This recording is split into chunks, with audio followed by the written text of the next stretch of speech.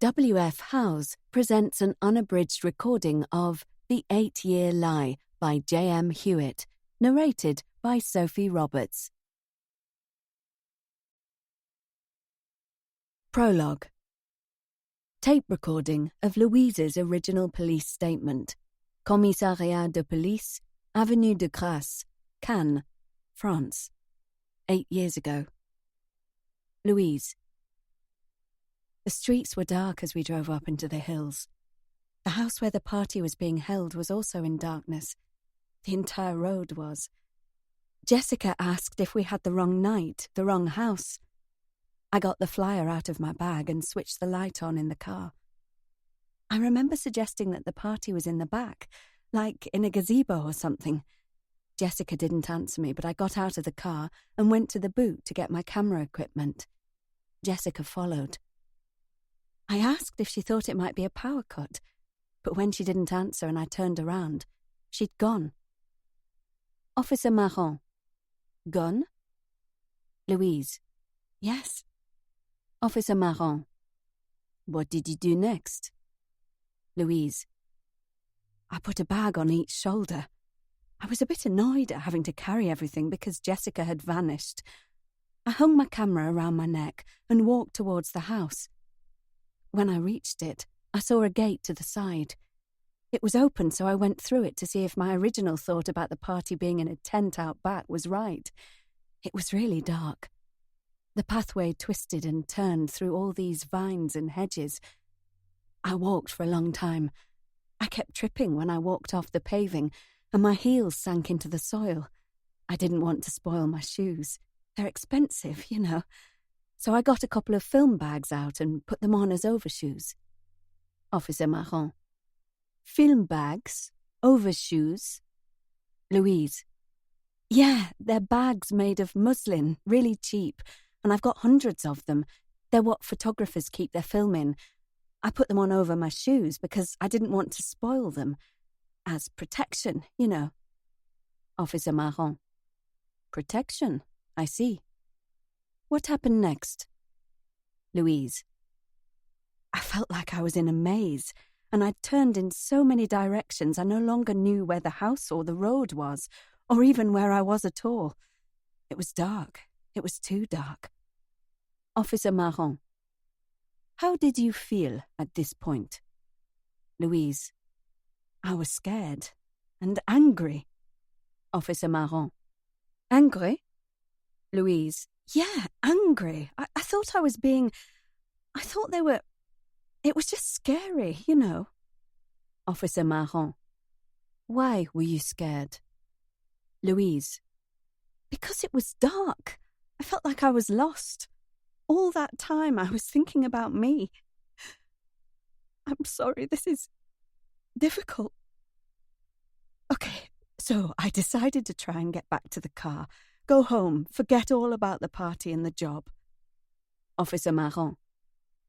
And then what happened, Louise? Louise. The lights came on, one by one, all the way down the street. And I realised I was right next to the back of the villa. I could see the French doors in front of me, and then the lights came on inside, and... Officer Marron. Yes? Louise.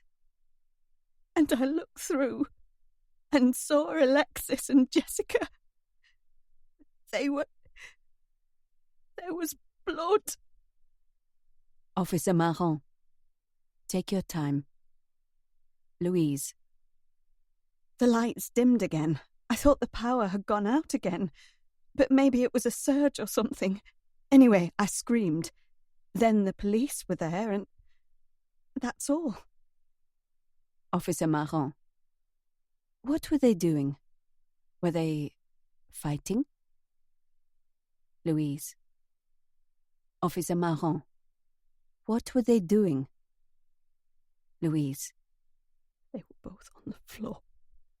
Officer Marron. I'm going to have to ask you to speak up for the tape. Louise.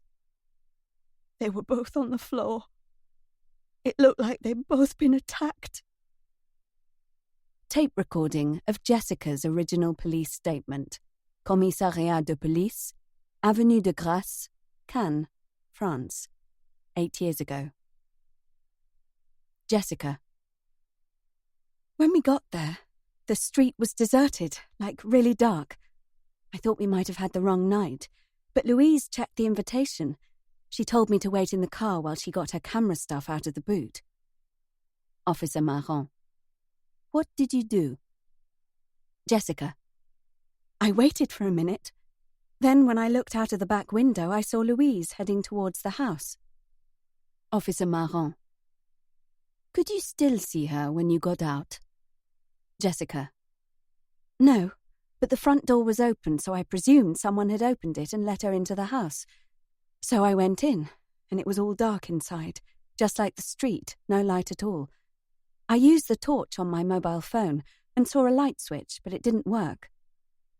Officer Marron. What did you do next, Jessica? Jessica. I was standing in the hallway, and I could see through to another room, a lounge or something, through an archway opposite me. That's when I saw her. Officer Marron. Saw who, Jessica? Jessica. Her. Alexis. Lying on the floor by the fireplace.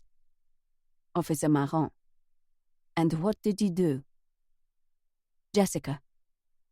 I found her like that. Someone had attacked her. I tried to help her, to save her. There was someone else in that house tonight who hurt her. I went over to her. I thought maybe she was drunk, like passed out, you know. She was on her front and I turned her over, tried to wake her, right?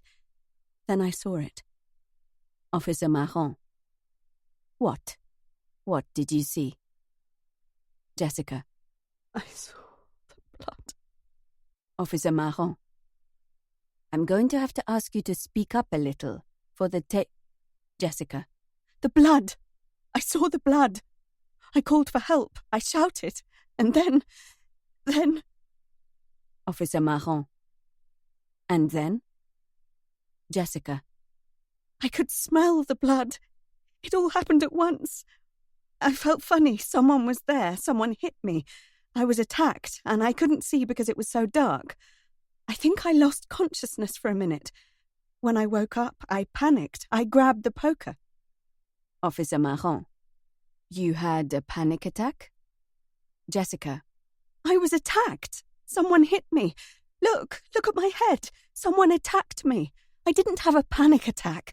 Jesus, can you get a translator in here? Officer Marron. Pardonnez-moi. An attack on you, not a panic attack. Oui. Please continue. Tell me more about this weapon that was used to attack Alexis. Jessica. I was attacked too. They hit me with it too. Officer Marron. Oui. Please go on. Jessica. I'm not saying anything else. Officer Marron. We are very nearly finished with the interview. Jessica. I'm not saying anything else. Constable Nina Hart held a finger over the tape recorder. She waited. Having already listened to the tape, she knew what was coming. On the recording came a pause, shuffling, and the chink of handcuffs while the interviewee was led out of the room. A crackle of static, then Marron's voice. One of them is lying, she said to an unseen, unheard person 8 years ago and 900 miles away. Nina flicked off the tape and shot a triumphant glance at her colleague, Detective Sergeant Richard Robinson. What do you reckon? Richard shrugged. Nina watched as he chewed thoughtfully on the end of his pen. But she was released, right? This was 8 years ago and the case never even got to court. And this Jessica ended up marrying the lawyer who got her off the murder charge and moved here to our fair country. It's like a fairy tale. Nina grinned at Richard. Or a soap opera. He smiled, shook his head in gentle chastisement of her sarcasm. And now, Jessica's husband, the lawyer, is dead too. Nina jumped up, straightened her shirt, and swept her hands through her hair. Come on, we'll see what story Blondie comes up with for us. Richard drained his coffee, but remained in his seat. "Take it easy, Nina. Sometimes they are actually innocent." Nina snorted, heading for the door. "I can tell you one thing, Richard," she said. "She won't pull the wool over our eyes as easily as she did with the French authorities." Finally, Richard stood up. He walked over to her and placed a hand on her shoulder, a fatherly gesture. "Nina, innocent until proven guilty." He swept past her, through the door that she held open for him, then paused, turned, and almost as an afterthought added, "I'll lead the interview." "Yeah, right," she muttered under her breath as she followed him to the interview suite. Chapter 1. Louise. Then. I'd been in France the longest, but still, always, I felt like the new girl, more so than ever in front of these men. It had been over. I was finished. Just over a year I'd managed to struggle along here, alone and out of my depth. At 19 I'd been too young. I'd also been penniless, broke, and more often than not unemployed. My case had been packed. I had accepted, albeit bitterly, that I was going home to the north of England, back to my parents' house, back to the land of beige. Then I had been hired as the photographer for the opening night of a hotel. It had been sudden and unexpected. It was a reprieve, and no matter how brief it might be, I took it. Marco Cooper sat beside me now, one half of the partnership that had set up Cannes' newest hotel and adjoining casino, Jensen Coast. French Country magazine had requested the use of the hotel grounds for an interview and photo shoot with Ben Albin, the other guy on our table, a British nature and wildlife expert who was spending the summer in France. The use of the hotel guaranteed publicity for Jensen Coast, and a room had been made available for the man of the hour at a heavily discounted price. The night was over. The opening had been a triumph. My own success hung in the balance, dependent on the quality of the shots I'd taken. I itched to get back to my tiny apartment and start the developing process. But with a man like this beside me, I also didn't want to leave. Not that he would ever look twice at me. Not here, with wall-to-wall slender young Frenchwomen his for the picking. With my larger-than-average build, flame-red hair cut in an unstylish no-nonsense bob, whiter-than-white skin, and nervous disposition, it was rare that anyone gave me a first glance, let alone a second. I itched at the tender, cracking skin between my thumb and first finger. The heat of the place that I'd tried to make my home disagreed with the eczema I'd suffered from since childhood. Absently, I noticed the flaky skin that settled on my trousers. Remembering where I was, who I was with, I brushed it away and glanced around to check nobody had seen. Was it my imagination, or did Marco throw me a look that seemed very much like disgust? I opened my mouth, unsure if I should explain my condition or pretend nothing had happened. But he was up, restless Marco, always on the move, constantly looking for opportunities. His eyes followed a gaggle of nubile young women, all legs and bare-tanned flesh. "Excuse me," he muttered, and downing his drink, he was off. I watched him go, envy settling in my stomach like a stone, only half listening to Ben, the wildlife guy, as he described his work and his life. I nodded along, knowing just by looking at him that he usually had women falling at his feet. He was certainly good-looking enough. But even as he talked attentively to me, I found my gaze wandering back to Marco. He had reached the group of girls now, had them gathered around him, his arms draped across their shoulders. "Business booming?" Ben asked, as Marco eventually wound his way back to us. He gestured with his glass to the women, who were now filing out of the hotel into the night, onto the next party. "Yep, supply and demand," laughed Marco. Suddenly I understood. It wasn't the girls Marco was chasing, it was their money. When I looked at Marco, I saw that he knew I knew. I saw that my knowledge would cause this night to slip away from me, my wage along with it, if I upset the owner of this place. Suddenly, desperately, I needed to make it all right. I needed Marco to know that I didn't care about his business sideline, that I was so pleased to have been included in their after-hours drinks I wouldn't tell a soul, that if anything, I was jealous of him and the notes stuffed in his pocket and the easy way he mingled with the girls. "Have you got any of that going spare, then, for a hard-working girl who's been on her feet all night?" My words were deliberately casual, as though it was the sort of thing I did all the time, even though I couldn't afford 3 meals a day, let alone an expensive drug habit. Marco smiled, wide and full. It was like the sun coming out. "Sure, in exchange for, say, a discount on your work tonight." I joined him in his laughter, hoping mine didn't sound forced. No chance. I shook my head with mock regret. I've got bills to pay, you know. I didn't get any of his cocaine. Not then, not that night, which was good, as I wouldn't have known what to do with it. But the banter continued, and later, so much later that the sun was coming up, I returned home hungry but happy, no longer caring that I had no food in the house. That night, I'd found something far more important: acceptance. I didn't care about the drugs or dodgy dealings or even dodgier people. With hindsight, I really should have. But my rent was still due, and the promise of the life I'd sought was within reach. The potential blinded me. I needed to keep up the momentum. I wasn't like them, any of them, but I was good at what I did. Mindful that I needed to stay in the picture, the day after the opening I made my next move. I got up extra early to organise the photos I had taken. While they were being processed, I pulled off my standard-issue comfortable jeans and baggy shirt and replaced them with a long olive-green summer dress that skimmed my ankles. I scraped my jaw-length hair back off my face into a low ponytail and fished around in my bag for my dark shades. Finally, I appraised my reflection. A small smile twitched the corners of my mouth as I dared to admire myself. I would think of that moment later. I would reflect that pride comes before a fall. "Hello, can I help?"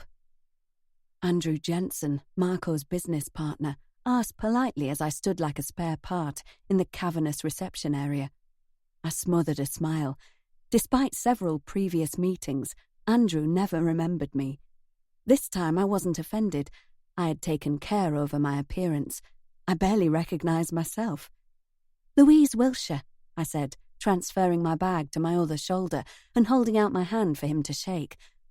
"I'm the photographer from the opening night. I brought some proofs along for you to have a look at." His eyes, sea-green emeralds, widened slightly, and with a few words of instruction in French to the maintenance man, he led me to a chair in the lobby. "A drink, perhaps?" he asked, as I took the envelope containing my shots out of my bag and spread them on the table. "Tea? Coffee? Champagne?" It was too hot for tea or coffee, and I wondered if my new guise could make me seem like someone I wasn't, but desperately wanted to be. I took a deep breath. "Champagne would be lovely," I said. While we waited, I passed him my magnifying glass and sat back as he flicked his gaze over the negatives. I caught sight of my hands, red raw and ugly. They didn't go with my new look. Disgusted with myself, I took them in my lap and hoped Andrew didn't notice. The champagne arrived. I tried to sip at it while he perused the photos, even though I wanted to drink it all down at once to steady my nerves. "Nice," he said. "You've done a great job, Louise." I preened internally, trying desperately to remain cool on the outside. "I can leave them with you. Maybe we can arrange another meeting in a week or so. Give Marco a chance to look over them too." "Sounds ideal. Next weekend, perhaps? I'll check with Marco and we'll arrange a time. A dinner." I floated through the week, anticipation mixing with my scared rabbit persona. But like the opening and the photographs I'd taken, the meal was another success. "All right, I'll leave you 2 kids to it," said Andrew after we'd finished eating. "Put it on the tab, Marco. Louise, I'll see you soon." With that, he was gone. Without the 3-way conversation, I felt suddenly adrift. During dinner, the chat had been easy, but with just the two of us, I stalled. "Andrew's stressed about Jessica's arrival," Marco told me. I looked at him blankly. "Jessica?" He took a long swallow of wine, grimaced and beckoned for the waiter. "Whiskey," he said, and turned to me expectantly. "I'm fine with the wine," I said. It wasn't my first choice of alcohol, but there was still a good half bottle left. If I let it go to waste, I'd lie awake thinking of it during the long, lonely nights when I had nothing but tap water to drink. "Jessica is Andrew's daughter. She's been in Germany. She was supposed to be coming for the opening night, but she's arriving in a couple of days." I sat back, thinking hard. Andrew had a daughter. What was she like? What did she do in Germany? Was she with her mother? I didn't even know if there was a Mrs. Jensen. Is her mother coming too? I mean, has Andrew got a wife? No, she died a long time ago now. It's just him and Jessica. Marco smiled, nudged me in the ribs. "Why, you got designs on old Andrew?" "No, God, no," I said, aghast, then forced a laugh when I saw he was joking. "Good," he said, as the waiter arrived and set his whiskey down in front of him. I looked at the tabletop. Good, he'd said. Good that I didn't want Andrew. Did that mean Marco was interested in me? I felt my face grow hot. Or, God forbid, was he simply saying it because the drink he had ordered had arrived? "Terrace?" He scooped up his pack of cigarettes and inclined his head. I nodded eagerly. I didn't smoke, couldn't afford to, but I'd happily sit outside with Marco, anything for this night not to end yet. "What's Jessica like?" I asked shyly. Female friends, any friends come to think of it, were tricky for me. "She's cool," replied Marco, with an indifferent shrug. "She's, 25? So around your age." I stared at him. "I'm 19, I replied quietly. "Get away. All that photography talent and you're still a kid." He leaned over, shoved an elbow in my ribs again. I rubbed my side discreetly. Marco had no idea of his own strength, but I liked the feel of him. Though it hurt, I'd never tell him. "Andrew's putting on a dinner for Jessica's arrival. You should come." My breath caught in my throat. "When is this meal?" Friday. Next Friday, I think, at Jensen Coast." "What time?" I asked, striving for casual. "Not sure. Hey, do you want to go on to Bowley?" I nodded, letting the issue of the time of the meal go. I had Andrew and Marco's final selection of prints to get to them. I could easily arrange to take them over Friday afternoon, and I was certain that upon delivery, an invitation to join them and the mysterious Jessica for dinner would be forthcoming. On the walk to Bowley, Ben fell into step beside us. I didn't mind him joining us, but I worried about the payment to gain access to the nightclub. My concern was unwarranted, as when the bouncers saw Ben and Marco, they ushered all three of us through the red cordon. Inside, Marco stationed us at the bar and left. I watched him as I sipped a Bellini, bought by Ben. Marco moved easily, identifying people he obviously knew. Across the floor, different kinds of men stood. They were not smart-looking like Marco. They wore their hair long, tied back, smoothed and slicked with grease. With narrowed eyes, they muttered to each other and watched him too. I kept my eyes on Marco as he wound his way through the room, greeting people, free with hugs and handshakes and fist bumps, transactions made easily, little bags passed from palm to palm until he completed the circuit and came back to us. Gathering us in a huddle, he produced a tiny envelope from his wallet and held it out invitingly. Ben declined as he bopped along to the music. When Marco offered it to me, I hesitated only for a second before taking one of the blue pills and swallowing it down. Marco grinned at me, grabbed my hand, and twirled me in an insane dance. I forced myself at first, my feet moving stiffly as I put on my act, trying to fit in. Eventually, 30 minutes or more later, I realized I was no longer pretending. The drug took over, and I joined him in the laughter. On the Wednesday before the Friday meal, Before Jessica's night, as I had begun to refer to it in my head, I woke up to find an extra €1,000 in my bank account. I scrolled through the transactions, finding that the payment had come from Andrew Jensen. I hadn't yet invoiced him for the photographs I'd taken on the opening night, and my fee was nowhere near the amount he had paid me.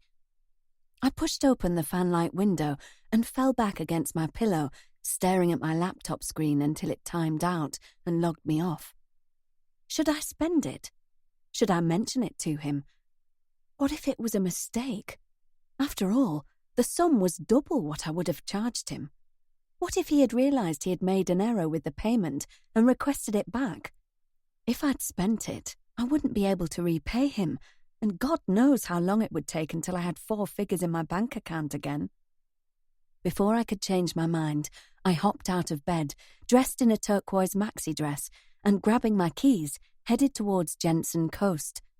My wardrobe flashed through my mind as I hurried through the winding streets, and I hoped fervently that Andrew wouldn't want the money back. At their invitation, I had joined Marco and Ben twice for drinks since our dinner. I had just managed to scrape together a different outfit each evening, but if I were to keep up my new persona, I desperately needed to hit the shops. Andrew was just pulling into the parking zone of the hotel as I climbed the steep driveway to the reception. I turned my face away, not wanting him to see me red and panting with the exertion of the hill, but for the first time, I wasn't invisible. "Louise!" He called out a greeting, slamming the door of his Bugatti. Slowly, trying to get my breath back, I made my way towards him. "Hi, Andrew. Sorry to disturb you." I cringed inwardly. Why was I always apologising to him? "You're not disturbing me. Come in. Have a cool drink inside. It's a scorcher today." Obediently, I followed him towards the bar. "It's just, I received a payment from you today and I wasn't sure if it was the..." I stopped, cleared my throat and tried again. "I think you overpaid me." "Not at all. Think of it as a bonus. You've done a great job, Louise. We'll certainly use your services again, and recommend you too." The breath left my body, and I grinned like a simpleton. It wasn't just that the money was mine to spend as I wanted. Andrew thought I had done a good job. No, scratch that. A great job. And that bite of envy. How much money did these guys have that they could think nothing of giving it away? "Thank you," I whispered, my voice suddenly and unexpectedly hoarse. "And you're coming to dinner on Friday evening, yes?" Andrew slid behind the bar and poured 2 lemonades. Homemade, I knew from the opening night. No store-bought stuff in here. "Marco said he'd invited you." I nodded politely, even though I wanted to punch the air and jump around the room. Marco hadn't forgotten his casual invitation. He had mentioned it to Andrew, and Andrew clearly wanted me there too. I accepted the glass of lemonade, sipped through the straw. "It's good stuff, isn't it? Made with lemons from the grove behind the hotel." "Yes," I whispered. "It's very good." I summoned a smile from somewhere and hoped Andrew thought that the pungent fizzy drink was responsible for the tears in my eyes. Chapter 2. Louise. Then. I arrived embarrassingly early for Jessica's welcome dinner. After struggling up the hill, I darted around the side of the whitewashed wall, pulled a bottle of water out of my bag, and sat down on the grassy verge. I pretended to read a text message on my phone in case anyone came around the corner and asked what I was doing. As I gulped the water, I became aware of a couple arguing not too far off. At first it was just a girl's voice, high-pitched and nasal. After a moment, a man joined in and I sat bolt upright. Marco. Could it be Jessica that he was quarrelling with? Clambering to my feet, I edged to the corner with my back to the wall. Here, at the rear of Jensen Coast, the view was of immaculately maintained gardens with a backdrop of La Boccia beyond. It was Marco, I saw, but it wasn't Jessica he was arguing with. I looked the woman up and down, the glossy dark brown hair, flawless ivory skin, the legs that went on for miles, encased in skinny jeans and ending in her trademark scarlet Jimmy Choos. If she removed her oversized shades, I knew her eyes would be the brightest, deepest blue. I knew. I'd looked into those eyes. I'd drowned in those eyes. Alexis Dubois. I pulled my head back and flattened myself against the wall. Their French was batted between them too fast for me to follow, but as Alexis's voice got higher and higher, I heard the word drug clearly. They were arguing about drugs. And then I heard another word, a name this time, a name I knew and that chilled me. Nathan Saint. As I worried at the skin around my fingernails, I realized Marco and Alexis had fallen silent. I risked another peep around the wall and heaved a sigh of relief at the sight of Alexis stalking away through the overflow car park on the opposite side of the hotel. Picking up my bag, I hurried to catch up with Marco. "What did Alexis say to you?" I asked breathlessly as he turned at the sound of my heavy footfall. "Hi, Lou," he said. "She was just giving me a warning."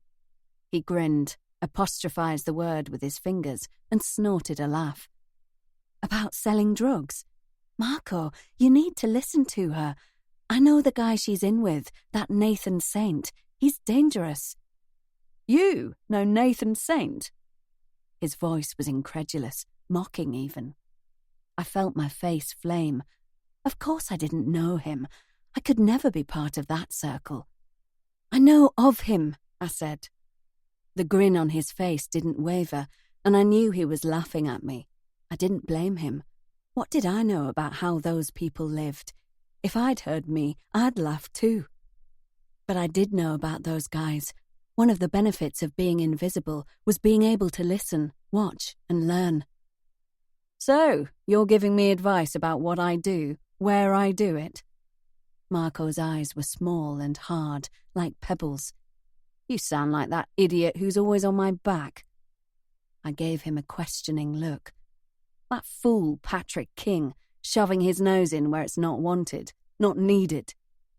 Patrick King.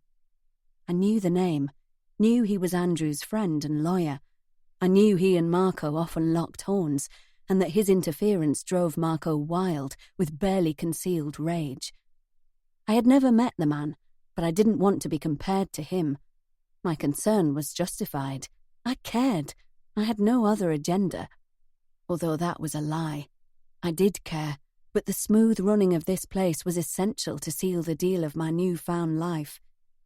"Hey, I just don't want you to be in any danger." I bit my lip as I heard my words. They sounded foolish and dramatic. "What do you know about Alexis Dubois and her little boy bitch?" he asked, giving me a sideways glance as we fell in step together. I shrugged. I knew she ruled the town. I knew her father was the richest man in Cannes. I knew you didn't mess with her, her family, or those who associated with her, people like Nathan Saint. I knew without a shadow of a doubt that though I had worshipped her from afar since I had arrived here, she didn't even know my name. As I struggled to put my concerns into words without making myself sound ridiculous, Marco laughed and slung his arm around my shoulder. "Come on, let's go inside and meet Jessica." Just like that, thoughts of Nathan, Alexis, the mysterious Patrick King, and all the trouble they could bring melted away. I let Marco lead me into the sectioned-off portion of the restaurant and slid around the drapes to see a table laid for 5. I shivered, anticipating the intimate meal I was included in. Andrew and Ben sat with their heads bent together, and they both looked up when Marco and I came in. "Ah, hi, you two," said Andrew. "I thought you might be Jessica." "She's not here yet?" asked Marco, grabbing a bread roll and stuffing it in his mouth. I looked at the basket of bread, my mouth watering. I'd not eaten all day. Marco, catching my gaze, picked it up and passed it to me. I declined. He might be at home enough here to begin eating before we'd even sat down, but I had to remember my manners. "Jessica is coming from Berlin," Andrew told me. "What was she doing there?" I asked politely, wedging myself into a seat beside Marco and opposite Ben. Andrew shrugged. I don't know, whatever it is you youngsters do when you're travelling. His response held the hint of a question, and I blushed. I didn't know what people like that did. I'd never had the chance to live a life like that. Cannes was the one and only place I'd been to outside England, and I constantly thanked my lucky stars that I was still here, albeit by the skin of my teeth. A waiter arrived with 2 bottles of wine, one red, one white. We'll open them, Andrew told him. Then, in fact, we might as well start eating. He nodded to the waiter, who bowed his head and withdrew. Are you not going to wait for Jessica to arrive? I asked. She could be hours, retorted Marco, or days, knowing her. I narrowed my eyes at him. Did he know her? And if so, how well? It doesn't matter, Louise, I reminded myself. Don't worry about impossible scenarios, such as Marco being interested in you. Just being here is enough for now.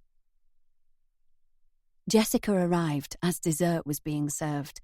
I was watching the crème brûlée as they were passed around, my mouth watering at the thought of cracking into the hard caramel topping. Suddenly the drapes were pushed aside, and a blonde head appeared, and I knew in an instant that this was Jessica Jensen. I'm here, she squealed, and I watched, dessert forgotten, as she sprang through the entrance. Daddy! Andrew threw his napkin on the table and stood up. With her feet barely touching the floor, she launched herself into his arms. As though they were the only ones there, they twirled around, gripping each other tightly. The sound of carefree laughter flowed over the table, and I hunkered down in my chair. How were there people like this in the world? I'd never acted that way around my father, my mother neither. The Jensens were from my country, but they could have been from a different planet. They separated.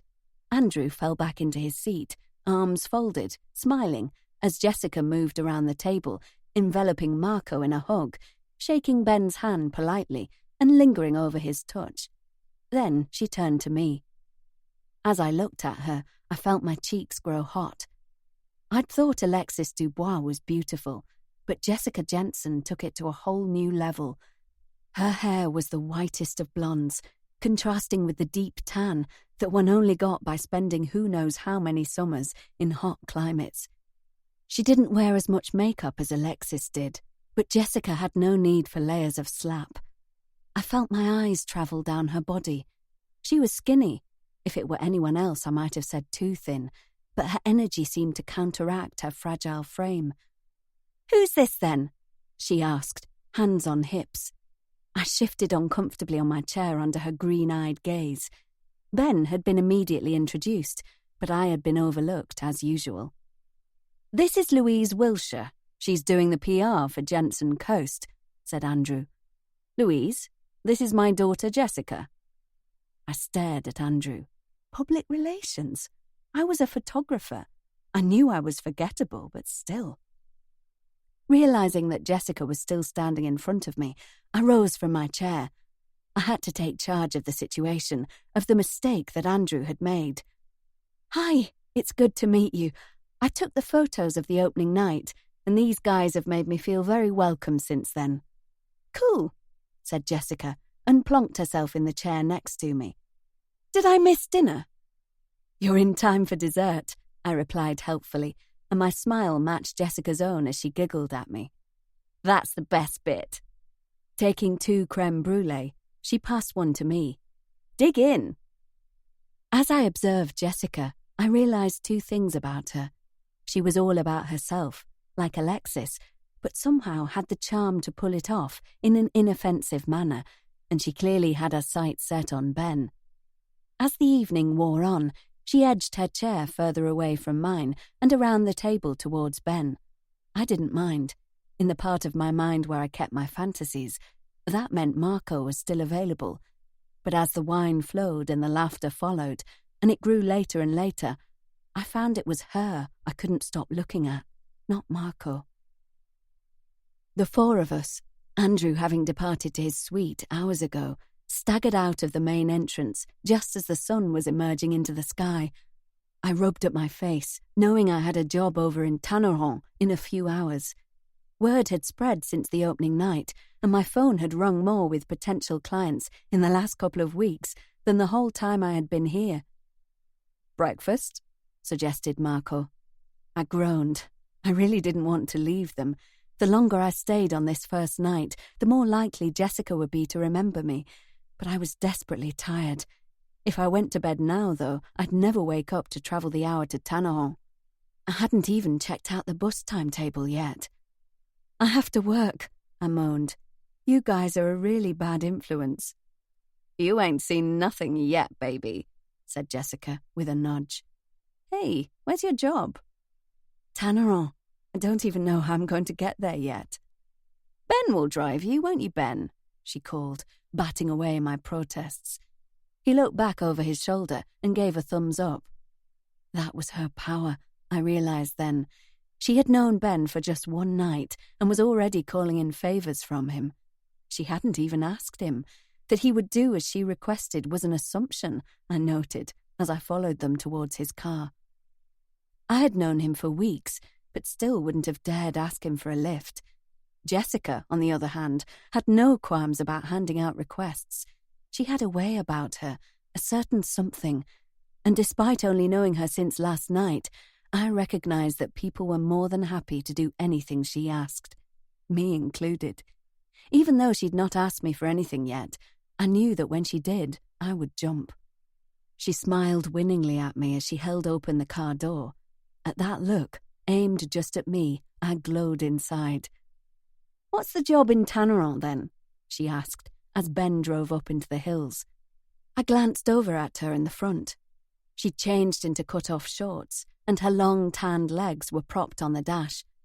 Marco had returned to Jensen Coast for 40 winks before the day started, as he put it.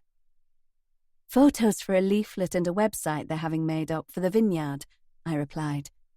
Twisting in her seat, she looked at me. "You've got such a cool job, Louise."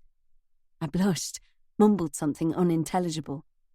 "The photos she took on the opening night were really good," Ben commented, throwing me a grin over his shoulder.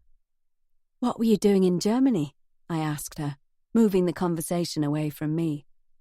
Jessica shrugged, pulled a crumpled pack of cigarettes from her back pocket, and shook one out. She didn't offer one to me or Ben. "Clubbing, drinking, partying?" "Not working," I noticed. I wondered if she had ever worked. It was unlikely. Andrew, her father, was loaded. "I came here for a break," Jessica went on. "When I woke up in a friend's guest house in a pool of vomit, I knew it was time to move on." She spoke airily, like it was no big deal to exist that way. "It was a bad bunch of gear, I think." She let out a laugh and spread her hands wide. "I don't even know if it was my vomit." I made myself join in her laughter, but inside I was filled with disbelief. In the rearview mirror, I saw that Ben's face was expressionless. I wondered if Jessica's stories of extreme drug and alcohol use would put him off her. From what I'd seen, he was pretty clean living, never drinking as much as Marco or me, and never accepting any of Marco's gifts that he carried around in little plastic bags and handed out like sweets. Jessica didn't seem bothered by what Ben thought of her, though. I wondered what that was like, to be totally yourself, never having to put on an act or a show or a false exterior. "You should give the drugs a rest," he said mildly. "There are so many natural highs to experience, but if you're already out of your head on other shit, you miss out on them." A heavy silence fell inside the car as Jessica and I digested his words. I looked from him to her. For a moment she appeared deep in thought. Then she hooted a laugh and slapped his leg. "Who are you? My dad?" He smiled, but as she sat back in her seat and looked out of the window, I saw a new expression on her face, as though she was wondering if what he'd said was true. Before long, we reached the vineyard. A wizened old man came out to greet us. I studied him as he told me in halting English about the website he was planning to build to draw more visitors. He looked ancient, his face heavily lined. his skin that of someone who had spent decades working outside.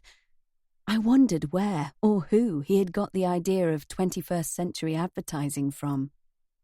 "We'll wait here," called Jessica, leaning against the car. She didn't look at me as she spoke. Instead, she kept her eyes on Ben, who was sitting on the crumbling stone wall that bordered the vineyard. Disappointed that my new friends wouldn't see me doing the one thing I was good at, I trudged away, a camera bag on each shoulder, following the man, who walked at a surprisingly fast pace. He left me in one of his fields, pointing out scenes that he thought showed his property in a good light, before withdrawing to a little wooden shack a few hundred yards away. There, he lowered himself into a chair, placed his hat over his eyes, and tipped his head back. Wanting to get back to Jessica, I worked fast, changing film, taking shots in black and white and colour of the panoramic view. My client had set up a table of his wine, and I took some shots of the labels, arranging bunches of grapes in the forefront. As I clicked, I wondered about a locally sourced house wine for Jensen Coast. Did they have one already? I couldn't recall. When us youngsters, as Andrew referred to us, were together, we moved pretty quickly on to spirits.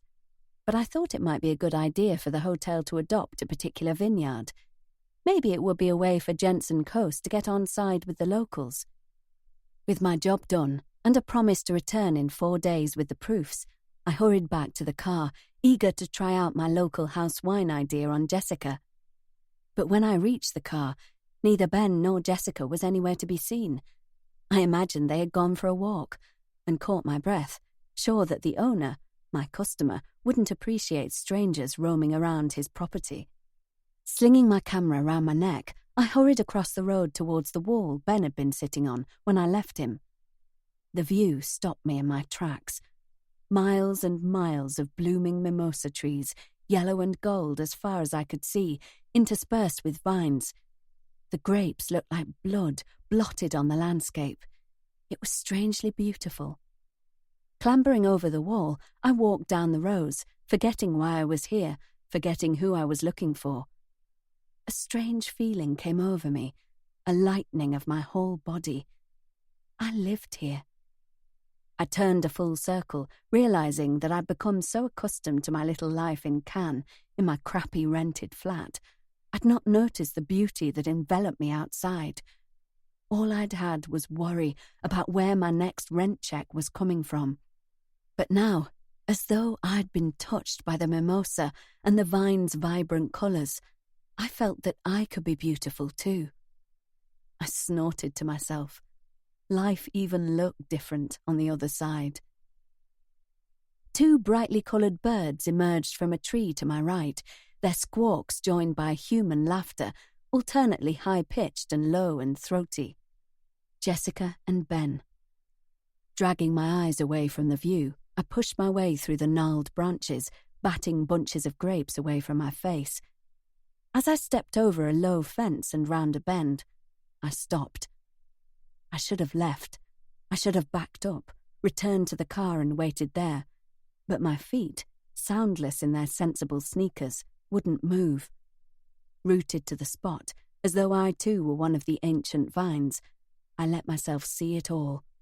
Jessica, up against the wall, her hands gripping the sturdy trunks of 2 vines, her shorts discarded a few feet away. All she wore was her tiny vest.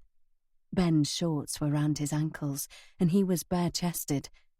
The sun glinted off his short hair, and his eyes darkened as he spun Jessica around, so her back was towards him. He moved up to join with her, and I covered my mouth as she uttered a little cry. "Is this one of your natural highs, then?" Her voice carried to me on the breeze, hoarse and husky. Ben leaned forward, his body covering hers, and whispered a reply in her ear that I couldn't hear, but that elicited a delicate gasp from her.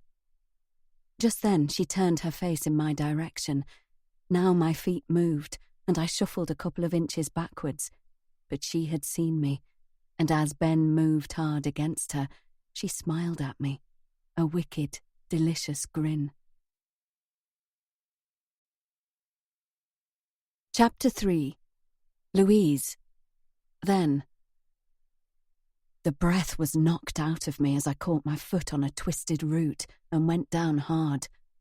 Was that a giggle I heard behind me? Not pausing to look over my shoulder, I pushed myself up and ran the rest of the way back to the car. My face burned at what I had seen. Jessica and Ben locked together in the most intimate way. And Jessica had seen me watching them. I put my head in my hands. What would she think of me? I imagined her laughing about me, about the girl who would never be found in a position like that. Even I couldn't imagine myself doing something like that, in a vineyard with a boy. Marco. His name flashed through my mind before I could stop it. Angrily, I dashed the thought away. Why would Marco be interested in me when there were dozens of girls like Jessica and Alexis Dubois in Cannes? Back at the car, I sat down in the road, pulled my camera from around my neck, and loaded up the shots I'd taken. At least when Jessica and Ben came back, I'd be engrossed in my work and wouldn't have to look at them. But my camera lay uselessly in my hands. I didn't look at the photos I'd taken in the vineyard. My mind's eye was fixated on the snapshot in my head of Jessica and Ben. If I had thought quicker, I could have taken a photo of them. The idea, unbidden but not unwanted, set my body on fire. It wasn't long before they traipsed through the vines and up the hill towards me. I stood up awkwardly, leaned against the car, and scrolled through the frames on my camera. "Hey, Louise," Jessica called. "Hope you didn't take any pictures of us back there." I reddened. Had she sensed my depraved thought? Of course I didn't. "Well, if you did, I want to see them. I need to make sure you got my good side, right, Ben?" She threw a wink his way, and as she passed me, she reached out a hand and tickled my ribs. He didn't answer, but he rolled his eyes at me. I watched agog as she climbed into the passenger seat. She didn't care that I'd seen her making love to Ben. She wasn't offended or horrified. Neither of them was. During the journey home, I sat in the back and looked at her profile. My feeling of shame melted away, and something else replaced it. Something that stirred low down in my belly. Something I couldn't even begin to explain. As we neared Jensen Coast, Jessica turned to me. "Coming in, Lou?" I nodded. Really, I should go home and start developing the prints for the vineyard, having promised to deliver the proofs in just 4 days. But an invitation from Jessica wasn't something I was going to pass up. "Cool. We'll get some food. Maybe hit the casino." Jessica stroked Ben's leg, including him in our plans. "Right, babe?" He nodded, pushed his shades up onto his head. "Sounds good to me." As he made the turn to drive up the long road that led to the hotel, he braked sharply. "Shit." "What?" Jessica looked out through the windscreen.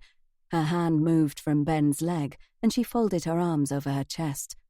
"What's she doing here?" I craned to see who they were talking about. Alexis Dubois. Remembering Alexis's row with Marco, I touched Jessica's shoulder. "Do you know her?" "I knew her around the Italian scene," she said, her words clipped and short. "Italian scene?" Ben asked. "Clubbing," said Jessica, by way of explanation. Then, at Ben's confused expression, "We used to go to the same clubs." "In Italy?" I chimed in, disbelieving. "Yeah, the clubs are the best there." "So, if you know her, that's good. You can clear the air between her and Marco," I said.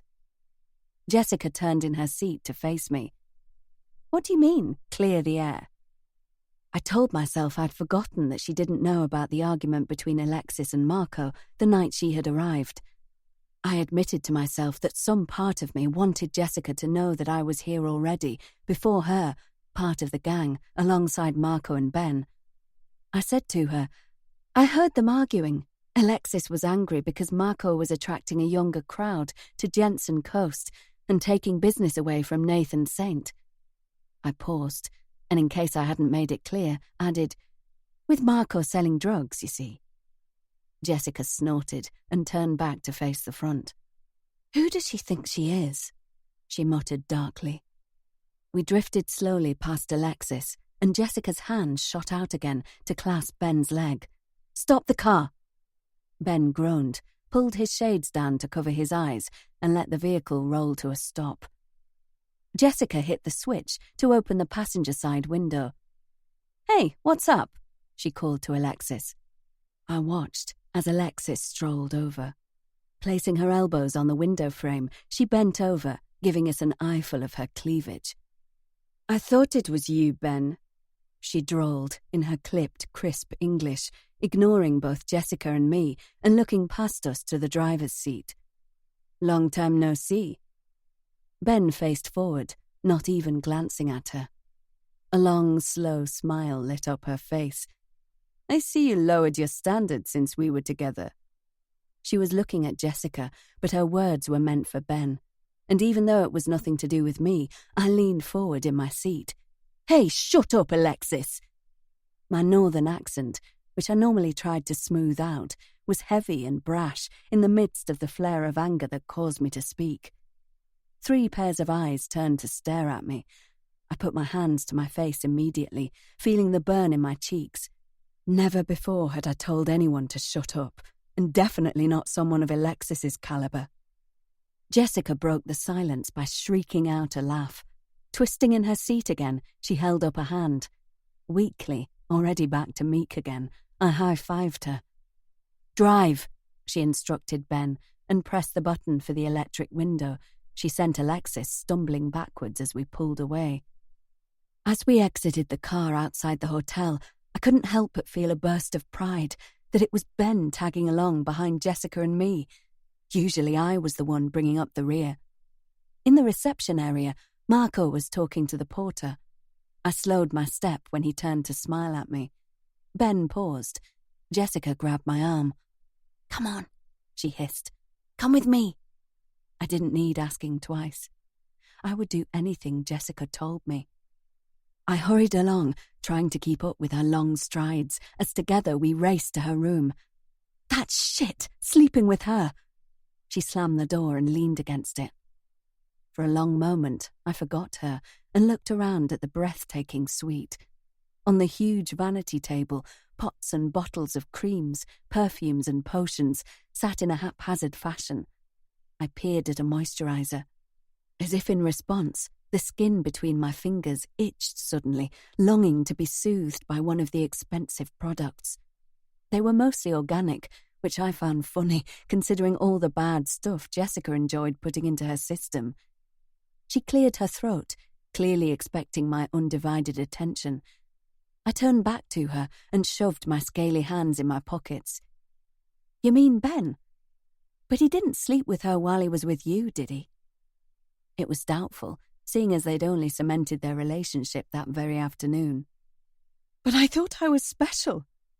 Jessica's lower lip trembled, and she wrapped her arms around herself. "I didn't realize he was sleeping with everyone in Cannes." I wanted to point out that Alexis was hardly everyone, but I didn't dare.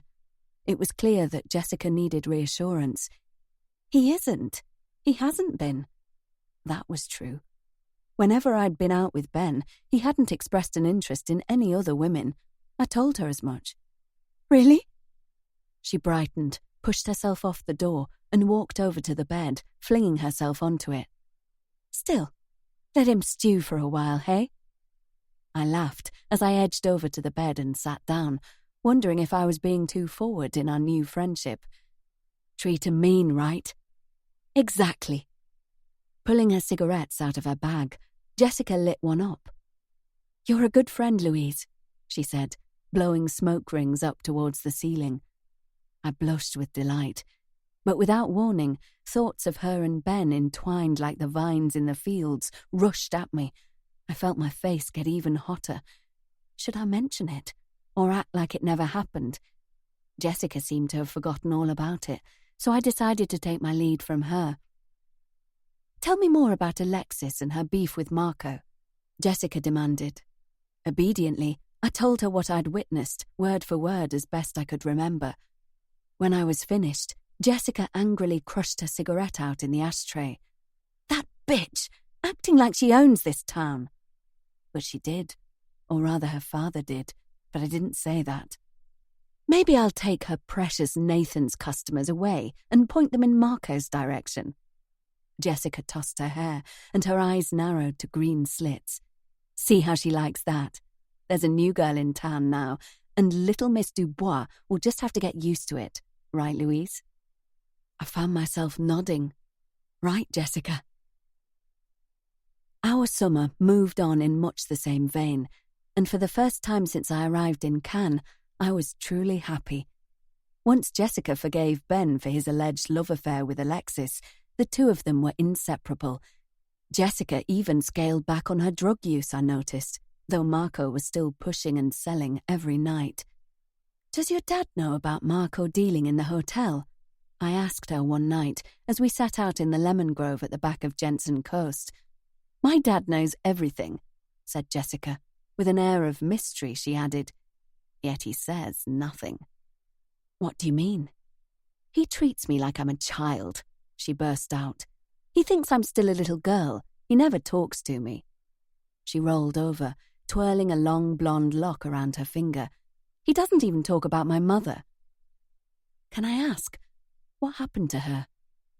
She drowned. I was tiny. I don't really remember anything about it. Just afterwards, Dad, he became so protective of me. He hated me going in the sea or even a swimming pool. Her gaze drifted towards the window, to the sea that glittered beyond the lush green gardens. Wistfully, she said, I'd like to hear him talk about her. I know so little about her. Maybe it's too painful for him. She whipped her head round to face me, green eyes flashing as they bored into mine. Don't defend him, Louise. You don't know anything. She threw herself face down on the ground, and I stared, taken aback by the childlike action.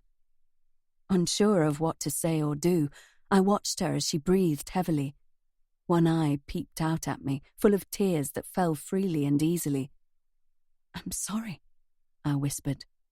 My chest tightened painfully as she looked moodily away from me. Was this it? Had I messed up so royally that I was to be discarded, friendless, penniless, cast out? No. Frightened now, I moved closer to her. I'm sorry, Jessica. Please don't... Don't what? Be angry with me? Ditch me? Leave me? She sighed, long and loud. Oh, shut up, Louise. I did. For a long while, we remained like that, silent, motionless. I kept my breathing short and shallow. Why do you think I checked into La Villa Mauresque spa before I came here? I jumped when she spoke, after what seemed like an eternity. What? Why? I asked. She rolled her eyes. My father knows about Marco's dealing and turns a blind eye, but I'm a different story, and he'd have taken one look at me and known exactly how hard I'd been using. But he doesn't mind Marco selling drugs here. Jessica shrugged and rubbed her fingers together in the international sign for money. I think we need to be careful of Alexis, though, I said. She and that Nathan seem to have it in for Jensen Coast. I spoke cautiously, nervous of making her angry again, of giving an opinion when it wasn't wanted. Jessica flicked the ash off her cigarette and looked over at me. You're so sweet, Lou, worrying about us. Her tone, her whole manner was so different to that of just moments ago that I didn't know what to say. Embarrassed, I looked down. I just don't want any of you to get in trouble. I'm having such a great time with you all. I'd hate for anything to end it. Jessica grinned, stubbed her fag out on the bark of a lemon tree, and lay back with her hands behind her head. This is it, sweetie. This is our life. Your life now. Enjoy it. And I would enjoy it. But in order to do so, I knew I'd have to be very careful to stay on the right side of Jessica. Whenever Marco was free, we became a foursome.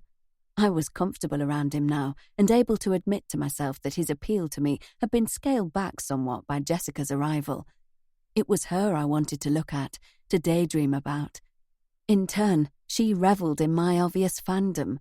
She loaned me clothes that were too big for her, She styled my hair, and the frizzy errant mop that I couldn't do anything with suddenly became slicked back and fashionable. She loaned me her body creams, the vegan ones, the good stuff, and I almost moaned in delight as the skin on my hands was soothed. I wanted to smell like her too. That scent she gave off was like nothing I'd ever smelled, a mixture of coconut and expensive perfume. I reached for it once, but her hand closed over mine. "Not that one," she said. Under her touch, I soon forgot the rebuff. I'm no longer worried about money. When I was with Ben, Marco, or Jessica, their almost celebrity status meant we got into the best clubs for free, and restaurants pandered to us. Everything went on the Jensen Coast account. It was an incredible summer, marred only by the quiet threat of Alexis and her sidekick Nathan Saint. Though they didn't approach us, I was sure I saw her everywhere. It seemed like she was in every restaurant, every beachside bar. I swore I saw her cruising past Jensen Coast in her snappy little Mercedes convertible. I felt her eyes on us, but the other three didn't seem to notice anything out of the ordinary. Then, as summer moved towards autumn, everything changed. "Ben is leaving for Italy next week," Jessica announced one evening when it was just the two of us. "He's going to ask me to go with him." My heart lurched and then sank to the bottom of my shoes. "Are you going to go?" And my unspoken question, where would it leave me if she did? She raised her shoulders to her ears. "Probably." Flipping onto her front on the queen-size bed in her suite, she grabbed my hand. "I have to go, Lou. I can't imagine being without him." I tried to smile, but failed. "Oh, Lou, be happy for me, sweetie." She dropped my hand and grabbed me in a bear hug. "We'll still see you. Italy isn't far away." Lowering her voice, she whispered in my ear, "And you'll be bridesmaid at my wedding." I pulled back. "Ben asked you to marry him." She laughed. "Not yet, but we're heading that way." "Oh God, Lou, can you imagine how happy we'll be?" I couldn't, not really. Ben was lovely, a calming influence on our group of four.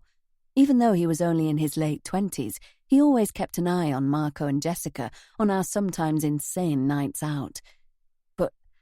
And I'd never say it to Jessica, he seemed more into his career than he did her.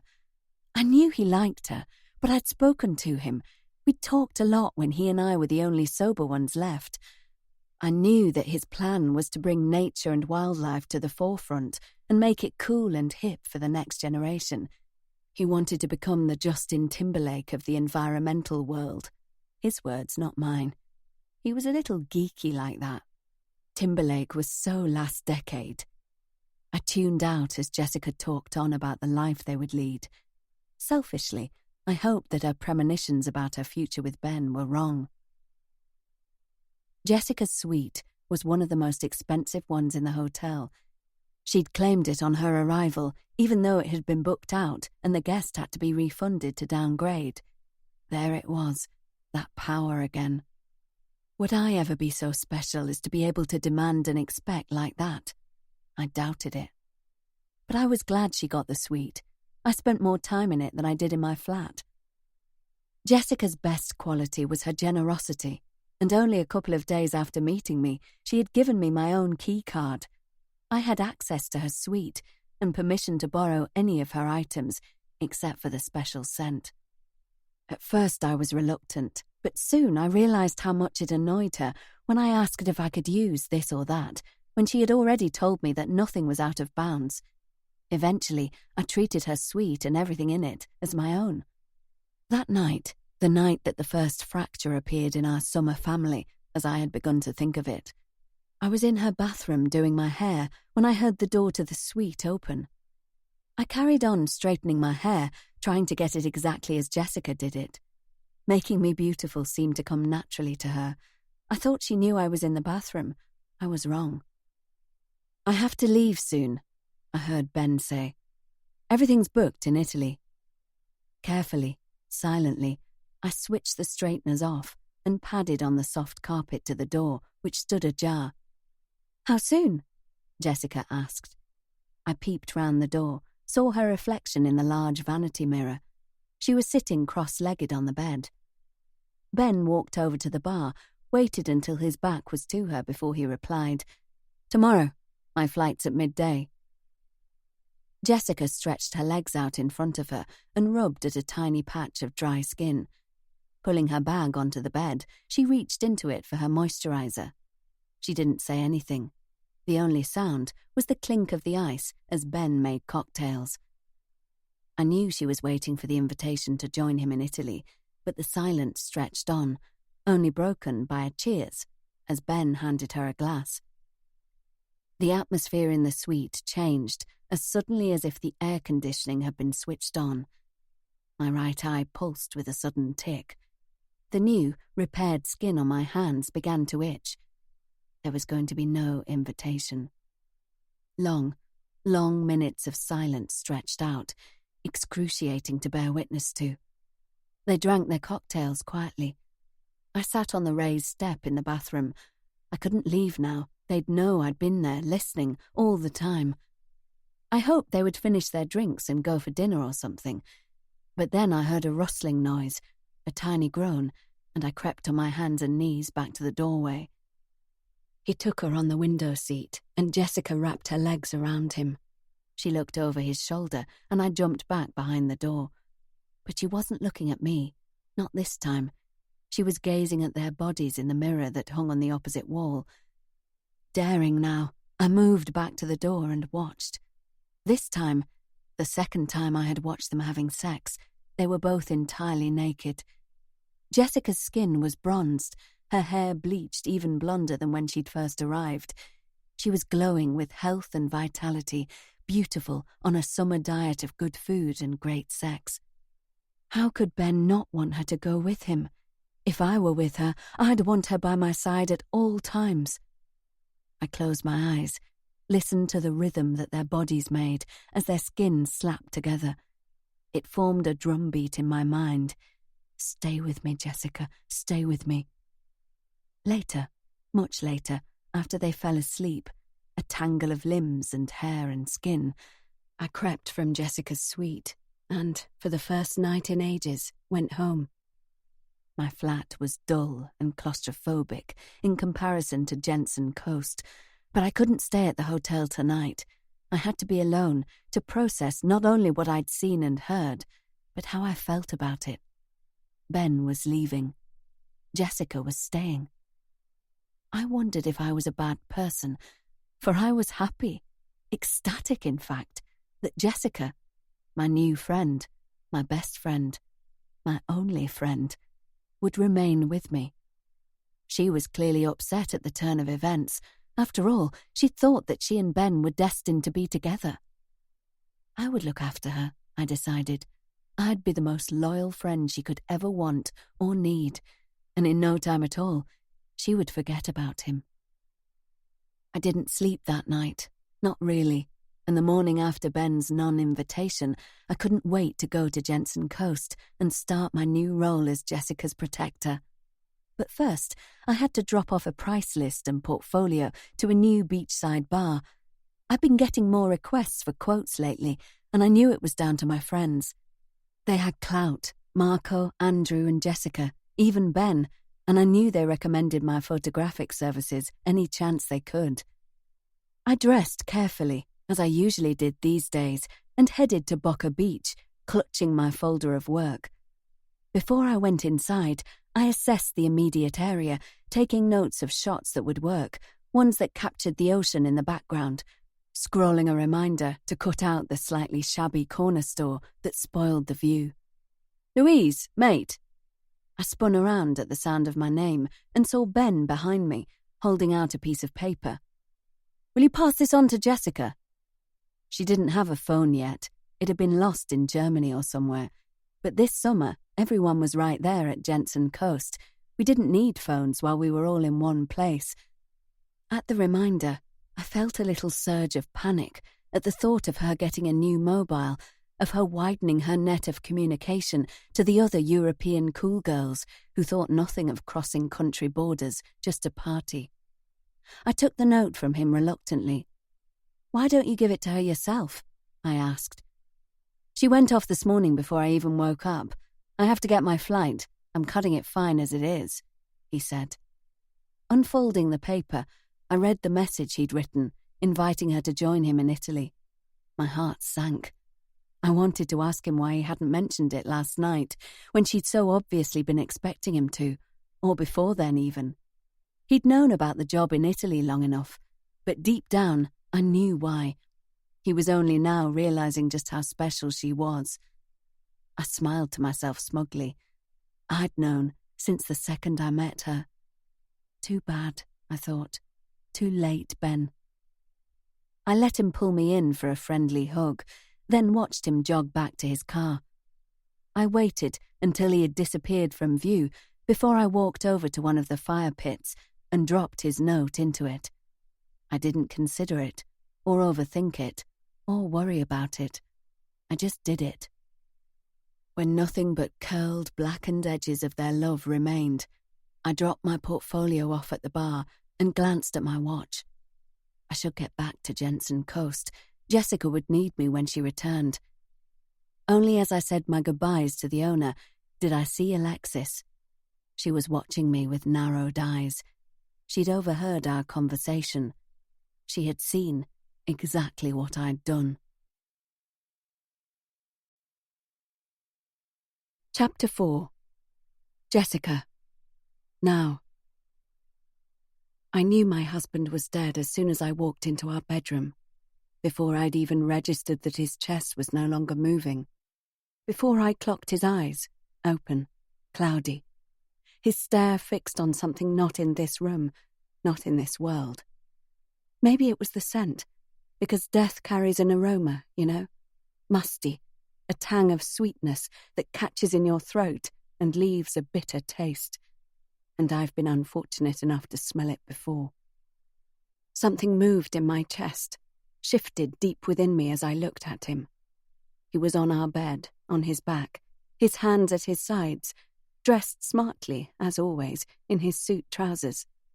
His shirt was white and crisp, the sleeves rolled up to the elbows, the tie loosened, everything suggesting that he had simply fallen asleep. But this sleep was forever. He looked peaceful. I'd never seen him look that peaceful before. Practically since I had known him, he'd believed he had a cancer. It had assaulted him periodically over the years, striking like a depression, sometimes with breaks of years in between, and then returning, no rhyme or reason, like a bolt of random lightning or a sudden April downpour. My husband, Patrick, was very much in control. In his work and his personal life, he would not accept anything that he couldn't manage. Somewhere in a deep, dark recess of my mind, I knew that one day this illness, be it real or imagined, would threaten to claim him. But he would never allow that to happen. He would deal with it in his own way first, so he still held the power. It looked like that day had arrived. But there were no self-inflicted marks on his body, no pills missing from the medicine cabinet, no way to tell how he'd done it. This was what I told the police. I directed my words to Detective Sergeant Richard Robinson, who sat opposite me in the small grey room. His colleague, Constable Nina Hart, sat beside him. Richard's face was open. He made all the right listening noises, and I definitely felt more comfortable with him. I glanced at Hart. She was a different story to Richard, with his soft-shell exterior. She was all hard angles and edges, cheekbones that could cut glass, dark eyes behind fashionable thick glasses, and neat white blonde hair that touched her shoulders. I watched her carefully, saw how her pupils grew huge when I said something that interested her. Her eyes narrowed to mean slits at certain points. When she thought I was lying, I got no sympathetic vibes from her. In fact, apart from her expressive eyes, I got nothing from her at all. She just sat, not questioning, not speaking, occasionally jotting something in her notebook, her only apparent reaction in those big dark eyes. "So this cancer," Richard said, making a little inverted comma motion with his hand around the word. "Did he go to the doctor? The hospital?" "I think so. I don't know. I shifted on the uncomfortable chair. He was a very private man. I saw the look that Nina shot Richard, a who's she kidding kind of expression. I felt my hands closing into fists. Deliberately, I straightened out my fingers, told myself not to react. But he was your husband. Did he not share his diagnosis with you? I was surprised that he didn't make speech marks with his fingers around that word, too. I knew how ludicrous it sounded. A husband who believed he had a terminal illness but did not involve his wife of 8 years.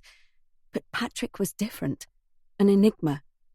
I told Richard Robinson as much, added a helpless shrug, and lowered my eyes. Do you have a list of the medications he was on? Robinson asked. No, I whispered. Do you know when his affairs will be sorted out? His bank stuff, financial matters? I swallowed and looked down at my lap. It was a crass question to ask, but I had no way to access any of the money that was rightfully mine. Picking up my shoulder bag, I pulled out the papers I had been able to find at home. Bank accounts, savings, debit cards, but no PIN numbers. All the financial affairs, none of which were in my name. In my haste, bundles of paperwork along with the contents of my bag fell to the floor. I placed the rest carefully on the table, breathed deeply, and rubbed at my forehead, trying to ease the ever-present tension headache that simmered there. As I massaged my scalp, I felt the scar, knew it glowed shiny and white, the scar from that night. Sitting up straight, I pulled my hair forward to conceal it. All these things, my home. It was my father's home, yet my name is nowhere on any paperwork. Nina exchanged a glance with Richard. He cleared his throat as he flipped a page in his notebook. That's not really our department. Do you want us to call anyone? I met his gaze. Like who? A friend. Family. Patrick's parents, maybe, he replied, his tone gentle. But I didn't have anyone. Neither of us did. It had just been the two of us. No friends, no family, not anymore.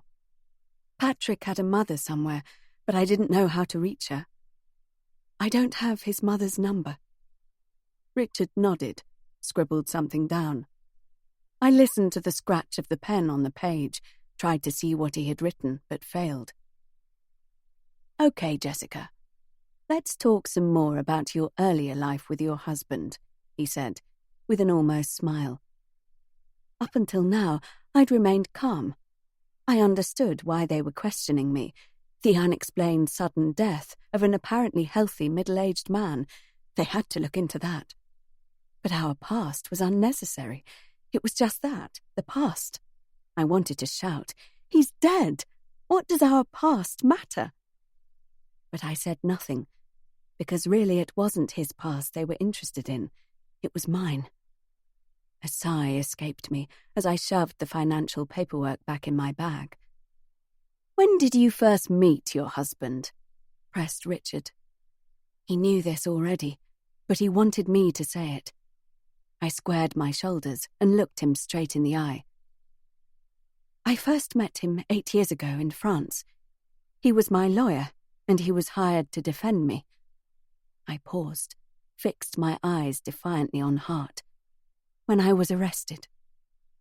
Did I see a flicker of a smile from her? A small sound emerged from Richard, and I turned back to him. He nodded his head and leaned back in his chair. Then she spoke for the first time. Her voice had an accent, American perhaps, or Canadian. Why don't you start there? What were you arrested for? And taking a deep breath, I looked her square in the eye. Suspicion of murder. Chapter 5. Jessica. Now. As I stood outside the police station, I gulped in fresh air. I wished I had a cigarette, but the few I had were at home, concealed in a box where I kept all my secrets. I felt something close to hunger at my need for nicotine. Cigarettes and alcohol were the only thing I felt ravenous for these days. I couldn't recall the last time I'd had a proper appetite or energy that was brought about by exercise or exertion or a joy for life, a fact betrayed by my tired skin and too thin frame. The inner door of the police station clanged, and I looked over my shoulder. Constable Hart was making her way across the lobby. Pulling my scarf high so it covered the lower half of my face, I hurried down the steps into the car park. Where the hell did I leave the car? Shading my eyes from the low sun, I scanned left and right, finally seeing Patrick's saloon in the far corner. I heard the external door behind me swish to a close and speed walk to the car, where I fumbled with the lock and sank low into the driver's seat. I didn't want to leave yet. After having exhausted myself with stories of my own past, I just wanted to sit with my eyes closed. But as a blonde head bobbed along the rows of cars, I started the engine and pulled out onto the dual carriageway. The police station, everything it represented, scared me. I thumped my hands on the steering wheel in frustration. I never used to be frightened of anything, but in the last 8 years, my life had been fueled by fear almost every day. Could it really be just 8 years ago that I had not a single care in the world, when I had been a spoilt brat travelling Europe on my daddy's money? How times had changed, how I had changed, and not only in appearance. But it was over now, I reminded myself. The lost years were gone. I was my own woman again. I could do whatever I used to do. Except go back, a little voice whispered in my head. You can never go back. Tears pricked at my eyes, blurring my vision, and I scrubbed angrily at my face. I couldn't go back to France, the place where it had all begun, and yet despite everything that had happened in Cannes, it was the last place I'd been truly happy. But there was no point going there anyway. Louise and Marco had abandoned me. Ben had left for pastures new, and my father was dead. A cry emerged from my throat, strangled and raw, the way it always did when I thought of my father. I missed him. At the same time, I blamed him. On really bad days, I hated him. In spite of the pain-fueled wail that I let out, no tears came. I was a dry well, my tears used up long ago. On autopilot, I drove the 20 minutes from the police station to my Suffolk village home. At the wheel of Patrick's Mercedes, I looked in the rearview mirror more than I watched the road in front of me. Were there unmarked cars following me? Were they going to sit outside my cottage and watch my movements? Did they blame me for Patrick's death? I was uncomfortable with the questions that Robinson and Hart had asked me. I replayed my answers in my head, satisfied that I'd said nothing to warrant them contacting me with further queries. I hadn't been arrested or cautioned, and this would have reassured me if it hadn't reminded me of another time when I thought I had been helping the police with their inquiries, only to be locked up myself. But there was nothing in Patrick's untimely death that pointed to me. Why would there be? There wasn't back then either. A voice taunted in my head, and you still got blamed. I pulled off on the penultimate exit before the sea. I counted the vehicles behind me, 1, 2, 3, 4, and watched as the 5th one turned off too. I squinted in the mirror. Was it a woman's silhouette in the driver's seat? But it was too far back for me to see clearly, and I wasn't about to slow down to satisfy my curiosity. My grip tightened on the steering wheel. I kept to a steady speed, 40 miles per hour down the carriageway, 30 on the main street, and instead of turning right to go down the road where my home was, I kept on going straight. The car that had pulled off the dual carriageway at the same time as me did turn right. I groaned, tired of second-guessing everything, exhausted by always looking over my shoulder. I had been with the police all day. My mouth was dry from talking, and I was shattered.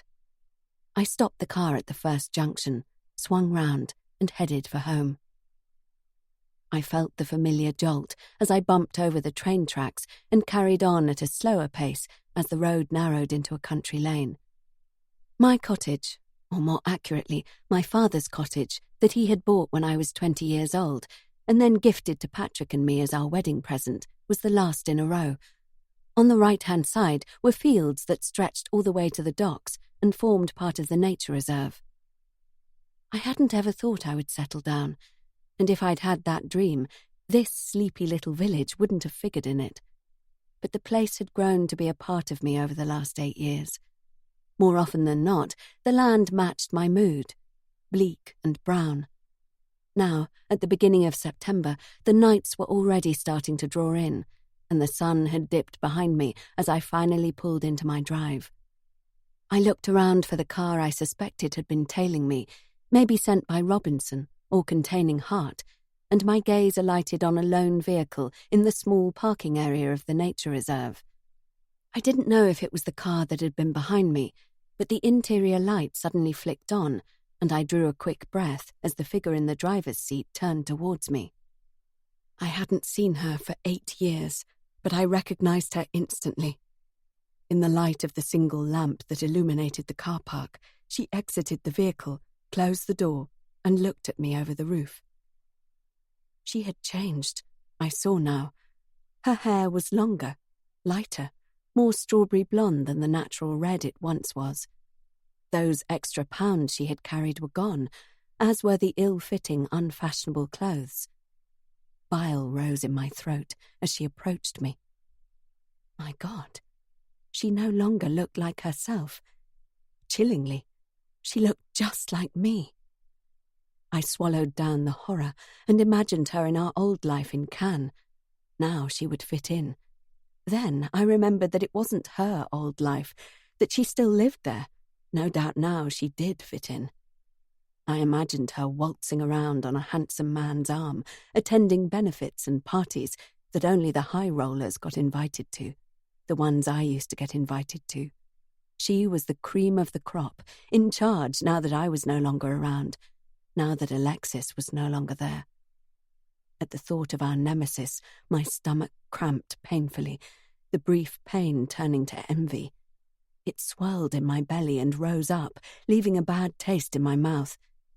Then she was in front of me, regarding me, dissecting me, taking in my ragged appearance as I stood motionless.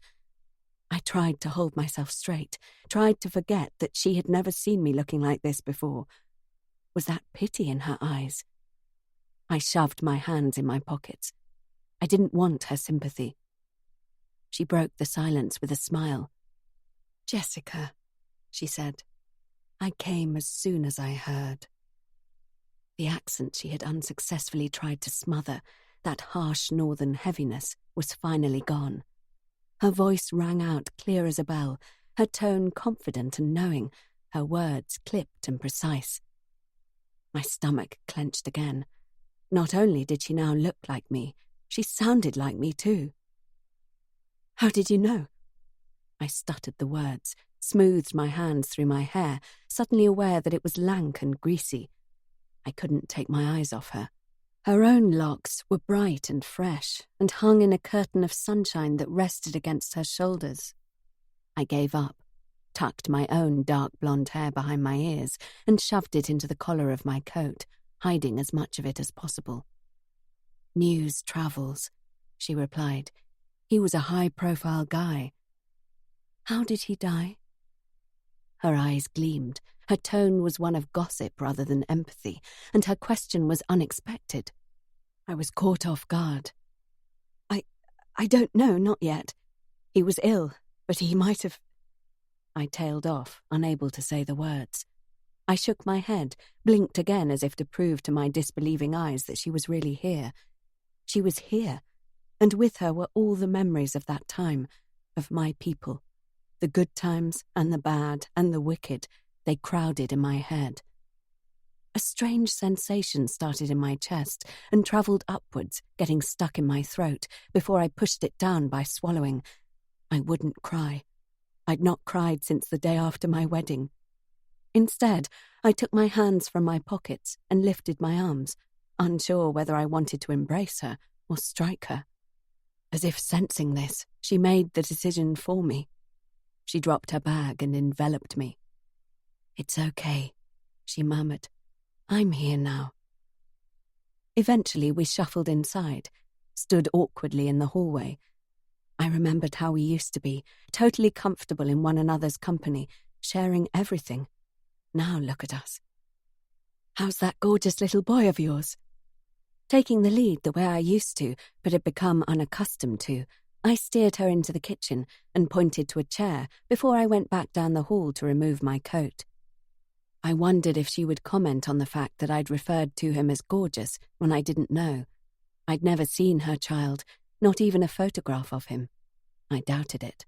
Louise didn't correct people. She agreed with them, bowed and scraped to them. A yes girl. Inwardly, I sneered at how weak she was, always had been. "Robbie isn't so little anymore. He's almost 8, you know," she called out in response. "Wow, 8. I shook my head as I came back into the kitchen. I don't know where the years went. Louise narrowed her eyes, and our moment of strangeness passed. She moved very close to me, so close that I could smell the scent of cigarettes that clung to her hair. Underneath it, a familiar scent. Cocoa, my signature perfume, the only one I'd ever worn, simply because my father had once told me it was my mother's favourite. I hadn't breathed in that scent for years. Because of the personal connection, it was the one thing of mine I'd never let Louise borrow. Now, she smelled like she had bathed in it. "I know where the years went. They went on that fucking husband of yours. Honestly, Jessica, I'm so sorry that you're a widow, but my God, all this time you've been a stranger. You've not wanted to know me." The aroma of my perfume on her body overwhelmed me, taking the edge off the bitter words she spoke. I moved away, across the room, and pulled open the back door. The scent of the fields permeated the kitchen. For the first time, I welcomed the odour of manure and damp, cold countryside air. "You cut me off." My voice was a whimper, small and hoarse. "You all abandoned me, even my dad." This time the lump in my throat was so big I couldn't swallow it. I closed my eyes, waited for it to pass. "I had to stay here," I said. "I had no choice. I couldn't come back." My tone was pleading, cajoling, like it was when I used to be able to twist everyone round my finger. I needed her to understand, and I expected that she would. After all, that was what she did, side with me. But when I looked at her again, I blanched at her expression. She looked thunderous, livid, fists clenched and lips squeezed tightly together. "My God, you don't know anything, do you?"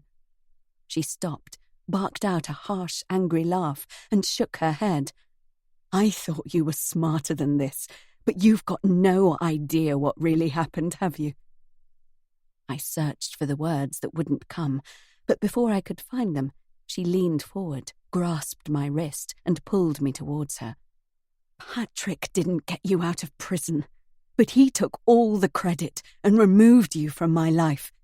He poisoned you against me, and you let him." She let my hand go, and it fell limply, banging hard on the tabletop. I rubbed my wrist, regarded her uneasily. "I don't know what you're talking about." She yanked her bag off the back of her chair and pulled out a packet of Marlboro Lights. Without asking if it was okay, she lit one, chucked the pack on the table, and walked through to the conservatory to sit in the comfortable chair that overlooked the fields. She crossed one leg over the other, inhaled deeply, and spoke through a plume of grey smoke. "Do you ever think of those days?" I shrugged, wanting to appear nonchalant, not wanting her to know that it was all I thought of, all the time. Those magic months, that memorable summer, the sunshine that was our constant until my world went dark.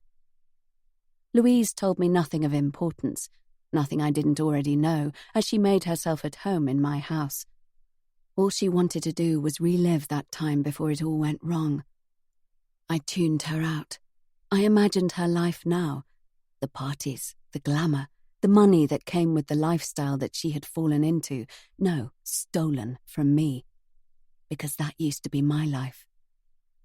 Eventually, she exhausted herself talking about the past. Leaning back in the chair that overlooked the fields beyond my house, she fell asleep. I remained motionless on the threshold of the kitchen, watching her, her mouth slightly open, a little snore emerging. As she slept, her fingers twitched. Livid red scratches crisscrossed her knuckles. The eczema was back then, which meant there was stress in her life. For some reason, the knowledge gave me a little hot wire of pleasure. I thought back to that summer. It had all fallen apart, but Louise was wrong about one thing. It wasn't Patrick's arrival that had fractured us. It was Ben's leaving. When he went away, I slipped back into my old ways. Heavy drug use, drinking until I passed out. Louise had sworn to look after me, but I hadn't needed her. I'd needed him. And in spite of her promise, she didn't take care of me. She encouraged me.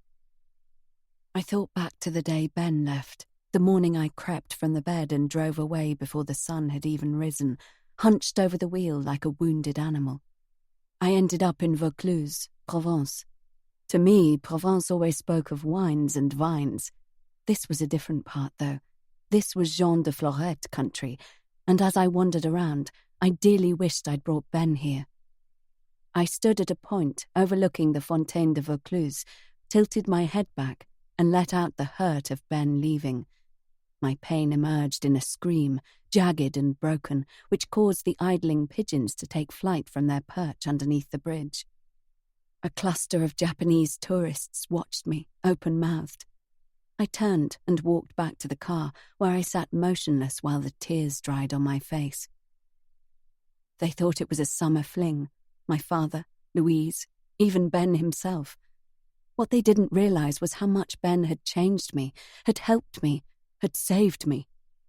Nobody knew what I'd been like in Germany, with the drugs and the partying and the men. I'd used so heavily that my life was hanging by a thread. Ben made a comment one day as we drove about the natural highs that we should all experience, rather than the false ones that I was imbibing, like coke and weed and MDMA.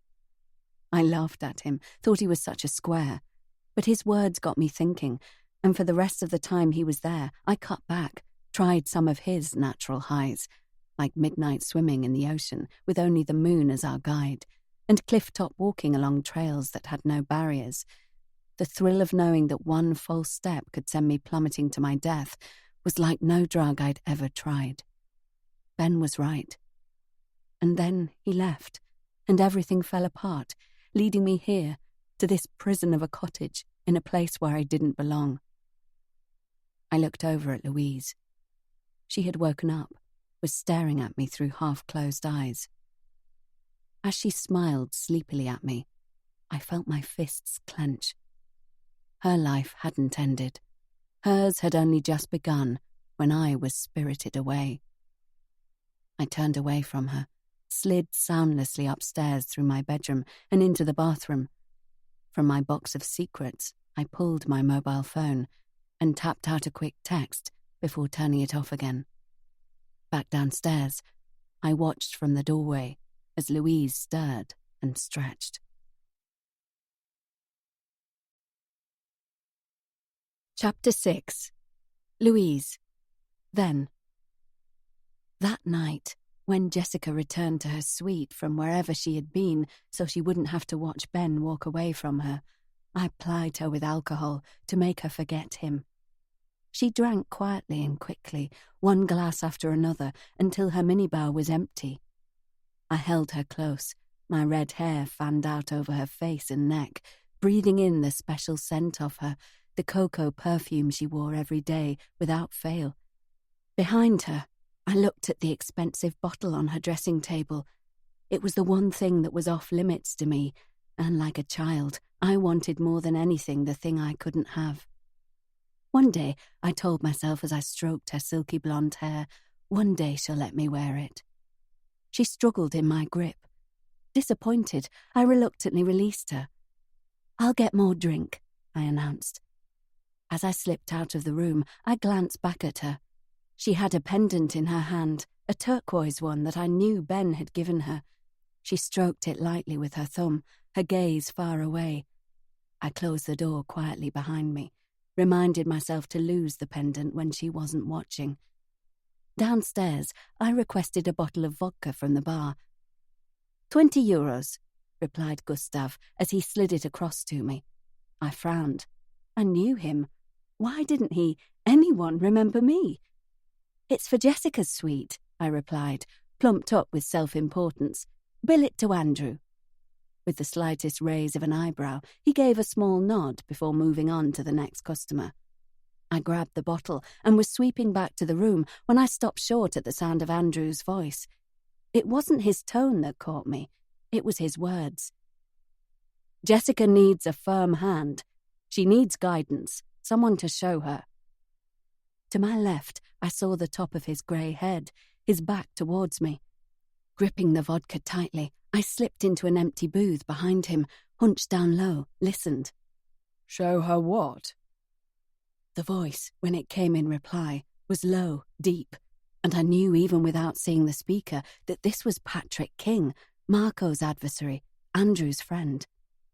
I'm bailing her out all the time, everywhere. Germany, Spain, Italy, and she's heading the same way here, out all night, sleeping all day. Andrew broke off and uttered a laugh. But she's worth her weight in gold. She's really rather special, you know. I know. I've seen her. A beat, then. Your daughter is beautiful, Andrew. I fought the urge to gag, listening to her father and his friend, talking about her as though she were a fine piece of art or a valuable antique. It was creepy, sinister. She's at an age where she should be settling down, thinking of the future, thinking of giving me grandchildren. My mouth twisted. I didn't want to hear any more. Moving along the seat, I made to stand, thinking of Jessica. How mortified she would be if she knew her father was trying to matchmake on her behalf, now that Ben was gone. I was embarrassed for her, but something else lurked beneath that emotion, something like envy. Nobody would ever talk about me that way. I didn't do bad enough things to make someone worry about me. I wasn't beautiful enough to have someone set me up. Standing, I grabbed the bottle and had begun to move off when Patrick King spoke again. Arrange it, Andrew. There was a smile in his voice, or was it a leer? I'll meet your daughter. Know of your father's friend, Patrick? I asked Jessica when I returned to her suite. She eyed the bottle of vodka hungrily and grabbed for it. I handed it over. Who? She asked. Patrick King. He's a friend of your dad, I said again. Patrick King. Patrick King. Yes, he's hot. Unscrewing the cap, she swigged straight from the bottle, then coughed and handed it to me. Why? She demanded. You got designs on him. I scrunched up my face. How much should I tell her? If she thought Patrick was hot, if her father tried to set them up, she might go for it. Then where would that leave me? Out in the cold again. She leaned back against the wall. She was still holding the pendant again and ran it through her fingers before clenching it tightly in her fist. Jessica, I started, but I didn't know how to finish. With faraway eyes, she let the necklace slip from her hand. Unsteadily she stood, zigzagged towards the bed. Louise, come sit with me. As I stood, I kicked the turquoise pendant, Ben's gift, underneath the heavy drapes. She grabbed my arm, pulling me to sit beside her. I'm so sad, Lou, she whispered. I stared at my wrist, sure that the electricity I felt when she touched me would have left a mark. You don't need Ben, I said, my own voice barely more than a whisper. She sat cross-legged, her face obscured by her hair as she looked down into an empty glass. I'll look after you, I said, plucking the glass from her hand and putting it on the table beside the bed. There was nothing in her face. It was empty and blank. How long would it be before she couldn't stand to be in this place that held too many memories of her lost love? How long before she upped and left, maybe to Italy, in the hope of coming across Ben? He would thank her for accepting his invitation. She would be confused. she would discover that I had lied, had burned his note. She glanced to the side of the bed that Ben had slept in all summer. Thoughts of him were coming back to her, I could tell, as she reached across, intending to bury her face in the sheets, maybe hoping to inhale the remaining scent of him. I caught her hand, pulled her back towards me, and opened the little bag of powder ketamine I'd snaffled from Marco days ago. With a shaking hand, I held her face. With the other, I invited her to snort it off my finger. She dipped her head, inhaled greedily. I laid her gently down. I became another person as I led her back to her old familiar life. Jessica expressed no interest in anything except spending time with me. I was elated, happy to be the only one she wanted to be with. We stopped hanging out with Marco in the evenings at trendy bars. Instead, we took slow walks along the ocean edge or wound our way through the lemon groves at the back of Jensen Coast. Sometimes she would get a faraway look in her eyes, and I knew she was thinking of Ben. At those moments, I would produce whatever drug I'd managed to lift from Marco's stash when he wasn't looking and feed it to her. As she swallowed and snorted and smoked, I'd watch her come back to me. As August drew to a close, we began to drive into the hills, away from the sea. She told me this was where she'd come the morning after Ben had left. His name again. I didn't want her to think of him, didn't want to encourage talk of him, so I silently gripped her hand across the seats. Vaucluse was all mountains and hillsides, greenery in which medieval-looking buildings sprouted at random. Through the tiny winding streets we drove, until we reached the Viardon Natural Regional Park. We pulled up alongside the motorhomes and campervans and made our way carefully on foot down from the road to the little beaches. After we had walked around a mile, we found a sandy cove, obscured from the view of passers-by or drivers. We stripped naked and lay in the sun. I was totally at ease with myself in her company. From behind my shades, I thought of what we must look like, what people would think if they saw us like this. They would think we were together. I didn't mind. It only validated my position and status. As we strolled back to the car, I took her hand. She let me. Girlfriends, of both varieties, did this. Then I saw the 4x4 parked a few spaces down from us. The passenger window rolled slowly down, and I blinked as I saw Alexis, her face covered by the huge shades she wore, her smile on view for everyone to see. I stood outside my flat, examining my finger where I'd managed to catch it while I was putting away the fold-up bed in my lounge. Jessica and I had enjoyed a heavy night last night. So heavy, I'd had to come home to grab a couple of hours' kip. With my eyelids still puffy from both sleep and lack of it, I started at the sound of Alexis's voice calling me. A while back, before she knew who I was, my name on her lips was all I longed for. Now, today, it filled me with dread. "Hey, lady, long time no see," she breathed as she came to stand beside me. It was her standard form of greeting. She had never directed it at me before. I looked her up and down, glanced behind her to see who she was with. She shouldn't be here. This wasn't her patch. I was surprised she even knew my road existed. "Hi, Alexis," I replied weakly. "So, you've stepped in as Mr. Ben's replacement, yes?" she asked, getting straight to the point while coyly fiddling with a long strand of her perfect auburn hair. I remained still, silent, looking down.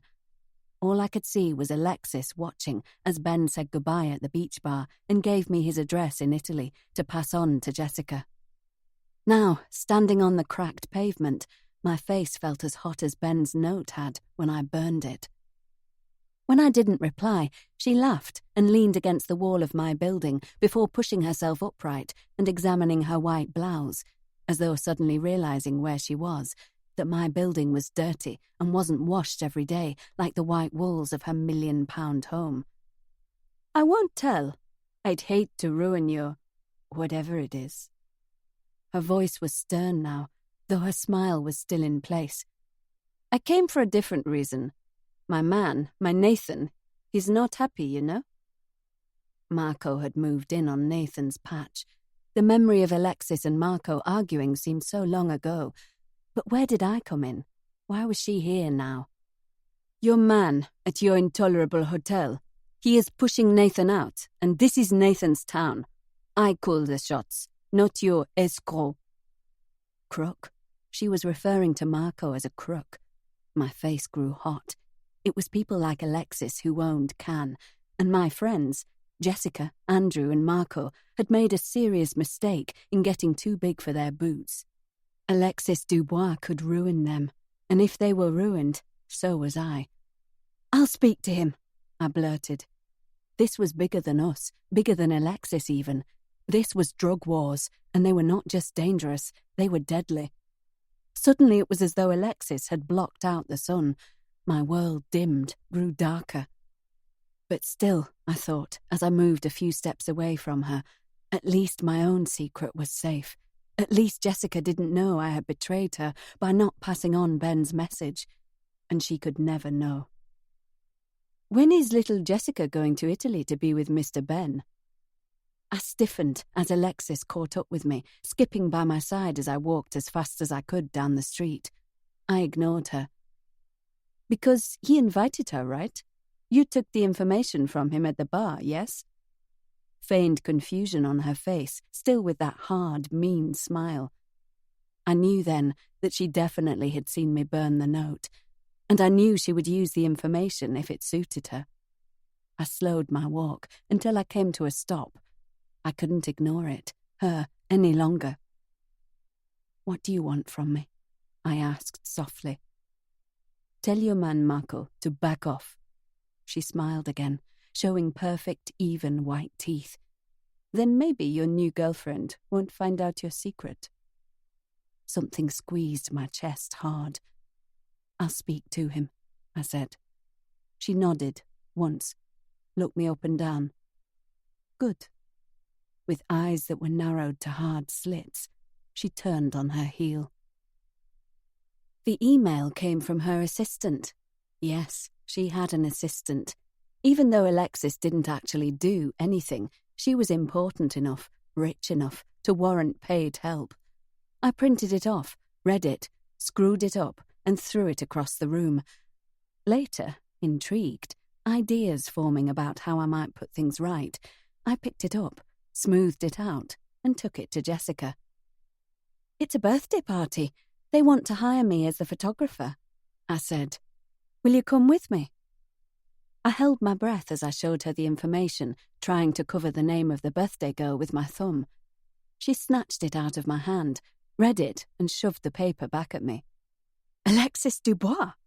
She shook her head, raked her fingers through her blonde hair. No way. I knew why. I knew Ben had been fucking Alexis before Jessica came along. But he's gone, I wanted to shout. You have me now. She's got that beef with Marco because he's selling on Nathan's patch, I reminded her, finally getting up the courage to do what Alexis wanted of me. Perhaps we could smooth things over before it gets out of hand. As Jessica considered it, I wondered if it was the smart thing to do, to take her along with me. God knows she belonged at a party like that with those girls. What if she looked at them and their lives, then compared them to me? And what if Alexis got to Jessica before I sorted out the Marco and Nathan problem and told her about Ben's note? My head began to hurt. I backtracked. You don't have to go, I said hurriedly. Actually, I don't think I'll take the job. Jessica picked up the info sheet and read it again. I wondered if she knew just who Alexis was. If we were in Hollywood, Alexis would be BFFs with Paris Hilton or one of those Kardashians who are on the television all the time. I'll go. I've got nothing better to do, she sniffed. I smiled tightly, but my heart was pounding. I just have to make sure Jessica stayed with me the entire time and that Alexis didn't manage to get her on her own. For the party, I slipped on a maxi dress, summery and cool, with nude heels. The stretchy jeans and comfortable sneakers were gone. I checked out my reflection in the mirror, noticing every bulge. I raised my arms, turned around, craning over my shoulder to check my reflection from behind. When I could stand to look no more, I picked up the mirror and turned it to face the wall. Jessica, who didn't have to worry about spare inches on her washboard stomach, agonized over what to wear. I sat on the bed, ready to go, trying to ignore her sulky expression. She's not coming, I thought, unsure if I were relieved or disappointed. But as I picked up my camera and prepared to leave, she darted out of the room, returning moments later in ripped skinny Levi's and a plain red t-shirt. "I'll say I'm your assistant," she said airily. "I'll carry your fucking camera or something." Our roles had reversed. I was the one who looked like I belonged now. Jessica, in her casual clothes, looked just like the old me. We drove to Alexis's place in silence, both of us lost in our thoughts. The streets were dark as we wound our way up into the hills, the only light coming from the headlamps on the car we had borrowed from Jensen Coast. The house, which I'd scoped out earlier, was also in darkness. The entire road was. "Did you get the wrong night?" Jessica asked, one hand on the door handle as I slowed to a stop. Ignoring her accusatory tone, I flicked on the interior light and pulled the info sheet out of my pocket. "Nope, tonight's the night." We sat in silence for a moment, waiting for other headlights to appear out of the darkness. "Maybe the party is in the back, in a gazebo or something," I said, and pulled the keys from the ignition. Jessica shrugged, picked at a nail, and didn't answer me. I got out anyway. "This is freaky," I said as I heard her door slam. I rummaged in the boot, using the light from my phone as I collected my equipment together. "What do you reckon? A power cut or something?" I turned to pile my bag of lenses into her arms, but she had vanished.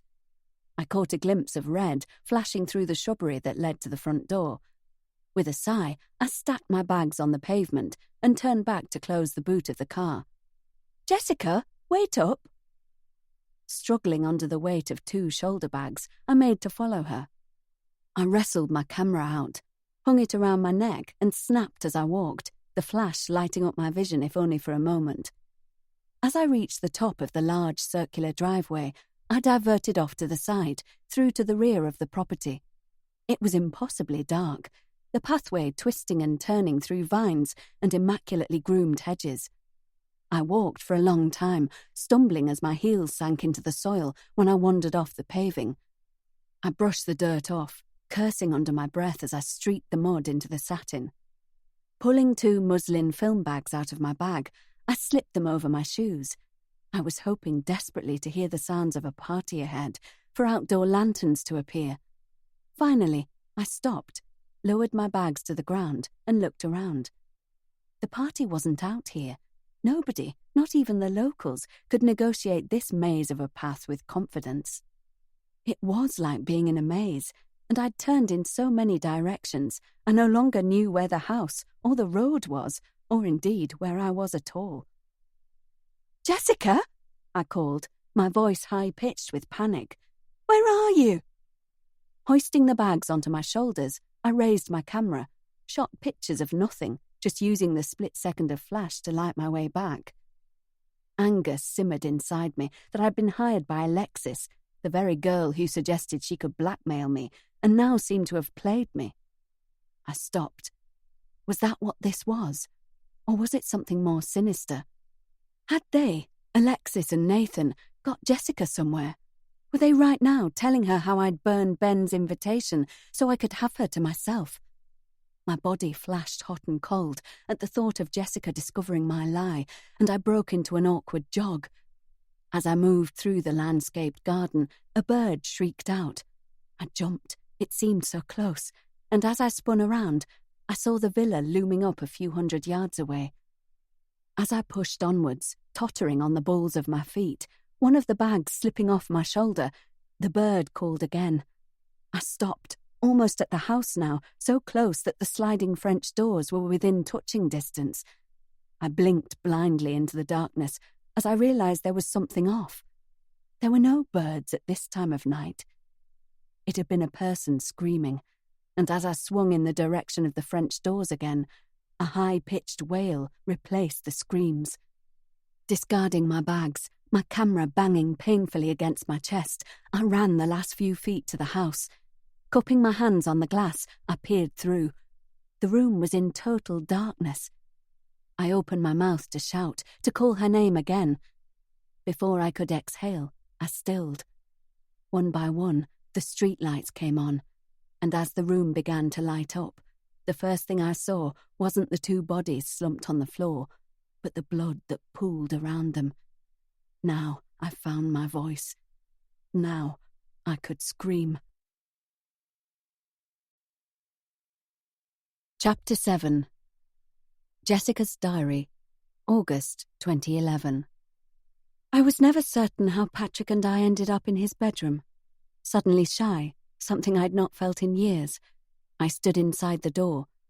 He moved across the room, closed one of the shutters, and switched on a bedside lamp. He removed his cufflinks and his shirt, and bare-chested, walked back to me. "I'll look after you, Jessica. I'll not let anyone blackmail you or persecute you. And I think I'd like to take care of you for the rest of my life. We can be a good team. You'd make a great wife." He took hold of my hand, which lay limply by my side, and stroked my ring finger. "What do you say?" I blinked at him. What was he actually asking me? After a beat, he laughed. The sound was rich and deep, and he put his arms around me and spoke again. "Shall I show you how much of a good team we could be?" "Show me," I whispered, because that was what I was good at. That was where my power was. Shrugging my shoulders out of the thin straps, I let the dress that Patrick had bought for me fall to the floor. It wasn't bad. It wasn't great, but it wasn't bad. Unlike a lot of women I know, I've never minded the first time with a new lover. The unknown touch and feel and smell and reaction give it an edge. Pulling the sheets modestly up to cover myself, I turned to Patrick. "How long have you lived here?" I asked. "A while," he replied. "Why? Do you like it?" I did like it very much. It was one of the nicest places I'd stayed in, and I told him so. "It could be yours, you know," he said. "How?" He rolled over onto his side, pulled the sheet away from my body, and looked at me. I let him. I liked the desire in his eyes. Since my arrest, I'd been looked at with disgust, shock, horror, and from a select few, sympathy. Desire was a welcome change. "If you stay with me, live with me." He put a hand on my hip and looked into my face. "Marry me." I laughed, more relaxed now. "I'll think about it." He didn't laugh this time, and my smile faded.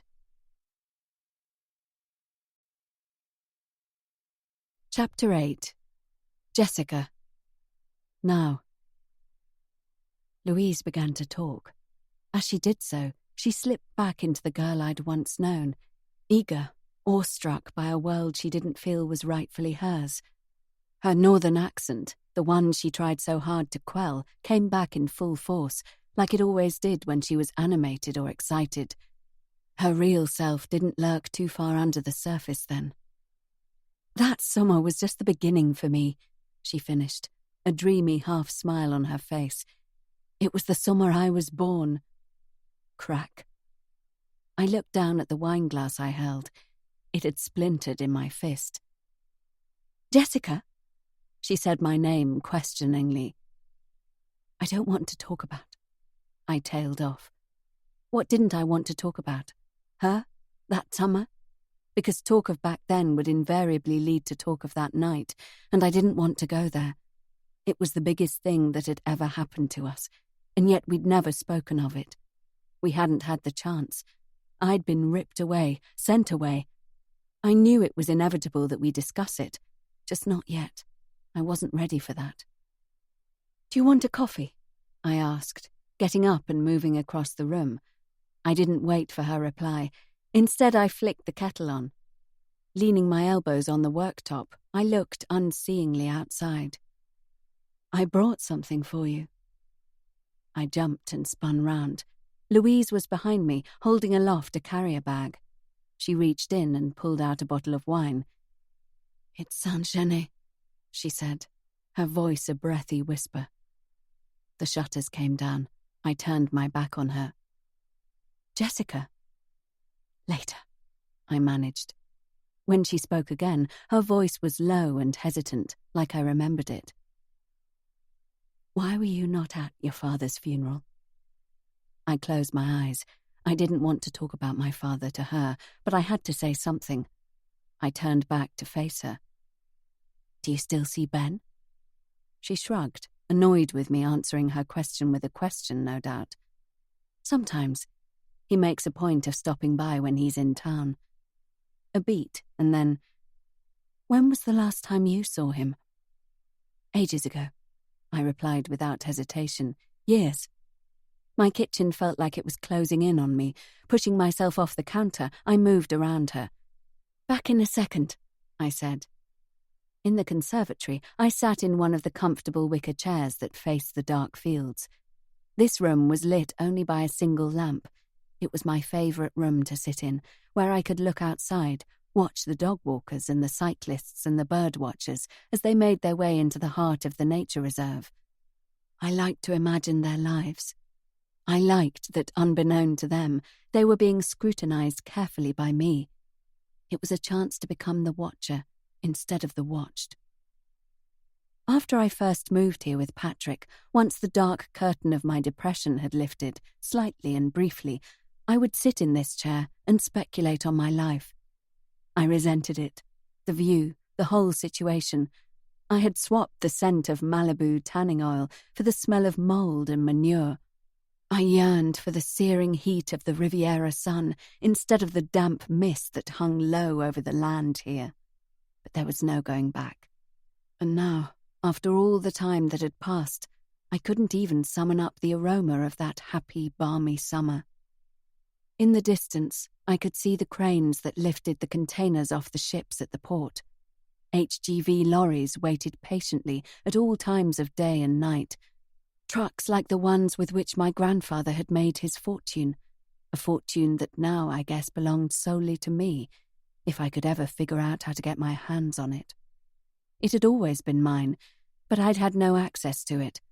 After my father's death, it had ended up not in my bank account, but in Patrick's. Now, though, Patrick had died too, so I guessed that finally it would come to me. I closed my eyes and thought briefly of my father. It was the only way I could remember him now, in small, regulated slots of only a few minutes at a time. Anything more, and I lost control, started thinking of how my entire life's memories were spoiled because of how his life had ended, without me at his side, or even at his funeral. That was the moment, that time around my father's death, when I finally woke up and began to realize that Patrick, who lived happily in the house that my father had provided, had imprisoned me, as surely as if I'd been left to rot in that French jail. The rage still came when I thought of it, of how duped and swindled I had been, and how helpless back then I'd been to stop it. "Jessica?" Louise's voice startled me, and I snapped my head up. "What?" I said. "Sure you don't want some of this?" I only let my gaze rest on the label for a second before I turned away. Saint-Genet, in Vence. We had done a wine tour there that summer, all of us, before I was arrested. Saint-Genet had become synonymous with those happy days, and we had adopted it as the beverage of choice, not only for us, but for Jensen Coast as well. "No, I don't," I said.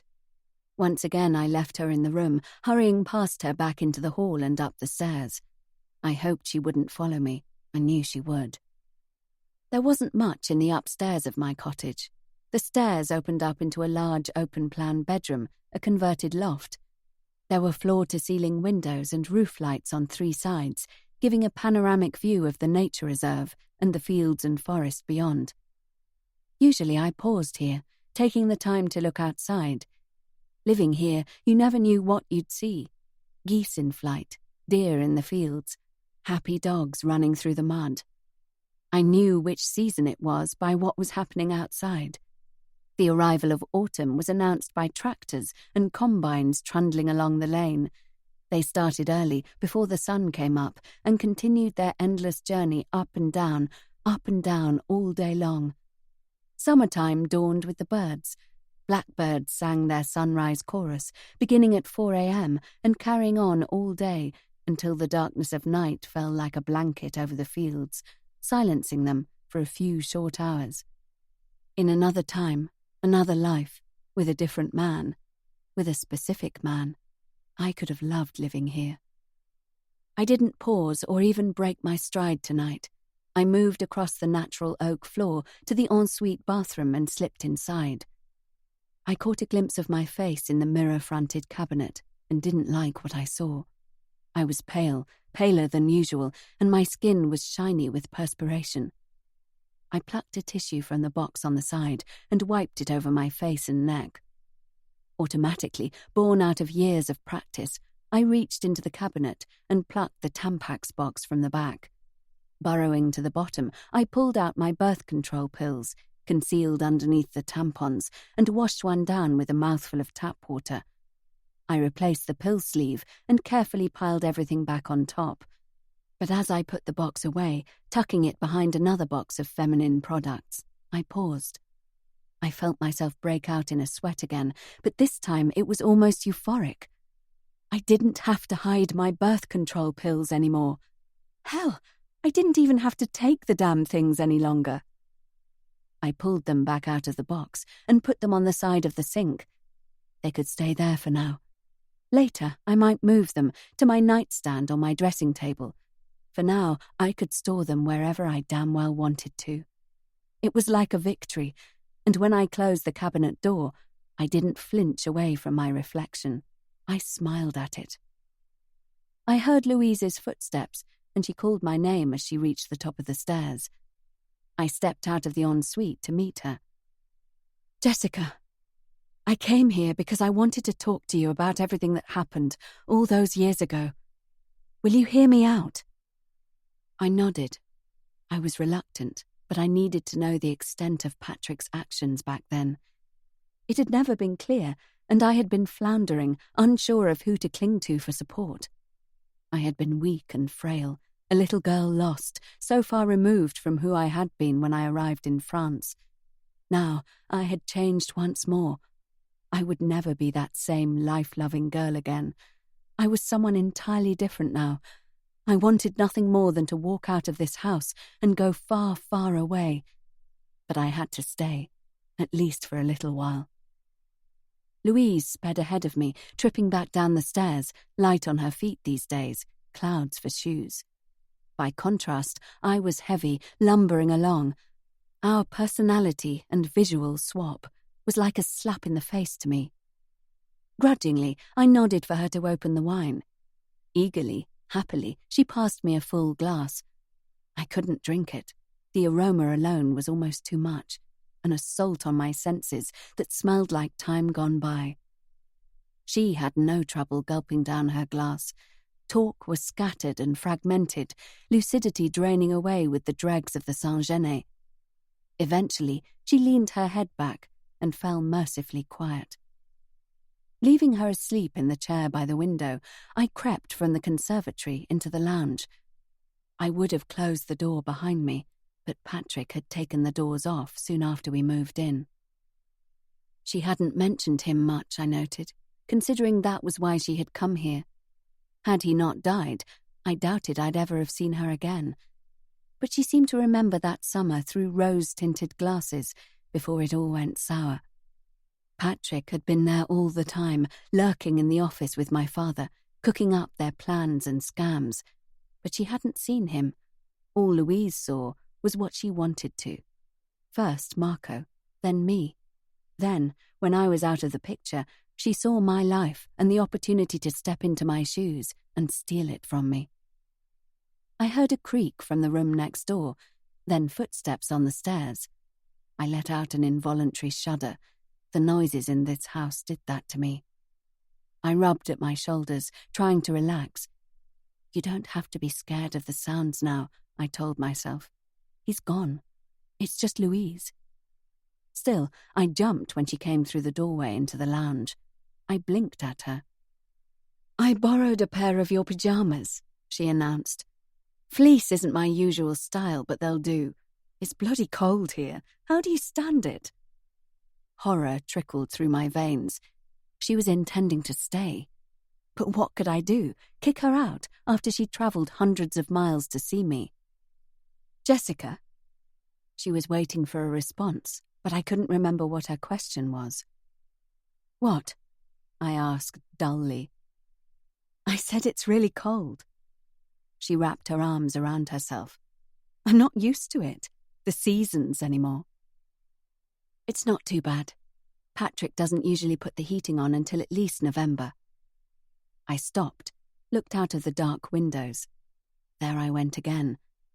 Patrick's rules still pinned to the notice board in my head, his instructions embedded so deeply that it would be a long time before I realized I could do what I wanted to now. I stood up, walked past Louise into the kitchen, and peered at the thermostat on the wall. It made no sense to me. As I straightened up, I realized that in the 8 years I had lived here, I had not once been in control of the temperature of my home. I gave up, walked down the hall back into the lounge. It was chilly in here too, but at least I could fix that. I kneeled down in front of the open fire, took some of the logs that were supposed to be for decorative purposes out of the vintage scuttle and placed them neatly in the fireplace. Give us your lighter, will you, Louise? I asked over my shoulder, and pass me that newspaper. She handed them both over, and within a minute I had a fire going. I sat back, gazing at my work, thrilled, though why I didn't know. It was a simple household chore.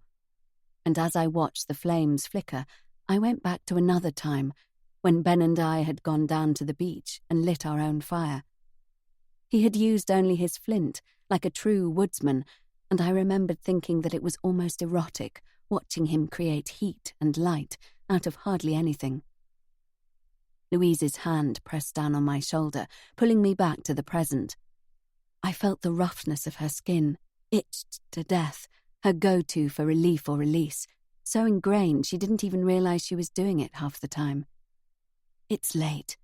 Come to bed. I shook my head as I stared into the flames. You go up, make yourself comfortable. I don't want to sleep just yet. I heard her take a breath, as though she was going to argue, but she didn't. I'll see you in the morning, I said, not looking at her. Good night, Louise. She stared at me, her eyes wide and hurt, before turning around. To my dismay, she didn't go upstairs. Instead, she threw herself into the armchair by the window and crossed her arms over her chest. What happened when you escaped from the prison? She asked. Despite her question, her need to know, I realized that it was me who still wasn't clear on what had happened. Or rather, I didn't know who was to blame for it. And it became suddenly obvious that Louise knew the truth, and it was likely the whole reason for her turning up here in England. Now that Patrick was gone, she could tell me exactly what had happened 8 years ago, when it seemed like everyone had turned against me, which meant that something had stopped her back then. I leaned forward. This I wanted to hear. All the missing pieces of the puzzle, those I wanted, needed to know. She wasn't going to just tell me, though. I could see that from her new, hard, unfamiliar exterior. Louise wasn't a pushover anymore. I cast my mind back to that night, before Marco helped me escape, the night they had scooped me up from where I had collapsed next to Alexis's dead body, the poker that had killed her still in my hands. Where were you the night she died? I asked, my voice rougher than I intended. You were with me, then you were gone. I leaned forward, determined now to make her work as hard as she was making me work for the information we were going to trade. What happened after the police questioned you, Louise? And suddenly, feeling much more awake than I had just 5 minutes ago, I leaned back, my posture mimicking hers as I folded my arms and waited for her to speak. Because we'd never talked about it, not really. She had walked away from me. She had left me. Chapter 9. Louise. Then. My world spun in a dizzying spiral. Round I went, then down, down, down. Hands pulled at me, plucking me from the heap they found me in. I stared dumbly at the mud that streaked my skin and clothes. I looked at it for far too long, but it was better than looking through the French doors.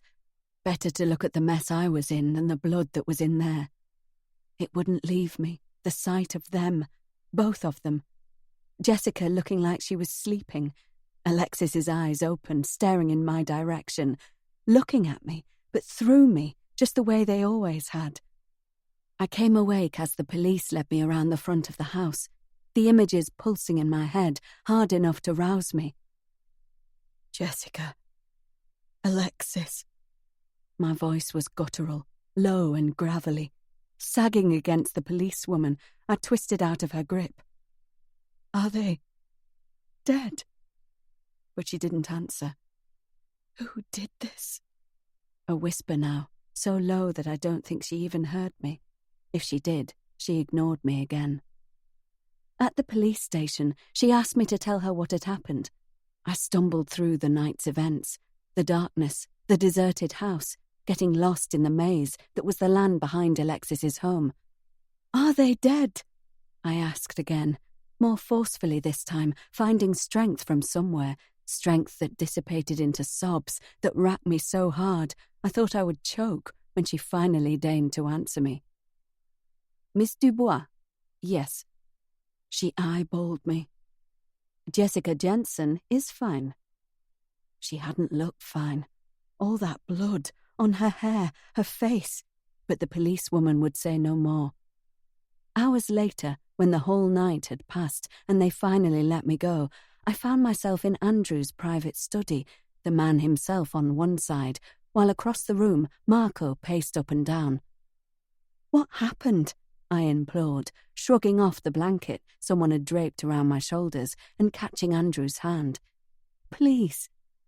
Andrew looked down at my hand, a searing gaze, like I was dirty and infecting him with my touch. I dropped my hand, lowered my eyes. Underneath the blanket, I scratched at the skin between my fingers. It felt like it was on fire. She found Alexis on the floor, unconscious, said Andrew. She'd been hit on her head. Jessica couldn't see the blood, but she says that when she tried to get Alexis to stand up, she felt it. He had turned an odd grey colour, and his fingers worked at his mouth. Poor girl. Poor girl. I wondered who he was talking about, the victim or the witness. But Jessica was bleeding too. They were both attacked, I said urgently. Where is Jessica? Has she been taken to hospital? Did she see who did this? Andrew's hands fell away from his face. He turned so his back was to me. Patrick says the police think it was a fight between the two girls. Jessica won. He barked out a harsh, humorless laugh. It's ridiculous. I mean, Jessica barely knew Alexis. Patrick? I frowned. What did he have to do with this? Jessica's lawyer, Andrew said absently. Jessica wouldn't do anything like... I stopped, closed my eyes at the vision of the two girls, inert on the floor, the blood. Sit down, Louise. Hands on me again. Marco or Andrew? I didn't know. I let them lead me back to the chair. A silence fell, heavy like the blanket that was once more placed around me. Someone hit Jessica. She needed stitches. Andrew's words were ragged, panicky. I wondered if he were thinking of his wife, Jessica's mother. He had lost her in tragic circumstances. Was he realizing how close he'd come to losing his daughter too? I wanted to go to him, to comfort him, but who was I to do such a thing? I thought of Jessica, the way she was so open, so loving. She wouldn't have hesitated. I exchanged a glance with Marco. He sat by the window now, stoic and silent. What is this place? Andrew waved a piece of paper in my face, back to his normal authoritative tone, though it still held an edge of fear. Where is Jessica now? I looked again at Marco, uncomfortable that Andrew's questions were all directed at me. Marco was up again, pacing the room once more, the cordless landline clamped to his ear, the fingers of his right hand running over his mobile phone. "Louise!" I jerked my gaze away from Marco and stared at the paper Andrew held. The commissariat on Avenue de Grasse," I replied. "And they took you there too, but they let you go." My throat tightened at Andrew's accusatory tone. How many emotions must be running through him right now? I swallowed against the bile. "I could see her, them, through the glass. The police came through the front door. They saw me. They wanted to know what I'd seen." I didn't tell him that they had questioned me as though I was a suspect, having looked dubiously at the makeshift covers I'd placed over my shoes as I was skulking around the back of Alexis's property. Alexis. Alexis stretched out on the floor, blood all around her. Alexis dead. And Jessica arrested, on suspicion of murder. "I need to speak to Patrick again." Andrew had fallen away from me, was talking to Marco. Marco tucked the phone between his chin and shoulder, waved an acknowledgement. I watched him leave, and with Marco still tapping away on his mobile, I felt suddenly very alone, with just my thoughts for company. How well did I know Jessica Jensen? I knew her body as well as I knew my own. I knew her preferred choice of drink, vodka straight up. I knew that coke made her fly, and ecstasy made her dance, and weed made her melancholy. Did I know she was incapable of murder? Yes. Yes, I knew that. As much as she loathed Alexis, there was no way she would have killed her. She couldn't have killed her. Jessica was bone-thin and brittle, for goodness sake. "Walk with me," commanded Marco, hanging up the phone, pulling me out of my thoughts.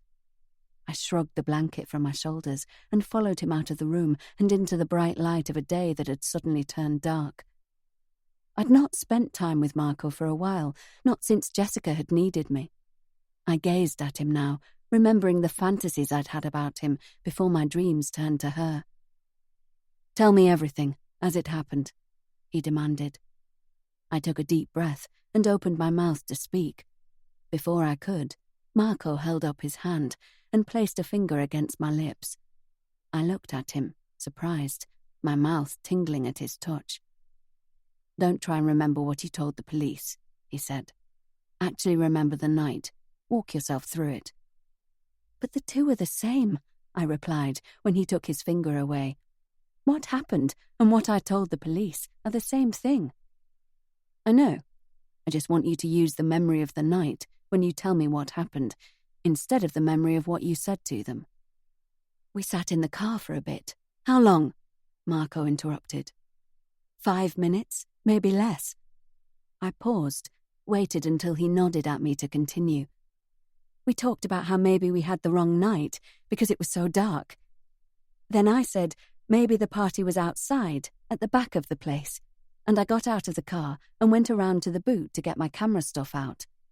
There was a power cut," he said absently. "So, where was Jessica while you were getting your equipment?" "I thought she was beside me, but she'd gone. I thought I saw her heading to the front door, so I got my equipment out myself. It took a few minutes, and when I went towards the villa, she was nowhere in sight." "What did you do?" "I decided to go into the garden, see if my hunch about a gazebo was right. It was really dark. Not only were all the properties in darkness, but the street lamps were out too. I stopped, opened my eyes, which I hadn't even realized were closed, and clutched blindly at Marco's hand. "You took what?" he asked roughly. "I took photos," I whispered.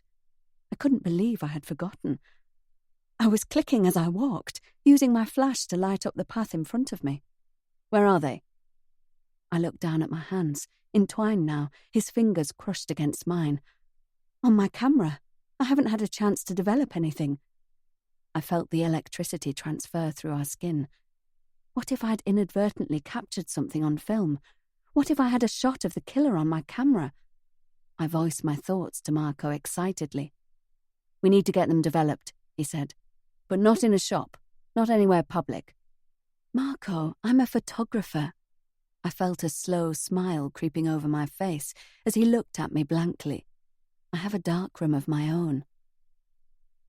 My apartment on Rue Léon Noël was small. On the top floor were the living quarters, a kitchen area and lounge that doubled as a bedroom. Below was a tiny basement, which I used as my dark room. The basement was why I rented on Rue Léon Noël. Apartments that contained a basement or cellar in the better areas of town were well out of my budget. As I showed Marco in, I watched him look around. I wished he could see what I saw when I sat in here on my own.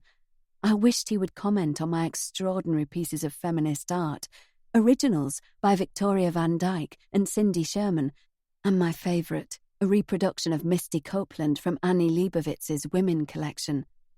But he wouldn't, he couldn't. They only existed in my mind. A lot of my life was fantasy. I couldn't afford the real thing. Until now, that was, with Jessica and Marco and Andrew.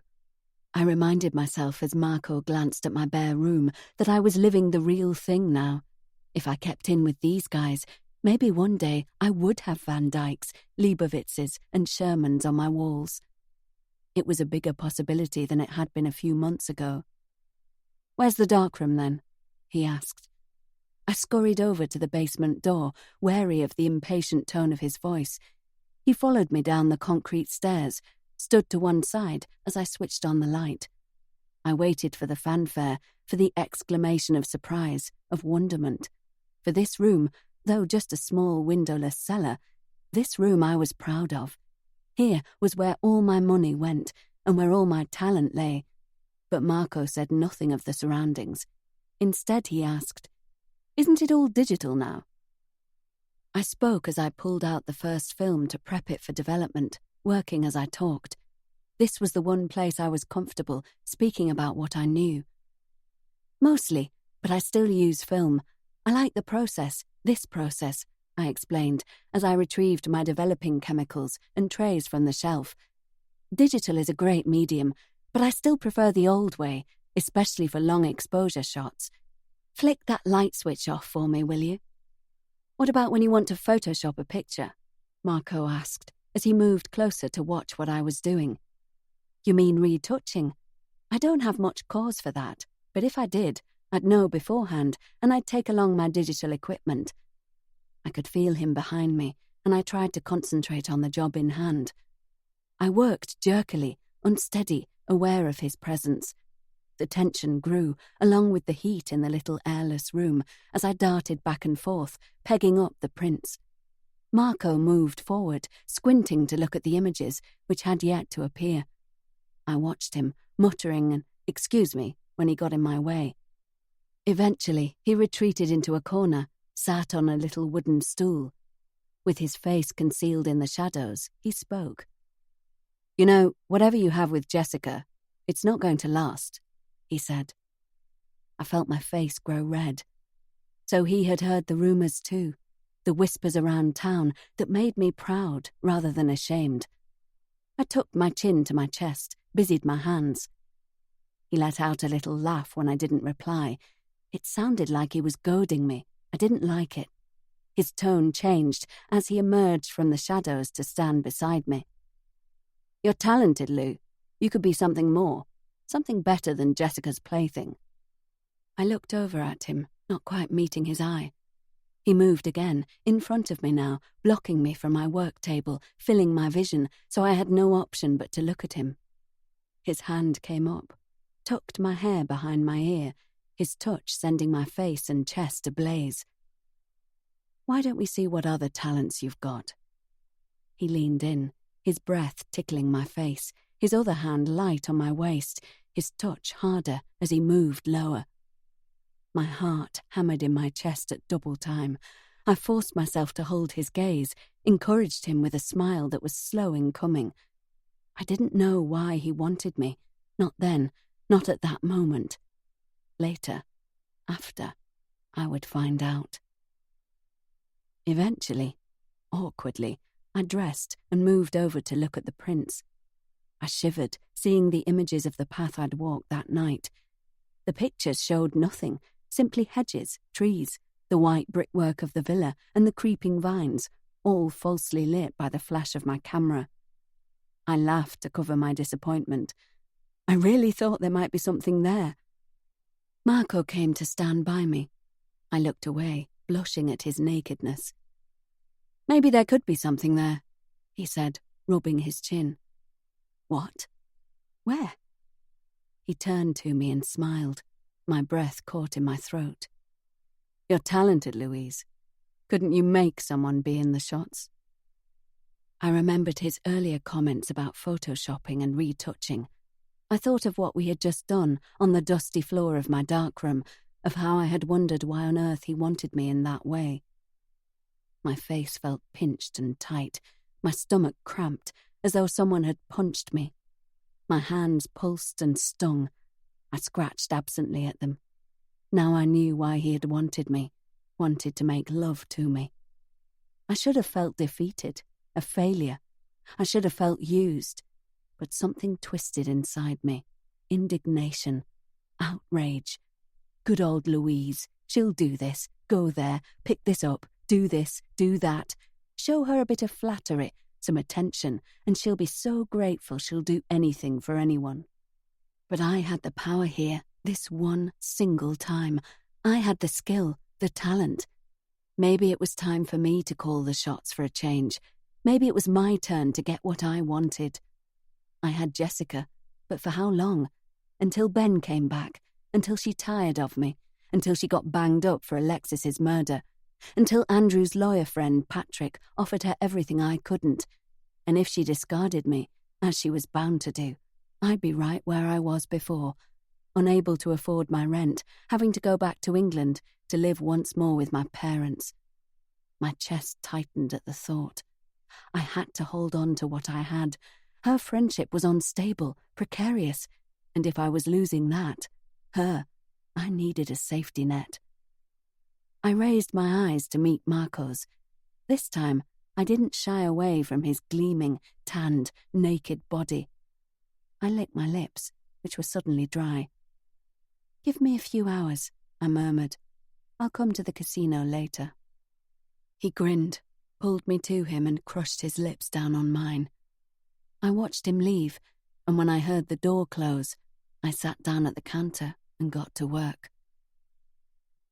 There was a throng of journalists lining the long driveway when I returned to Jensen Coast later that day. I hovered around the fringes, head down, safe in the knowledge that nobody would know who I was, my invisibility working to my advantage for a change. Pushing my way through the crowd of paparazzi, I headed to the closed reception door. Someone called my name, and I stopped, turned. I ran my eyes over him, the nondescript middle-aged man. I had no idea who he was, but he knew me, he knew my name. Nobody ever knew my name. Thrilled and frightened in equal measure, I ran the rest of the way to the hotel. Behind me, I heard pounding feet, and I pushed on until someone grabbed my arm. I batted out my hand, connecting with something solid, then raised my fist to strike again. "Jesus, Lou, it's me!" I looked up to see Marco. For a moment, I was confused, wondering where he had been, seeing as he'd left my flat hours ago. But there was no time to ask, as he grabbed my hand and pulled me the last few yards to the heavy oak door, which was closed for the first time since the hotel had opened. "Oh my God, Marco!" I cried, as he inserted his key, opened the door, and pushed me in. "It's mental out there!" "It's only going to get worse," he replied grimly, before running his eyes over the manila envelope I was clutching. "Have you heard the latest?" "No, what?" Before he could reply, Andrew walked into the reception area, and I slipped my faked photographs into my shoulder bag. "Hi, Andrew. Are you okay?" He looked at Marco. "I was just going to tell her," said Marco. "Tell me what?" I asked, swinging my gaze between the two men. But neither of them spoke. Another man had appeared, ghost-like from the shadows. As he looked me up and down, I shrank under his scrutiny. "This is Patrick King, Jessica's lawyer," said Andrew, almost wearily. I noticed that he didn't introduce me. Fearfully, irrationally, thinking that this Patrick knew of the fake pictures that were burning a hole in my bag, I turned to Marco. Marco's mouth worked, his eyes flicking over my head in the direction of the two men. "The police called," he said finally, as he locked his eyes on mine. "Jessica escaped." Chapter 10. Jessica's Diary, September 2011. Did he sense I was about to call the wedding off? Did he somehow overhear my conversation with Louise? Was it information he had held on to, kept secret, in case I got cold feet?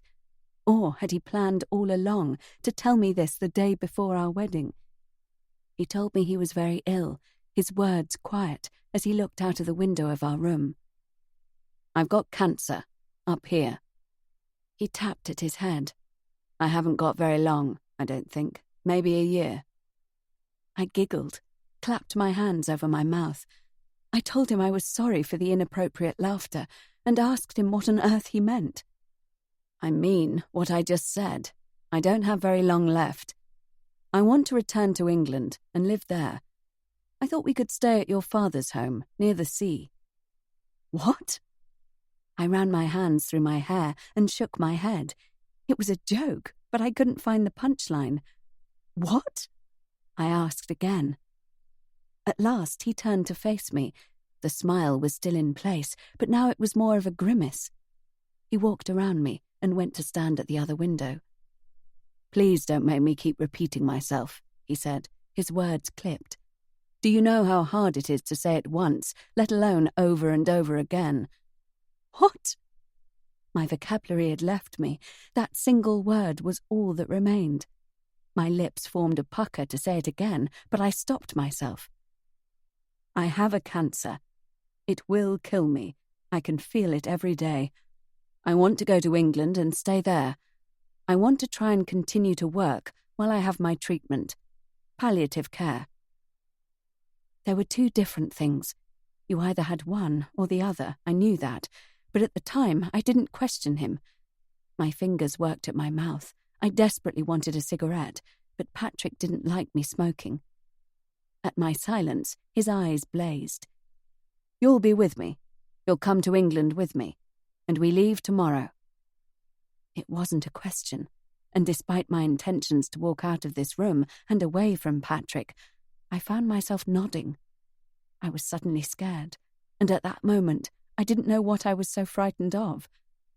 "I can't. What about our stuff?" My head spun. It was all I could think of to say. "Stuff?" He frowned. "My clothes. Everything is either at your home or at Jensen Coast." I gestured to my small suitcase. "All I brought here is my wedding outfit." "Oh, I see what you mean. I'm arranging for everything to be collected. It will be delivered to England, to your father's house. It will probably get there before we do." He chuckled. It was an awful sound. "So, tomorrow you'll be my wife, and you'll make me very happy." He gazed at me expectantly and reached out his arms. Stunned, I licked at my dry lips. His earlier words resounded inside my head. "I haven't got very long." Over and over they repeated, on a loop, until I caught onto them and clutched them in my mind like a silent mantra. "It's not forever, Jessica," I told myself, and only then could I willingly go into his embrace. Chapter 11. Jessica. Now. The escape. My moment of infamy. The biggest mistake I could have made, though it seemed like the only option at the time. "So, how did it happen, Jessica?" Louise's voice cut through my reverie, pulling me back to the present. "Did you ask Marco for his help, or did he offer?" I cast my mind back again, back to that awful, damp, concrete prison cell, and I closed my eyes and remembered. When Patrick came to the prison and was led into my cell, in spite of the situation I was in, all I could think was, "This man is no help to me. This man is far too good-looking to be of any use to me at all." What a stupid, juvenile thing to have thought. But I was juvenile back then. I was gullible too. In my defense, he didn't say much to change my initial opinion of him. He didn't even ask me what had happened in Alexis Dubois' home that night.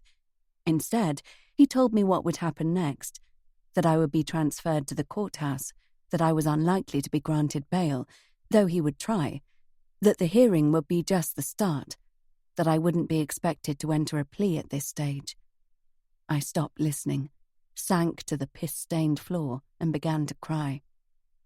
"I can't stay here," I wailed. "If you can't help me, then you need to tell my father to find someone who can."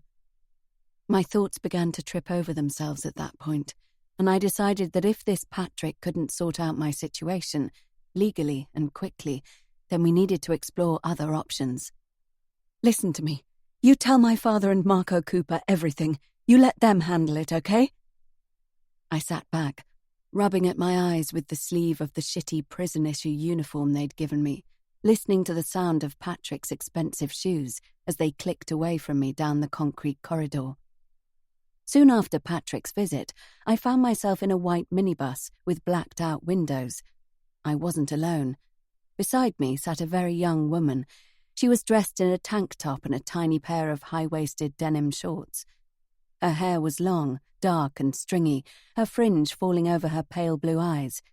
She looked at me repeatedly and shuffled on her seat. "Aidez-moi," she whispered, her voice breaking.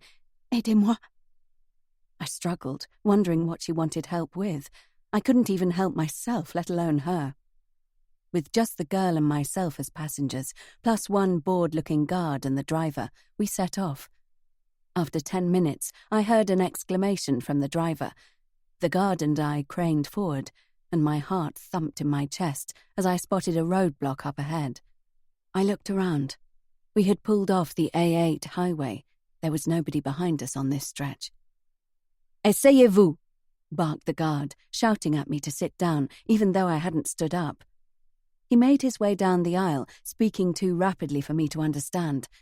I tensed as the minibus slowed to a crawl and then stopped.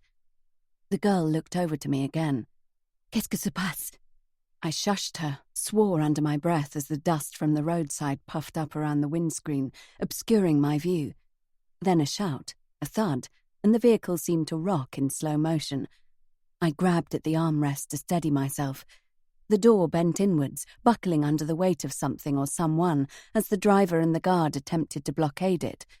At the sound of grating metal, the girl beside me screamed, long and loud. I stood, sidestepped the girl's hands as she reached out for me, and hurried down the bus towards the front. It was silent now, and all I could see was the twisted metal of the door. Smoke began to creep in around the bent frame.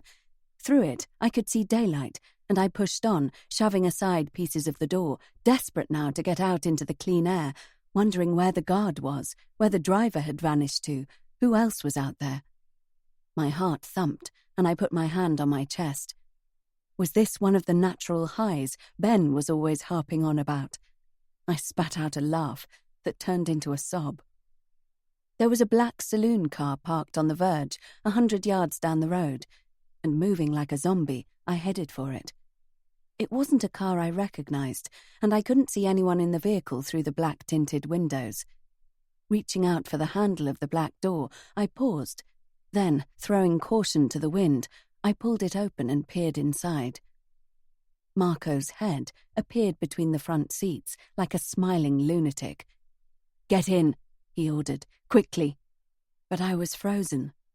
I had known he would come if Patrick followed my instructions to tell my father that I wasn't leaving the prison straight away, that I was being transferred, facing trials and hearings and pleas. Because that was what my father did. He looked out for me. His money had bought my freedom before, back in Spain, but that was on a stupid drugs charge. This was different. This was murder. And it suddenly became clear to me that if I ran now, I was as good as admitting that I was guilty. "Get in," urged Marco. But my procrastinating had wasted time, I saw now as I glanced back at the bus. My fellow prisoner stood on the steps, hand cuffed in front of her, looking left, looking right, looking dazed. Tentatively, she raised her left leg, stepped onto the road, and stumbled over towards us.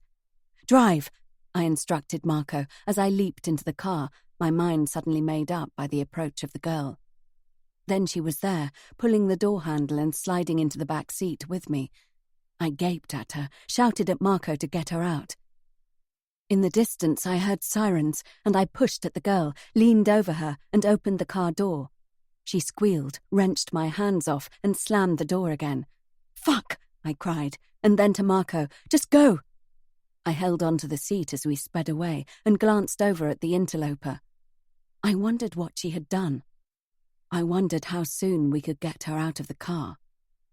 I couldn't see the guard or the driver behind us, and I didn't ask Marco about them. I didn't care what had happened to them, if they were hurt, tied up. Did I care that they might be dead? The thought never even crossed my mind. It never occurred to me to think much about their fate, just like I hadn't given too much thought to the fate of Alexis Dubois. It was me. It was all about me. My life was at stake. Based on this plan of his, Marco had assumed my guilt, and by getting into the car, I had as good as told him that he was right. And I was sure that I would pay. I never found out if my father was in on my escape, or if it was just Marco, I said to Louise. I imagined that my father hadn't known, for if he had, he wouldn't have moved me just a few kilometers over the border into Italy. No, he'd have got me far, far away, to a place from where I couldn't be extradited. If that had happened, right now I'd be sunning myself on a Cambodian beach, or winding my way through an Indonesian market. I glanced out of the window at the black fields. I wouldn't be here in England, that was for sure. And the girl, the other prisoner, Francesca, they never found her, said Louise. I shrugged. No, they didn't. They never found Francesca. Louise pushed herself up from the armchair and moved over to sit beside me. But how were you found? You were hiding. Marco had arranged for you to stay in Ben's villa. Did you know how the police tracked you down? The memory of my second arrest washed over me. I screwed my eyes shut. It didn't help. I still saw it. I still tasted the dirt of the olive grove in my mouth as my face was pushed to the ground. I'd never known how the police came to descend on me that day, but as Louise's warm hand slipped into my own, and I opened my eyes to stare into hers, I realized that she knew, and she was going to tell me. Chapter 12. Louise. Then. It was the first time I'd met Patrick, though I'd eavesdropped on his conversation with Andrew about Jessica that night in the bar. Marco hated Patrick's interference. Jessica thought he was hot. I thought back to the conversation I'd listened to. Someone to take her in hand, Andrew had said. I wondered what Patrick thought of her now, an escaped fugitive on the run from a murder charge. I looked to Marco for guidance. I didn't know what to say, how to react. I wondered if he would hear my breathing, see it hitching in my chest. Did he sense my fear about what I'd done, what I carried in my bag? Did he think I was about to produce the fake photos and blow this thing up even bigger? I widened my eyes, opened my mouth. Before I could speak, Marco grabbed my arm and hurried me through to the deserted restaurant. In a dark corner, he waited patiently until my breathing had slowed. After a few minutes, he looked meaningfully at my bag. "I'm scared, Marco," I blurted out. This is a big deal." I lowered my voice. "This is illegal." His eyes flicked towards the ceiling. I pushed on regardless. "Is this really necessary? Don't you think the police will find the real killer without fake evidence like this?" I paused, indicated the bag. "By doing this, it looks like we think Jessica killed Alexis Dubois." He stared back at me, his expression unfathomable. "Do you really think she didn't kill her?" I fell back in my chair. My words came out in a whisper. "If you believe that, why would you want to get her off the hook?" Resting his elbows on the table, he put his face very close to mine. "Because this place took every pound I had to build. I cannot fail at it. Do you understand?" Gone was the happy, cheerful, cheeky man I'd got to know. We were down to the wire now. This was the real Marco, the one behind the smiles. He was afraid, too, only his fear was for a different reason. My parents remortgaged their house for this. I borrowed in every way I could. Banks, family, friends. Louise, if Jensen Coast carries on the way it has been, my debts will be paid off within a year. If not... Tailing off, he grabbed my hand, brought it to his cheek, rough with the day's stubble. I can't lose at this. Do you understand? But Jessica has nothing to do with this place. Fucking hell, Louise, don't be naive, he hissed. I shrank back from him, but his grip on my hand didn't loosen. Her name, her surname, is the name of this hotel, he breathed, his voice a mixture of fury, fire and fear. It has to be cleared. It just has to be. Dropping my hand, he raised his own and brushed his knuckles down the side of my face. A different Marco now, wheedling, pleading. Help me, Louise. It was money. It all came down to money, all the time, everything. It was what I lacked, what I needed to succeed in my life here. I latched onto people who had it.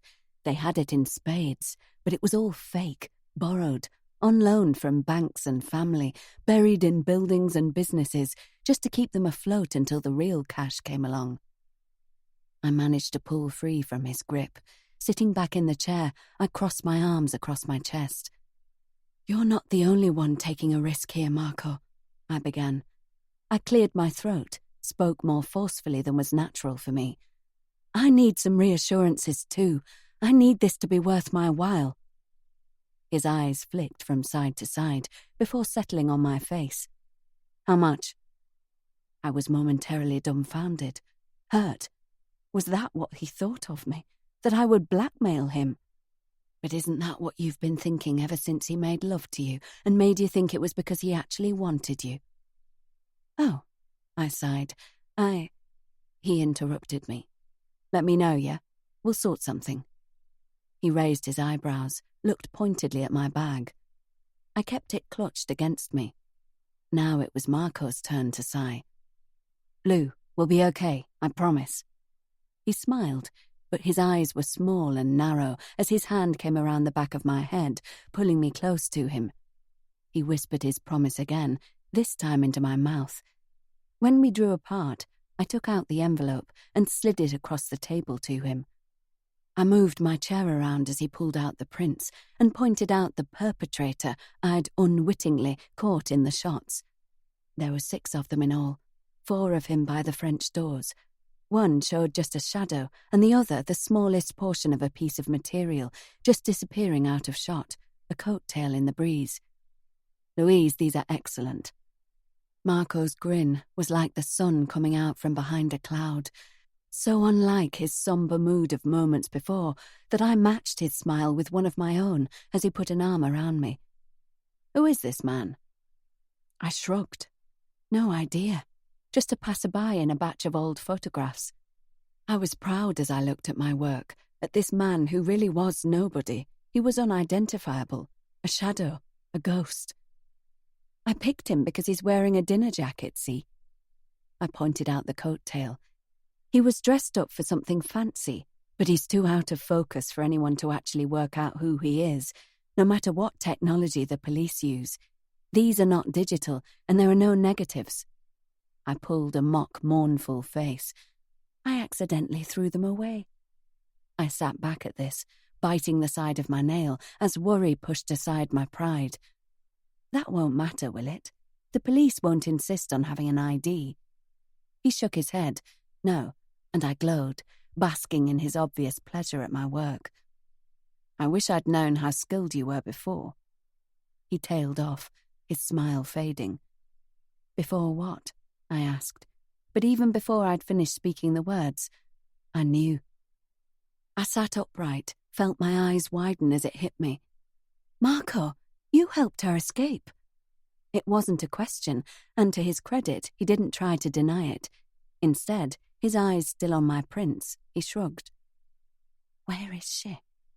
My whisper came out in a hiss as the fear rose in me again. What did you do? He rolled his shoulders, sat up straighter in his chair. She's in Bogota, just outside Genoa. Ben is renting a villa there. I sat back, deep in thought. So Jessica was back with Ben, in her rightful place, where she belonged. It was over then. What she and I had had was finished. Surprisingly, the grief didn't drown me, not like I had imagined it would, and I wondered, was it Jessica I had wanted, or just a way to insert myself into this family? And if that was the case, hadn't I done that? Hadn't I proved my worth by jeopardizing my name and my career with my illegal photoshopping of the party prints? I reached hesitantly for Marco's hand. If Jessica was back with Ben, he was my only chance now, and he owed me. They'll need to be careful. The police will have passed her details over the border. How safe is Begato? How secluded is the villa? She'll need to stay hidden, at least until we've got these prints to the police. As Marco opened his mouth to reply, a door clanged shut behind us. We both sat up, spun around, and saw the curtain across the fire exit still moving. "Andrew," Marco called, but he was greeted only with silence.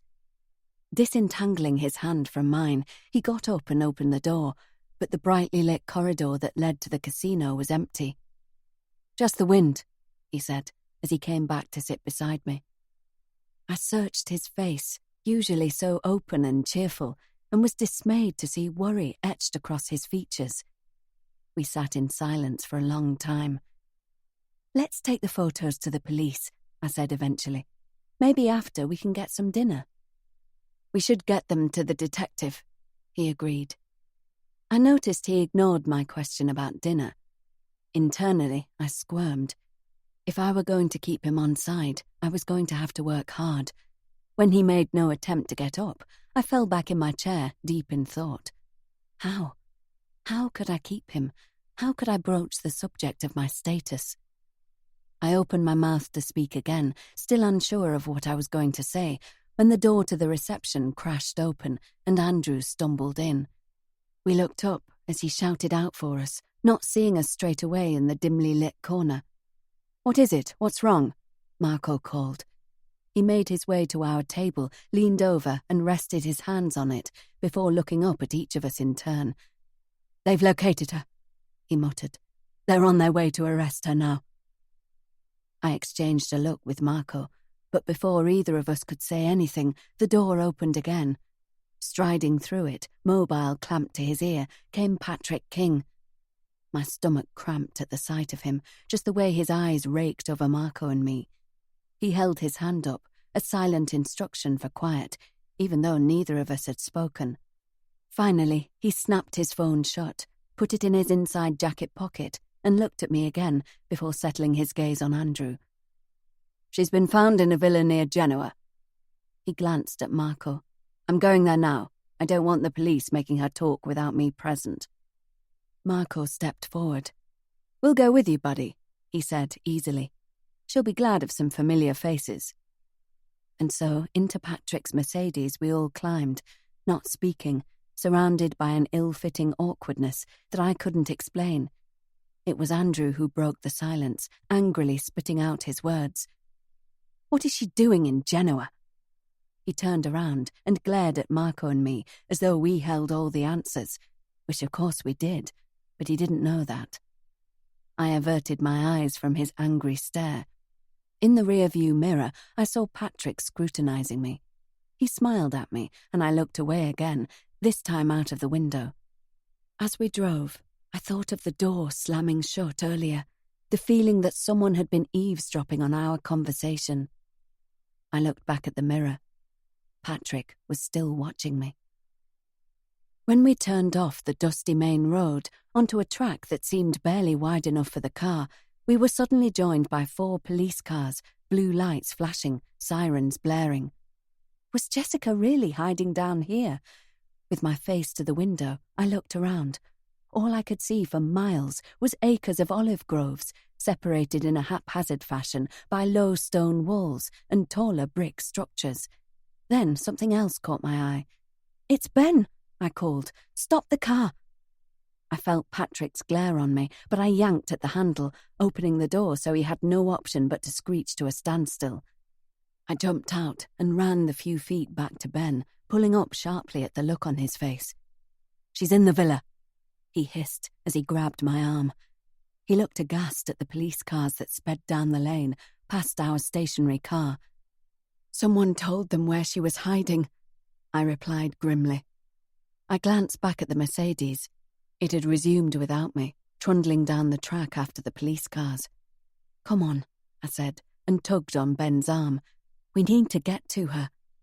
But he pulled away from my grip, his eyes darting left and right, anywhere but at me. "I'm sorry, Louise," he said with an apologetic shrug. I can't be part of this. I have to think of my reputation." He pulled his hands through his short hair and shook his head. "I'm so sorry. I need to leave." Stunned, I watched as he hurried away. Surely the police would want to speak to him. After all, he'd harboured an escaped fugitive. As he grew smaller and smaller in the distance, I turned around and began the trek after Patrick's car. "Tell her I'm sorry," Ben called, his voice tinny and far away. But I didn't reply. I didn't even acknowledge that I'd heard him. I saw that the cars had stopped. A cloud of dust obscured my view, and I stopped and leaned on the low stone wall that ran down the right-hand side of the villa's grove. As I shaded my eyes from the low afternoon sun, I saw a figure streaking through the gnarled olive trees. "Jessica." Her name came from my lips in a whisper, and then louder. "Jessica." But she wasn't going to stop, and I pushed myself off the wall and ran the last few 100 yards to come to a standstill by Marco. "She's in the grove," I wheezed. "She's running." She emerged from the trees now and was sprinting full pelt towards the higher wall that ran down the left side of the property. With a rebel yell, she launched herself at it, and my heart leaped as she clung to the top, her feet scrabbling for purchase. A scream, shouts from the police, and a heart-wrenching wail that I realised came from Andrew as the police surged. Then she was on the floor, her face buried in the dusty red earth as they twisted her arms behind her and slapped the cuffs on her wrists. It was the single worst thing I'd ever witnessed, including Alexis's dead and bloodied body. With that, I'd only seen it when it was over. Now, here, I saw it all. And as Jessica struggled to raise her head, she looked straight at me. I heard myself gasp at the sight of her face, dirtied with the red soil, the only clean patches made by the tracks of her tears. Subconsciously, I moved towards Marco, knowing that now I'd seen this, I'd never be able to look at Jessica the same way. I glanced at Andrew, who seemed suddenly very old, frail almost. He too couldn't take his eyes off his daughter, and the look on his face was almost worse than Jessica's. I put my arms around him and led him back to the car. To my surprise, he let me.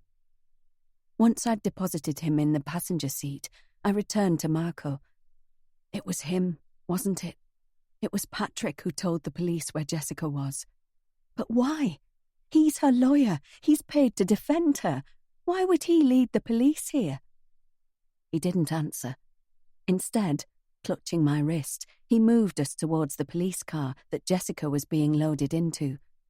Patrick swept past, and I shuddered, wondering if he had heard my comment. But he ignored us and bent down to speak to Jessica through the open window. "I've got something, Jessica. Photos that will get you off, so just hold tight and don't say anything to anyone until I'm with you, okay?" I stiffened at his words. Photos that will get you off. It was true. There were photos, but Patrick didn't know that. Nobody knew yet, except Marco and me. I looked at Jessica, at her dirty face from which her emerald eyes shone. Reaching through the window with her restrained hands, she clutched at his, her eyes gleaming with gratitude. I felt like I could vomit. She was thanking him, but it was my work that was getting her off. It was me. I was invisible. Again. "Lou, come on. We need to get to the police in Cannes before he does," Marco muttered in my ear. "Come on, now." And not knowing what was going on, nor what Patrick's game was, I let myself be led away. Chapter 13. Jessica, Now. Patrick told the police where I was. My voice was dull, blunted. Louise had expected fury and fire, but in all honesty, I had always wondered if my husband had had a hand in my capture. Not at first. No, for a very long time I was exceptionally naive about him and the games he played. But later, when he opened my eyes to the world around me, then I had suspected. "You knew it was him!" Louise's exclamation was one of astonishment. Ironically, her tone matched the one she had hoped to hear from me. Not then. Not until. I trailed off, had to be careful of what I said. "We never knew for sure," Louise went on.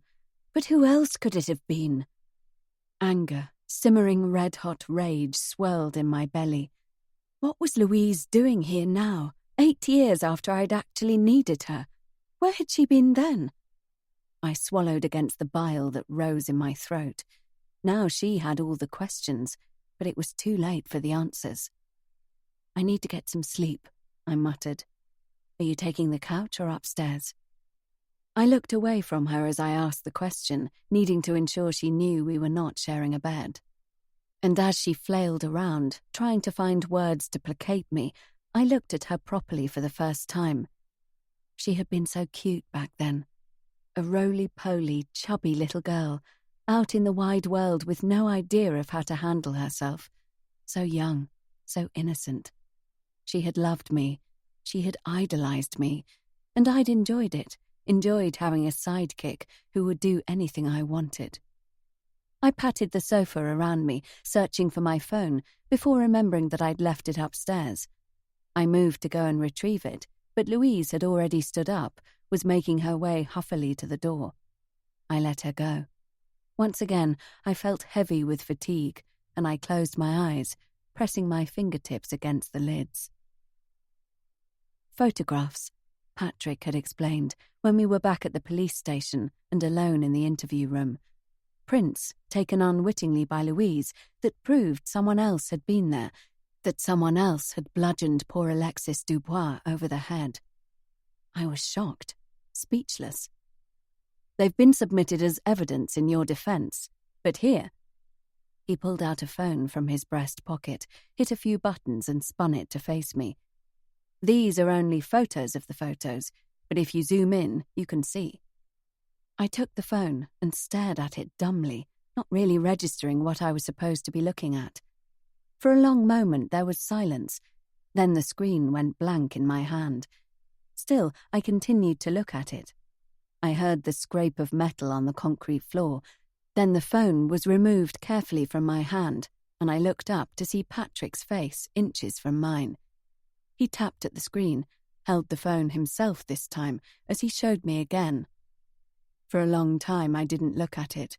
I looked at his face instead. Then, with his thumb and forefinger, he made the picture bigger. And I saw it. A man, pale and ghostly, in the shadow of the porch. I was chilled, suddenly and thoroughly, right down to the bone. What does this mean? I didn't dare hope, couldn't say the words I wanted to.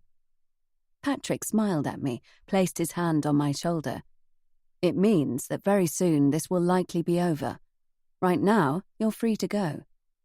But his smile vanished so quickly that I blinked in surprise. "The police don't trust foreigners. They want a killer caught and banged up. It doesn't matter who they are. These photos, don't question them, Jessica. Accept them." "What?" I said, not understanding. He straightened up, put his hands in the pockets of his trousers, and walked the length of the room. I watched him, noted how graceful he was. "You are in a very unusual position, Jessica," he began as he leaned against the wall. "Do you have any idea of your wealth, of what your standing could be in society?" I rolled my eyes. Yes, I knew of our wealth. I knew that it let me lead the life I'd been living up until now. "Did they find the other girl, the one who was in the police van?" I asked suddenly and looked over at Patrick. He shrugged, held out his hands. "Still missing, I think." He dropped his hands, came back towards me and leaned on the table. Jessica, I'm trying to tell you something. I was chastised. Patrick made me feel that way, like he was a real grown-up and I was a silly little girl. I dropped my gaze, muttered an apology. It's okay. I know this is a lot to take in, but what I'm trying to say is, there is a lot of interest in you, in your activities. You have to surround yourself with people who have your best interests at heart, and right now, you're not doing that. The people who profess to be your friends have the capacity to damage you and your future. My stomach flipped, almost like I'd been winded. He was talking about Marco. Of course he was. Marco had orchestrated this whole thing at my behest. But was he telling me that Marco had told the police where I was hiding? I sat back heavily in my chair and pulled the neckline of my t-shirt away from my throat. I became aware of Patrick still leaning over, still regarding me carefully, and I breathed out slowly. It's okay. We got this in time. Thank goodness for these photographs, really. And I suppose we have Louise to thank for them, even though she didn't know what she was snapping at the time. I wonder. Patrick tailed off, stood up, and paced back to the far wall. I wonder. What? I asked. What do you wonder? He shook his head, smiled again. It doesn't matter. It's over now. Nobody can extort anything. Nobody is going to blackmail you, not while I'm looking after you. I stood up then, crossed the room to him. Every single cell was on fire as I grabbed his arm, spun him around to face me. You think Marco and Louise were going to blackmail me over this evidence? Oh no, I don't know that. He shook his head vehemently. But you suspected, right? I was disbelieving, but the more I thought about it, the more it seemed that it could be true. Louise wouldn't think of it, but with Marco next to her, whispering in her ear. They were going to take these photos to my father and offer them up as evidence in exchange for him handing over his share of Jensen Coast. Because if it were all innocent, why hadn't they showed them to the police straight away? Why break me out and wait until I had been caught before coming up with this proof of my innocence? That's it, isn't it? I'm right, aren't I? My vision blurred, my body shook, and bile rose in my throat. I felt my legs trembling, and I turned around, arms outstretched, needing to get back to my chair before I fell down. Then, from behind, Patrick's arms closed around me, and the fire inside was cooled. We stayed like that for a long time as he whispered words of comfort. Marco, Louise, Ben, my father. Eventually they all faded from my mind until all that was left was one name. Patrick. Ah, Patrick. He got me all right, just where he wanted me. And for a brief time, I forgot about everyone else. He was my saviour, my white knight, my prince. And like the silly little girl I was back then, I let myself believe the fairy tale he offered me. Chapter 14. Jessica's Diary, September 2011. As we flew from France to England, I repeated 3 words to myself constantly. It's not forever. But then, as we drove out of the airport and headed towards the M25, Patrick presented me with another bombshell. You realize that when we get to our home, I'm going to have to surrender your passport. I froze. In the process of fastening my seatbelt, I let go, and it pinged back, the clasp hitting the window. Careful, he murmured. What the hell do you mean? I shouted, twisting around in my seat to look at him. Why the hell would I need to surrender my passport? Jessica, please. He winced, stroked at his scalp. Don't shout. This was me, the woman he had married, the one who shouted, screamed, threw epic tantrums until she got her way. But of course, he didn't know that, did he? Because he didn't really know me. He liked what he saw, he liked what he'd heard from my father, but he didn't know me. And I didn't know him, not really. But I was beginning to. I'm sorry. I lowered my voice, contrite, but I don't understand why. You're a suspect in a murder case, you know that." He pulled out onto the motorway and glanced over at me, impatience evident in his expression. "I did explain this to you, don't you remember?" I thought back over our conversations. I remembered the odd way he had sold the marriage to me, something about spousal privilege and him not being able to testify against me in court. I did not recall him ever mentioning that he would have to surrender my passport. "But how will I be able to go back to France if I don't have a passport?" He indicated, pulled onto the hard shoulder, put the handbrake on and turned to face me. "Jessica, you can't go back to France unless they catch the real killer of Alexis Dubois." I fell back against the headrest and stared out of the window. I put my hand on my throat, trying to push down the lump that sat there painfully. Patrick waited a beat, and when it became clear that I wasn't going to, or couldn't, speak, he started the car and drove on. "It's ironic, really," he said, his voice jolting me in the silence. "What is?" "Well, the photos that Louise developed. They may have put the police on the wrong track. They'll be wasting their time seeking someone who quite simply doesn't exist." I breathed in sharply and held my breath. I understood that in Louise's eagerness to help me get out of prison, she had inadvertently stashed me away in another jail. I burned with anger towards her then. I watched his retreating back as he went up the stairs of our new home. No carrying me over the threshold, no romantic first night together. I didn't follow him.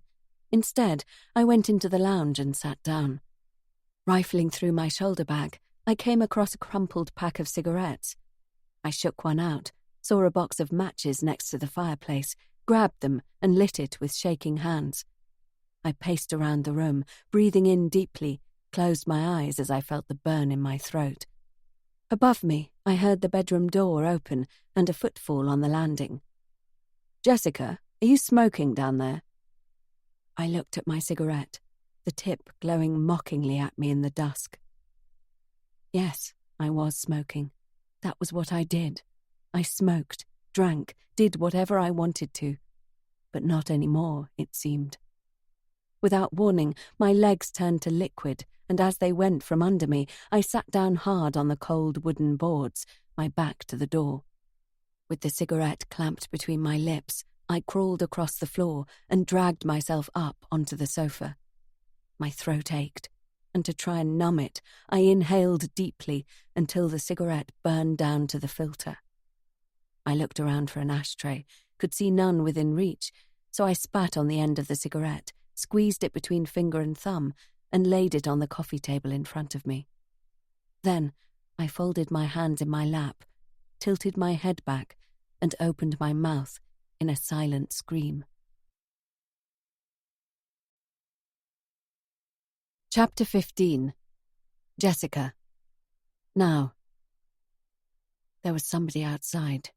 I couldn't hear them or see them, but I sensed them. I raised my eyes to the ceiling, safe in the knowledge that Louise was still up there, still sleeping. Her I could hear, or her snores anyway. Pulling the drapes back just a little, I saw the woman standing in the glow of the porch light, eyes raised as she looked at the CCTV cameras that Patrick had installed. Detective, or constable, or officer, I couldn't remember her rank, but I recalled her hard eyes and even harder voice. Nina Hart. My heart began to beat faster as she raised her hand and knocked on my front door. The cottage seemed to still itself around the sound of her firm rap. In the quiet of the too early dawn, it sounded like a gunshot. I remained where I was, motionless, watching as she glanced up at the camera that trained its red eye on her. For a moment she was out of sight, then I heard the unmistakable sound of the letterbox flap. Holding my breath, I moved quietly into the hall and stared at the small white card on the floor. I couldn't see her any longer, but I knew she was there. "Why aren't you answering the door?" The voice behind me made me jump. I turned to see Louise halfway down the stairs. I ignored her and crouched down to pick up the card. The letterbox shot inwards, and a pair of eyes looked straight at me. "Jessica, I can see you there. Can you open the door, please?" Nina's voice, confident and authoritative, echoed around the hall. Still I crouched, frozen. "For God's sake!" Louise ran down the last few stairs, nudged me out of the way, and pulled open the door. "Hello," she said. "Can I help you?" Her voice was brisk, commanding. She sounded just like I used to. Hart's gaze didn't falter as she stared back at her. "And you are—" I moved, finally, hauling myself upright with the help of the banister. "Louise, this is Detective Hart from the police station." Hart fixed her cool eyes on me. "Constable Hart," she said. "Louise is a guest." I stuttered over the mistake I'd made about the constable's rank, vaguely remembering a time when there was nothing and nobody that could make me falter. "From France?" Nina's face changed when I mentioned Louise's name. I knew then that she'd looked into everything. Me, her, Patrick, Alexis. I tried to claw my way back to control. Clearing my throat, I said, "What can I do for you, Constable?" "We'll be performing the autopsy on your husband later. You left the station in such a hurry, I didn't get a chance to inform you." It seemed a strange thing to come to tell me, seeing as dawn hadn't even yet broken. There was more to her visit. The realization chilled me. "Thank you," I managed. "Will there be anything else?" Nina didn't answer as she gazed around the hallway, into the kitchen, up around the ceiling.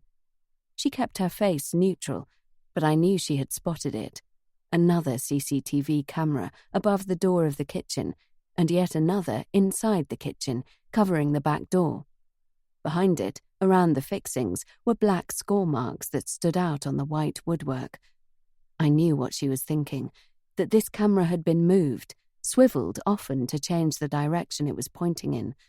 Did she know why? To point away from the back door, to conceal at certain times someone coming in or going out. I moved then, blocking her view, and watched as she mustered a cool smile. "Thank you for your time, Mrs. King," she said, and with a last glance at Louise, she backed out of the door. On the sofa again, sleep was surprisingly easy to fall into. I dreamed of a voice that I loved to hear and willed myself to stay asleep to listen to it. But a hand was on my arm, the voice now whispering urgently in my ear. I shrugged it off, turned over, and tried to fall back into my dream. But it was too late. I was awake. I pushed my hair out of my eyes and sat up, and it hadn't been a dream. "Ben!" I clutched the blanket to me before throwing it aside and grabbing him in a bear hug. "What are you doing here? You shouldn't be in here." I glanced frantically around, pushing him away, intending to hustle him out of the house before Patrick woke up. Then it crashed back at me. Patrick wouldn't be waking up, ever. I fell back onto the sofa, rubbed my eyes. "Sorry, Ben." I smiled up at him. I forgot for a minute there. Then another thought occurred to me. I hadn't told him that Patrick had died. "How did you know?" He grimaced, his beautiful mouth twisting like he was sucking a lemon. "There are people out there, reporters, I think, hanging around the car park like flies around—" "Oh, hello, Louise."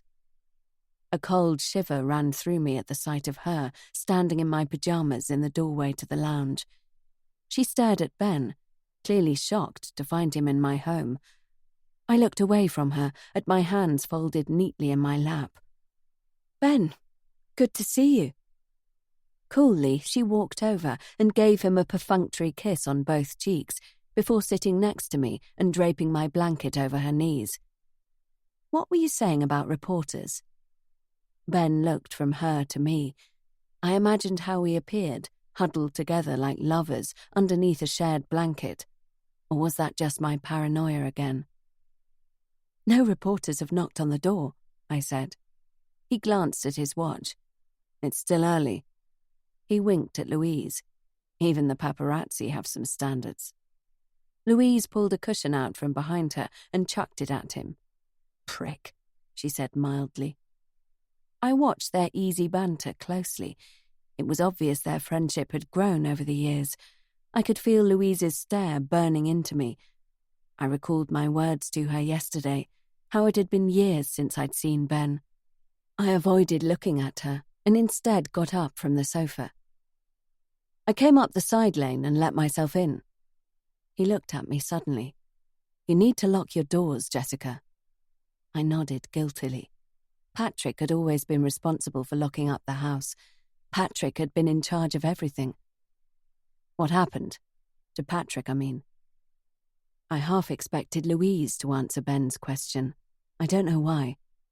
I suddenly remembered that I was his wife. This was my home. Too much time following his lead, I'd become unable to think or speak for myself. "I'm not sure," I murmured. "They're doing a post-mortem today." There was a silence that stretched on so long it was uncomfortable.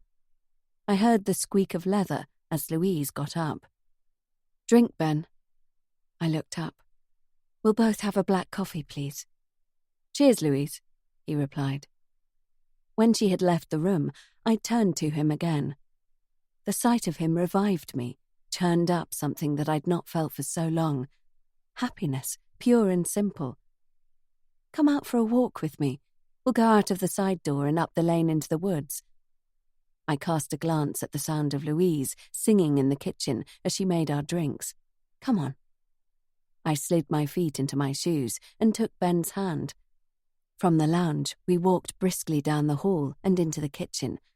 I paused, watching Louise scoop out instant crap rather than using Patrick's fancy machine. "Back in a while," I called as I opened the back door.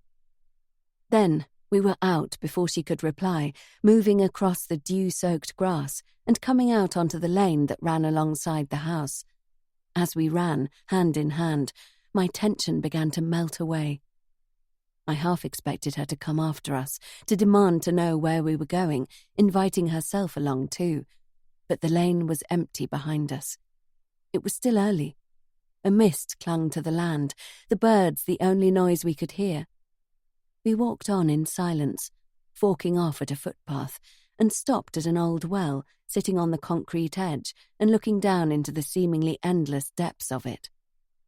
Ben chucked a pebble in, and we listened to the splashing echo. "What happened with Patrick?" "I don't know," I told him. "Not yet. The post-mortem is today, I know, you told me." I shrugged, leaned back, and let the early morning sun fall on my face. "What do you think happened to him?" I sighed. He wasn't going to let it go. "I don't know. A heart attack, maybe? I think he thought his damn cancer was back. Maybe he ended it. Can we not talk about Patrick?" Ben looked over at me. "What do you want to talk about?" I edged around the well until our legs touched. "I don't want to talk about anything," I said, turning to face him. I wrapped my arms around him. "Jessica," he said quietly as he disengaged my arms. "Not here." I sat back, stung. "Why? We always do it here." He didn't answer. Instead, he scooped up another handful of stones and plunked them into the well. When it became clear he wasn't going to reply, I crossed my arms and regarded him through narrowed eyes. "You don't want to do it anymore? Why not? Is it because we don't have to hide any longer? You like the thrill, the danger, right?" I stood up, straightened my jeans, and turned back the way we had come. "Jessica, wait!" He reached out a hand and grabbed my wrist. "Don't be stupid, it's not like that." "That's what it sounded like. Why did you come at all if you didn't want to see me?" He pulled me down next to him. "You texted me. You told me to come." So I had, from the mobile phone that I kept in the box with all my other secrets. Well, not all of them. After all, that original box was too small to contain 8 years' worth of the secrets that had damned me. "You've always been the one I turned to, Ben. All these years," I said. and was aghast to hear the choke in my voice. "Not always," he chided softly. "You made your decision 8 years ago when you married Patrick, and yet still I come every time you call me." I had no smart comeback for that, because it was true. I had married another man, yet I still expected Ben to be at my beck and call. And he had been. Each time I rang or texted him to tell him the coast was clear, he would make his way from wherever he happened to be at the time and arrive on my doorstep. And all of those times, in the afterglow of our lovemaking, he would listen as I bemoaned my life. He made it clear that I had other options. Dad, when he had still been alive, and friends who would welcome me with open arms, money in my own name. But he never knew how deeply I was trapped here with Patrick. He never knew the ties and the lies that bound me here. He never knew I didn't actually have any of the money that was supposed to be mine. And just like the day he left Jensen Coast all those years ago, he never asked me to go away with him. "Ben, why don't you want me to be with you?" I swallowed. It was the first time I'd asked him the question that had haunted me for so many years. "What do you mean?" He took my hand and kissed the tips of my fingers. "You never asked me to be with you. Not back then, not now, not in the years in between. You come here, we have sex, you tell me that you love me, but you never asked me to be with you. You never asked me to come and live your life with you. Why?" "You never said you wanted to." He shook his head, gripped my shoulders, and looked into my eyes. "I only ever wanted you, yet you never expressed any interest in being with me on a permanent basis. You didn't even say goodbye when I left at the end of the summer in Cannes. I left you a note asking you to join me in Italy, which you ignored. Then you married Patrick. I just figured that you wanted me on a part-time basis, and I'd rather have you part-time than not at all." "Hold on. Back up. What note?" Ben shoved his hands in his pockets. "I gave Lou a note to pass to you. You didn't have a mobile phone then, and you'd pissed off somewhere in a huff." He reached out and took hold of my hair, ran it through his fingers. "And you did come, just not in the way I'd planned, you being a fugitive and all." I stared into his eyes until I felt like I was in danger of drowning. Then I wrenched out of his grasp, my hair snagging painfully in his hand. I stared down into the well and wondered if I could jump in. Was that it? 8 years of thinking he didn't want me, only to discover that all this time he had not only been thinking the very same thing about me, but he had extended an invitation. "I never got any note," I whispered. I looked at him sharply. "Did Louise know what it said?" He nodded. "Yep, she read it." Of all the people I'd suspected of betraying me over the years, throughout all of the paranoia, this treachery from Louise had never occurred to me. It cut deep, but the pain gave way almost immediately to a seething anger that burned in my veins. "Fucking hell, Ben," I whispered, my eyes filling with tears and blurring my vision. "All that wasted time." I thought of the near decade that had passed and the way I'd lived it, unhappily for the most part. He moved around the well at speed and grabbed my arms forcefully. "Are you telling me all this time?" He broke off, still holding my arms. "You stupid idiot! You silly bitch! Why didn't you say anything?" His voice was raw and rasping. His hands, which tugged at my clothes, were rough and demanding. They moved to grip my face, and he moaned into my mouth. I took it as he took me, the violence of our sex, and I gave it back to him, dragging my fingernails across his skin as deeply as I could. Angrily we fucked each other, without restraint or restriction or reserve. Afterwards, leaning against the side of the well, we were calmer, peaceful, and it felt like a little bit of order had been restored. We dressed in silence, moving about to find discarded clothing. Clad in just my bra and jeans, I peered into the well and swore softly. "What's wrong?" Ben paused, pulling on his boot. "My t-shirt is down there." He clutched the side, looking over the edge. A glow of white shone against the dark, dirty water 6 feet down. I made a strange noise, an unfamiliar feeling boiling high up in my chest. I wondered if I was about to cry, and then, as the sound emerged, I realized that I was laughing properly for the first time in 8 years. Soon, I wouldn't be laughing. Soon it would sink in that it was actually Louise who was to blame for everything that had happened to me over the last 8 years. And that anger, that tightly compressed rage contained inside of me, would be unleashed. With me wearing Ben's jacket and him in just a shirt, we began to walk, not back where we had come from, but continuing on over the fields and footpaths. I had never walked this countryside with Patrick. He hadn't been, a lover of the land, unlike Ben.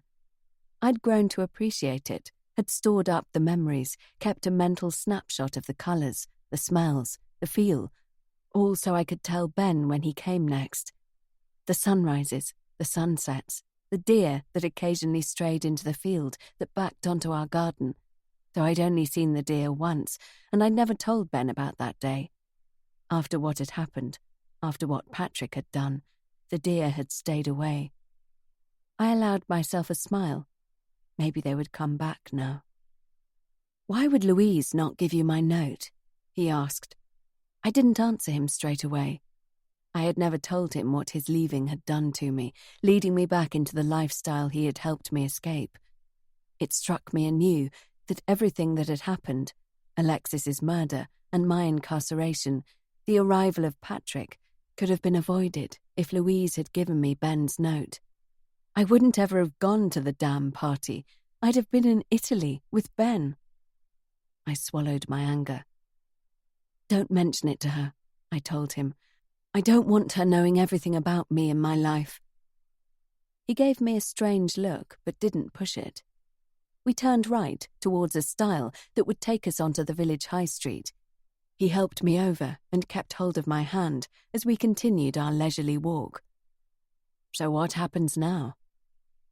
I felt a fluttering in my chest, the freedom of being able to speak the words I'd wanted to say for 8 long years.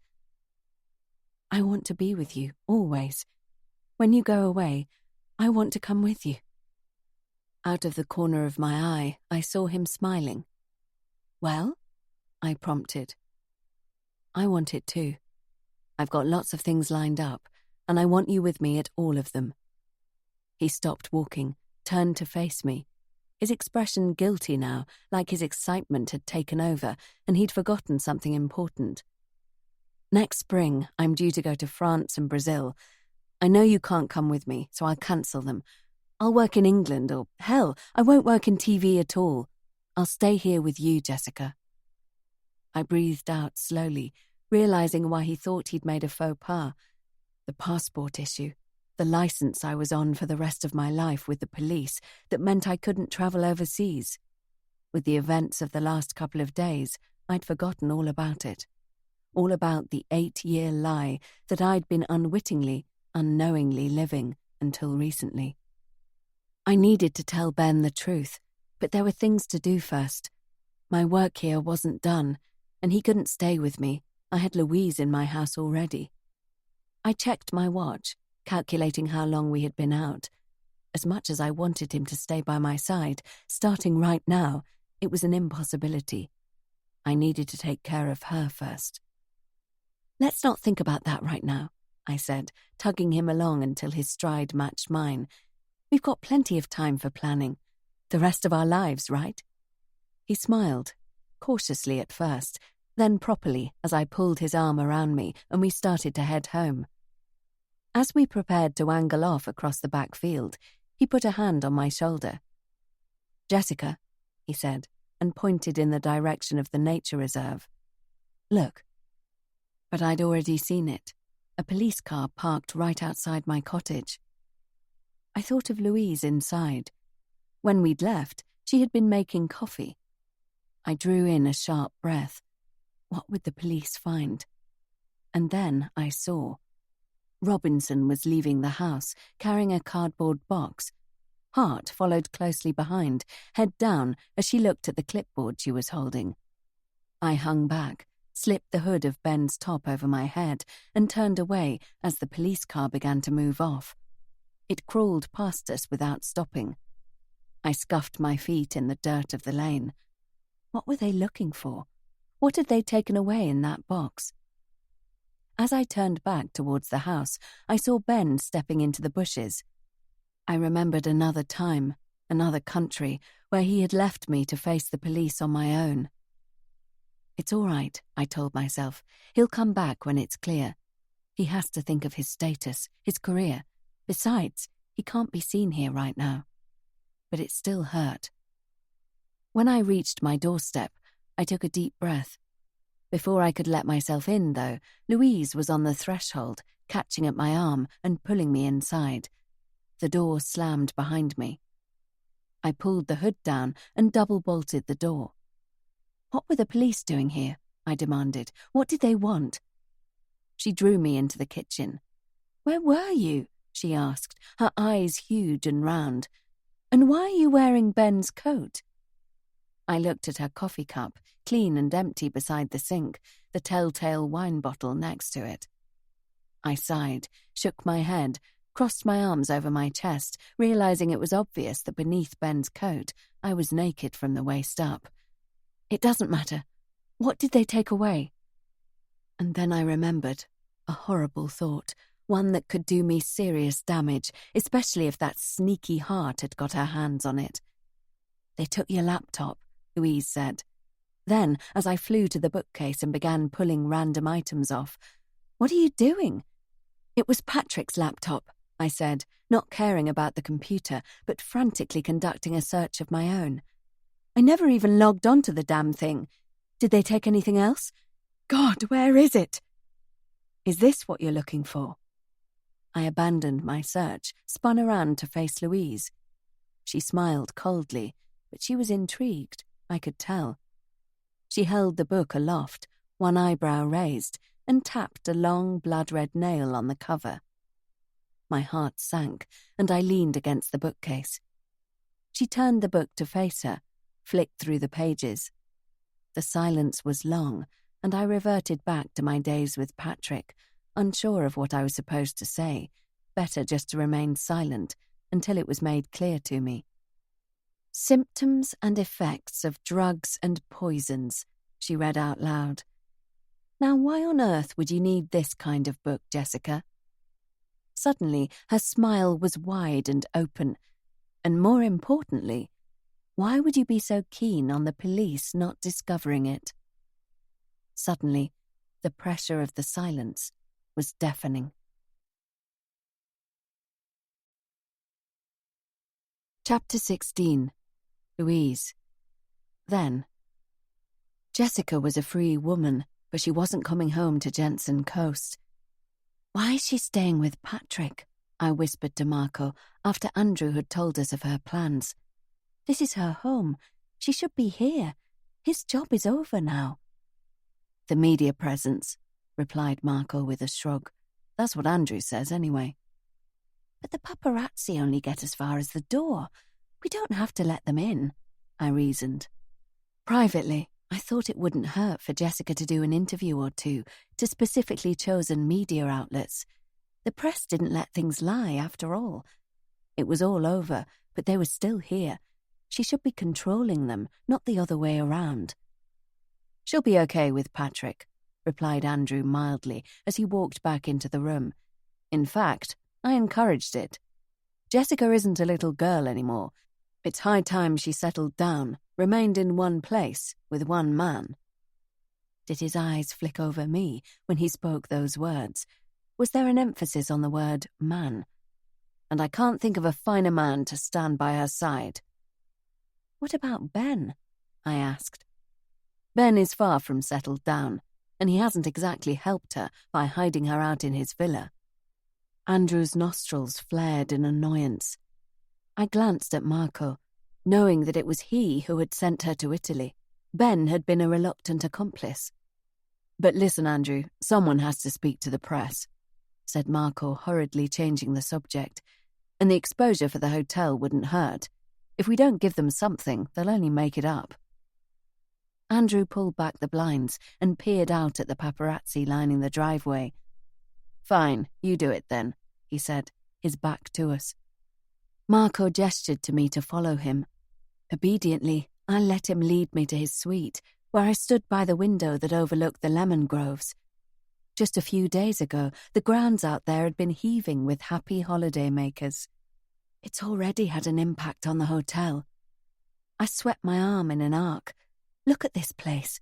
All the guests have gone, and if you don't fix this, they won't come back. And if you lose everything, I'll be as badly off as I was before. I know, he snapped. He breathed deeply, softened his tone. I've got a plan. Those front doors are not going to be closed for much longer. Once they learn of the new executive penthouse suite we're offering for €5,000 a night, we'll be raking in the money. I listened to him, wondered about the we he referred to. Was I included in it? Tilting my face up to his, I saw the gleam in his eyes. Go on, I said. I'm listening. He laid it all out, his plans for the penthouse renovation. It didn't really involve much construction work. More than anything, it was simply a name change. What do you reckon? He asked. It might be seen as distasteful, I said. At the look on his face, I backtracked hurriedly. It's a really good idea. It just needs to be handled right. It's one hell of a great angle, publicity-wise, he countered. And I want you by my side when we do the interview. Me? Yes, it was your photos that got her off the hook. It would be weird if you weren't there. And they might ask some technical questions about photography and stuff. I should have been flattered, but all his words had served to do was remind me that I was the one who'd broken the law when it came to the photos. If they were found to be fake by the authorities, he could deny all knowledge of it.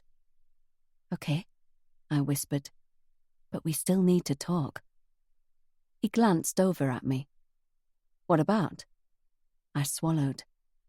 I need assurances, Marco. Be it money or... I raised my head, looked him in the eye. I need something. He nodded, once, looked away. We'll arrange something, he said. His eyes lingered on me before he came at me, pulled me into his embrace, divested me of my clothes, as though he could silence my thoughts and fears and financial demands with his body. I went to him willingly, but I wouldn't forget what I needed. I had to think some more about what he could do for me in return for my photos. For now, though, I had other things on my mind. Marco. I whispered his name as he lit a cigarette. Yeah? He rolled to face me, held the cigarette to my lips, and I inhaled. It was Patrick who told the police where Jessica was, wasn't it? He overheard us talking in the restaurant. In the dim light of the setting sun, I saw his face darken. Yeah, I can't see who else could have called them. Why, though? I sat up against the pillows. What's he playing at? Marco shrugged, reached over me for an ashtray. I don't know. He wants her for himself. Money, maybe? He tailed off, shrugged again and shook his head. He's a lawyer, an expensive one. He lives in a villa in Antibes. Andrew told us all this. He surely has enough money of his own, I exclaimed. Louise. Marco touched my face, unusually tender. Is there any such thing as enough money? He was right. To people like Marco and Andrew and Patrick, there was no such thing. Me, I'd be happy if I had enough just to live on. But was that what Patrick wanted from Jessica? Money? Or a beautiful woman on his arm, and Andrew's name behind him to propel him further up the ladder, both socially and professionally? You do care an awful lot about Jessica, don't you? Marco's voice pulled me back from my thoughts, and I glanced over at him. Of course, she's my friend. Just a friend? He murmured as he ground the cigarette out and reached for me again. I nestled close to him, the smoke from the cigarettes swirling around our smiles, my confidence boosted momentarily by the afterglow of the sex. "Are you jealous?" I asked softly, playfully, hopefully. He laughed long and loud as he pulled me on top of him, as though it was the silliest thing he'd ever heard. 2 days later, with Andrew watching from the wings as the sun began to set over the horizon, Marco and I were the epitome of a young professional couple as we positioned ourselves on the lawn in front of the reporter. I had chosen the recipient of the exclusive that we were to give with care, finally setting on Le Figaro. It was the oldest national daily newspaper in France and the second biggest in the country. I knew of the reporter as well, and his reputation as a bold but fair journalist. He was middle-aged, French by birth, but schooled in England, which lent him an arrogant public schoolboy air. I would have to handle him carefully. My breath caught in my throat. My talents lay behind the lens of a camera, not in fielding difficult questions by a renowned journalist. Discreetly, I wiped my palms on my skirt, scratched at my ex-mascarred hands one last time before folding them in my lap, wondering why on earth I'd agreed to this. "So, let's start from the beginning. Make it as pain-free as possible, yes?" Jean-Henri's smile was like that of a crocodile before it eats its prey. "Take us through that night." And so I did, just the way I'd told the police. I added in information that I'd since learned of, such as Alexis's head injury, the power cut, the partygoers who had been moved to a house a few streets over while Mr. Dubois called the electricity company. It still wasn't clear why Alexis was the only person who remained in the house. As I told him about the lucky shots I'd happened to take outside, Jean-Henri's eyes widened in an encouraging manner. "Just test shots," I said quickly, spreading my hands wide and nodding to Terry, Jean-Henri's photographer. "We do them all the time, right, Terry, to assess the light and the background before we start an actual photo shoot." I smiled shyly at Marco. It was Marco's idea to develop them. I hadn't even thought about them. "Really?" Jean-Henri glanced over at Marco. "What a lucky break. What made you think of them?" "Keep it natural. Keep it easy," I prompted in my head. "We were exploring every avenue," replied Marco smoothly. "The police are so busy, we were keen to do anything we could to help them." "You think the police were too busy to conduct a proper investigation?"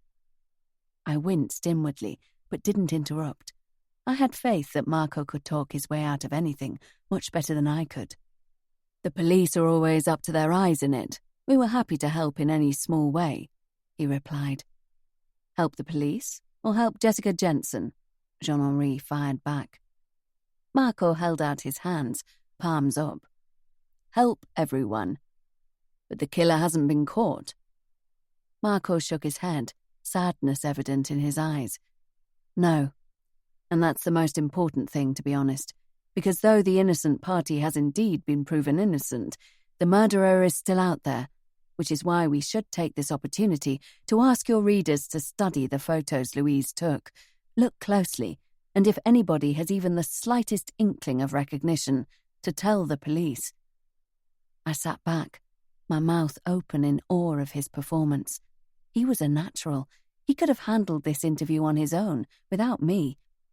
There was a moment of silence, and I pulled myself out of my trance, sat up straight, and turned back to Jean-Henri. "And of course, we mustn't forget the victim in all this. That's why we wanted to commemorate her life and her name in some way. So Jensen Coast is very proud to announce that a penthouse suite will shortly be opened here at the hotel in the name of Alexis Dubois." I bowed my head, aiming for halfway between sympathy and respect. Jean-Henri scribbled furiously in his notebook, and subtly I squeezed Marco's hand. "Impressive, but also extraordinary. What does Jessica think of her father's hotel being a permanent reminder of her incarceration?" Jean-Henri's words were sharp and quick, brutal. "Like everyone else, Jessica mourns the loss of a life. Alexis was the same age as her, you know. It's a tragedy. and Jessica stands with Jensen Coast on this decision. My answer was instantaneous. My words were spoken with a confidence I didn't feel. Jean-Henri made a show of flicking through his notes, though it was unnecessary. Didn't Jessica and Alexis clash over a man, Ben Albin? And Ben is a rather high-profile guy, popular in these parts especially. I shook my head. Not really. Jessica spent some time with Ben when he was here, as we all did, actually. He's a friend of all of us. I paused as a waiter came along with lime sodas and took one off the tray, waited for Jean-Henri, Marco and Terry to accept a glass. I can see the story in that, 2 women fighting over a man, but Jessica's friendship with Ben was just that, a friendship. And you two? Jean-Henri's expression was wicked, his tone gossipy, and I breathed out now that the spotlight was on us rather than Jessica. I looked over at Marco. His smile was slipping. We're friends, I said, but it sounded false. Just friends.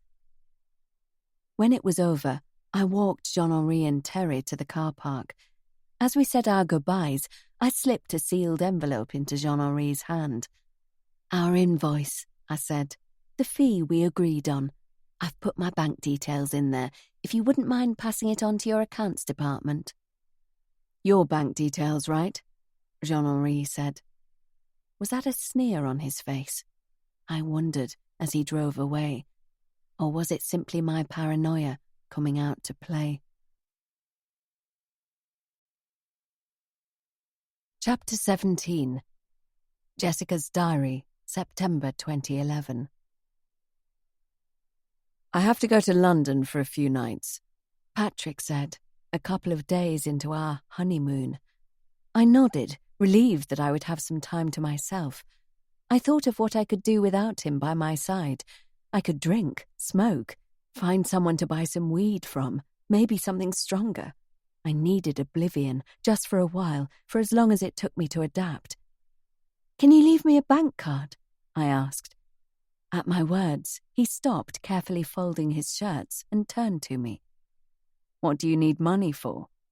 Food, I said, thinking quickly. He resumed packing the bag. I've done a shop. There's plenty of food. There are some nice steaks in the fridge. Milk, bread. My mouth hung slack. I can't have any money.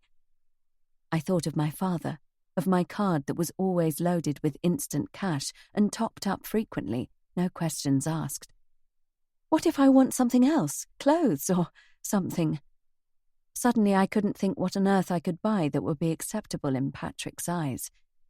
He laughed, but it was cold, quiet. All your clothes arrived from France. I hung them in the wardrobe. I forced a smile, nodded, and drifted back downstairs. On the hook in the hallway hung Patrick's coat. Checking that he wasn't behind me, I delved into his pockets and came up with a handful of loose change. I shoved £4 coins into my pocket with a grimace. I couldn't even get 20 cigarettes for that. Then I remembered my currency card. It must be here, somewhere among all my things that had been delivered from France. When Patrick had left, I would find it. I'd go to the nearest cash point and withdraw enough money to buy me everything I needed. I turned the house upside down after he wished me a cordial goodbye. He had unpacked all the boxes that had been delivered. Everything had a neat home. Everything was there except my cash card. I drew in a shuddering breath. I didn't live like this. Correction. I never used to live like this. Chapter 18. Jessica. Now. My body was gripped with fear as I looked at Louise, sitting like she belonged in my kitchen, holding the book of poisons. I'd known fear before, in small doses, like the time I took a Yaba pill when I was in Thailand, aged 18. Yaba are small red tablets made from a mixture of methamphetamine and caffeine, which produce a hallucinatory effect, like mushrooms I'd thought, when I was offered one by a young Spaniard at a beach party on Koh Samui. In reality, it was nothing like the relatively harmless mushrooms. With them, I didn't experience nausea, the sweats, a random clicking that made me fear my brain was collapsing inside my skull, and an immense anger. I directed my displaced fury at the pill-giver, battering him with my fists, hurling rocks at him, until I was restrained by other partygoers. I was travelling with my father, and I couldn't go back to the hotel to meet him in that state. Instead, I curled up under a towel on the beach as my friends stood sentry around me and the others partied on. During the time I was under the influence, I felt panicked and cornered, just like I did now as Louise stood in front of me, brandishing my book of illegal drugs. It's just a book," I stammered. I haven't." She put the book on the table behind her and moved to stand in front of me. "Jessica, I was just kidding. I wasn't accusing you of anything. It was a joke."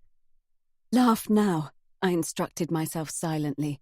"Do it right now, before you make an even bigger fool of yourself and dig yourself an even bigger hole." From somewhere, I found it, my acting skill, that no matter how hard I'd tried over the years, I'd never quite perfected, but I threw my head back and laughed anyway. It felt forced and fake, nothing like my laughter with Ben earlier. Louise looked at me weirdly, and I quickly changed the subject. "What did the police say? Did they just take Patrick's laptop? Why did you let them? Didn't you tell them I'd gone out?" "I had no choice. They weren't neighbours coming round to borrow something, Jessica. They're the police. You can't say no to them. Or have you forgotten your past experiences with them, cooped up here in your nice, safe little home?" There was that change again, the brief flash of confidence that Louise never used to have. Back then, she wouldn't have spoken to me so sharply. She'd always agreed with me, even if she felt differently inside. We stared at each other. Eventually, I felt, rather than saw her relent. They went upstairs, looked in the bathroom for a long time, at the bath. Was that where it happened, where he died? She shook her head, strawberry hair, once the deepest red, flying around her face. "Never mind. Where's Ben? And why did you run off with him?" "I didn't run off with him. We went for a walk. He saw that the police were here. He'll come back when the coast is clear." "So, he doesn't see you for years, and when he finally shows up, he bolts at the first sign of trouble. Some friend. I don't know what he's even doing here." Turning on her heel, she walked into the conservatory. Her put-down of Ben was the trigger for my fury. It was quick to come these days, my anger, though I'd been used to controlling it in front of Patrick. But Patrick wasn't here any longer, and I hadn't forgot that Louise had kept the biggest secret of all from me. Her lie. It blinded me. And as I followed her, I unleashed my temper. "What do you mean by that remark?" I looked around the conservatory, noting that the blinds were closed. "And why did you shut my blinds?" I stalked around the room, lifting them all so that the sunlight blazed through. If he was any sort of friend, he wouldn't be sneaking off through the woods at the first sign of the police turning up. He'd be here, supporting you. He's on the television. He's got a career to think about. I was really shouting now, my voice raised in the old way, a way I hadn't dared speak for years. "I understand that. Why can't you?" She spun on her heel, came up to me fast. "And why did you lie when I asked when you last saw him? You didn't seem very surprised when he turned up here. It's obvious you've been in contact all these years. Why did you lie, Jessica? Have you been cheating on Patrick all this time?" All of a sudden, the answer to her questions was obvious. It was what I'd wanted to say so many times when I'd been questioned, no, interrogated, by my husband during our marriage, but had never dared. Now I dared, and it felt so good to finally say it. "It's none of your business. My life has never been any of your business, yet you were always there, sticking your nose in where it didn't belong, hanging on to me, following me, copying me, stalking me." I clamped my mouth shut before I could scream at her for withholding Ben's note all those years ago. That would come later. I needed time to digest it first, to work out exactly what I wanted to say when I confronted her. And just as I'd returned to my old self, so did Louise. Her eyes, moments ago blazing with anger, were now hurt, tear-filled. It didn't stop me, though. When the heat rose in me, nothing could stop me. As I backed up to the conservatory door, I saw Louise's wineglass from last night still on the windowsill. Without hesitating, I picked it up, pulled my arm back, and threw it as hard as I could in her general direction. It whizzed past her face and hit the wall, tiny shards of the 60 pounds apiece Riedel stemware landing on the carpet. She moved then, backing into the kitchen, head down, compliant. Taking a deep breath, I followed. She was sitting at the table, smoking furiously. I sat down opposite her, the anger gone, all the wind vanished from my sails, even though I'd not said half of what I wanted to. "Give me one of those," I said, as I reached across and tapped out a Marlboro onto the table. Louise slid her lighter towards me, and I lit the cigarette, put the lighter gently back in her hand. None of it was an apology, but for now it was enough. "Did Patrick know you were in contact with Ben?" Louise asked. "I think he suspected," I said, "but he never knew for sure." It was another lie, but I didn't want to tell Louise the whole story. I was beginning to realize that the more I told about my life with Patrick, the more motive it seemed I had for killing him. I'd been there before. I'd learned my lesson.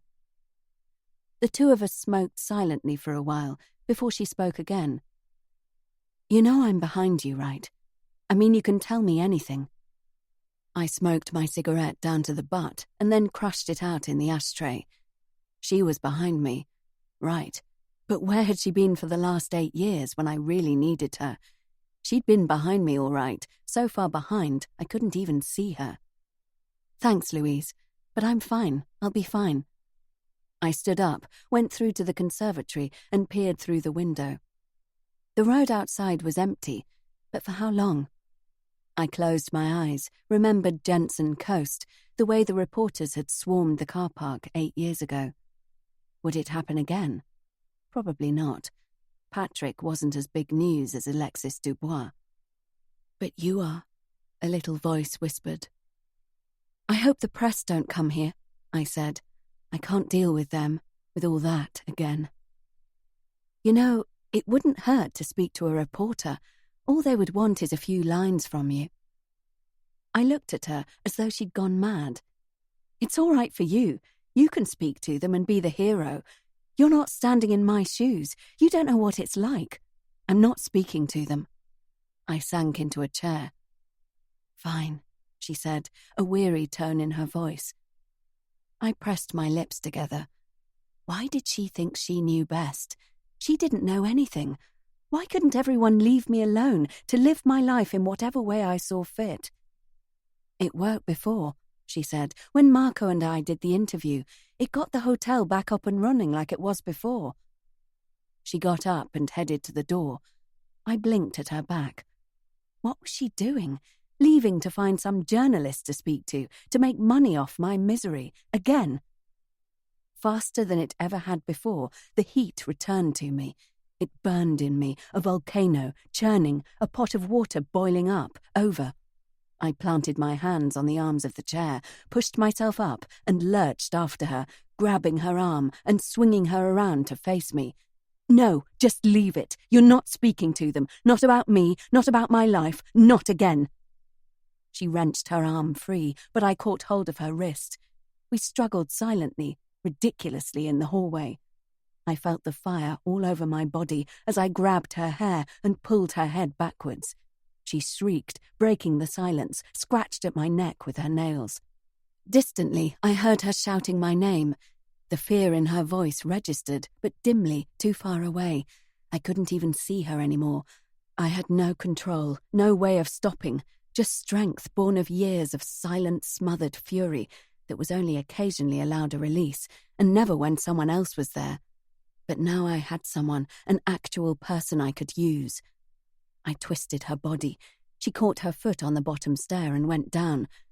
Though she was now helpless, still I didn't stop. My left arm came around her neck, and I pulled my forearm back. I saw her face, but her pain didn't stop me. I didn't realize how purple it was, that her eyes were watering, bulging, the blood vessels in them standing to attention. I I didn't hear her wheezing, gasping for breath. All I concentrated on was keeping my arm in place.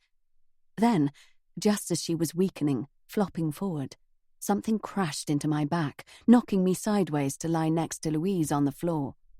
I looked up, shielding my face from the blows that I was sure were coming, and through my hands I saw Ben, kicking the door closed as he stared down at me, looking for all the world like he didn't know me, like he'd just discovered that he had no idea who I really was, or what I was capable of. "I wasn't even going to talk to them," Louise whimpered. "What did you think I was going to do? Go to the nearest town and find a reporter to speak to about something that nobody has even got any interest in?" I closed my eyes, wrapped my arms around myself as though it would keep me safe, as though it would keep my anger and lack of self-control inside me. Chapter 19.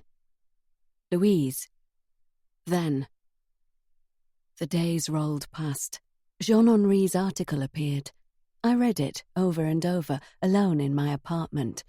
I received the fee that we'd agreed for the interview. I banked it, returned to my small flat, and logged onto my bank account to look at it. It was good. It would cover my rent for about 3 months, but it wasn't enough. I sat alone, the television off, the curtains drawn for the first time. I thought. I plotted. I waited for someone to call. Andrew. Marco. Nobody got in touch with me. I worried that my life was slipping away from me again. Since the night of Alexis's murder, the weather had turned. All summer we had bathed in glorious sunshine, searing temperatures keeping us awake at night, the need to seek the shadows growing urgent in the late morning, staying in the shade practically until the sun went down. But that night, the night Alexis died, a violent, horrible death, the sky grew dark, and though a couple of weeks had passed, the sun had not made a return. There was no rain, not yet. People had started to comment on it, complain that the mercury was still in the searing 90s. It was bound to break soon. The rain would come, a good storm was needed, and then all would return to normal. But the storm stayed away. The grey sky remained, and things were far from normal. For the first time, I had no reason to go to Jensen Coast. I had no idea if Jessica had returned. I'd not heard from Marco or Andrew. Our work was done. They had no need to call me, and I could find no excuse to visit them. The life that I'd had over the summer was gone, just like the sun. It seemed appropriate that the grey cloud hovered, but I couldn't stand to look at it, so I kept the curtains closed. I ordered food online, sat in front of the dark television, and watched my empty walls as I ate. Periodically, I logged onto my bank account, my heart dropping the same way as my balance was. Thoughts of England rushed at me, but they no longer panicked me so much. After all, I was living the same life here as I would if I had to go back home. Already I was experiencing it, holed up here in my shitty flat. But the more I hibernated, the longer the cloud hung and didn't break, the angrier I got. Marco had promised he would take care of me in return for the photos I had faked. It was typical. As soon as I'd done my bit, I'd been dropped. I was used to that, but this time it was different. This time I'd risked everything. And I hadn't spoken to Marco in weeks.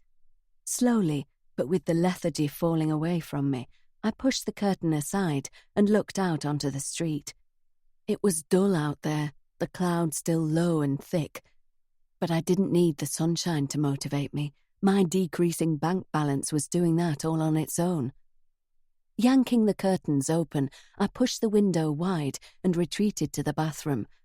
I opened that window too, grimacing at the smell of my own body. I couldn't remember the last time I'd showered. I'd had no need. I'd seen nobody. Nobody had been to see me. But that would change now. This would be my last shot. I would get what I was owed. No ifs, no buts. I would have the life I needed. The heat was oppressive, like a warning of impending doom as I made my way towards the future that was slipping out of my grasp. My eczema scars seemed to pop and fizz, a mixture of the heat and my stress. But I heaved a sigh of relief as I walked up the driveway and saw the doors to Jensen Coast standing open. People roamed the grounds and gardens again. The hotel was back in business. Jean-Henri's article had worked. I came across Andrew first and greeted him as coolly as I was able. "Lou," he said, "glad you're here." He moved towards me, no questions about where I'd been, no long time no see. But he looked relieved, pleased to see me. I softened. I'd been missed by Andrew at least. But as he approached, I saw that he was holding the landline phone. "It's Jessica," he said. "She wants to see us." He passed the phone to me. "Set something up." I frowned. Why couldn't he arrange to see her himself? And did that mean she was still hiding out at Patrick's house? Hadn't Andrew seen her since she'd been cleared? I lifted the phone and opened my mouth to greet her, but in typical Jessica fashion, she was already talking. "Louise, Patrick told me you've done an interview about me. How could you?" I held the phone away from my ear and winced. I waited until there was silence on the line before I spoke tentatively. "Someone needed to tell them something, Jessica." I lowered my voice and walked a few feet away from Andrew. "Your dad thought it was the right thing to do." I sensed the smile in her voice when she spoke again. "I'm sleeping with Patrick." The change of subject, the suddenness in both the new direction of the conversation and the difference in her voice, from anger to gossip-filled glee, threw me. And hold on, wasn't that my line, my news, only about Marco instead of Patrick? What? "He really likes me, Lou. He wants me to stay with him. You need to come over, see this place for yourself. It makes Jensen Coast look like a toilet." I glanced around the breakfast room that I was in, taking in the floor-to-ceiling windows with the spectacular view of the gardens and the sea beyond. Everything in this place was immaculate, no expense spared, from the gold-edged plates to the hand-embroidered linen tablecloths. It occurred to me that this was how Jessica got in trouble, talking and yakking away without pause for thought. On Andrew and Marco's behalf, I was suddenly offended, and for the very first time, Jessica's shallow nature bothered me. What about Ben? I felt my face growing hot. I'd been about to say, "What about me?" before remembering I was in no position to get high and mighty. After all, I had slept with Marco, and she didn't know. Before she could reply, I spoke again. "Listen, Jessica, I have to tell you something. Save it," she said, cutting me off. "Come over tonight, all of you. I'll arrange dinner. It'll be a thank you to Patrick from all of us. Daddy has the address." Click. I stared dumbly at the phone, the dial tone ringing in my ear, and handed it back to Andrew as he strode towards me. "We're going to Patrick's tonight for dinner," I said. "All of us." I stressed this last part in case they didn't yet realize that I was now one of them. "Excellent," he replied.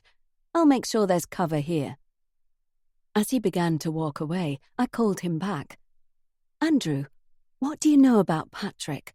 Where do you know him from?" "I've known him for years. He was working as a junior at the law firm I used to set up businesses over the years. I never had cause to use Patrick, as he went into criminal law. Then, of course, he was made partner and seemed the obvious choice to represent Jessica when—" He tailed off, and I didn't fill in the gap for him. There was no need. "You don't like him, do you?" Andrew smiled, his tone kind. "Why is that?" I stalled. How could I tell him that I suspected Patrick had overheard Marco and me talking about the faked photos? To say that was to admit that we had broken the law. "You don't trust him?" Andrew tilted his head to one side. "But he's not the one who lied, is he?" I felt the blood freeze in my cheeks. "What do you mean?" "I mean, the photographs that got Jessica off the charge. Patrick told me what you did." So it must have been Patrick eavesdropping on Marco and me that day. And surely that meant that it was Patrick who called the police and told them where Jessica was hiding out. Marco had told me the address of the villa. We had heard the slam of a door. Another person had been there.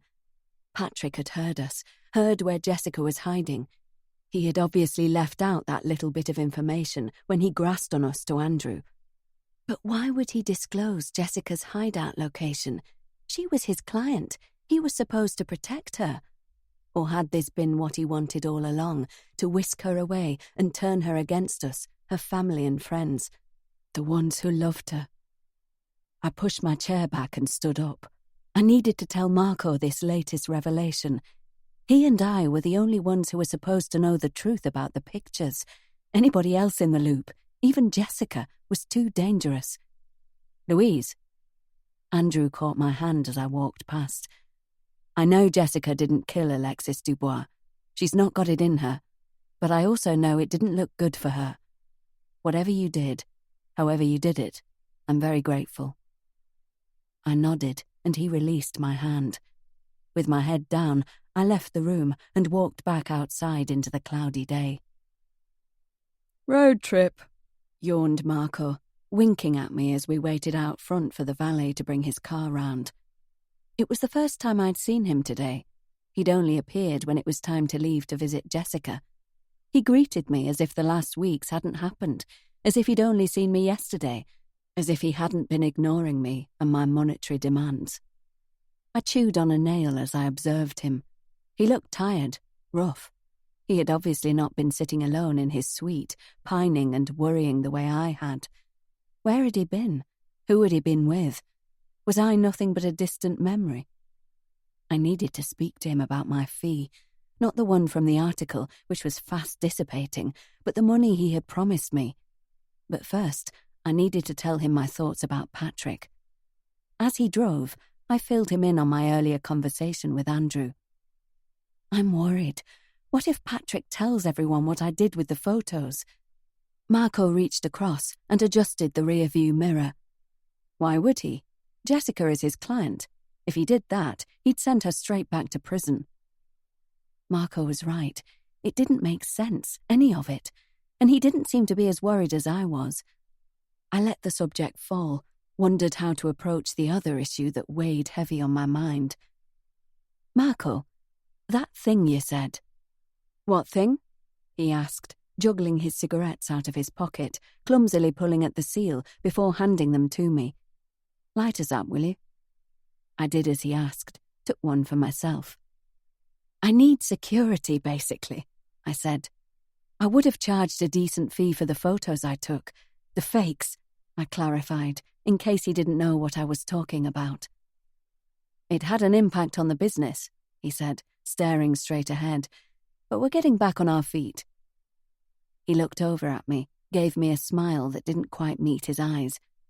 I won't forget you, Lou. I won't forget what you did for us. I sat back in the passenger seat, watched France as it whizzed past. In the town centre, everyone carried umbrellas, a talisman against the cloud that still refused to break. I won't forget either, Marco, I said quietly, but I understand you need time. Mollified, he grinned at me, then reached over and squeezed my thigh. My body reacted to his touch, just like it always did. His hand remained on my leg. I stared at it for the entire journey. As we pulled up outside Patrick's place, my jaw dropped.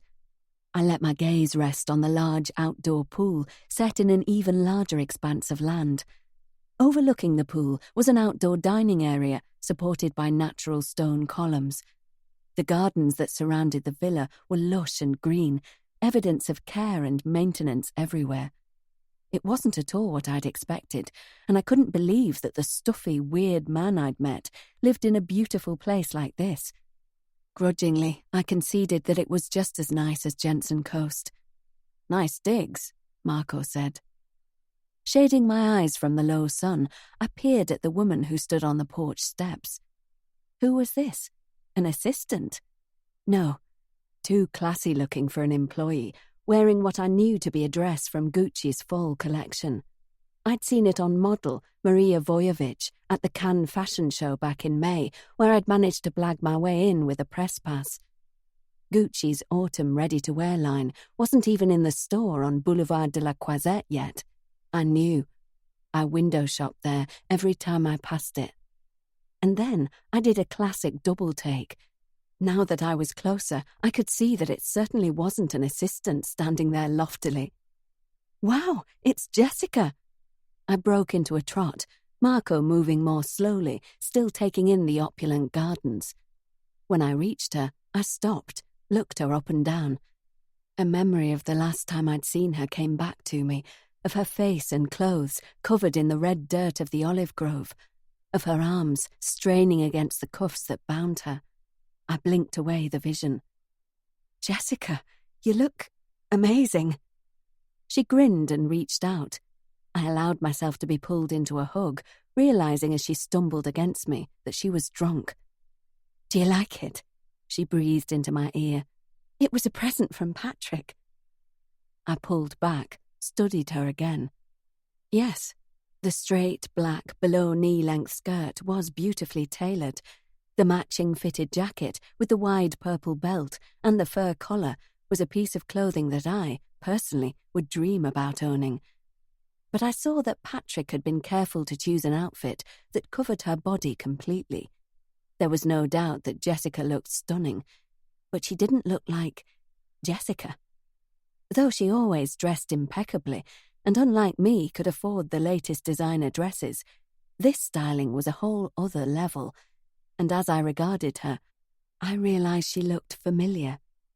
She looked like Alexis Dubois. I swallowed as Jessica's image swam and merged into that of the dead girl.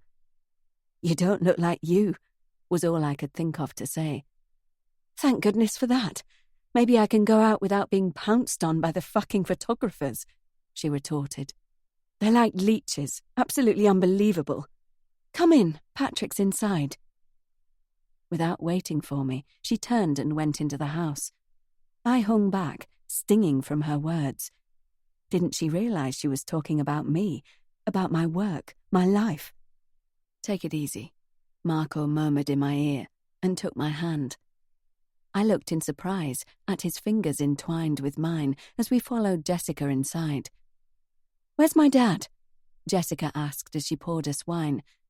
As Marco dropped my hand and wandered out of the patio doors, I looked around the kitchen at the checkered flagstone floor, the beamed ceiling, the double-range oven.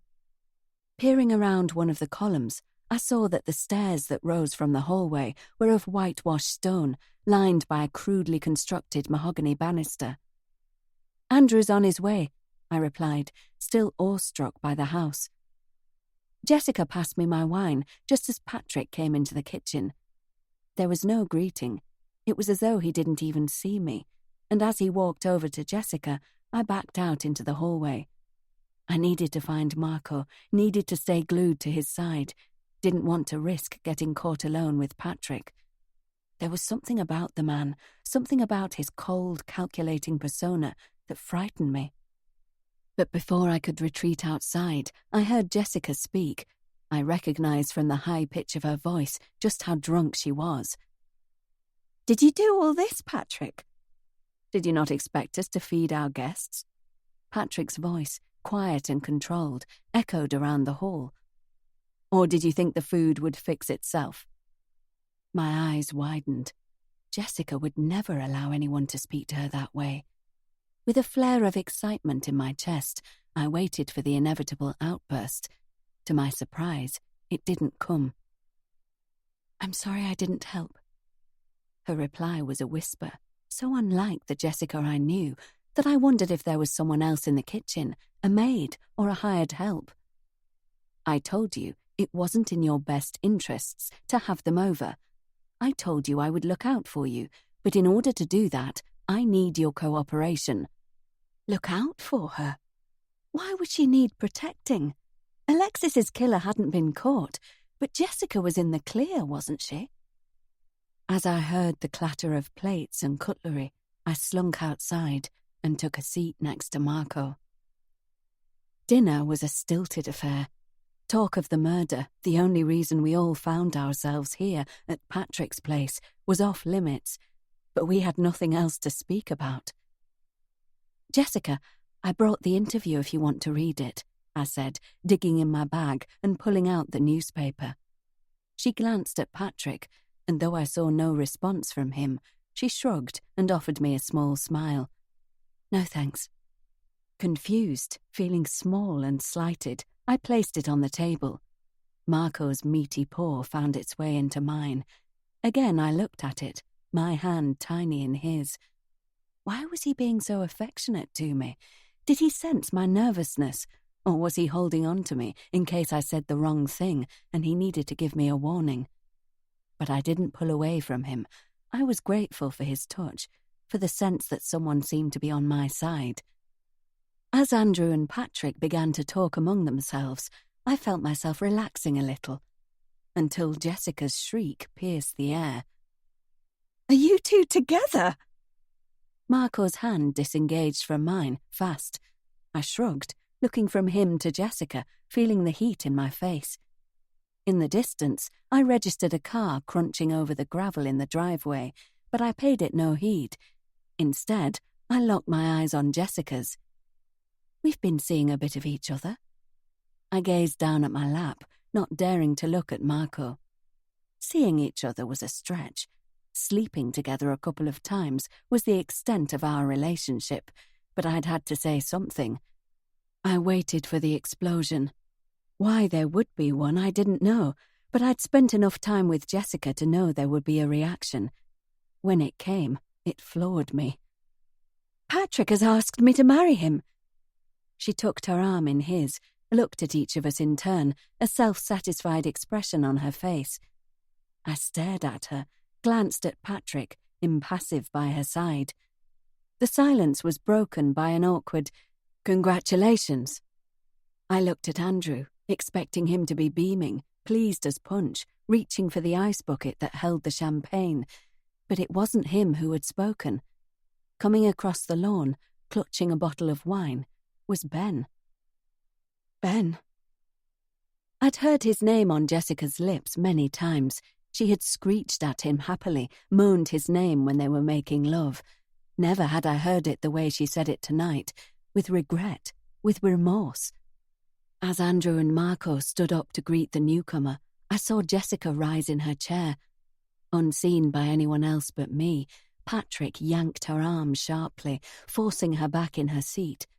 Slowly, he released her hand, then gave an almost imperceptible nod, and she stood up alongside him. Together, they made their way over to Ben, me trailing behind. "I didn't know we were expecting further company." Patrick cast his eyes in my direction, as though I'd invited Ben. He peered down the driveway. "Any more coming? Should I prepare more food?" "Just me," said Ben weakly. "Congratulations, both of you." "So, come, sit, drink. We've plenty to celebrate." Patrick enclosed Jessica in his arms and herded her back to the table. Lagging behind, I heard Andrew mutter in Ben's ear, "Sorry, lad, I didn't know. I wouldn't have called you to come along if I had." So, Andrew had invited Ben. Why? Was he having second thoughts about pushing Jessica into Patrick's arms? Had he too discovered that there was something off about the man, that he was a liar, that he was playing a game nobody could work out?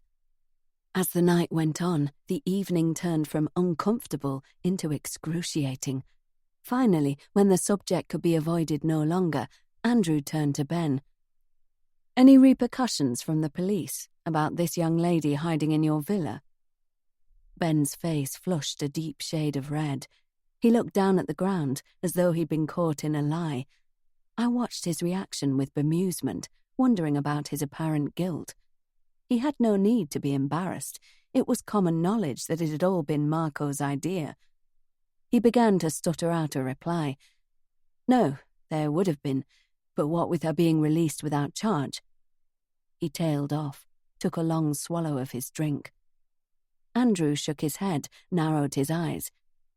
"I don't know what the pair of you are playing at, holding up like that. You're lucky. You could both have been compromised. Your career, Ben, Jessica's future. Guiltily, I stared down at my feet.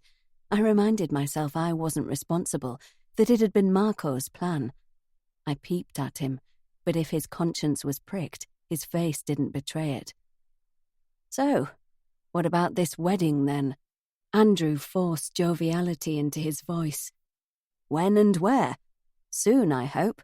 God knows we could do with a celebration after everything that's happened. Everyone looked expectantly to Jessica.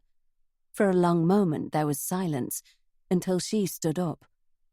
We're out of vodka, she said, ignoring her father's question as she held aloft the empty bottle. I'll get some more. Patrick, silent up until now, touched her arm. Do you think we need to open another? It's getting late. Our guests are probably thinking about leaving. I glanced at my watch. It wasn't even 10 p.m.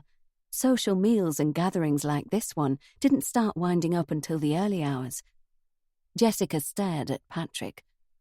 I want another drink, she said, and with a flick of her wrist, she shook off his hand and stumbled towards the house.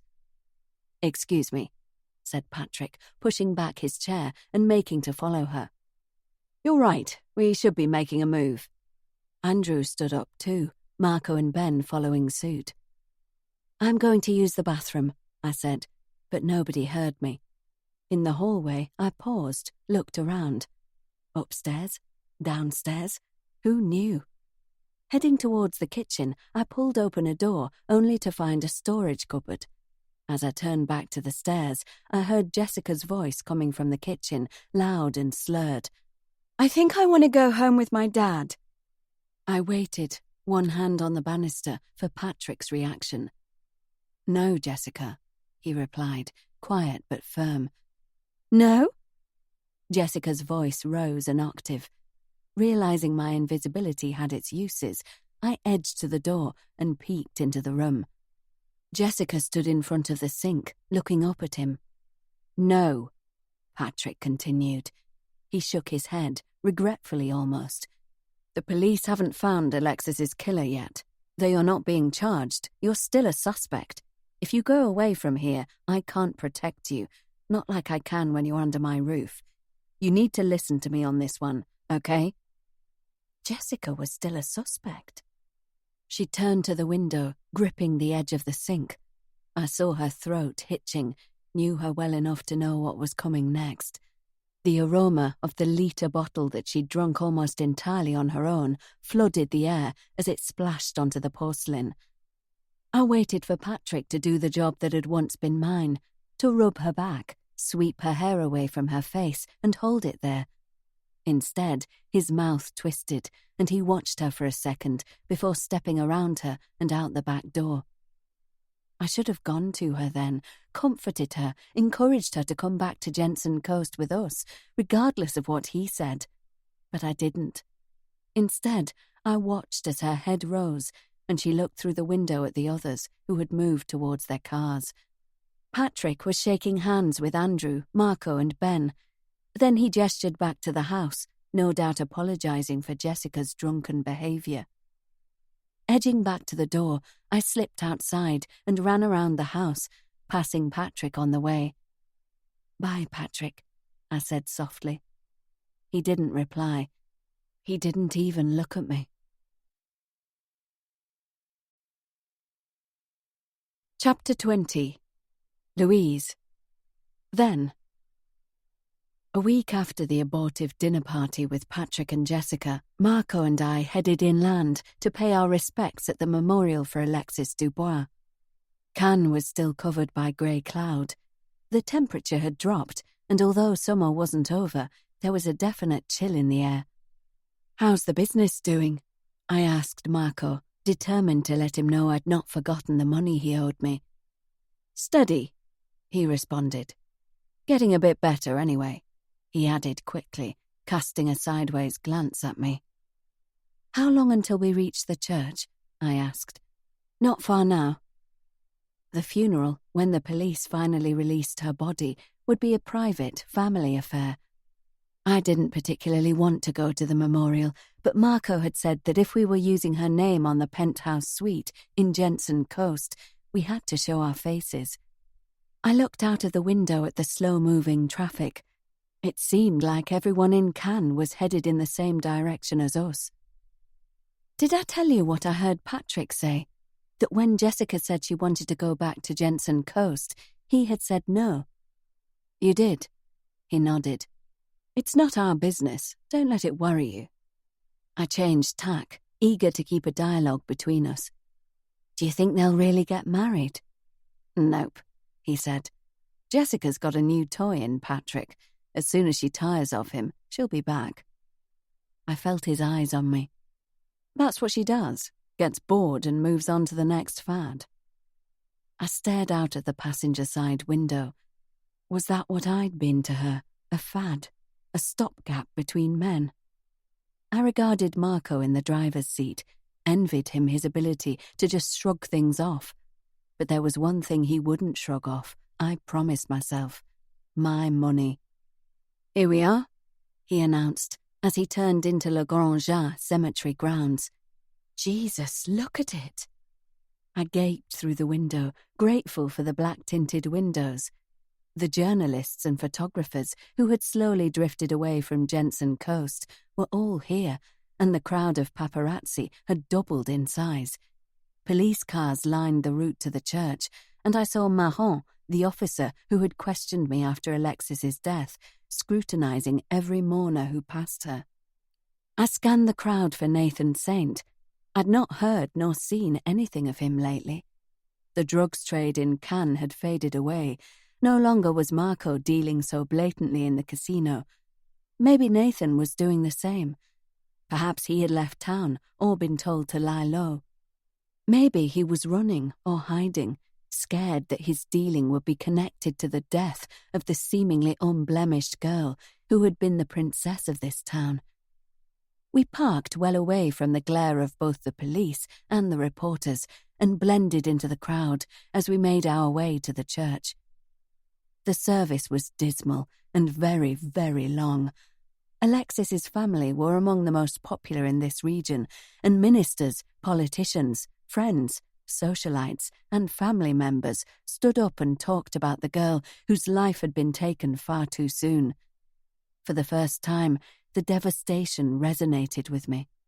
Since that awful night, I had been concentrating on Jessica, on the injustice of her arrest, making sure that Marco and I were in the clear and that Jensen Coast didn't suffer. Then there was the interview and the plans for ways to cash in on the tragedy and make it work for us. I felt suddenly sick, actually nauseous, and so I stood up and made my way out of the church, thankful that we were seated at the back and nobody saw me fleeing. I bent over the stone wall that lined the graveyard as I waited for the queasiness to pass. To distract myself, I walked up to the flowers that were on display at the entrance to the church. There were hundreds of bouquets, but I found the one Andrew had asked me to order quite easily. It was showy but classy, with a card that simply read, "From all at Jensen Coast." Eventually, Marco came up behind me. "You all right?" he asked gruffly. I shrugged, my eyes blurred with tears. Who was I crying for? Alexis? Me? The summer holding the promise of a new life that had been snatched away from me. My memories were tarnished, black, just like the sky that swelled and ballooned above us, dark like the blood that had pooled around Alexis's body. "I think I'll go home," I said, straightening up and attempting a smile. Suddenly, I was very, very tired. I'd got no further with my attempts at extracting my money from him, but right now, all I wanted to do was lock the door of my flat behind me and crawl into bed. He gave a half wave, then lowered his shades to cover his eyes. "You'll be all right getting back?" he asked. I nodded. "I'll be fine," I whispered, but he'd already turned back towards the church.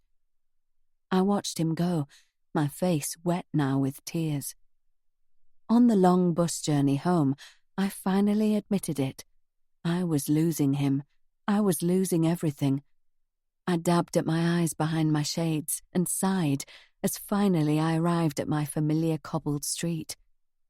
As I pushed open my door, I thought of the service and the sadness and the blackness that surrounded all of us. Perhaps Cannes was cursed, I thought, without Alexis Dubois, the brightest star. Maybe we were doomed to live in darkness now. I was pulling down my fold-out bed before it struck me. My brain ran backwards, retracing my steps, the realization hitting me that I'd not unlocked my front door, that it had in fact been left ajar. Leaving the bed, I glanced around.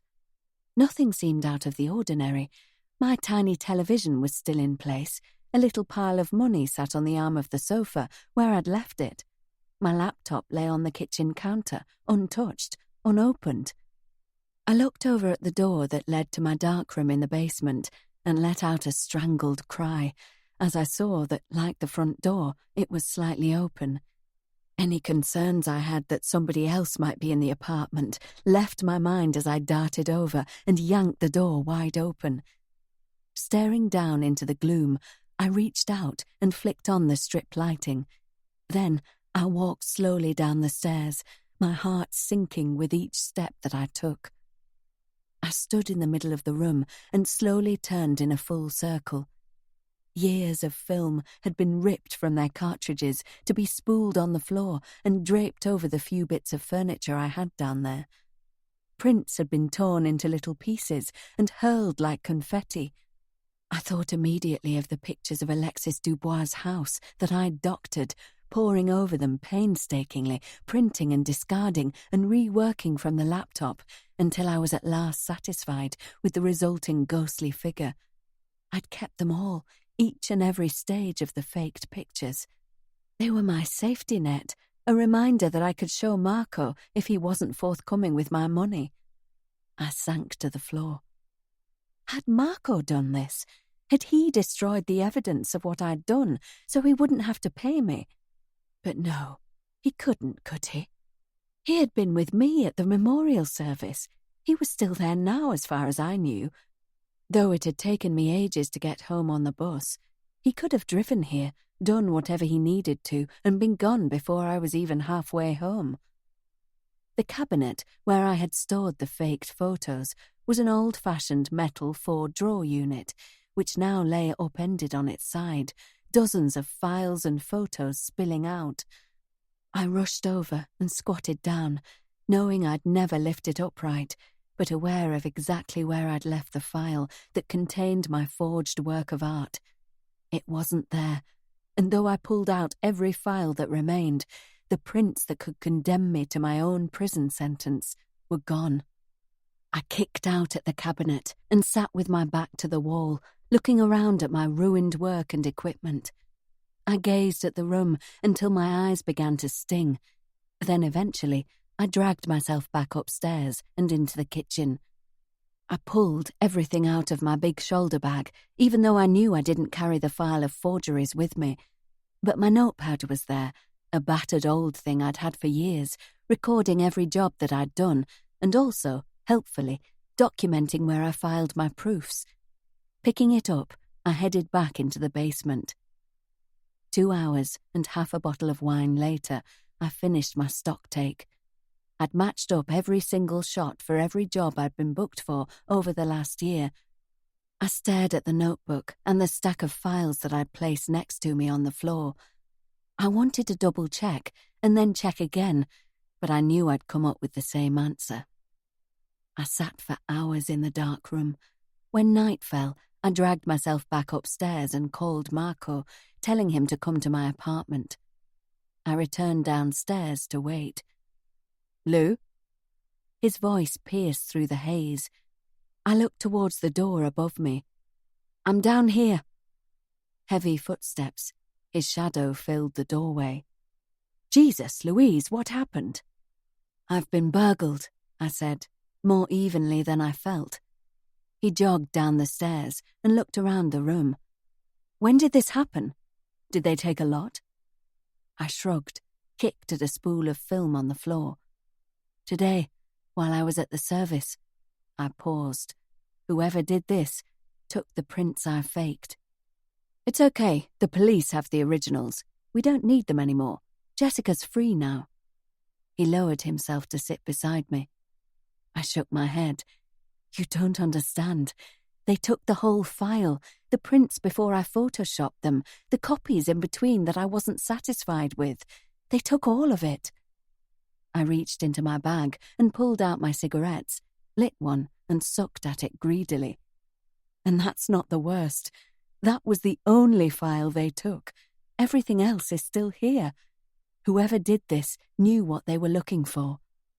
I watched him carefully as he surveyed the trashed room. His face was ashen. Could he have done this himself and still be shocked? Was he that good an actor? I didn't know. I didn't know him well enough. They took everything, he asked. All of it. Was that his mind working that I saw now?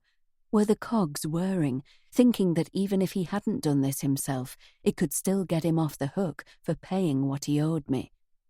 Well, not all of it, I said, standing up and dusting down my skirt. Obviously I kept a set for myself, just in case anything ever happened. I waited a beat. I paid for a security box, stored them in there. He nodded distractedly. Good thinking, Lou, he said. So, what do we do now? We can't call the police, can we? I moved into the shadows, so I had the opportunity to study him unseen. My lie about the copies didn't seem to have worried him. But who else would know exactly what I had been hiding down here? Do you think... I let my sentence hang in the air between us, trailing off. Immediately, Marco spoke up. Patrick. His mouth set in a grim line. Emotion rushed at me. Relief that Marco hadn't double-crossed me. Fear that Patrick had been in here and could come back at any time. I dissolved into tears that I had been determined not to shed. Suddenly, everything was too much, and I folded into myself, cried like I would never stop. And then, just like that night, the night I'd seen Alexis's broken and bloodied body, arms encircled me, pulled me up, pulled me in. It's all right, Marco said, his tone awkward, but his grip strong. Come on, let's get out of here. You can't stay here tonight. I packed a few clothes, my camera and my notebook, Marco watching me. When I was done, he took the bag from me and made our way out to his car. Thanks for this, I muttered. I really don't want to put you out, but I appreciate it. I gazed back at my flat as we pulled away. Just the thought of being in there. If he came back... Marco cleared his throat. Don't think about it.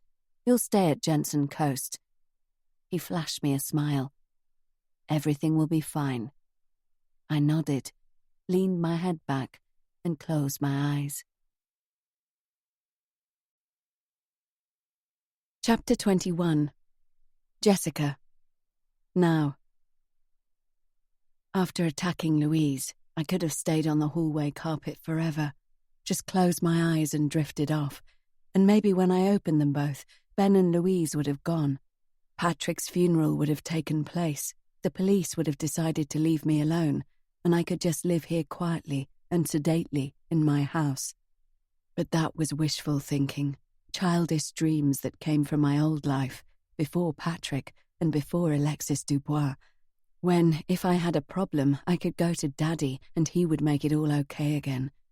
Jesus Christ, I didn't even have my father to see me through this. I made a noise in my throat, halfway between a sob and a laugh that bordered on the hysterical. I became aware of Louise still retching beside me, and I rolled over and looked at her. I felt nothing as I watched her sit up, one hand wiping her watery eyes, the other rubbing her neck. I looked over at Ben, who stood in front of the door, leaning against it, both palms flat on the wood, his back to me. Why were they here? Were they both somehow wanting to cash in on my life? Louise had courted publicity since she realized the lifestyle it could bring her.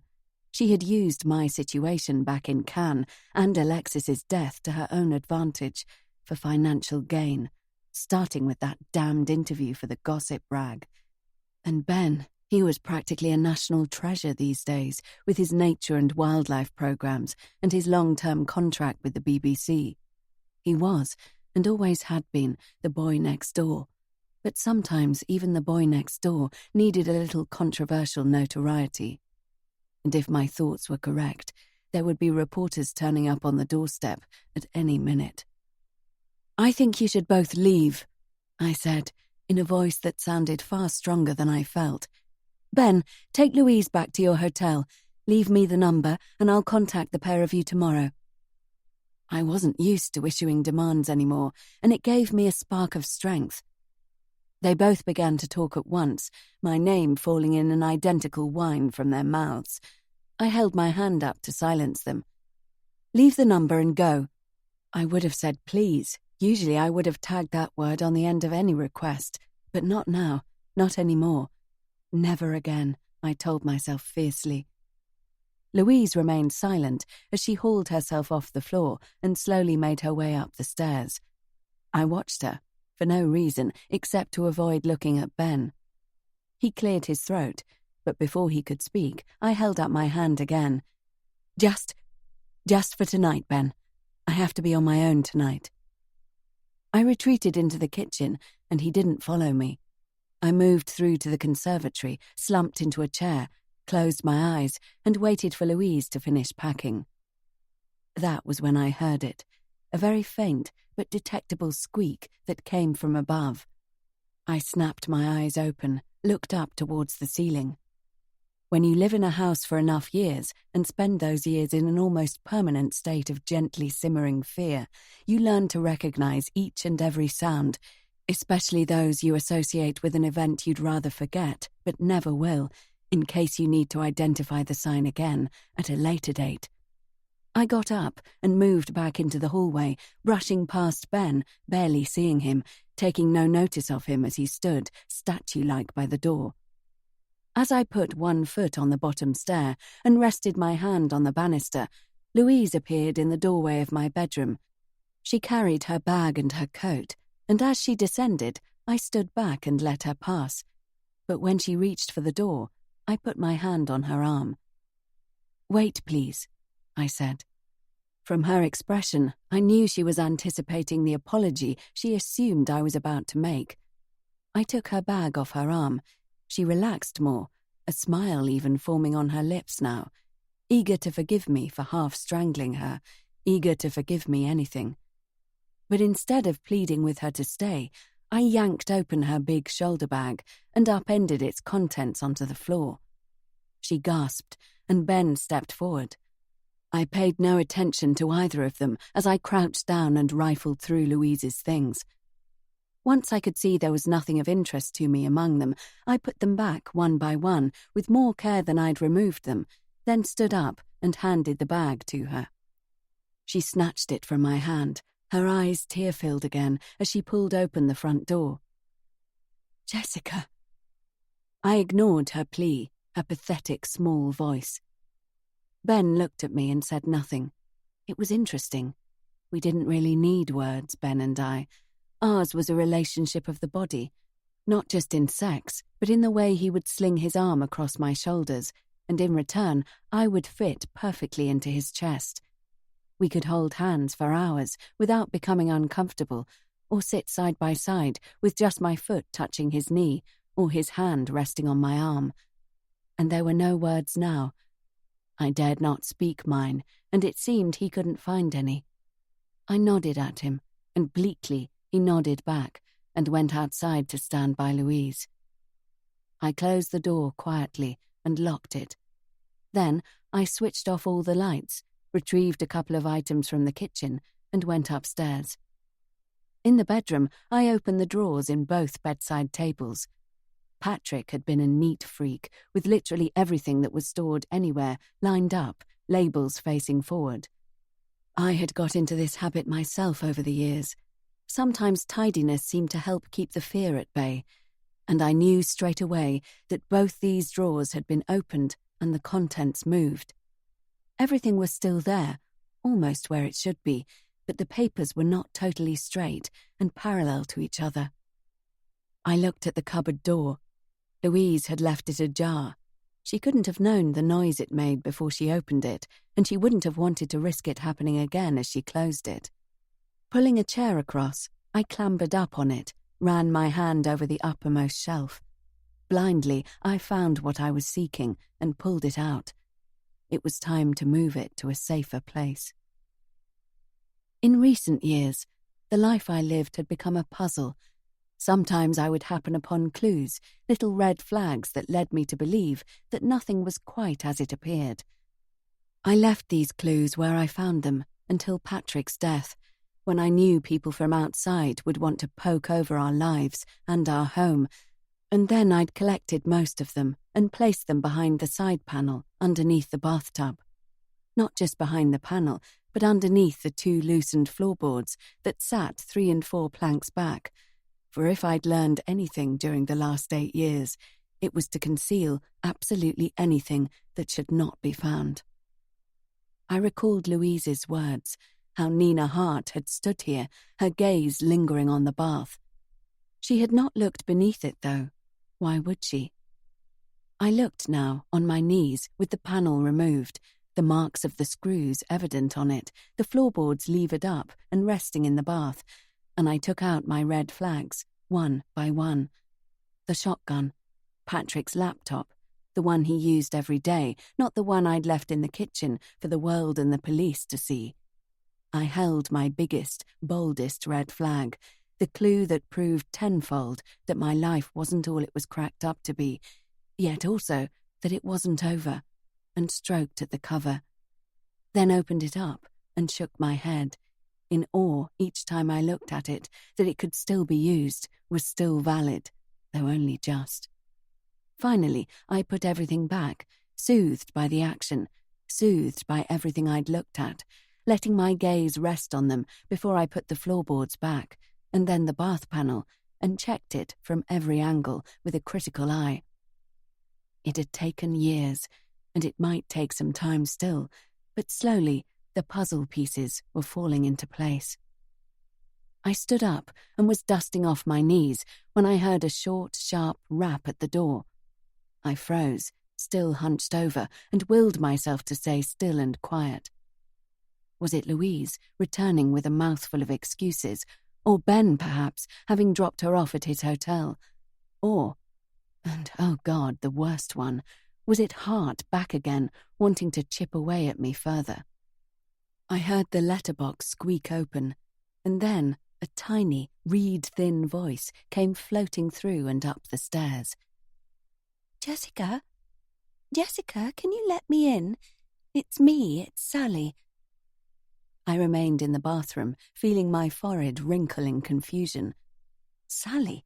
I didn't know anyone called Sally. And then I realized, and I straightened up so fast my spine cracked. With one last glance at the bath panel, I hurried down the stairs and wrenched open the front door. She moved forward hesitantly. I pushed the door shut behind her. I switched on the light in the hallway and turned to study the stranger in my home. She was nothing like I'd imagined her to be. She wore a strangely old-fashioned raincoat, the colour of it almost matching her mousy hair. Beneath it, white linen trousers and sensible flat brown shoes, and she stood in the hallway with her hands in her pockets and looked down at the floor. I caught a scent from her, one that clung to her breath and her clothes, an aroma I couldn't quite decipher, something sweet, something sickly. "I'm sorry to disturb you," she said, her voice meek and quiet and low. "I had to come, though. I'm Sally." "I know, you said," I replied. She raised her eyes then, looking at me properly for the first time since I'd pulled her inside. And even if she hadn't told me her name, I'd have known just by looking into those rich chocolate brown eyes I'd seen before, eyes that had seen me, that had cast fear into my soul. "You're Sally King," I stated, "Patrick's mother." Chapter 22. Jessica's Diary, October 2011. I stumbled through my new life in England, moving neither forwards nor backwards.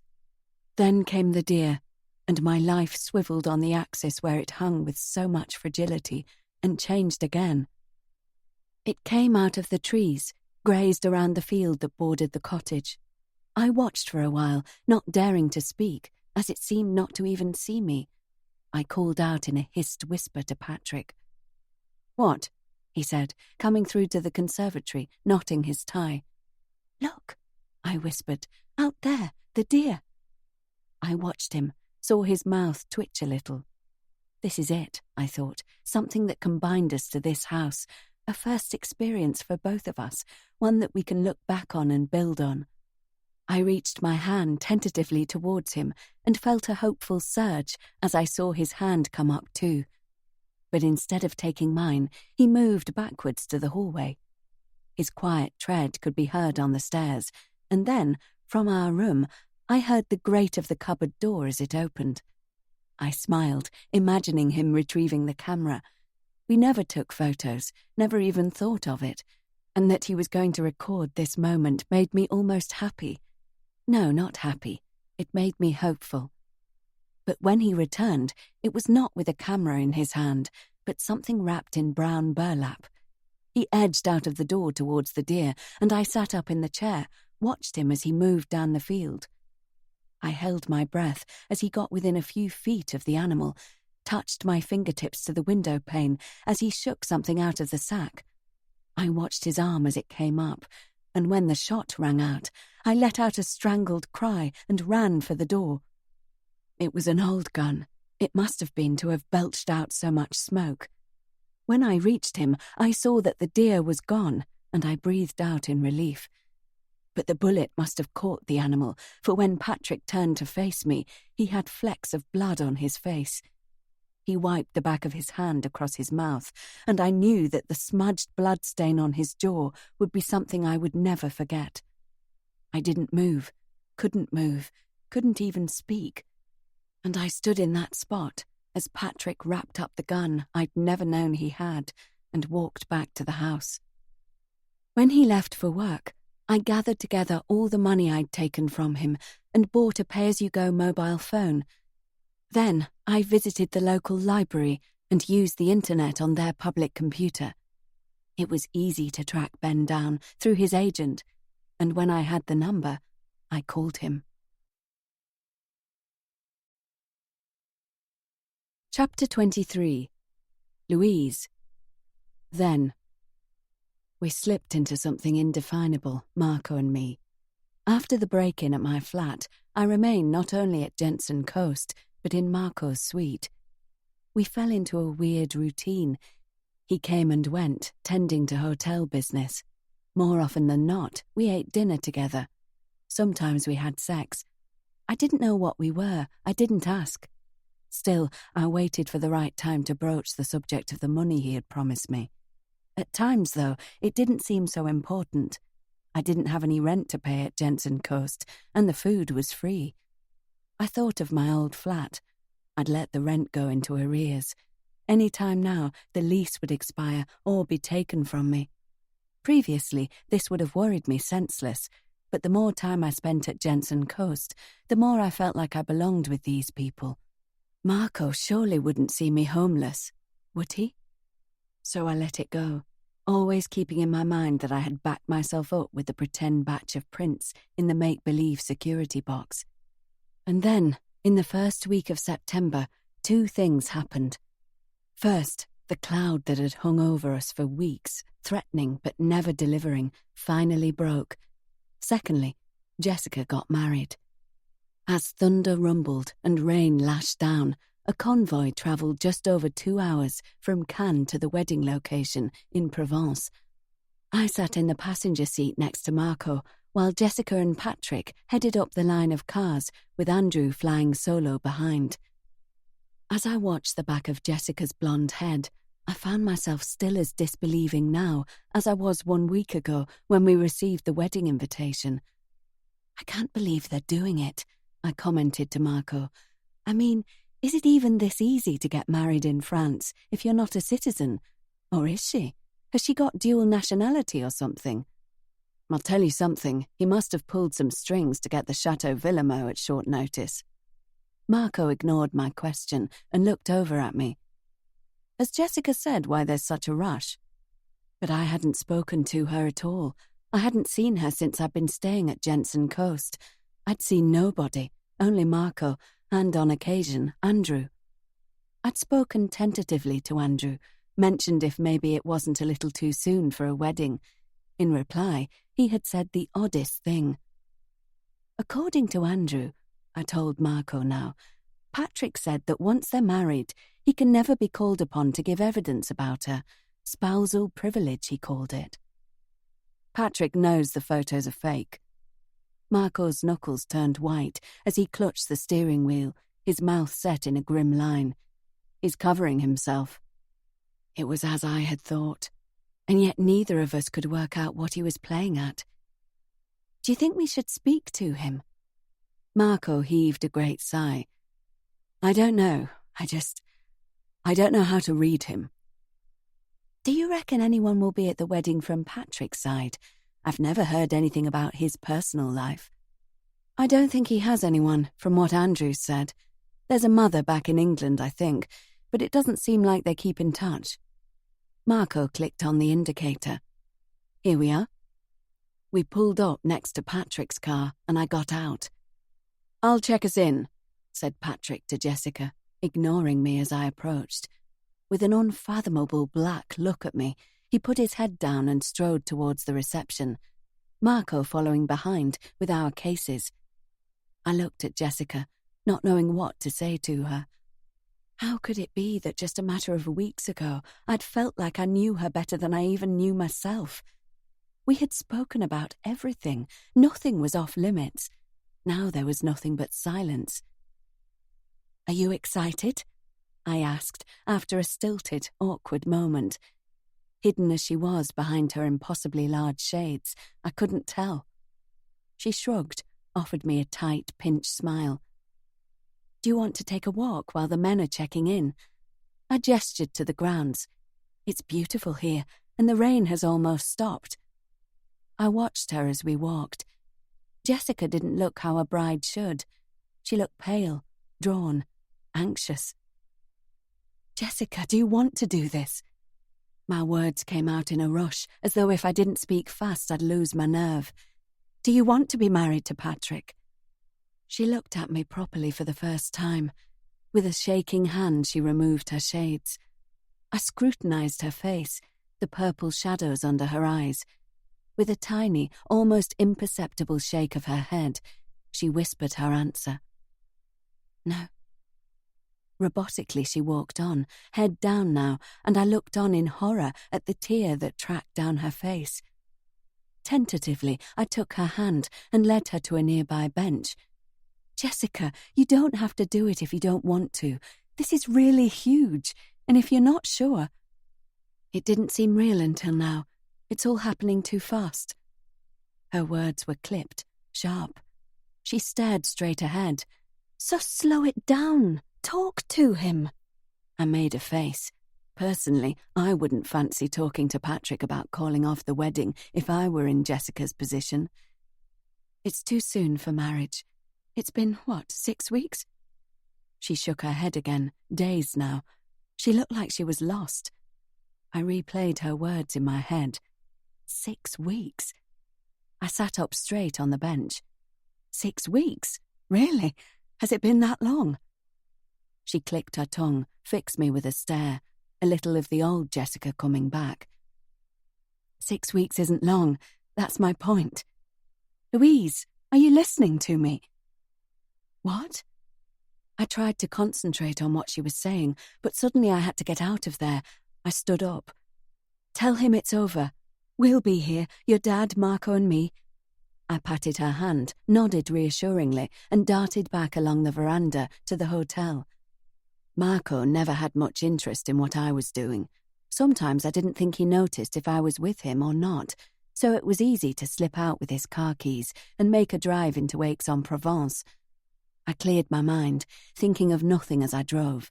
Not Jessica, not the life-changing thing that had occurred to me as we were talking, and after an hour I pulled up outside my destination. Inside, as I waited in line, a tub of chamomile lotion caught my eye. I remembered my mum buying the stuff, slathering it over my blistering, flaking skin until the scent made my stomach churn. I flexed my fingers, blinking in astonishment as the skin on my knuckles for once didn't split and bleed at the motion. My hands were healed. As I paid for my purchase with eyes downcast, I thought of old wives' tales I'd heard, how, in the situation I was in, ailments and conditions cleared up as if by a miracle. I made my purchase quickly, dumped the brown paper bag on the passenger seat, and broke the speed limit all the way back to Chateau Villemot. When I let myself back into the room, Marco was reclining on the bed, sipping at a beer and flicking through the channels on the television. I walked past him into the bathroom and removed the pregnancy test from the box. I did what needed to be done quickly and set it on the side to wait. Before the minute was even up, the blue line had appeared. It fell into the sink. I fell back onto the floor. A baby. Marco's baby. I was 19 years old. I hadn't planned on a baby. I hadn't even lived yet. I sat there, my skin freezing on the cold tiles. I stayed there for a long time. Eventually, a knock came on the door. "Lou, you in there?" Marco shouted. He's going to think I did it on purpose. He's going to think I did it to get the money he promised me, because this way I'd be set up for life. Well, for 18 years at least. I pulled open the door. He filled the doorway, staring at me blankly, the bottle of beer hanging loosely in his fingers. "Can I have some of that?" I whispered, not waiting for a reply as I grabbed it and gulped greedily. "What the... Louise?" I looked up at him with half-closed eyes, but he wasn't looking at me, he was looking into the sink. I shrugged, swallowed, bit back the tears. What was there to say? Marco vanished from the doorway, retreated to the bed. He sat with his back to me. I looked away from him, pushed the door closed again with my foot. I stayed in the bathroom for what seemed like hours until I forced myself to stagger back out into the suite. He was still on the bed, the television playing in front of his unseeing eyes. "What do you want to do?" he asked softly. I caught sight of myself in the mirror on the wall.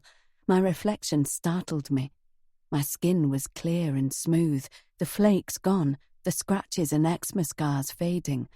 This pregnancy, though it couldn't be very far along, had done that.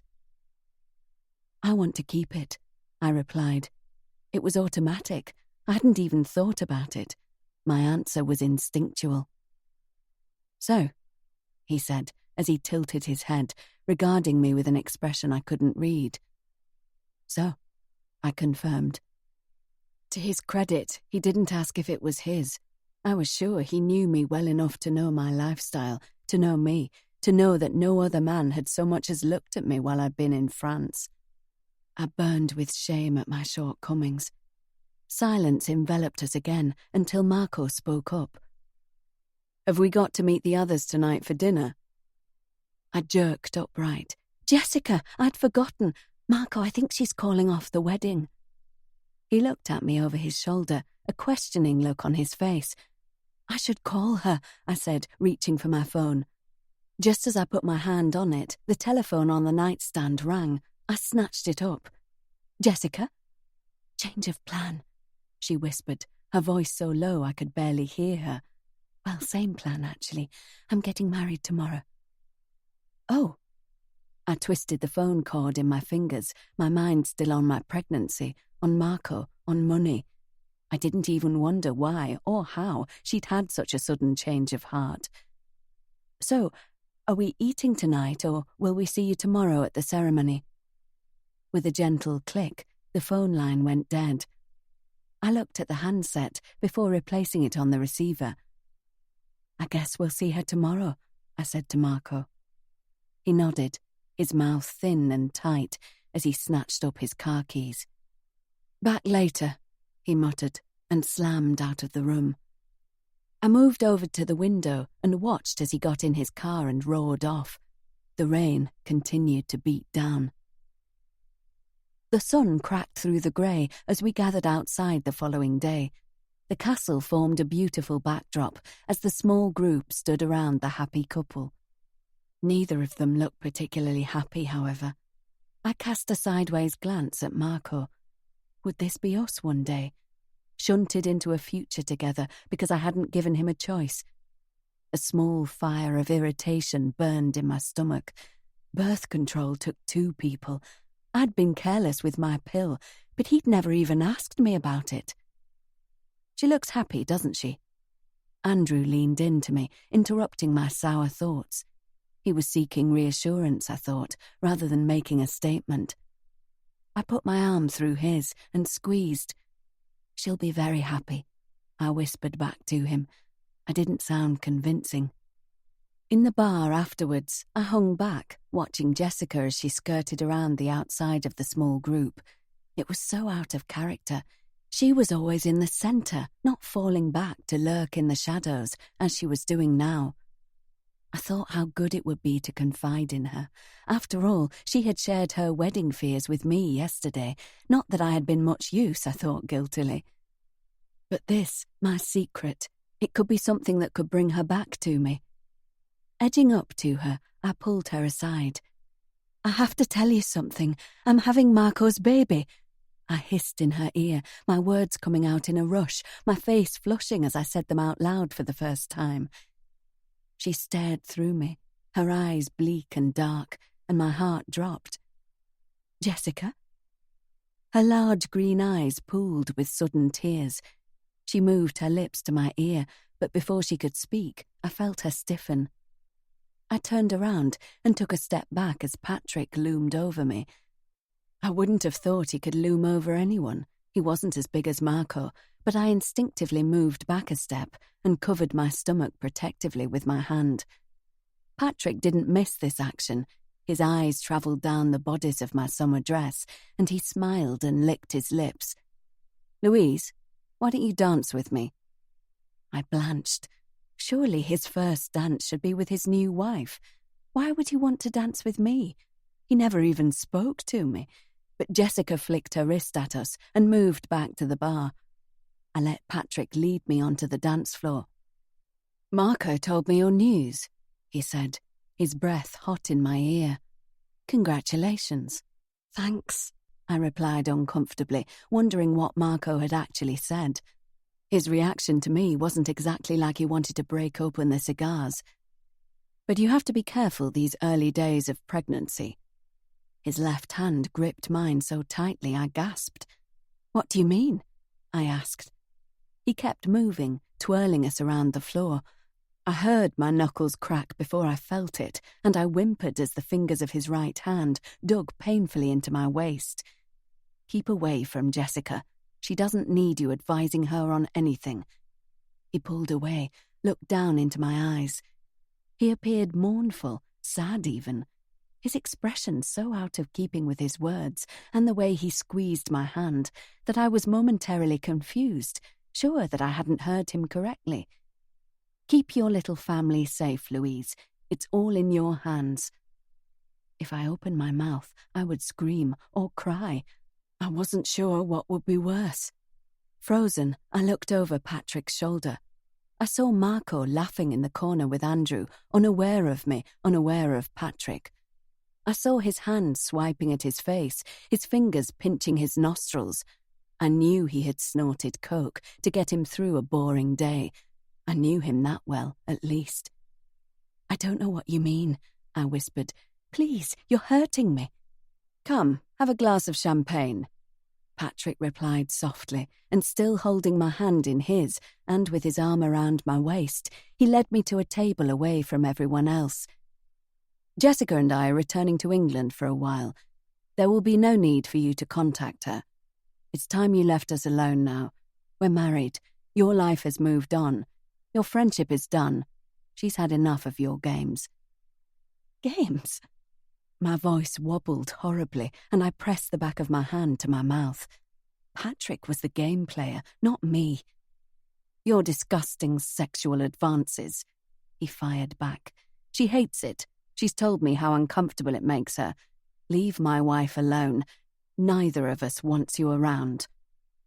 He paused. I watched as he reached elegantly into the ice bucket, plucked out an ice pick, and touched the sharp end with his finger. "For your own sake, for your baby's sake, leave it."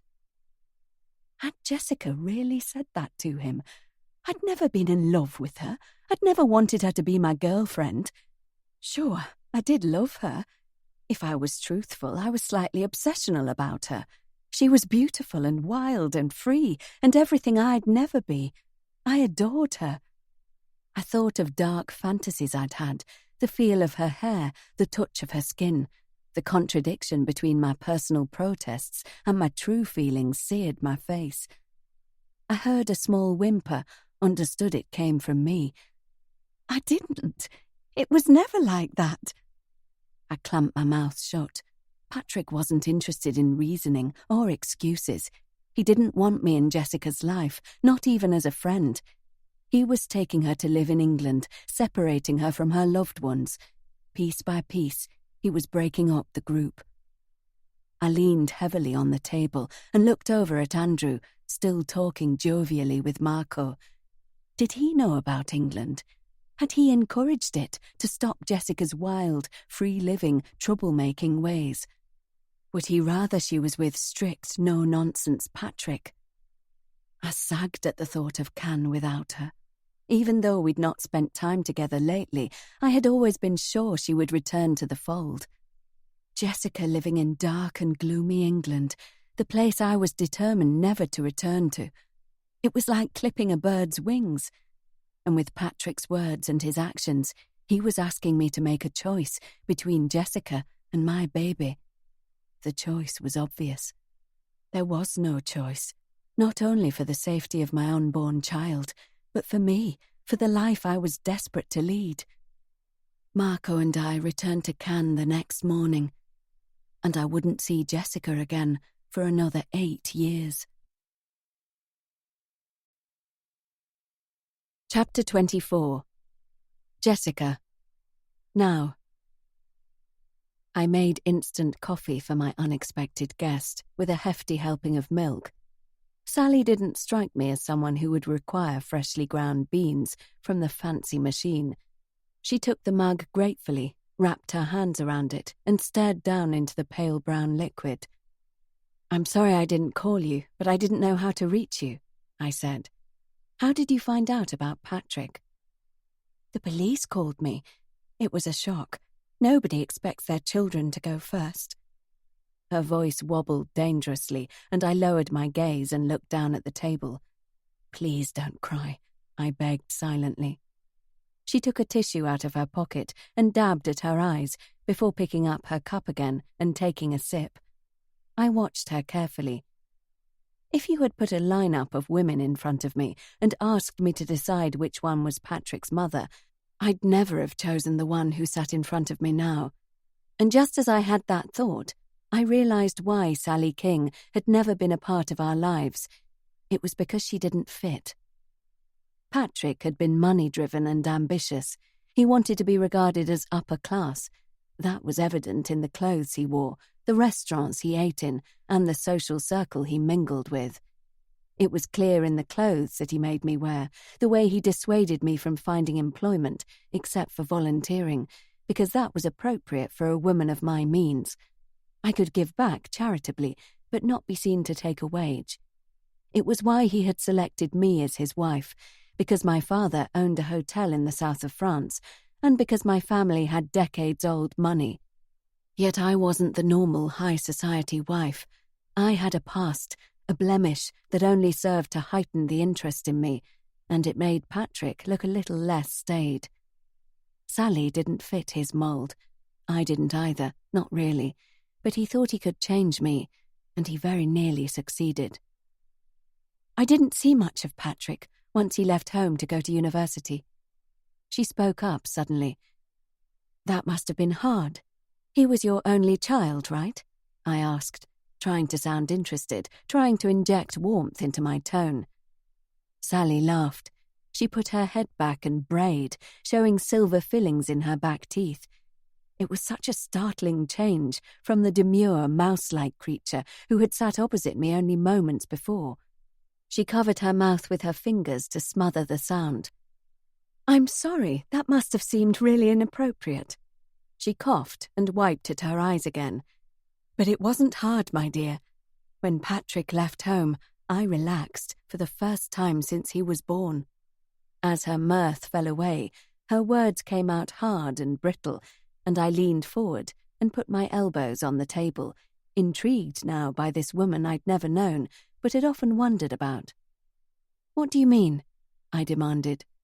Gone was the timid, reticent Sally, a gleaming-eyed, abrupt woman in her place. "How was he with you, Jessica?" Her question was a challenge, and it was one that I rose to. "Controlling? Possessive? Frightening? Domineering?" I replied, listing his faults in a monotone. She made a noise in her throat, a murmur of agreement maybe. "So, like me, do you feel a little relief?" "Oh, God, Sally!" I laughed to break the tension. "I mean, come on." Poor girl. She reached over the table, patted my hand almost absent-mindedly. "It's a shame we were kept apart. We could have been friends, allies even." In that moment, I saw that she was speaking the truth. With two of us to keep Patrick in line, keep his peculiar idiosyncrasies at bay, we might have made it work. It was a shame, and I felt guilty that I hadn't tried harder, hadn't insisted that I meet her. But maybe he'd foreseen what the pair of us together would have been like, and had forbidden it. Sally went to sip her coffee. I took it away from her and avoided her look of surprise as I turned and poured it down the sink.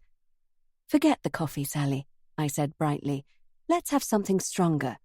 We'll toast Patrick, raise a glass to him. What would you like?"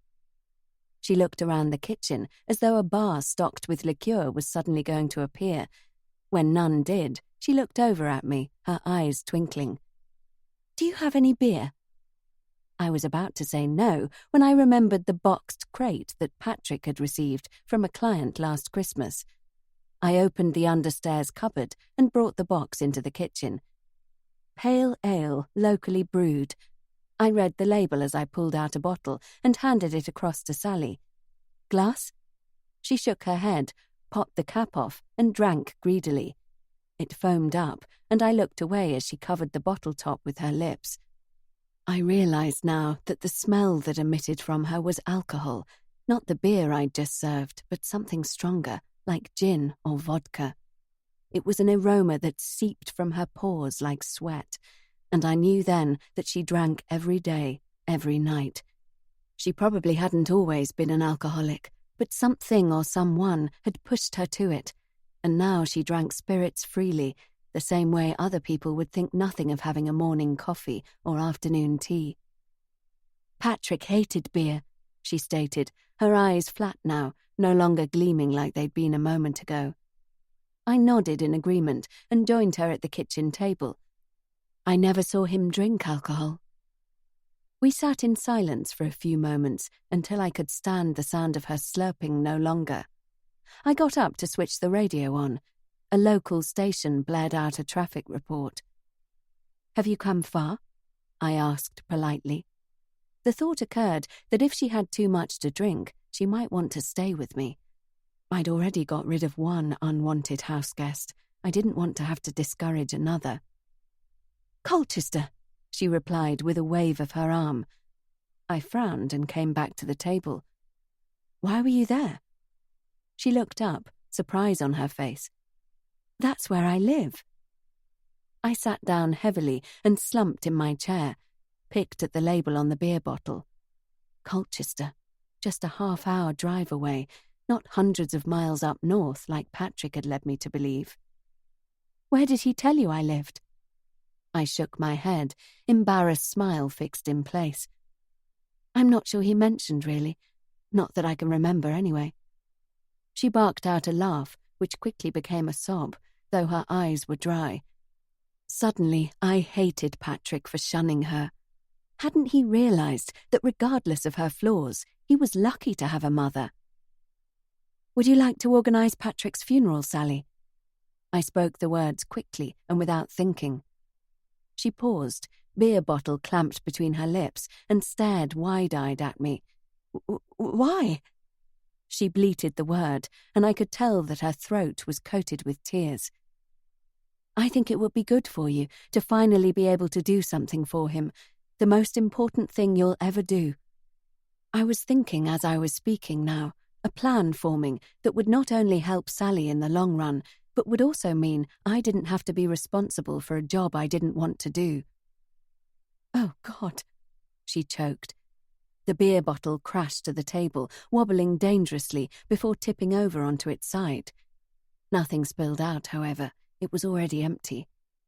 She was coming towards me now, over the table, not around it, stretching out her arms, and I stood up and embraced her awkwardly.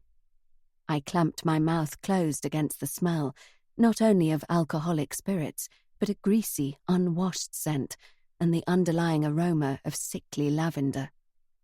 Gently, I pushed her back, and she fell into her chair, her arms hanging down towards the floor.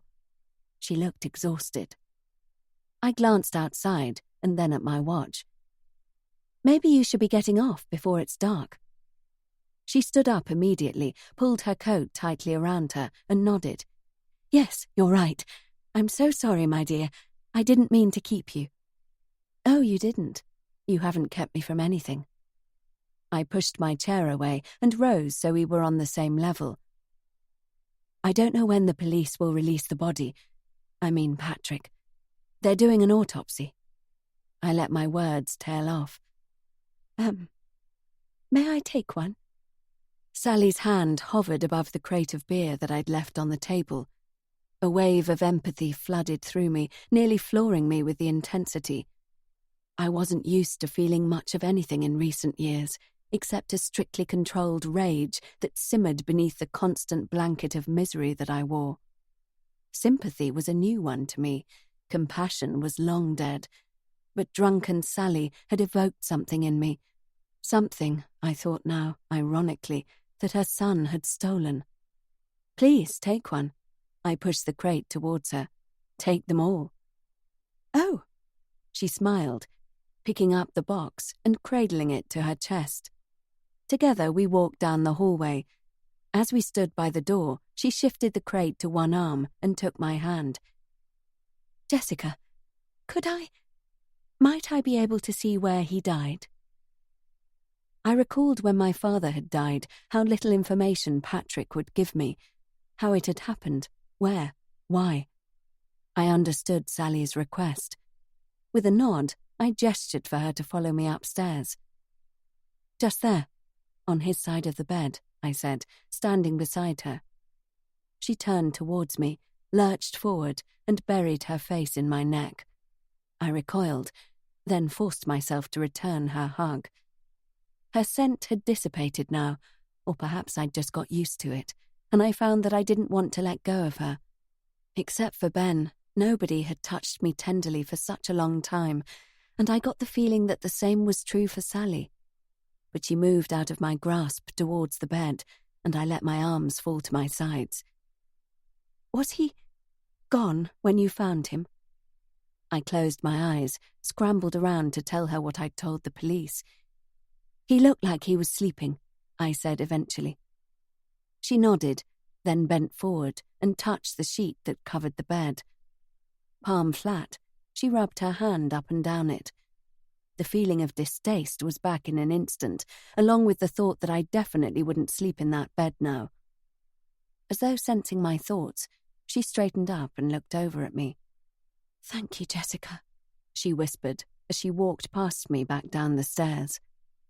I didn't follow her, and after a moment I heard the front door open and close behind her.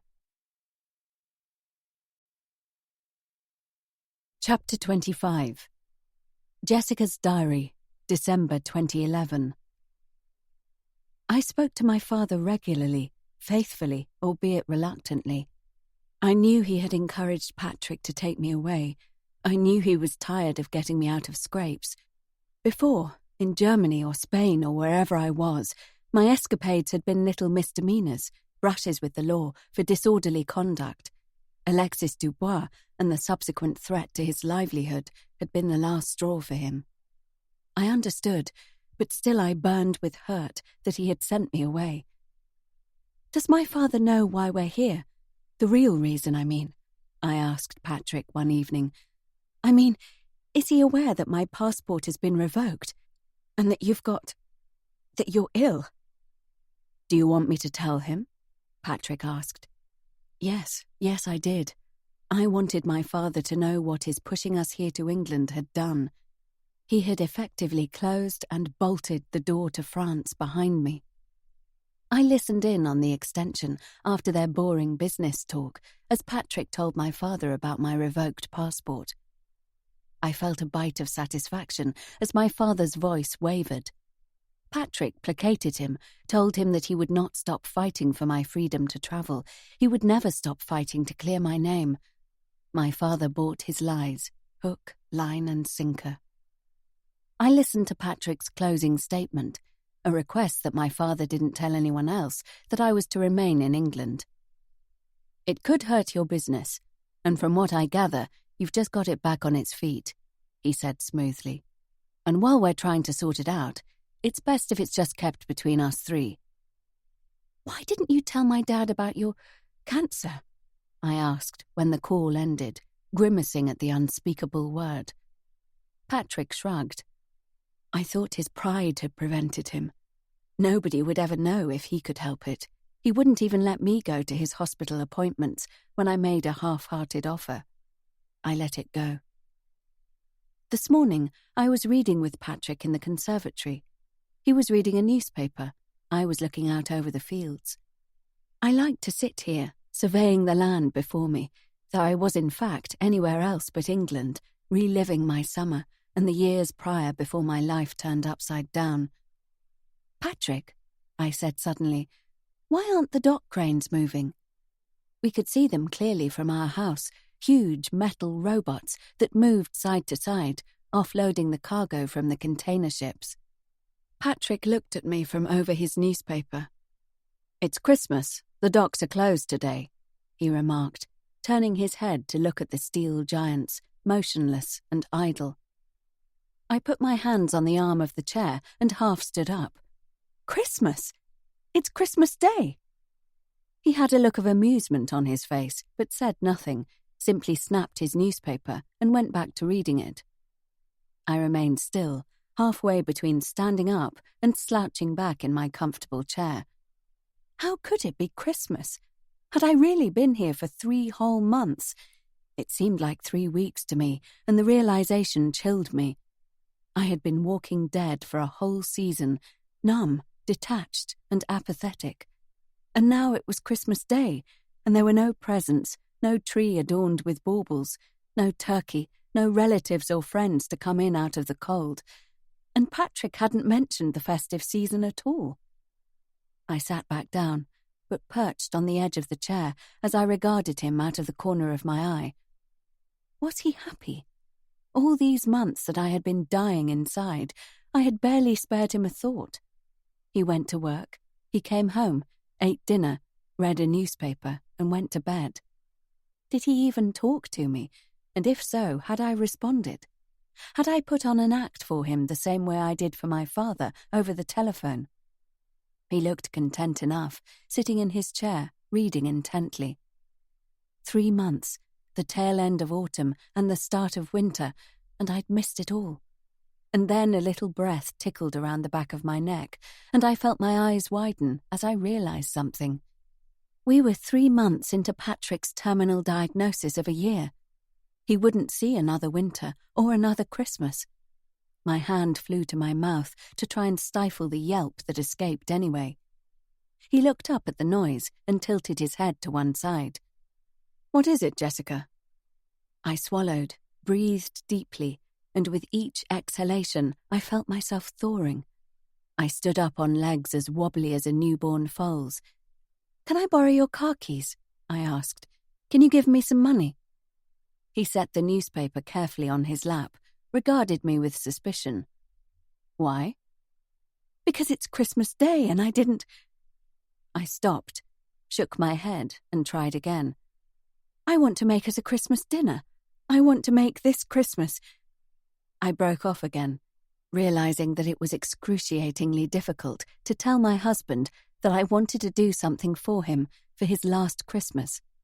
I wanted to tell him that I was sorry, because although I couldn't return to France or travel anywhere out of England, I now realized that I wasn't the one who was actually dying here. "I don't think you'll find anywhere open, love," he said, but he reached into his pocket and passed me his keys anyway. I didn't break eye contact with him as I took them out of his hand. He had never called me love before. Since I had arrived in England, I had felt like I was rotting away. That single word, spoken softly, made me smile, and it was a real smile, not the clenched teeth grimace that I painted on when I talked to my father. "I'll find somewhere," I promised, and left the house before I could break down. There was a spa shop in the town centre that wasn't only open, it also hadn't run out of meat, vegetables, and potatoes. Determinedly, I heaped as much into my basket as I could carry, and even shyly wished the bored-looking server on the till a happy Christmas. Almost as an afterthought, I bought 2 miniature bottles of wine and a packet of cigarettes. I drove home through the deserted streets, looking around my hometown for the first time. At the last second, I turned left and detoured through the roads until I came to the seafront. I parked up, got out of the car, and walked down to the pebbled beach. It was a world away from La Bocca in Cannes. That beach, my beach, was lined with the softest golden sand, upon which one could stand in the shade of the palm trees and look out on miles of water of the deepest blue. Here, shingle poked through the soles of my thin shoes, and the sea was a murky, dirty brown. But it was still the ocean, not the Mediterranean, but an ocean all the same. La Bocca wasn't my beach anymore. This one was. I breathed deeply, wondering if I could make this work. And this time, when I rubbed away my tears, I knew they were from the chill of the ocean wind, and not, as they had been that first night, from utter misery. When I reached home, I waved as I saw Patrick standing in the doorway of the cottage. He wasn't wearing shoes, and he moved from foot to foot as he waited. I parked up, pulled the shopping out of the car, and struggled up the path with the bags. "Did you think I'd done a runner?" I asked, grinning as I held up the bags of food. He made a noise in his throat, snorted a small laugh. He didn't take the bags, but he held the door open as I went through.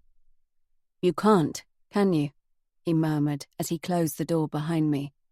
"Do a runner, I mean." I froze in the kitchen doorway, his words settling over me like snowflakes. And then, as he brushed past me, he slapped my backside. It was another first.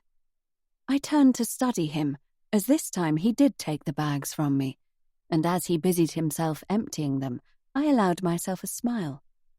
Had Patrick just made his first attempt at humour? I didn't cook the dinner, Patrick did, but I did sit with him in the kitchen, nursing a small sherry and passing him items when he asked. We didn't talk, though somehow I wasn't uncomfortable, and I complimented him as he served up the turkey crown. "Good job," I said quietly as I shoveled great forkfuls of food in. I was ravenous. I hadn't been eating, a fact verified by the extra holes I'd had to make in my belt. Had I even been cooking these past few months? I wasn't much of a cook. I never had been, and had never had the need to learn. Patrick had probably been fixing us dinner when he came home, I imagined. A wave of guilt had me looking down at my plate. He was sick, seriously, terminally ill, and yet he'd been taking care of me all these months. "Did you enjoy that?" His tone was hopeful, matching my spirit, and I nodded as I finally pushed my plate away. "I'll do the next meal," I whispered, more to myself than to him. It was a silent promise, a vow that for the next 9 months I would step up to the plate. I would rise to the challenge. My circumstances hadn't changed. I was still seen as a criminal, and I still couldn't leave the country, but there would be time to think about my own mess later. The next 9 months would be for Patrick. I would try and get to know this stranger I was married to. I heard his exclamation of delight as he spotted the trifle I had bought, and watched as he opened a carton of custard and poured it into a pan. He had certainly been eating while my own mind was elsewhere, I noted, as I saw how his stomach, once washboard flat, had expanded over the top of his trousers. I narrowed my eyes as I looked at him closely for the first time in months. His hair was still dark and thick, his arm muscles rippled underneath his shirt, and his hands, as they lifted the pan, were nimble. He had always been pale, but his cheeks were rosy, and he seemed effervescent and resilient. As he placed a bowl of trifle in front of me, I picked up a spoon and forced it down my throat, which seemed suddenly to have closed up. Despite the warmth from the oven, a shiver passed through me. In spite of having less than a year to live, to me, Patrick looked healthier than I'd ever seen him. Chapter 26. Louise. Then. It seemed fitting as we drove away from Jessica and Patrick's wedding, we left the storm behind us. When we arrived back in Cannes, the weather was as it should have been, hot, sunny, the coconut scent of summer back on the breeze. But as Marco drove through the narrow streets that led to my flat, my anxiety grew. Why was he bringing me back here when I'd been staying at Jensen Coast since I'd been burgled? He slowed to a stop, kept the engine running as I stared at my apartment. "Do you need help with your bag?" he asked, grudgingly it seemed to me. I felt my eyes fill with tears. It was starting. He was banishing me. Did he think that if he left me at my flat, I'd leave him alone, that I'd deny my child its father? Did he think I was going to go away, that I wouldn't need help with this baby when it arrived, that I'd be fine on my own, penniless and soon to be homeless when I couldn't afford the rent? And I didn't want to go back into the flat. It was sullied, tainted by the ruin that used to be my darkroom. I stayed in my seat, staring out at the depressing place that was my home. "What is it?" Marco asked, a hint of impatience showing now. "I'm scared. You know, after the burglary," I replied honestly. "Would you mind coming in with me?" "It was Patrick, we know that now, and he's leaving anyway," replied Marco, staring forward out of the windscreen. Still, I didn't move. Finally, he sighed and looked across the street at my home. Did he see what I saw? The flimsy wooden shutters at street level, the door that would take no more than a gentle shoulder shove to break down. He glanced at me, his eyes narrowing as he watched the tears that spilled over into my cheeks and the uncontrollable shaking of my hands. I didn't have to fake the emotion. I felt it. But for good measure, I rested my hands on my not-yet-showing baby bump. Marco cleared his throat. "I've got a house that I've been renovating. It's nearly finished, you can stay there." I stifled a gasp, wiped my tears away, and gave him a shaky smile. As he put the car into gear and drove on, I wondered about this house of his. I had never heard about it before, not in all the time we had hung out together. And what of money? He had told me he had scraped together the funds to purchase his share of Jensen Coast. How could he afford a house as well? And why bother? He had lived at the hotel since I had known him. Where was this house? Knowing Marco, I imagined it in the hills, in the vicinity of Alexis's place, a neighbouring house to the murder scene. My breath came faster, and my head swirled at the thought of living there. But soon, the sign for the hills was behind us, and we were moving away from the sea into the denser countryside outside central Cannes. Finally, he pulled off the main road, taking the bends with ease as we climbed above sea level to the village of Biot. As the road narrowed to a single lane, he carefully guided the car through a concealed pair of wooden posts and continued at a crawl down a muddy track until he finally slowed to a stop. I leaned out of the window, craning to see past the small copse of trees. Wordlessly, Marco got out. I followed, walking as fast as the uneven ground would allow, until we pushed through the undergrowth and I stared at the tiny whitewashed cottage. It was nothing like I would have imagined he would buy, or even want. Single story, the walls only showing here and there through the thick curtain of bougainvillea. I touched a deep purple petal. "I haven't finished the outside yet," he said, almost apologetically. My breath caught in my throat. "It's beautiful." I turned a full circle, unable to believe that he owned a place like this. "Marco, this is stunning." "Come in." The spell broken, we moved on. He pushed the door open and walked through first, flicking on lights, inspecting a panel on the wall, hitting a few buttons, switching on what I didn't know. It was simple inside, a lot more uncomplicated than I would have imagined for Marco. The downstairs was an open-plan living area and kitchen space. The appliances were new and shiny, all ready to go, but I suspected unused thus far. 2 bedrooms upstairs, 1 bathroom. He shrugged, offered me a tight smile. "Were you planning on living here?" I asked, as I followed him up the narrow staircase. "It was an investment, a fixer-upper they call it." He walked over to the window, hunched down to peer outside. I got it for a fraction of what it could be worth. He glanced at me. Could that be embarrassment on his face? Just something to work on away from the hotel. The view was fantastic, and the privacy and solitude this house offered made my heart race with excitement. I stopped, my hands on the stone windowsill, and looked outside. When had I started craving isolation?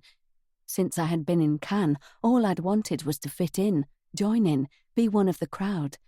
But now, I stared harder. I could see no evidence of life, not even that anyone lived near. I loved it. I felt safe, calm. It was since the night of the murder. I knew that now.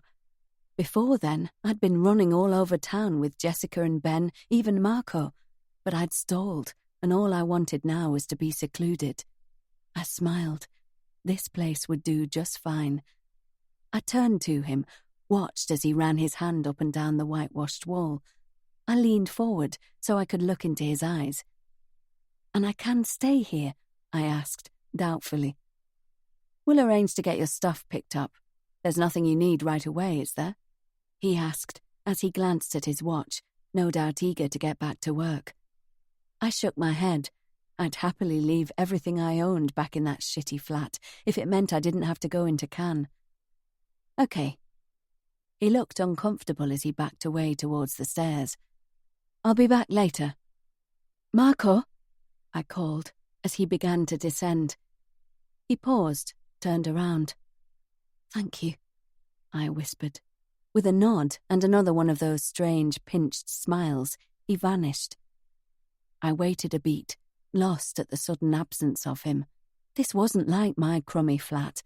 I couldn't treat this place like a bedsit where I lounged around all day, eating, sleeping, so I set to work. Tentatively at first, unsure if Marco would mind. But I reasoned the internal walls were half-painted, the brushes and tins cleaned and stacked, and I wanted to stay here.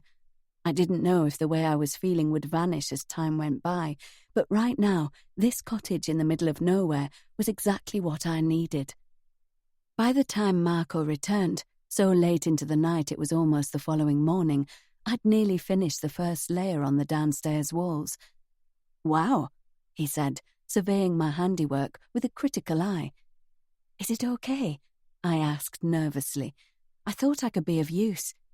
"Yeah, it's cool," he responded. I had walked to the end of the track, cautious, nervous, but had forced myself on until I came to the centre of Biot and found a simple grocer and butcher. I showed Marco my wares now, sweeping my hand over to the kitchen table. I made some chicken, a salad. I went down to the village. I didn't know what I expected. Praise for shunting my newfound fear down deep inside and forcing myself to perform the simple act of going to the shops. But he just nodded, sat himself down and pushed the chicken around his plate. We were like strangers, dancing around each other, thrown together by circumstance. Was this how it was with Jessica and Patrick? I washed up the saucepans as he ate in silence. It was far from perfect, and as he went up to bed, leaving his empty plate on the table, I wondered if there was any chance of making this work. As the days stretched into weeks, I allowed my hopes to grow. "Maybe we should invite Andrew over, Ben too," said Marco after we'd been in the cottage for a while. I was delighted at the chance to see Andrew and find out how Jessica was faring in England. Some company other than Marco, without me having to leave what I had begun to think of as the compound. And so, on a hot evening, as we headed fast into autumn, we gathered on the patio that I'd swept clear of debris and ate our first meal with our guests. "Looking good, Marco," said Andrew as he surveyed the gardens that I'd been working on since finishing painting inside. "I like what you've done with the place." "I can't take credit, I'm afraid," replied Marco as he cracked open a beer. "It's all Lou's work." Andrew grinned, patted me on the back. "A woman's touch, Marco. That's what's needed." In the dusk, I watched Marco's face for his reaction. He said nothing, swallowed his beer instead. Disappointed, I turned to Andrew. "How is Jessica?"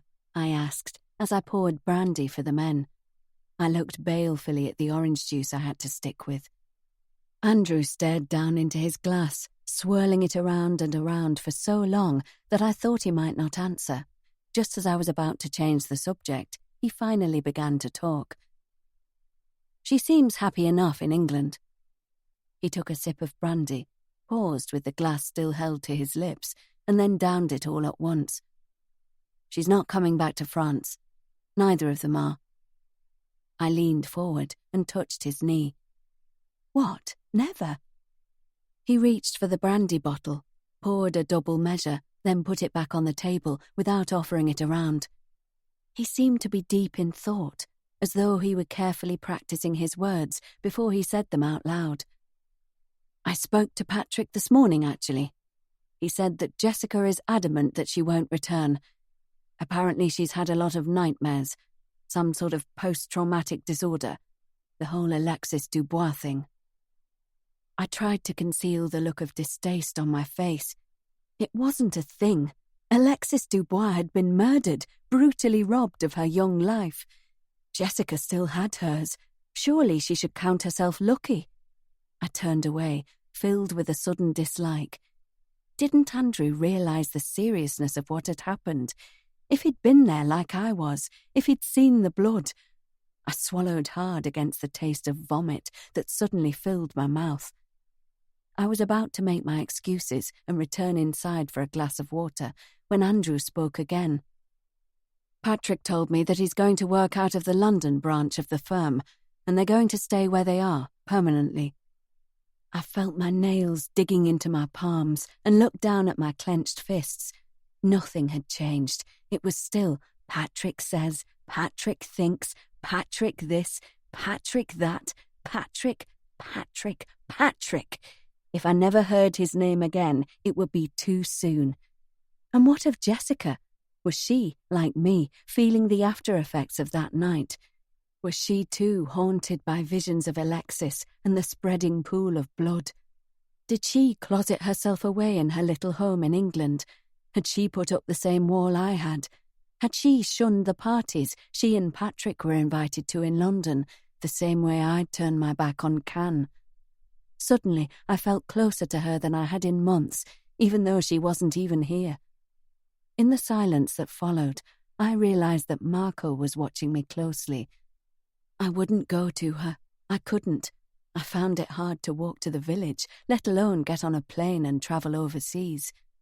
I pulled my shawl tighter around me and busied myself collecting the empty glasses.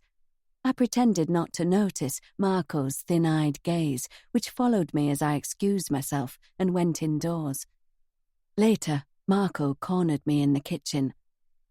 "I asked the estate agent if Patrick's letting out his villa in Antibes while he's over in England, just out of interest," he said. his voice low and gossipy. Guess what she told me? What? I asked as I grabbed another bottle out of the fridge. He leaned closer. It's not his, either to sublet or sell. He was renting it himself. I shivered. Patrick had told us that he owned the place. Do you think we should tell Andrew? He's misled everyone. I thought for a moment, mulling it over as I wrestled with the corkscrew.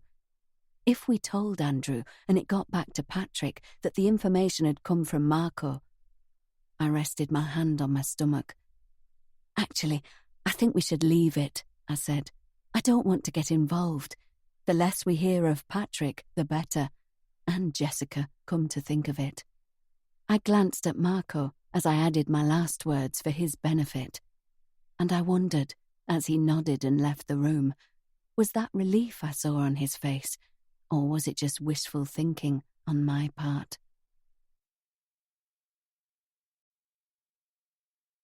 Chapter 27. Jessica. Now. The day after Patrick's mother came to see me, I awoke to find the fields covered in a ground frost. I opened all the windows in the house. The cottage was beginning to smell, not just of stale air, but a strange aroma of alcohol, unwanted and unwashed people, and above all, death. It didn't really. I was sure that the rotting scent that clogged my nostrils was all in my head. Or rather, it just clung to me as opposed to my house. It would follow me wherever I went. That thought popped into my head before I could stop it, but I chased it away with the breeze as I flung the windows wide. The next job on my list was the bed. I couldn't face lying on it night after night. I recalled Patrick sleeping on it, dying in it, and the sight of his mother rubbing her hands over it. I wondered what she had been thinking about, stooped over the place where her son had taken his last breath. And then I dismissed that thought too and got to work. I stuffed the sheets, pillowcases, and quilt into bin liners, and with an Allen key that I'd found in one of the kitchen drawers, I began the mammoth task of dismantling the bed itself. It was an expensive frame, heavy solid oak, and it took an age to take it all apart. I switched to the claw end of a hammer to prise some of the parts off. They splintered free, heavy metal nails still protruding from the wood. When I'd stacked the last of the wood at the side of the room, I stood up and dusted my hands off. I felt as though I'd been productive, like the time a couple of nights ago when I'd lit the fire. Again, I realized how little I'd done in the last 8 years to help myself. I'd wallowed. I'd been sinking for years. Ben had been my boy, my life jacket, and I'd clung to him the same way I'd clung to Louise all those years ago when he had left me. How strange it was, the way I turned to people whenever things hadn't gone my way. Never had I turned to myself for help. It was time to change that, time to stand on my own 2 feet and figure out what I wanted. There would be no more leaning on people, my father, Louise, Marco, Patrick. They were either gone or in my past. I was on my own now. I realized I hadn't included Ben in the list of people I was saying a metaphorical goodbye to. Could I say goodbye to him? Did I need to? Couldn't I finally be with the one person who had never hounded me, never wanted anything from me except what I was prepared to give him? Without the complications that had previously beset us, couldn't we now be together? Wherever we went, I could not only follow, but go with him, at his side. And then I remembered. As far as Ben was concerned, I was still bound by law to England. I had to be able to explain myself and the whole issue if I were to leave with him. Perhaps I could make up an extravagant story, tell him a lie. I'd had enough practice, after all. I was suddenly exhausted, even though it wasn't even yet 10 o'clock in the morning. Slumping down to the floor, I leaned back against the wall, my head falling to the side, so I was looking into the ensuite. I needed to get my energy levels back up, so I crawled into the bathroom, pulling at the side of the bath panel and then lifting the floorboards up. Like Gollum, I took out my treasures and pored over them one by one. I let the laughter out when I felt it rising inside me and patted the items fondly. They never failed to light the spark and remind me that everything I had done was for a damn good reason. They pardoned me for everything. When I was feeling low or doubtful or guilty, these items exonerated me. Just as I was starting to climb upwards again into the light and the future, the doorbell rang. I tiptoed to the top of the stairs, clinging to the banister as I peered down. The letterbox rattled. A voice called my name. I dug my fingers harder into the wood. It was Nina Hart, Detective Sergeant Richard Robinson's sidekick from the police station. Remembering her first visit, when she had waited outside until I answered, I drifted reluctantly down the stairs. When I reached the bottom, I could see the letterbox flap still moving, and I knew she would be peeping through it. Sure enough, when I wrenched the door open, she straightened up in a hurry. "Hello?" I greeted her coolly. "Hi, Jessica." She smiled, and I noticed she was clasping her hands together against the cold. "I hope I'm not disturbing you. Is the detective sergeant not with you?" I peered behind her. My mouth went very dry as another thought struck me. Had Louise reported me for the scuffle we'd had yesterday? Was that why Hart was here? Hart shook her head. "I'm on my own. I'm actually on my way home, but we've got the results of the post-mortem, and I'd like to talk to you about them. I thought I'd stop in en route, save you coming into the station again." Unless Hart lived in a tent in the nature reserve, my house wasn't on the way to hers. I didn't say this, though. Wordlessly, I stepped back, letting her in. "Come through," I said, leading the way to the kitchen. "Is your friend still here?" Hart asked, looking surreptitiously into the lounge as she walked past. "Not right at the moment," I replied, as I pulled a chair out for her at the table. Then curiosity got the better of me. "Where do you live, if this is on your way home?" She looked down and fiddled with the clasp of her handbag. "Near the town centre," she said. In other words, she had lied. The town was in the opposite direction. In our previous meeting, she had been whip-sharp, probing, almost accusing in her tone, giving off a vibe that she thought I was guilty of something, and she wanted me to know that she knew. I'd not seen her like this, troubled, subservient, and uncomfortable. It was like looking at myself over the last 8 years. I glanced away. "What did you find in the post-mortem?" I asked. She took a deep breath, laid her hands flat on the table, and looked me dead in the eye. "It wasn't the post-mortem that gave us the most interesting information." A pause, a beat, and then it tumbled from her. "We looked at Patrick's laptop, and we also spoke to some of your neighbors. You also dropped this the other day at the station." She pulled a red leather notebook from her bag and laid it on the table. I glanced at her face. At least she had the grace to blush. She had read my diary. Hurriedly she went on, her final words spoken softly. "I think there was a victim in this house all along, but I don't think it was Patrick." I blinked at her, averted my eyes, and looked out of the window. "What do you mean?" I asked dully. "It's our job to piece together events when we suspect there may have been a crime committed. We did, and we came up with some very interesting conclusions." Her fingers twitched on the table, and for a moment I thought she was going to reach over and take my hand. "Were you a victim of domestic abuse, Jessica?" "What?" I let out a nervous laugh. "We checked your CCTV hard drive and saw some pretty disturbing footage. And this," she tapped her nail on my diary, "this tells its own story." Her tone was gentle, such a difference from what I'd experienced before that my eyes swam with unshed tears. Angrily, I dashed them away. "Patrick was complicated. He liked to be in control, but he never laid a finger on me," I said truthfully. Hart smiled wryly. "Maybe he didn't raise his fists to you, But does it seem right that he shoved you out of the front door on a freezing cold night in just your underwear? My mouth dropped open, and I covered my face with my hands. I remembered that night, freezing through to my very bones, my chest rising and falling as I heaved dry sobs, crouching like a wounded animal on the path outside the front door. You know about that? Did someone see me? This time she did touch my hand. Pulling it away from my face, she covered it with both of hers and squeezed gently. It was on your home CCTV. We looked at it. Hours of it. Oh, God, I whispered, disentangling my fingers from hers and hiding my face once more. She spoke up again, her voice sterner this time, as though she had to get through to me and straight talking was the only way to go.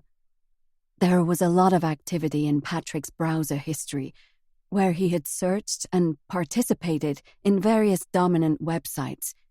He had also researched submissive behavior, muscle relaxant drugs, and doping practices, private detectives, BDSM, rape fantasies. Stop!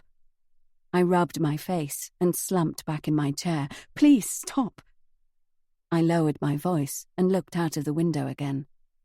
We were silent for an age, the only sound an occasional sob that I buried deep in my throat. To her credit, Hart didn't try and speak. Instead, she got up and moved behind me. I heard the clattering of mugs and the sound of the kettle being switched on. You thought I had something to do with Patrick's death, I said eventually, a little bit of irritability evident in my tone. All this you've just said, it makes it even more likely that I had something to do with it. I swiveled around to face her. Yet I can tell you now, don't believe me to be guilty. Why? Leaving the mugs, she came back to her seat, sat down, and leaned forward. I think Patrick's mental health went into severe decline. From what you told me about the illness he thought he had, which he didn't, by the way, I think he'd had a complete breakdown. He had researched suicide in many different ways and very thoroughly.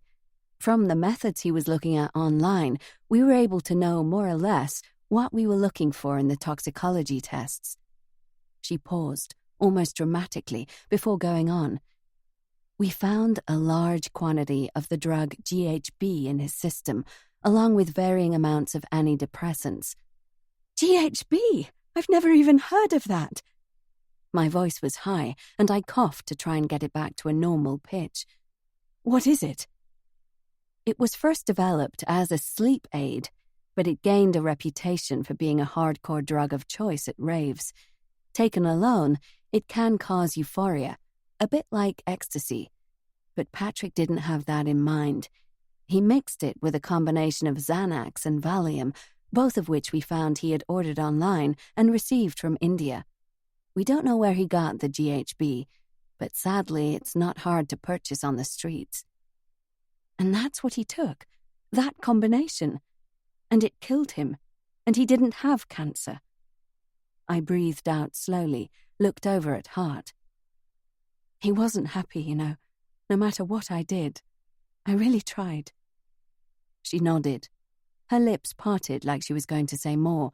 Then the kettle clicked off, and we both looked at it. I'll make the tea, I said, unless you need to get home. She smiled, oh so gently, and for a brief moment I hated the sympathy in her eyes. I don't have anyone at home, she replied. This job is the career equivalent of marriage and children. There's not enough hours in the day to merge all three. She smiled ruefully, but I understood that she'd made her choice, and she had chosen her work. I envied her the option to choose. She stood up at the same time as me. Can I use your loo? I nodded. Through there, I said, and watched as she left the kitchen, closing the door quietly behind her. I didn't tend to the drinks. Instead, I sank back down in my chair and dragged my fingers through my hair. I hoped she wouldn't remember that I had offered, and she would go swiftly on her way.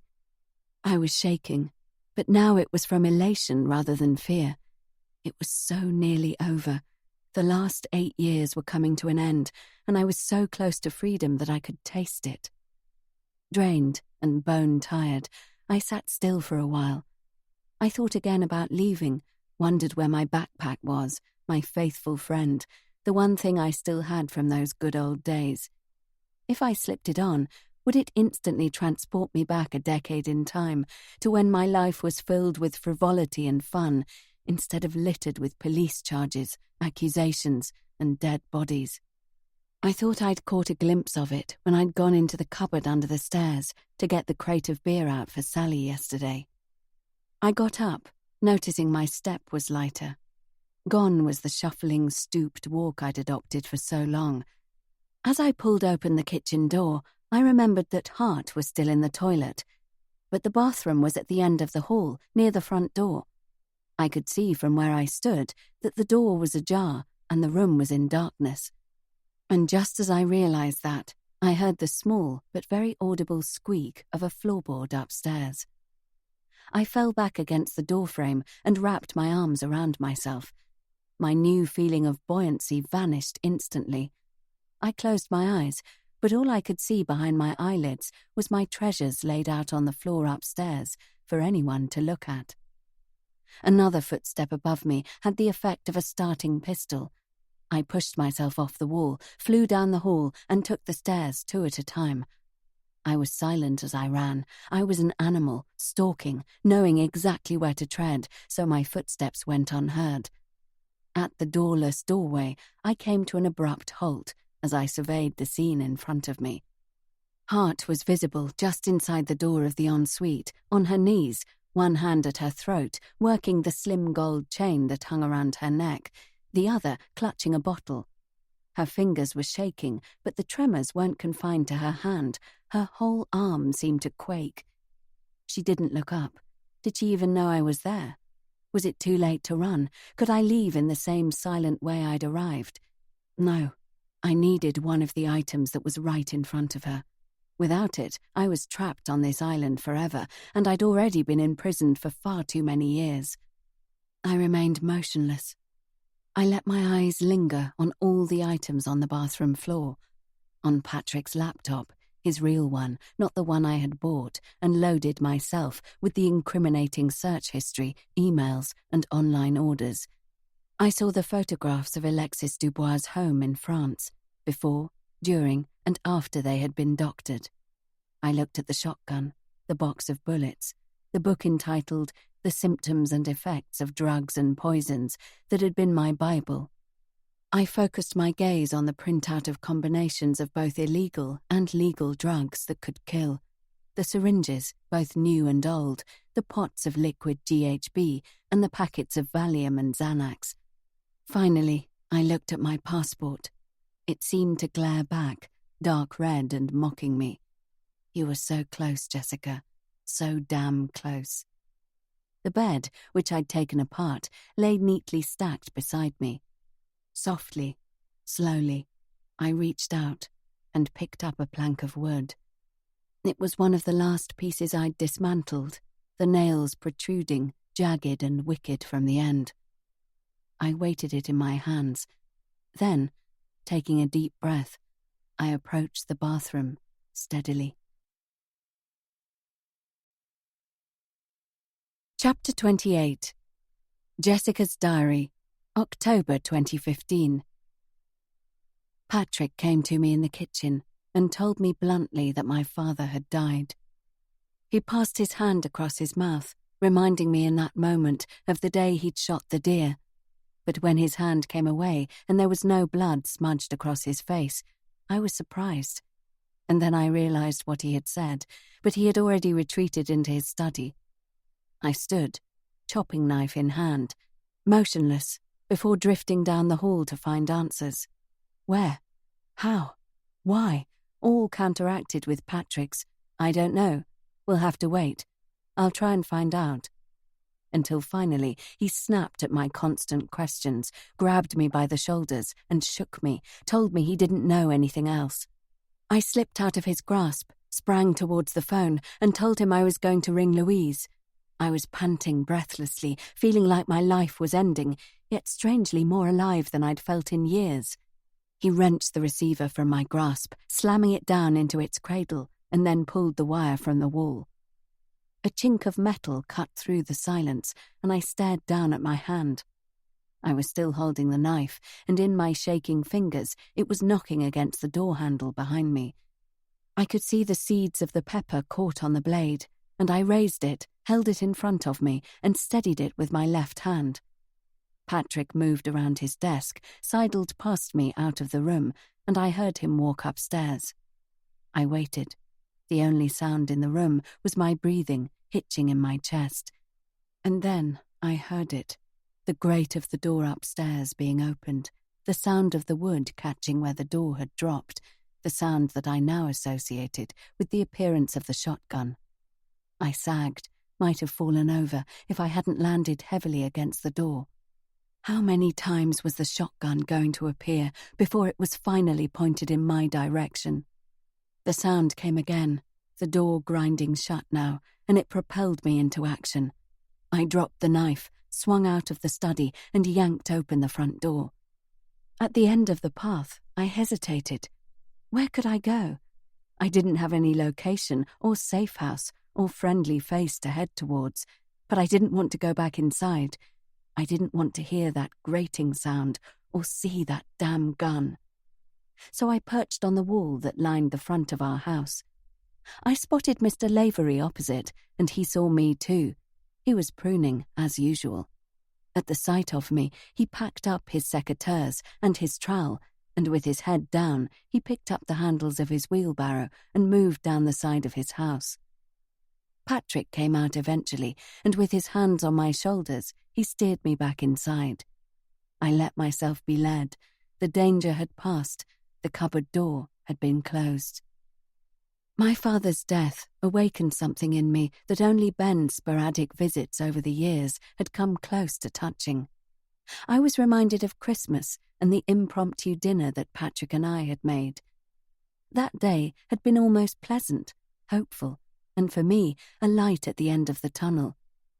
It had ended on a sour note, though, as I had wondered about how damn healthy Patrick looked, and with the realization that nothing would change in the immediate future, I'd sunk back into my previous, deep, dark hole. I thought often of Louise now. I imagined her life, flying high in Cannes, the popular one, now that Alexis and I were gone, backed up by the stature and status of Marco. She would be so happy, I knew that. Living high, flying high. I'd been doing my research at the library, finding cases of people whose passports had been revoked, getting a temporary visa, like a compassionate leave to travel. Patrick had smiled at me, as though humouring me, before reminding me that this was what he did for a living, and didn't I think he'd have already looked into it? He moved on, as he always did, throwing me with the sudden change in subject, as he reminded me about the Law Association gala on Tuesday evening, and advised me which dress he thought would be most suitable for me to wear. On Tuesday evening we drove to London. I feigned sleep on the journey. I didn't want to look out of the window and see everything my life was missing. On the red carpet, he instructed me to smile for the camera. My mouth wouldn't work, though, and in the end, he wrapped his hand around mine, squeezed until it felt like my bones were breaking, then leaned in close and whispered in my ear, "Just fucking smile."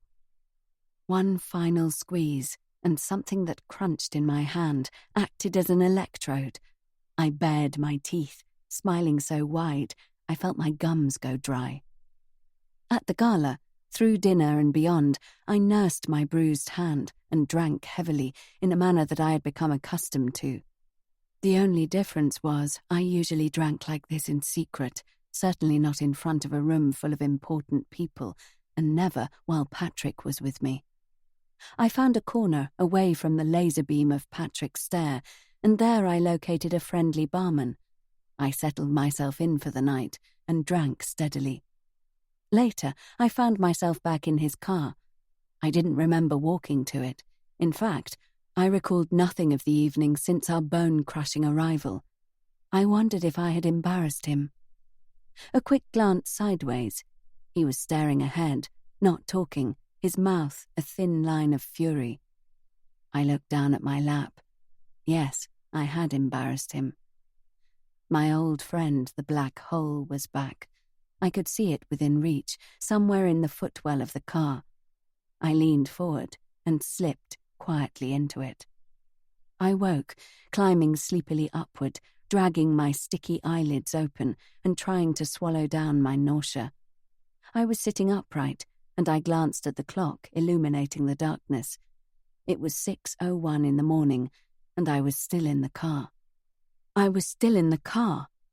I was cold, freezing to my very bones, wearing nothing except a thin black dress Patrick had told me to wear. What time had we got home? No later than 1 a.m., I was sure. Dinner had finished at 8, and I was certain it wasn't that late when Patrick had plucked me out of the party and driven me home in silence. I rubbed at the windscreen, peering out at the distant sky that was just beginning to grow light. He had left me in the car, outside our house, on an autumn night in which the temperature was dipping into single figures.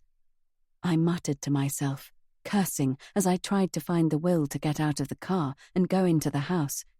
But I had no strength, and instead, I searched again for the black hole to slip into. Chapter 29. Louise. Then. We always want what we can't have. That's what they say, and in my case it was true. Marco and I slipped into a life of unease, so different to what our friendship of the summer had been. Now I was, what? Neither girlfriend nor friend, just the mother-to-be of his unplanned child. My shitty little flat, and the half-life I'd lived in it, was long gone. It was undeniable that I had a better life now. I was safe here in the compound, surrounded by dense, thick forest. I didn't wonder where my next paycheck was coming from. I no longer needed a paycheck. I had everything I had ever dreamed of, except a friend, except Jessica. As my bump grew, so did my feelings of loss. Her name was on my mind, on my lips, in my heart, all day long. I thought of her constantly. Was she sad and lonely in the little seaside village of her incarceration, or was she back to her old self, bar-hopping and in with the locals? I thought she might be lonely. After all, Suffolk was hardly London, or Cannes, or Berlin, was it? I fancied turning up at her door, Jessica gazing at me, her gorgeous eyes full of gratitude that I had come for her. For surely she never wanted to be with Patrick, right? I would take her hand, and we would leave. With her father's money we would be fine. We wouldn't need anyone else. A kick from deep inside me usually pulled me from my fantasies. Guiltily, I would force myself to think of other things. Guiltily, because this child never figured in my daydreams. This unborn child never figured in many of my thoughts at all. Marco was indifferent to what was happening. We found ourselves increasingly civil to one another. We were like roommates or neighbours who were polite when they passed. But we had no neighbours. I had no friends, except for Ben and Andrew, and they were both so busy. Sometimes I went for weeks without seeing anyone except Marco. In the final months of my pregnancy, I gave in. I calculated the time in England, waited until mid-morning on a weekday when I was sure that Patrick would be at work. Then I sat in the window seat, staring unseeingly out of the window, and dialed the number I'd got by going through Andrew's phone while he was in the bathroom the last time he came to visit. As the phone rang, my breath hitched in my throat. I was going to talk to Jessica. After so long, too long.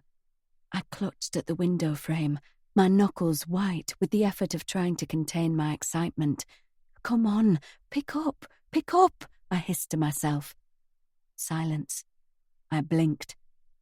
"Jessica?" I spoke tentatively. "Jessica, are you there?" A single intake of breath.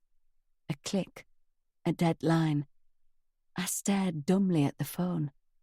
Cold spread through my body, replacing the heat of only moments earlier.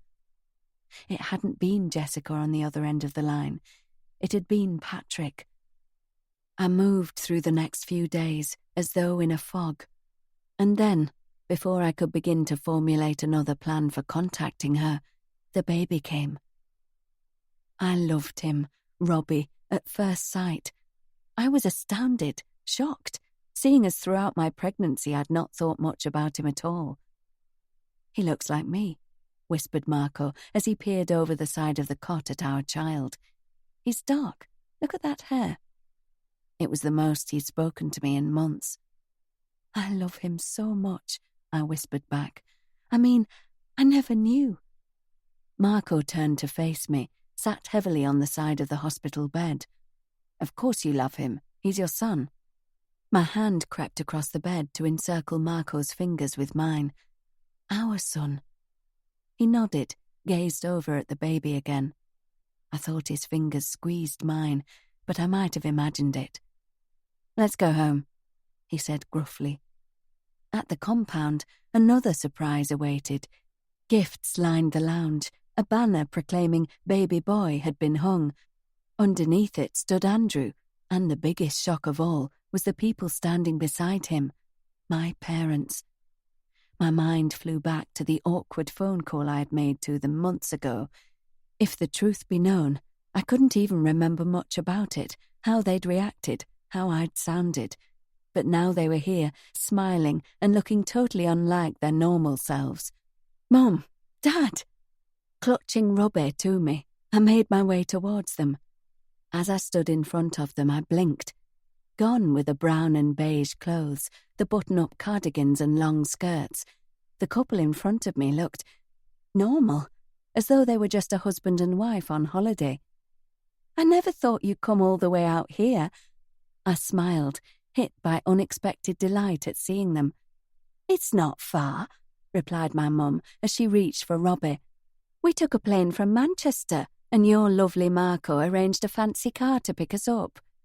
She turned and simpered at Andrew. "And the hotel, oh my Louise." My parents were staying at Jensen Coast. Marco had organised their travel plans. I looked at him, my mouth an open O of shock. He smiled, shrugged like it was no big deal. "Thank you," I mouthed. It seemed so inadequate. For 4 days, the house was filled with people and chatter and gifts. When they left, I looked around. The tiny cottage suddenly felt huge. It felt empty. I had enjoyed myself, I realised. Perhaps, at last, it was time to try going out into the world again. I had made it to the hospital to deliver Robbie. That was in Cannes, and it had been okay. That night, I sat in the lounge and surveyed the gifts that had been left for us. Reading some of the tags, I realised I didn't even know half these people. But obviously Marco did, as did Andrew. They held the weight here. They had the contacts and the power. And through them, so did I. Through them, I was able to lead this sort of life, a life I'd never thought could be mine in a million years. I had to hold on to it, I reminded myself. I should write thank you cards to these people, maybe deliver them myself. I should get back out there. Vigour renewed, diving in like a child at Christmas, with my new son beside me and my man pottering across the room in the kitchen. I got lost for hours as I began to open the gifts. The sky had darkened to a deep purple when Marco came in. "I made coffee," he said, setting the mugs carefully on the table. "Have you been having fun?" I smiled up at him, regarding this new Marco with an appreciative eye. The last months had been lonely. I could admit that to myself now. I had seen nobody. Marco had been distant and uncommunicative. I couldn't blame him, didn't blame him. Who wanted a pregnant woman who had only been a casual fling, if that? I wondered about the difference in him. Was he so taken by his child that his whole outlook had changed? I hadn't been trying very hard with Marco, and I should. After all, he was why I was here, living this life, opening these expensive gifts from his friends. Sipping at his coffee, he stroked a finger down our sleeping son's face. "I'm glad he looks like me," he said, so softly I almost didn't hear him. My breath caught in my throat. It could have been a slight, intended for me, but for all Marco's traits, cruelty wasn't one of them. I gazed at him. Was that it? Had he been worried that Robbie wasn't his child? All this time, all these months? I looked down at myself, my post-pregnancy body not much different to how it had been since I'd known him. Did he really think another man would want me? Was his rough, tough exterior a cover for a man who might be just as insecure as me? "Do you want to open some?" I asked shyly, presenting a gift like a peace offering. His eyes held mine for a moment, then, "Gimme that," he said, grabbing it and ripping the paper off. I heaved a sigh as I watched him. Maybe this could work. Maybe, if I got out and about, lost some weight, stopped thinking about other people and what might have been. If I stopped chasing the past, stopped chasing her.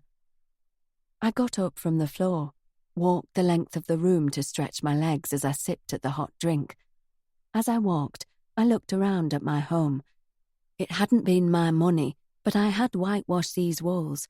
I had hung the photographs of the French scenery I had taken. "What the—" Marco's exclamation startled me, and I looked over at him. "What?" I asked. "This is a fucking weird gift for a baby," he said. He held it aloft, the silver glinting as it nestled among the blue tissue paper in his hands.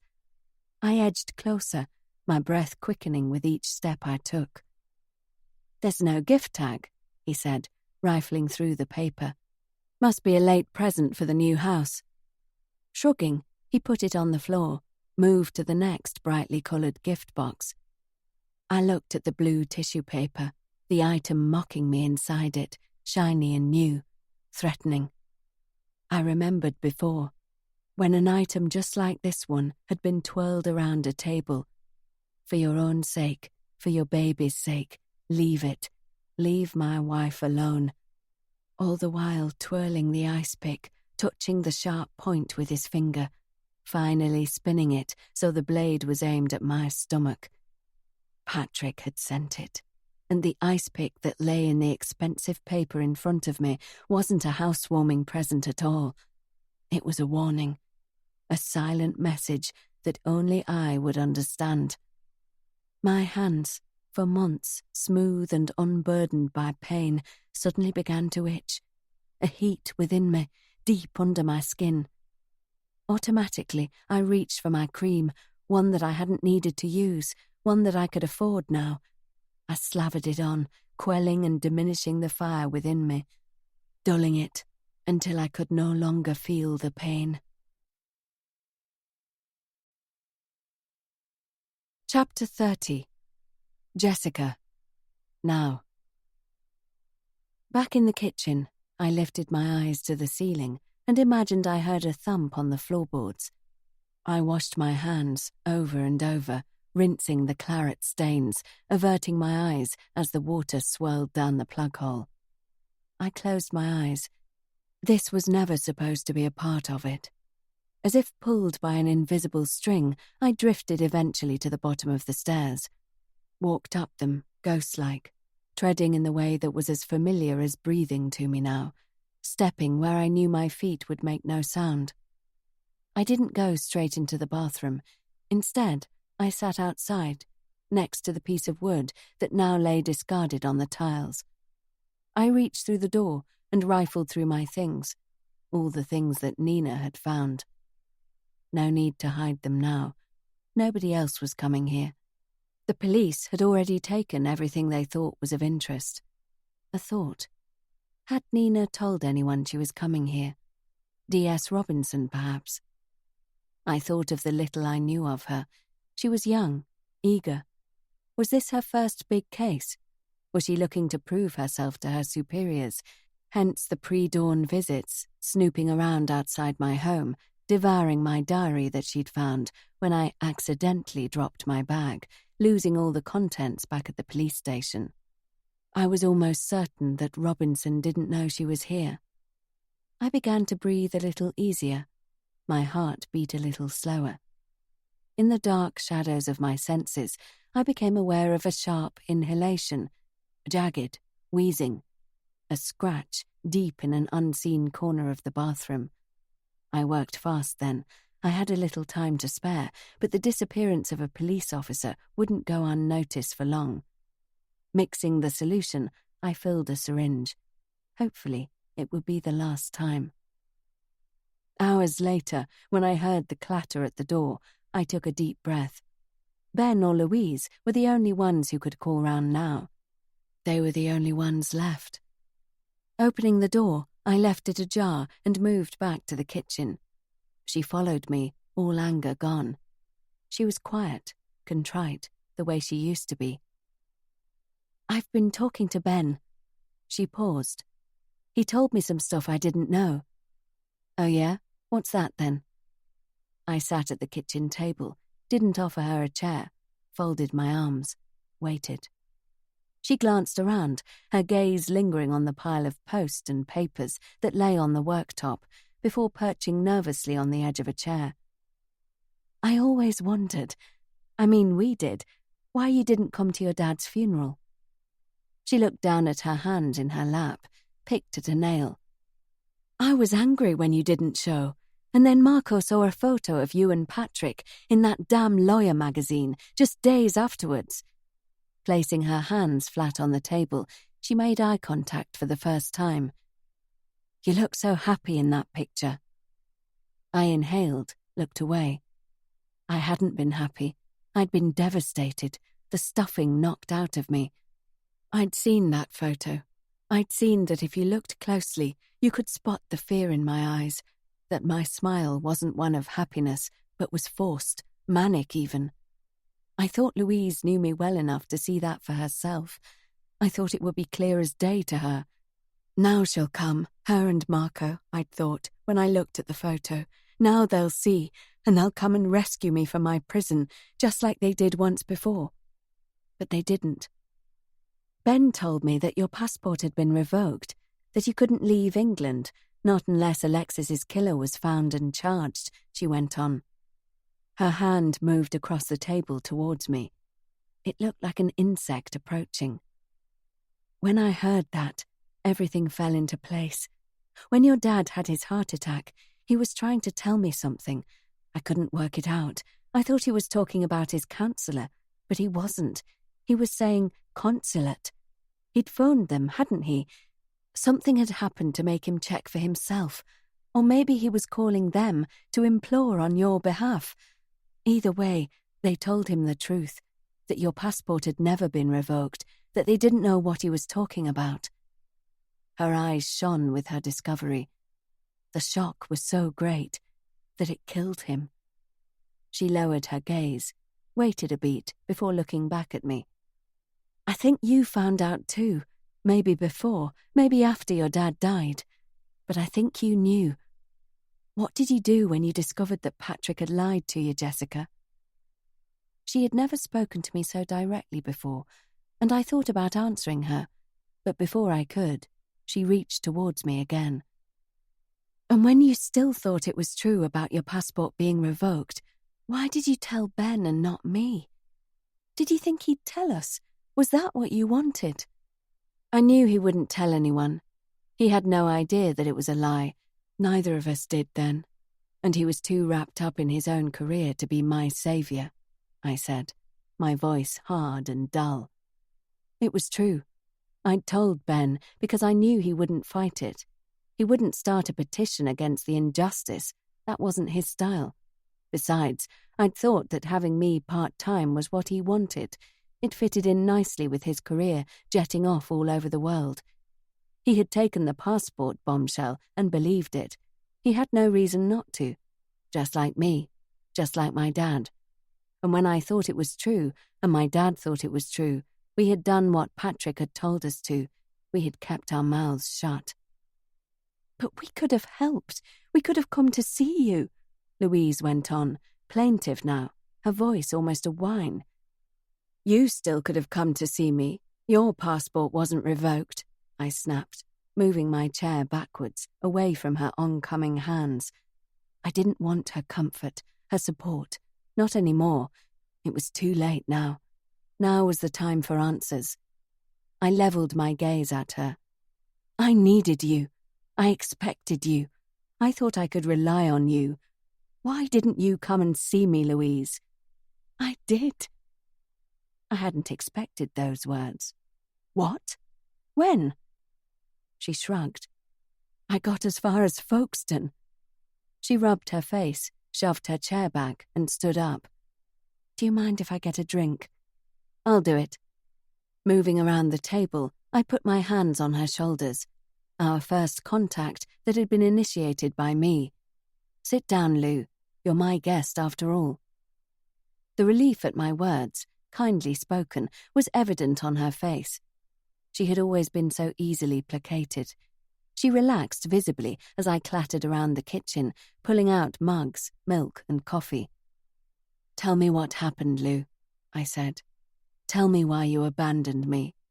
You could have rescued me from this hell, but instead, you decided to plan a big wedding of your own. Chapter 31. Louise. Then. After the ice pick delivery from Patrick, I tried to put Jessica out of my mind. When Robbie got a little older, I began going into Cannes more and more, starting with our marriage at the City Hall. It wasn't a romantic day. It didn't take place with a castle in the backdrop like Jessica and Patrick's. It was a civil ceremony, businesslike and brisk, probably only brought about by my request to Marco that he, me, and our son, share the same name. I didn't put forth the real reason, my need for security, both financial and personal. Throughout the day, Jessica was on my mind. I wondered what she would think of my marrying Marco. I wondered if she even cared. Afterwards, I declined Marco's suggestion of an early night. I pretended not to notice his look of disappointment when I turned back to the window, waiting for the card, the flowers, the good wishes she would surely send, and which would show she hadn't forgotten me. When it became clear that no deliveries were going to arrive, I eventually went to bed. Marco was sleeping. Robbie was beside him. I climbed into bed with my boys and told myself how happy I was. After I became Marco's wife, a part of me wanted to remain in the compound, in the sanctuary I created there, but I forced myself out into the world.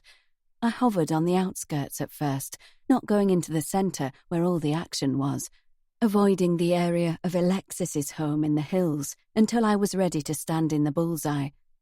I thought it would hit me that I had missed it, but as I walked the cobbled streets, I realised everything had changed. It seemed duller, like it had been when the cloud that refused to become the storm it was supposed to had hung over the town. Alexis and Jessica were gone, and the beauty had vanished with them. Or maybe I had changed. The light I'd felt briefly, for the first and only time that summer, had been stripped away. I made myself walk the streets we'd once claimed as our own. I pushed Robbie's stroller for miles until my back was damp with sweat. I sat heavily on a bench overlooking the sea. My compound was better than here. In the cottage grounds, I sweated with the heat of the sunshine, not with nerves, never with fear. But what was I so fearful of? I took a deep breath, leaned my head back, and closed my eyes. The landscape of the sea vanished. The scenes of that night came rushing back to me. The two women, one of them my best friend, lying inert on the floor. The blood that pooled around them. The blood. So much blood. The magic of Cannes was gone, drowned in an ocean of blood that only I could see. I let go of Robbie's stroller as I gasped for breath. I put my hands to my eyes, but the image burned an imprint on my lids. I would never unsee it. I would never forget it. It would be there forever. Triggered every time I came here to this city that I had adored. Excusez-moi. The voice was rich and deep. I whipped my head up, staring blankly into the eyes of the stranger who had spoken. C'est votre bébé? The woman had one hand on the handle of Robbie's stroller. It must have rolled away from me. I grabbed it from her, muttered a hasty apology in French. She pulled up the collar of her fur coat, gave me a haughty glare. a look that travelled from my trainers up to my red, bloated face. I turned the stroll around, pushed it past her, and then the tears came. When I wiped my face, I was surprised to find they came away clear and not coloured red like the blood in my nightmares. I stopped going into Cannes. I hadn't thought Marco had noticed, or if I were honest, that he cared how I spent my days, until the day he forced me out. "I need you to bring a portfolio to the hotel." His voice came down the phone. I looked at Robbie as he followed the stray cat we had taken in around the kitchen. He was almost 4 years old now. We enjoyed our life here in the cottage, surrounded by the wilderness that I felt shielded us. The trees and shrubs had grown wild. Marco was always threatening to get someone in to maintain the grounds, but I liked it. With the green curtain, I couldn't see down the hill into Cannes. I rarely left the security and peace of the cottage, and I liked it that way. "Lou?" His voice was impatient as he barked down the line again. "You want me to come to Jensen Coast?" I twisted the phone cord. "But what about Robbie?" "Bring him with you. Andrew will like to see him." He went on to tell me the exact location of the portfolio he had forgotten to take with him that morning, but I already knew where it was. I could see it on the kitchen table. "The Panerai Yachts Challenge is on today." Marco's voice softened as though he sensed the tension inside me. "Why don't you bring your camera? Check it out. It's been a while since you've taken pictures." He was right. I had exhausted the scenery in and around the cottage. I thought for a moment, wondered if I could, wondered if it was about time I got a hold of myself. "Lou?" The cajoling tone was gone, back to brusque and curt. "All right," I whispered, hanging up the receiver. I went immediately, before thoughts and fears could overwhelm me. I left the file at reception. I was in and out without seeing Marco or Andrew, back to the car before the memories of Jensen Coast and its proximity to the hills and the scenes of that night could overpower me. But I didn't go home. I took Marco's advice about checking out the yacht race, and for an hour I sat and watched the boats. It was safe here, a place I'd never been with Jessica or Ben or Marco. I let the peace that only usually came at the cottage wash over me on the warm breeze. When Robbie grew restless, I treated him to a smile. "Shall we go back to the hotel? See Daddy?" He clapped his hands, beamed at me, and as I watched the other children playing on the beach, I felt guilty at what I'd kept him from. "All right, we'll see if we can keep this going," I said, more to myself than to my son. "Let's go." I came across Andrew before I saw Marco. I paused at the doorway to his office, looking at him with narrowed eyes. I wondered what he thought of the fact that Jessica never came back here. As far as I was aware, he hadn't seen her since her wedding day. She didn't come to France, and he didn't go to England. Did he ever think of me? Did he wonder why I stayed away? Did he ask Marco? And if so, what excuses did he come up with? How cut off we had all become, I thought. How fractured compared to what we once were. None of us really talked. We all skirted around each other, ignoring the elephant in the room. Andrew hung up the phone, leaning heavily on his desk. Though he turned towards me, he didn't seem to see me. Holding Robbie's hand, I walked into his office. "Hi, Andrew," I said, cautiously, since he seemed a million miles away. He stared down at Robbie, didn't answer me. "Andrew," I began, with a nervous trill in my voice. "Are you—" He pushed himself upright, the cords on his neck and his arms straining with the effort, before giving up and slumping back in his seat. The chair was on wheels, and it rolled away from him. He staggered, clawed at the neck of his shirt, then his fingers closed into a fist, and he thumped at his left arm. "Andrew!" I shouted, dropping Robbie's hand and hurrying around the desk to steady him. He leaned to one side, and under the sudden weight, I tipped backwards. We crashed to the floor, with Andrew landing painfully on top of me. "Andrew!" I sobbed as I rolled him off me and kneeled over him. Looking back over my shoulder, I screamed for help. then watched in horror as his lips peeled back in an awful grimace. "It was a lie. I found... It's all been a lie." It took every ounce of his strength to hiss those words, and they made no sense at all. I heard feet thumping down the corridor, and Clive, one of the barmen, raced into the room.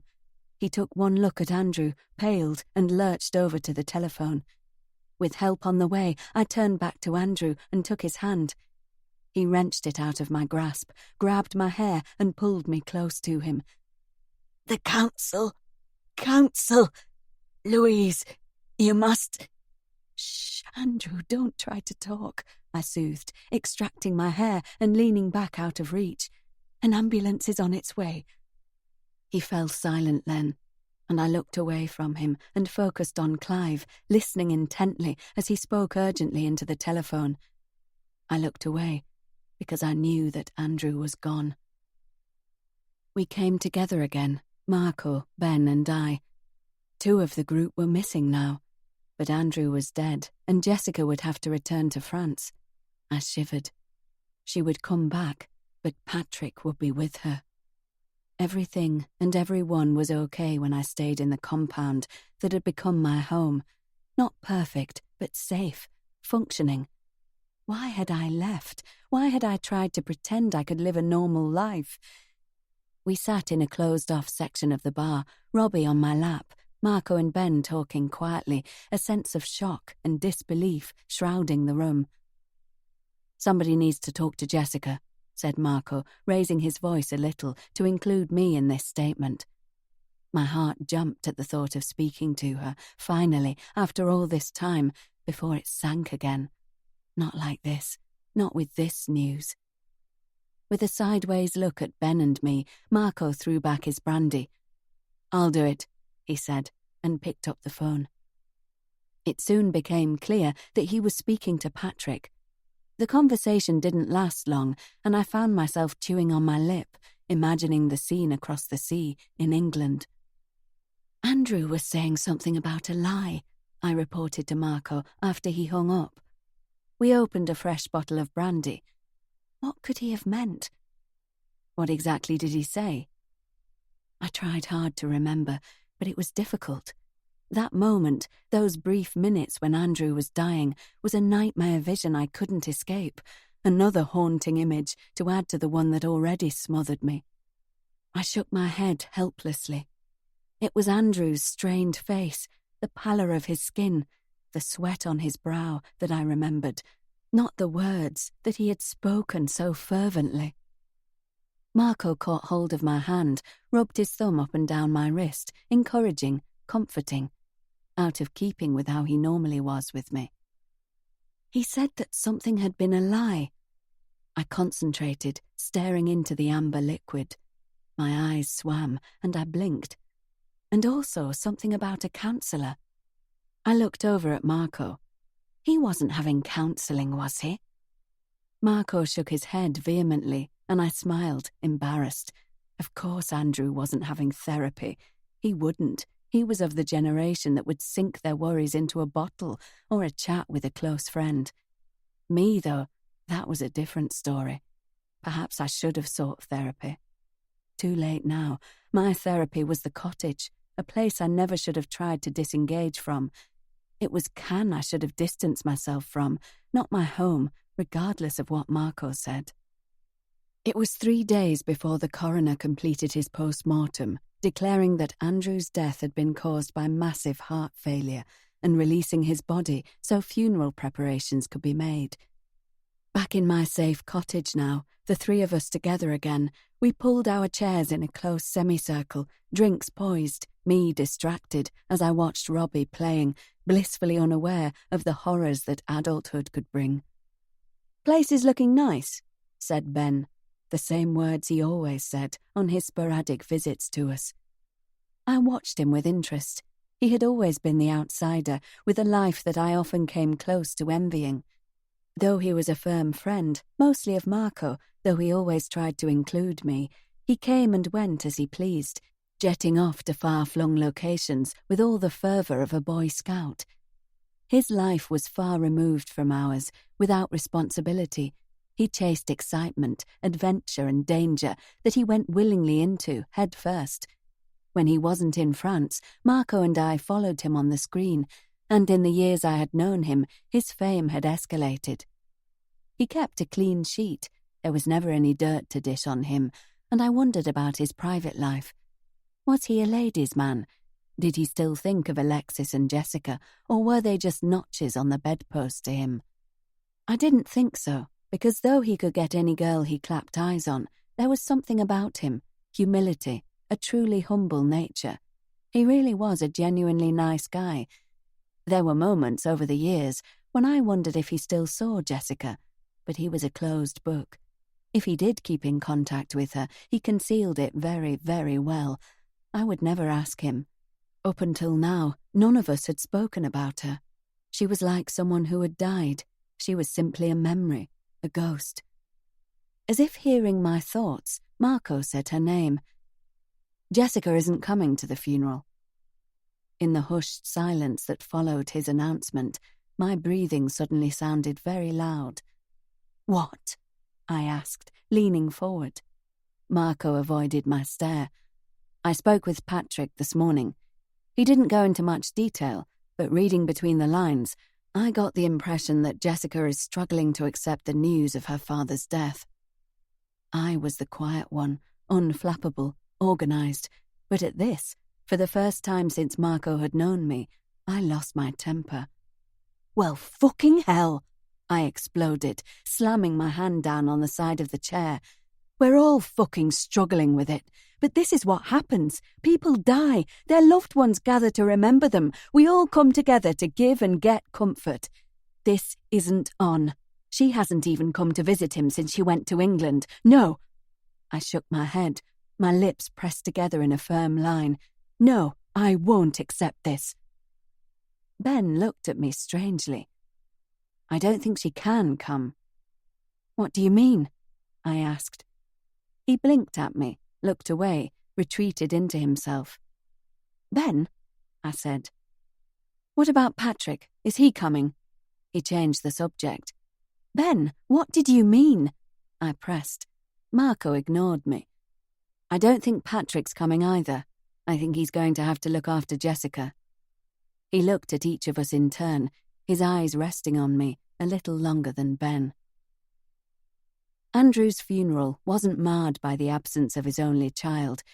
We put on a show fit for a king, and though Marco worried that some people still recalled Andrew's connection with the murder of Alexis Dubois, the community, on the whole, did us proud. After it was over, I retreated back to the cottage, happy to stay there, unwilling to try to return to the real world again. It wasn't safe out there. Here, I was protected. I looked at Marco, watching him as he made drinks for us. I wondered what would happen to Andrew's half of the hotel. Would Marco get it, or would it go to Jessica? I shivered at the thought of Patrick turning up again, throwing his weight around, ordering Marco to do this and that. I didn't want to ask outright, didn't want to jinx it, didn't want to voice my fears in case they happened. Instead, I said, I don't think we'll hear anything of Jessica again. Not now. He shrugged, relieved no doubt. But I was wrong. 3 days after the funeral, Marco found me in the garden behind the cottage. With a rare display of anger, he slapped a magazine down in front of me. His mouth was puckered, his cheeks were flushed, and I snatched up the magazine, desperate to find the source of his fury. What is this? I didn't need an answer. As I stared at the page, I could see that it was a photo of Jessica, dressed to the nines in a black evening dress, a glass of champagne clutched in one hand, the other held in Patrick's tight grip. She was grinning up at him with a smile so wide and filled with happiness that I blanched. I scanned the accompanying article. The annual gala for the members of the Law Association of the UK and Europe, I intoned. My gaze went back to Jessica. She looked stunning. A little too thin, I thought, but that was more envy than concern. Most of all, she looked happy. When was this taken? 2 nights ago, in London, replied Marco. I gaped at him, then stared back at the picture until it went blurry and the magazine shook in my hands. Impossible, I whispered. He pointed to the opening paragraph of the article. The date, 4th of October, screamed out at me. You said she was having a breakdown. You said...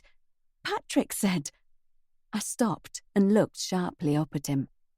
Where did you get this? Andrew subscribes to it. I'm opening his post so I can sort everything out for the business. I nodded and stood up slowly. I walked back to the house, Marco behind me, and when I reached the kitchen, I pushed the pedal on the recycling bin and dropped the magazine in. Jessica's smiling face beamed up at me from among the used tins and empty wine bottles. I closed the lid on it. I never really knew her at all, did I? Marco didn't answer. Instead, he trailed a finger down my bare arm as he passed me. It was a silent, comforting gesture. I needed more of those gestures. I needed Marco to act like that more often. Then maybe I wouldn't think of her at all. But the photo in the magazine played on my mind. Even though I'd put it in the bin, even though I'd looked down at it, obscured by bottles and cans, so I couldn't see her grinning face anymore, I saw it still when I closed my eyes. Later, when my husband and son were sleeping, I pulled the magazine out and wiped it down with kitchen roll. Then I looked again, looked harder, looked at the face I'd once loved more than my own. Those eyes, those eyes. Marco watched as I packed a small bag early the next morning. He didn't say anything. I turned around to see Robbie standing in the doorway. My heart lurched as I looked at my little boy, his dark hair, his liquid brown eyes, his quiet demeanour identical to that of his father's. "Robbie, darling, can you get Mummy's passport from the kitchen?" I asked, blowing him a kiss. He wandered off, and I turned to Marco. "I've got to go," I said, in reply to his unasked question. "I've got to make sure she's okay." "That photo," he spat the word, "shows that she's more than okay." "She was our friend once. She's Andrew's daughter." "Do me a favour," Marco said, suddenly urgently. I stopped packing. He rarely asked me for anything. "Of course, what?" "Just don't bring her back here." With that, he left the room, ruffling Robbie's hair as he passed him. I sank down onto the bed, still clutching underwear to pack in my bag. I looked at it, at the swathes of silk and lace in my hands. I crumpled the soft material and clenched my fists. I didn't wear stuff like this. I hadn't worn it since that summer. I wore comfortable cotton, form-shaping, stomach-holding mummy garments. Why was I packing lingerie like this? I thought of Marco's warning not to bring Jessica back here.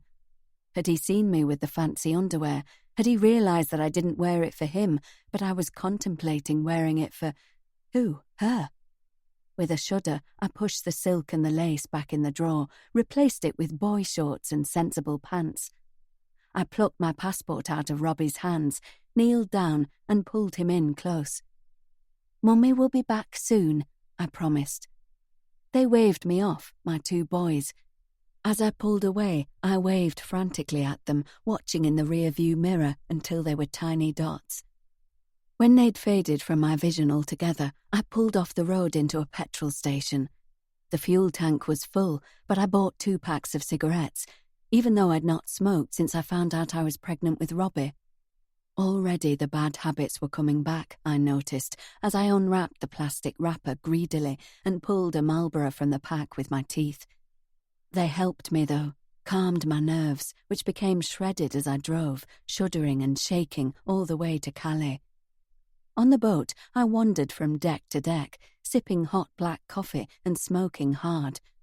And as the white cliffs came into view, her face faded from my vision to be replaced by his. The fear came back tenfold. The memory of us dancing at Jessica's wedding, his hand holding mine so tightly I thought the bones were breaking. glancing over at Marco, sharing a joke in the corner with Andrew, knowing that my husband didn't feel the danger like I did, knowing he'd never believe that Patrick could present such a threat. The silent breath in the telephone call I'd attempted, the ice pick delivered anonymously in the post. As I rolled the car off the ferry and touched down in England for the first time since I was a teenager, I was enveloped by a wave of paranoia. I got as far as Folkestone before turning rapidly off the road into a lay-by. I pulled out the second packet of cigarettes, smoked them one after another, lighting the next one with the butt of the previous. I thought of how it would be when I turned up on Jessica's doorstep, how it might be Patrick that opened the door, how he would look at me with those cold, hard eyes, how I would be able to read his mind, his unspoken words. Don't you remember my warning, Louise? Don't you remember how I told you to keep your little family safe, how it was all in your hands? I'd left my family back in France, alone. Marco, so relaxed, thinking we were untouchable. I'd left them wide open to a surprise attack. My son, who had never known danger or heartache. I imagined the three of us, Jessica, Patrick and me, sitting in their cottage. Patrick would glare hatefully at me, accusingly, silently telling me that I'd disobeyed his orders by coming to see Jessica. He would excuse himself to make a telephone call, speak quietly but firmly to a contact in France, give them our address, tell them where Robbie went to nursery. Before my imagination could run away with me any further, I started the car, lit up my last cigarette, and drove back to the ferry terminal at Dover. Back on the deck that I'd been on only hours earlier, I watched the white cliffs again. This time they grew smaller, and with each mile the boat put between me and Patrick King, I breathed a little easier. Finally, when I couldn't see the coast of England anymore, I moved to the front of the ship, eager for my first glimpse of France, anxious to get back to my cottage. "Sorry, Jessica," I whispered. But the wind took the words from my lips and whipped them away, so nobody heard my apology. Chapter 32. Jessica's Diary, October 2015. I stayed in that car until Patrick went to work an hour later. Silently, he removed me from the passenger seat and led me up to the house, where he deposited me just inside the door. In some part of my mind, I marvelled at how easily he moved me around, like I weighed no more than a carrier bag or a briefcase. Wordlessly, he left.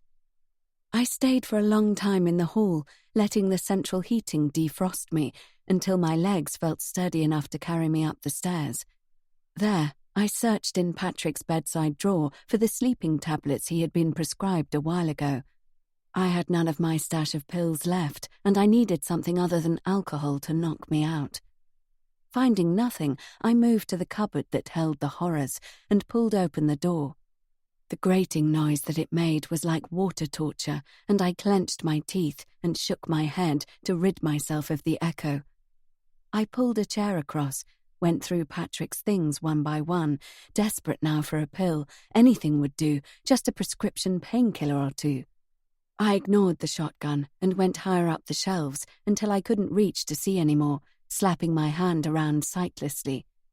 The uppermost shelves were empty, devoid of anything, and I was about to retreat and concentrate my search for medication in the kitchen when my hand happened upon something that wasn't wood. It was flat, and I stretched onto my tiptoes to draw it closer. Wrapping my fingers around the mysterious object, I pulled it off the shelf to study it. It was a passport. I opened it up, flipped through to the back page, and stared down at the photograph.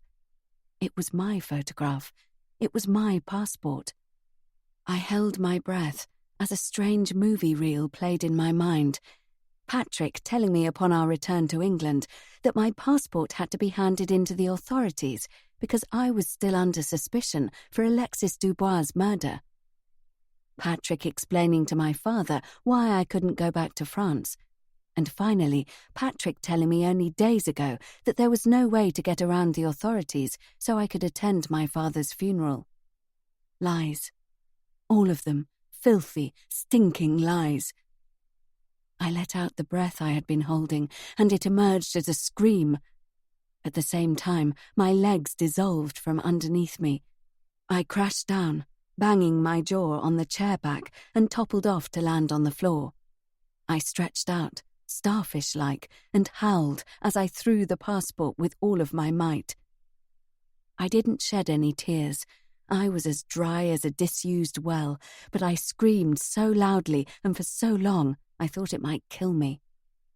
I slept, or passed out, I'm not sure which, and woke up hours later, my body cold from lying on the wooden floor in the thin black dress, my chin throbbing where I had hit it on the chair.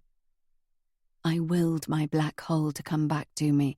I needed to sink back into nothingness, into the void I'd visited so much over the last few years. It was a good place, because there were no feelings there. But the black hole wouldn't materialize, and eventually my eyes came into focus. Through the toppled chair legs, I saw a patch of dark red, my passport, which had landed in the corner when I threw it, and like a snake, I crawled on my stomach towards it. I didn't pick it up. I collapsed, my arms and legs splayed out, and studied it from ground level. The lies, the awful, wicked, terrible lies he'd told me. All for... what? To keep me by his side. Had he known all along that my heart was never with him, that I longed for Ben, for freedom, for France and all the lands beyond? A painful fist bunched in my stomach. Vomit rose in my gut, and I opened my mouth, but all that came out was another scream. Later, much later, a strange sensation came over me, starting in my toes and tingling all the way up my body. When it reached my fingertips, I stretched them out, flexing and clenching them at the knuckles. I identified the feeling, and the sudden knowledge caused me to smile. It was desire. I'd not felt it for so long. Even when Ben came, I was mechanical with him, so deeply dead was I. But now the feeling was returning, and my entire body burned with it. I was coming back to life. Chapter 33. Jessica. Now. You were frightened of Patrick. He threatened you when you were pregnant. My words to Louise were blunt, emotionless, just the way I felt. The truth was coming out now, all of it. I allowed myself a small smile at the thought of her telling me how she had lived her life since I left. Not the high roller, not the popular one. A recluse, contained within the walls of her home, just like me. But while her threat had been the memory of that night, mine had been very real. My threat had shared my home. It was strange how the carnage of that evening had left its mark on her, stunted her life. It had left a mark on me, too, the one I tried to conceal by brushing my hair across it. But that was the only evidence. I wondered if I, too, would have been so traumatized by Alexis's death if I hadn't been shunted straight into another nightmare. I didn't think so. That wasn't my style. But Louise had always been softer than me. She shrugged, played with a piece of loose thread on her sleeve before abandoning it. I leaned forward, watched her through narrowed eyes. I hated you for not helping me, I said, averting my gaze to stare out of the window. All of you. I hated you for leaving me here, with him. What did you do, Jessica? She asked again. When you found out your passport hadn't been taken away, what did you do to him? I looked out across the fields, replaying my finest moments over the last 5 years. I still recalled the feeling of coming back to life, of finally having a goal to aim for, and it was no longer a fight for my freedom. It was simply justice. It's best served cold, that's what they say, isn't it? I said, my eye caught by the tiny robin that flashed in and out of the hedgerow bordering my home. Revenge, I mean. That's why it's taken so long, so many years. I thought back to the CCTV that Hart had watched, of all the times when Patrick had been here in the house, buried in his work or sleeping upstairs. All those times I had silently stripped to my underwear, quietly opened the door and flung myself out onto the path, as though I'd been pushed there. I would kneel and keen, wrap my arms around myself, nodding towards the door as though someone was standing there, shouting admonishments at me. I would crawl to the door, lift an arm and throw myself back into the house.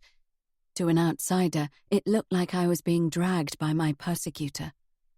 I had watched the tapes myself when Patrick was away. I deserved an Oscar for my acting ability. Hart was appalled at how my husband mistreated me. I told Louise, describing the CCTV scenes to her. "But didn't Patrick check the tapes himself?" Louise asked, looking around the kitchen as though she too were caught on camera. She wasn't, of course. I had switched them off. We had no need for them anymore, neither Patrick nor I. Religiously, and to the point of obsession, I confirmed, but not the tapes I made. I switched the hard drives, didn't I? Because I got clever. And Ben's visits? Did you switch the hard drives whenever he was here? We both knew where to step. We simply used the camera blind spots, and I checked them thoroughly before Patrick came home and watched them himself. I could see Louise's mind whirring now, and it was a genuine smile that lit up my face as the kettle clicked off and I made our coffees. I took mine black and added a healthy slug of skimmed milk to hers, whipped it until it frothed up, pale and creamy, just how she liked it. "That's why you weren't concerned when the police took Patrick's laptop, because it wasn't Patrick's laptop, was it?" she asked, shaking her head in disbelief. "You catch on quick," I remarked, as I put her coffee down none too gently in front of her. "I could have done with your help the last few years. Maybe you could have knocked up some more photographic evidence."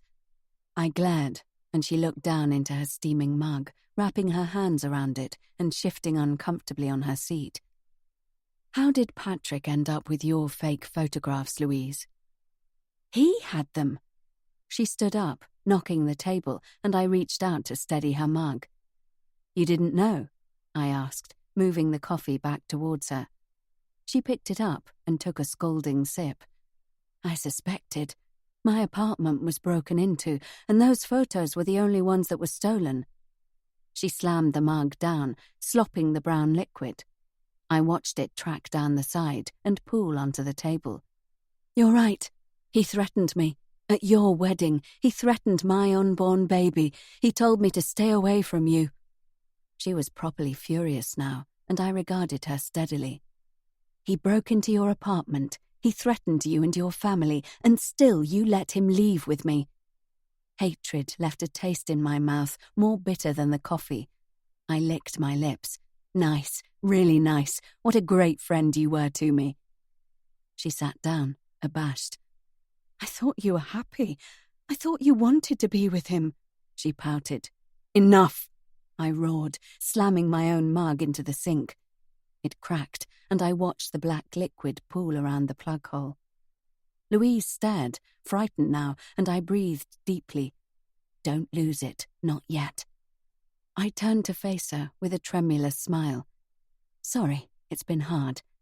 Drink that, then we'll open some wine." I smiled winningly, letting her see the old me, the real me that she used to know. Placated, but still wary, she picked up her mug and sipped, her eyes constantly on me, ever watchful. "So, it really is all over?" she asked. "You don't have to stay here now that Patrick's gone. You can do whatever you like, go wherever you want." I couldn't help but throw her a look of disgust. I tried to rearrange my features, but it was still there, on my face, in my words, in my tone. "Where would I go? To my father? Oh no, he's dead. To you? Oh no, you've got your own family now. Maybe to Ben. He's still here. He still cares." She drained her coffee, pinched at the corners of her mouth with her fingers to wipe away any residue. "Ah, Ben. I had an interesting chat with him just the other day, about secrets." I paused, looked her dead in the eye. "Secrets and lies." She scratched at her fingers, the skin in between them. I saw the redness there, knew it was a sign of her angst, her nerves. Some things you just can't change or hide. "What do you mean?" she asked quietly. I leaned forward until I could smell the coffee on her breath. "Ben gave you a note to pass to me, an invitation to join him in Italy." I paused, sank back into my chair. "What happened to that note, Louise?" It was my pièce de résistance, the most important factor in all this, yet one I had been unaware of until recently. She scratched harder, white streaks now on the red of her flesh. "Ah, you didn't give it to me, did you?" Screwing up her face, she shook her head. "I'm so sorry," she whispered. I knew it. Ben had told me, but hearing her apology, sent wave after wave of fresh rage through me. My head spun, and I wrapped my arms around myself as the anger pulsed. "Don't you see?" My words came out jagged and harsh. "Don't you understand that if I'd gone to Italy with Ben, none of this would have happened? I wouldn't have gone to that stupid party. Patrick wouldn't have dragged me here. I wouldn't have had to do what I did. I'd have had a life." On the last word, my voice cracked. "But it's over now," she cried. "It's not too late. You can be with Ben. He loves you." A strange smile of desperation stretched across her face. "You can finally be with him." I snorted a laugh. "Of course I can't." "Why not?" Her genuine look of confusion made me want to smack her. "Ben thinks my passport was taken away from me. I can't explain to him that it never was, can I?" I replied, with more patience than I felt. Louise made a little noise in the back of her throat and frowned. She seemed to be having trouble following my words. "Why not?" she asked again. I threw my hands up in a gesture of hopelessness. "Because he's not stupid. He'll jump to the conclusion as to why Patrick is suddenly out of the picture, just like you did." She placed both hands palms down on the table and stared at her lap. "But I know the truth." She stopped, her words ever so slightly slurred. "Why tell me and not Ben?" "You think you know the truth, Louise," I corrected, holding up a finger. "You think you know everything. You always did." "But you could explain to Ben. He loves you," she whispered. "Why don't you tell him?"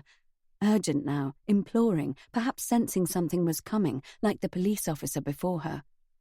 Heart had begged and cajoled before the length of wood with the rusted nails had stopped her words. Because Ben is a good person. Inside him beats the biggest heart of any man in the world. He couldn't live with suspecting I hurt Patrick.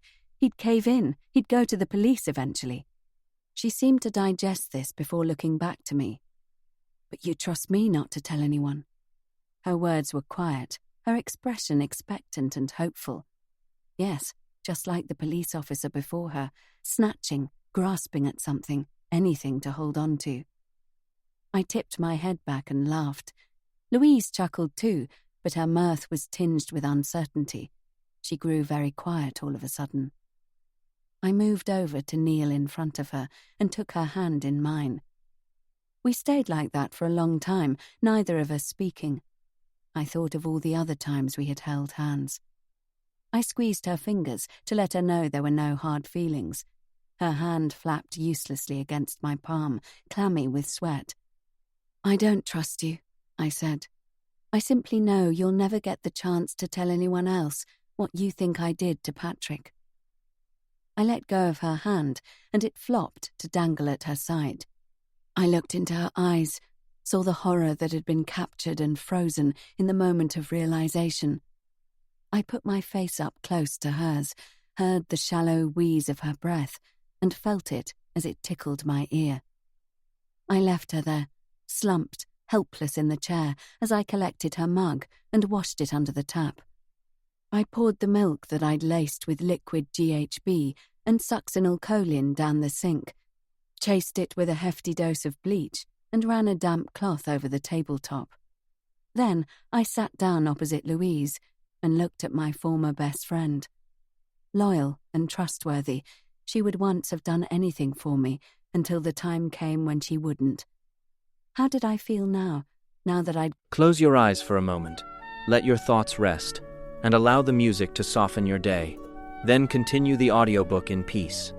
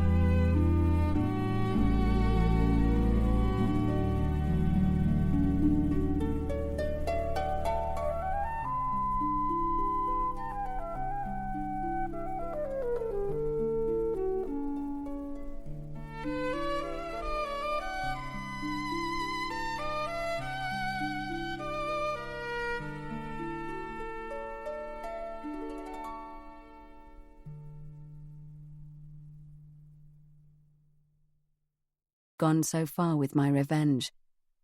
Just remember, Louise, this is all your fault. If you hadn't betrayed me, if you'd passed Ben's note to me, none of this would have happened. You thought I'd stay here quietly, like the good little wife I was expected to be. But I showed you, didn't I? I showed you all. I pushed my chair back and put my feet up on the table, exhaled, smiled, because this was something I'd not been able to do for so long, just relaxing in my own home. Not that it would be my home for much longer, just a few more things to take care of first. Speaking of which, I looked over at Louise. She wasn't gone.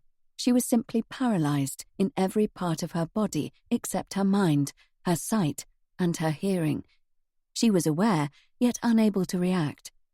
Succinylcholine was my most recent discovery.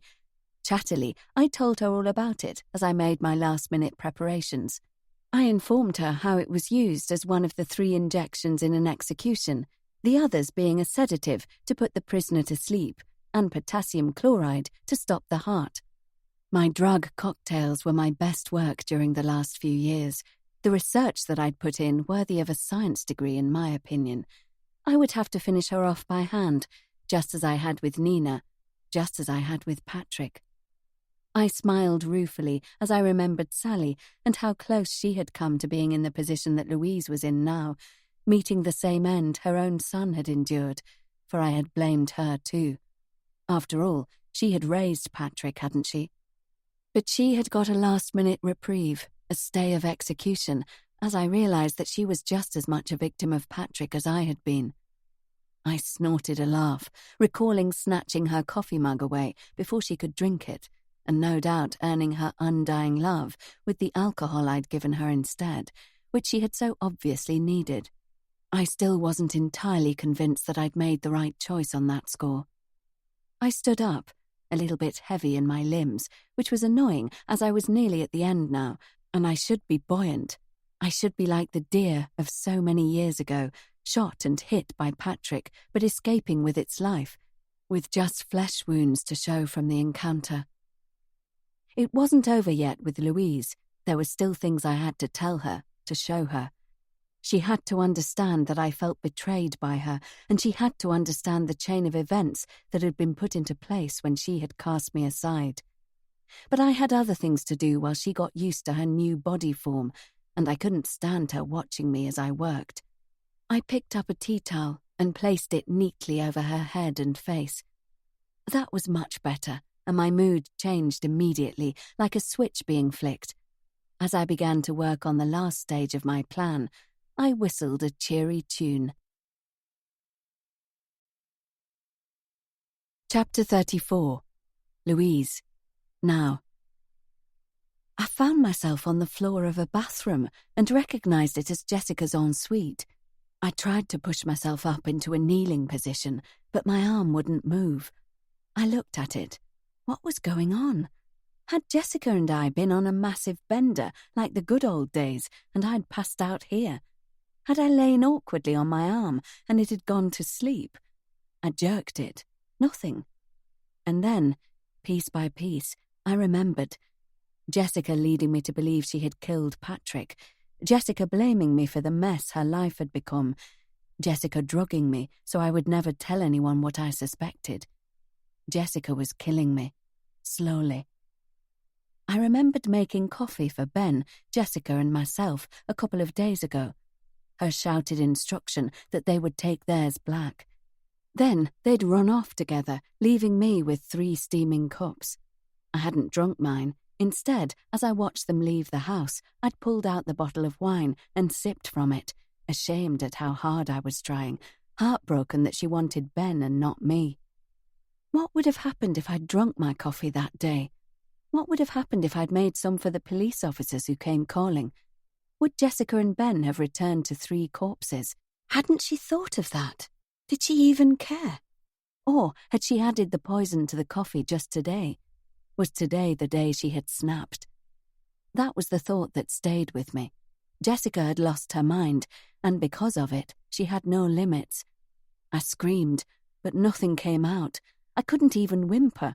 I couldn't even cry.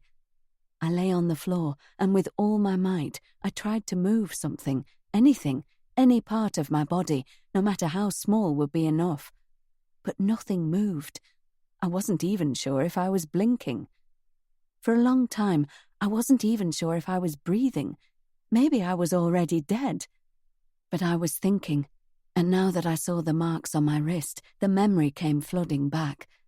I would have shuddered if I could have, as I recalled her fashioning a pulley system, then putting on a pair of gardening gloves and positioning herself at the top of the stairs, the ropes that bound me dragging me upwards. Where was she now? How long had I been like this? How long before this shit she had fed me in my coffee wore off? Would it wear off, or would I just go to sleep forever? Suddenly, I didn't want to see my useless arm in front of me anymore, but I couldn't even close my eyes. If she came back to finish me off, I would have no choice but to watch her. And then my ears seemed to fizz and pop, and I felt, rather than heard, the vibration of someone approaching. Silently, I begged a God I didn't even believe in to let it be someone else, the police, Ben, anyone but Jessica. But as a pair of scuffed trainers came into view, I knew it was her. She sat down, arranged herself into a cross-legged position, and leaned against the wall as she studied me. "I didn't want to have to do this," she said, calmly and quietly. "I never in a million years thought I'd have to do this to you, Louise. You don't have to. You can let me go, let this wear off, and let me walk out of here. I screamed at her mentally, tried to portray my desperation in my eyes, but I knew I'd failed. Where were you when I needed you? That summer, you were full of opinions about Patrick. You hated him. You looked out for me. You tried to save me with your stupid faked photos. And then, when I really needed you, you just gave up. You left me. You let me bring him here, and you never even bothered to call. She stood up, so all I could see were her feet. You didn't even phone me to tell me my father had died. But he threatened me. I wanted to scream at her, and I thought you wanted to be with him. My thoughts were useless. She couldn't hear them. Besides, I'd already said them to her earlier, and my words had made about as much difference as my thoughts. Precisely 0. Her right leg went out of sight for a split second, and then it came hurtling back towards me. The toe of her shoe smashed into my mouth. My head moved, but I felt nothing.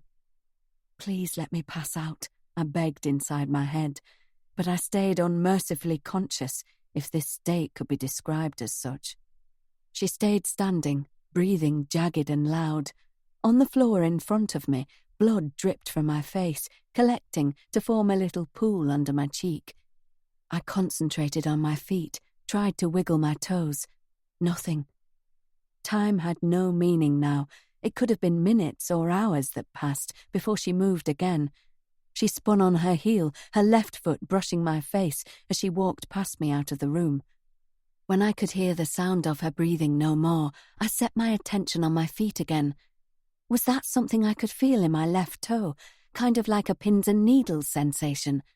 I gave it my all, silently praying, concentrating so hard that it took me a moment to realize I could hear something else.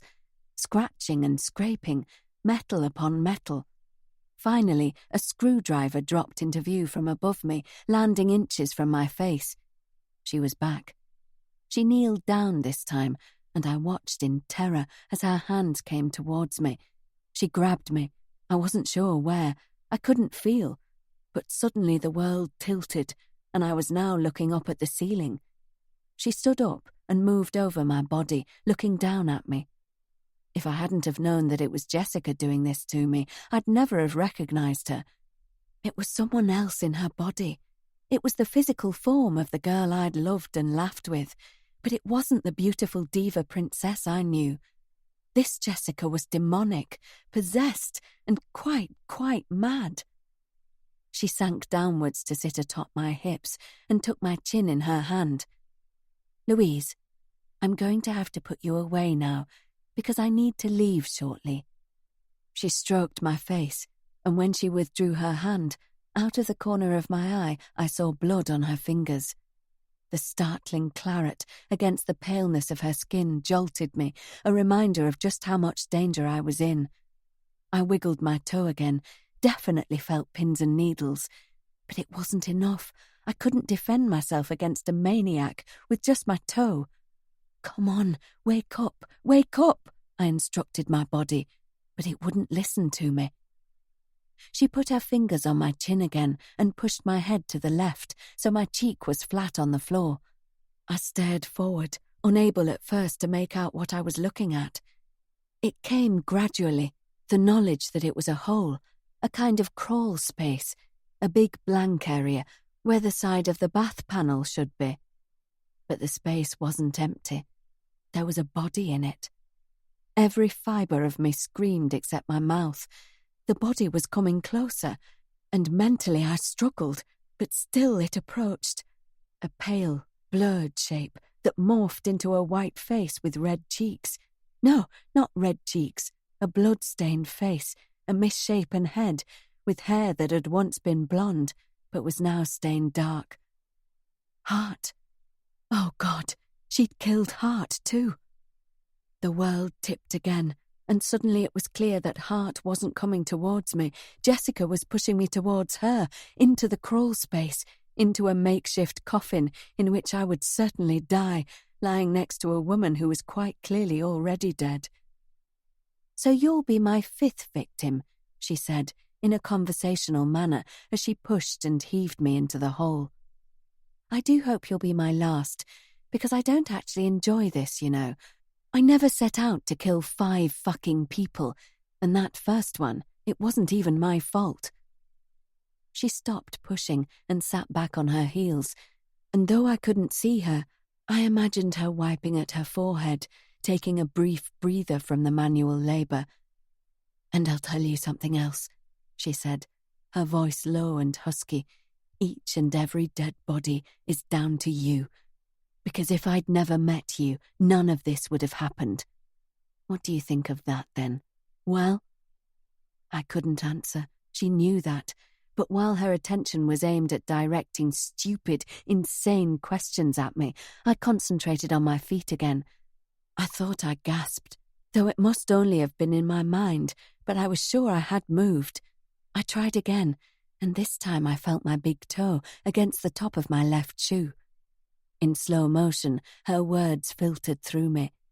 I would be her 5th victim. There was Hart, Patrick and me, which was 3. I tried to make eye contact with her, and though my gaze was dead, and the hurt and the pain and the confusion weren't there for her to see, surely she could feel them, surely she could sense them. She paused, seemed to rethink, before giving me a final shove. I skittered over the bathroom tiles, and though I couldn't feel it, I knew I'd come to a stop against Hart's shoulder. My head slumped, so I was looking out into the bathroom, and Jessica's face came into view. "You don't believe me, do you? Or have you just never thought about it before? You were too concerned about yourself, too worried about your family, your precious baby, your fortune, taking my place, taking my father." She spat each word at me, her last sentence through gritted teeth. Andrew. She thought I'd stolen her father to have for a dad of my own. Yet enclosed in my cottage, I'd barely seen him. Suddenly, my vision was blurry. I wondered if I were crying, but remembered that I couldn't. The wet on my face was from Jessica's spit. She put her face very close to mine and spoke in my ear. "I'll make you see. I'll tell you everything, and then you'll understand exactly how this is all your fault." She pulled back and smiled, and then she began to talk. Chapter 35. Jessica. Then. "This is fucking freaky," said Louise as we got out of the car. "Where is everyone?" It was weird, not only the street being in darkness, but all the houses that lined the grass verges too. Simultaneously, we closed the car doors and moved to the back. I waited while Louise rooted around in the boot, muttering to herself, and inside me irritation simmered. "I'll meet you in the house," I said, but I didn't think she heard me. On the porch, I glanced behind me before yanking at the streamers and leaving them trailing on the grass beside the front door. Inside, it was dark and deserted. I sat for a while on a chair, then got up, restless, trailing my hand over the moulded antique banister. I was in half a mind to leave, to go home to Jensen Coast and meet up with Louise later, when I heard a rustling noise coming from across the hallway. There was a glow of light, and quietly I moved through the archway into the lounge. Her face was lit up by the eerie glow of her phone as she stabbed at the buttons. A floorboard creaked, and she looked up and frowned. "Alexis Dubois." "Qui es-tu?"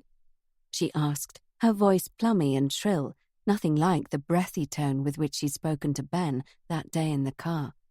I blinked at her dumbly, looked her up and down. "Êtes-vous l'ingénieur?" Belatedly, she held up the phone towards me, using the light to assess me. "Am I the engineer?" I laughed out loud and turned around. I was definitely going home. I didn't even know why I'd come in the first place. Then she spoke again, this time in English. "You? What are you doing here?" Her tone was clipped and sharp, accusing almost, though of what I didn't know. "Don't worry," I shot back. "I'm leaving." She came towards me, her phone held high, and stopped a foot away. "What are you looking for in my house? sneaking around like a common thief in the middle of a power cut. With her free hand, she grabbed my upper arm. She was surprisingly strong. "Get off me, Alexis," I hissed, pulling away. She turned towards the door. "Thief!" she shrieked as she strode away. Though I don't know who she was shouting to, there was clearly nobody else here. "I'm not a thief." I heard my words, my tone, wounded when it should have been angry. And as though I had needed permission from my inner self, suddenly I was angry, not simply at her branding me a thief, but the way she had looked right through me in the car that day as though I didn't exist. The way she had threatened my father's business over her stupid druggy territory. The way she thought she was better than me when my father had everything hers did, possibly more. Oh, Alexis, you think you're so much better than everyone else, but you're nothing but a drugged-up brat. Caught a glimpse of the two of us in the large mirror that hung over the fireplace, and shame burned inside.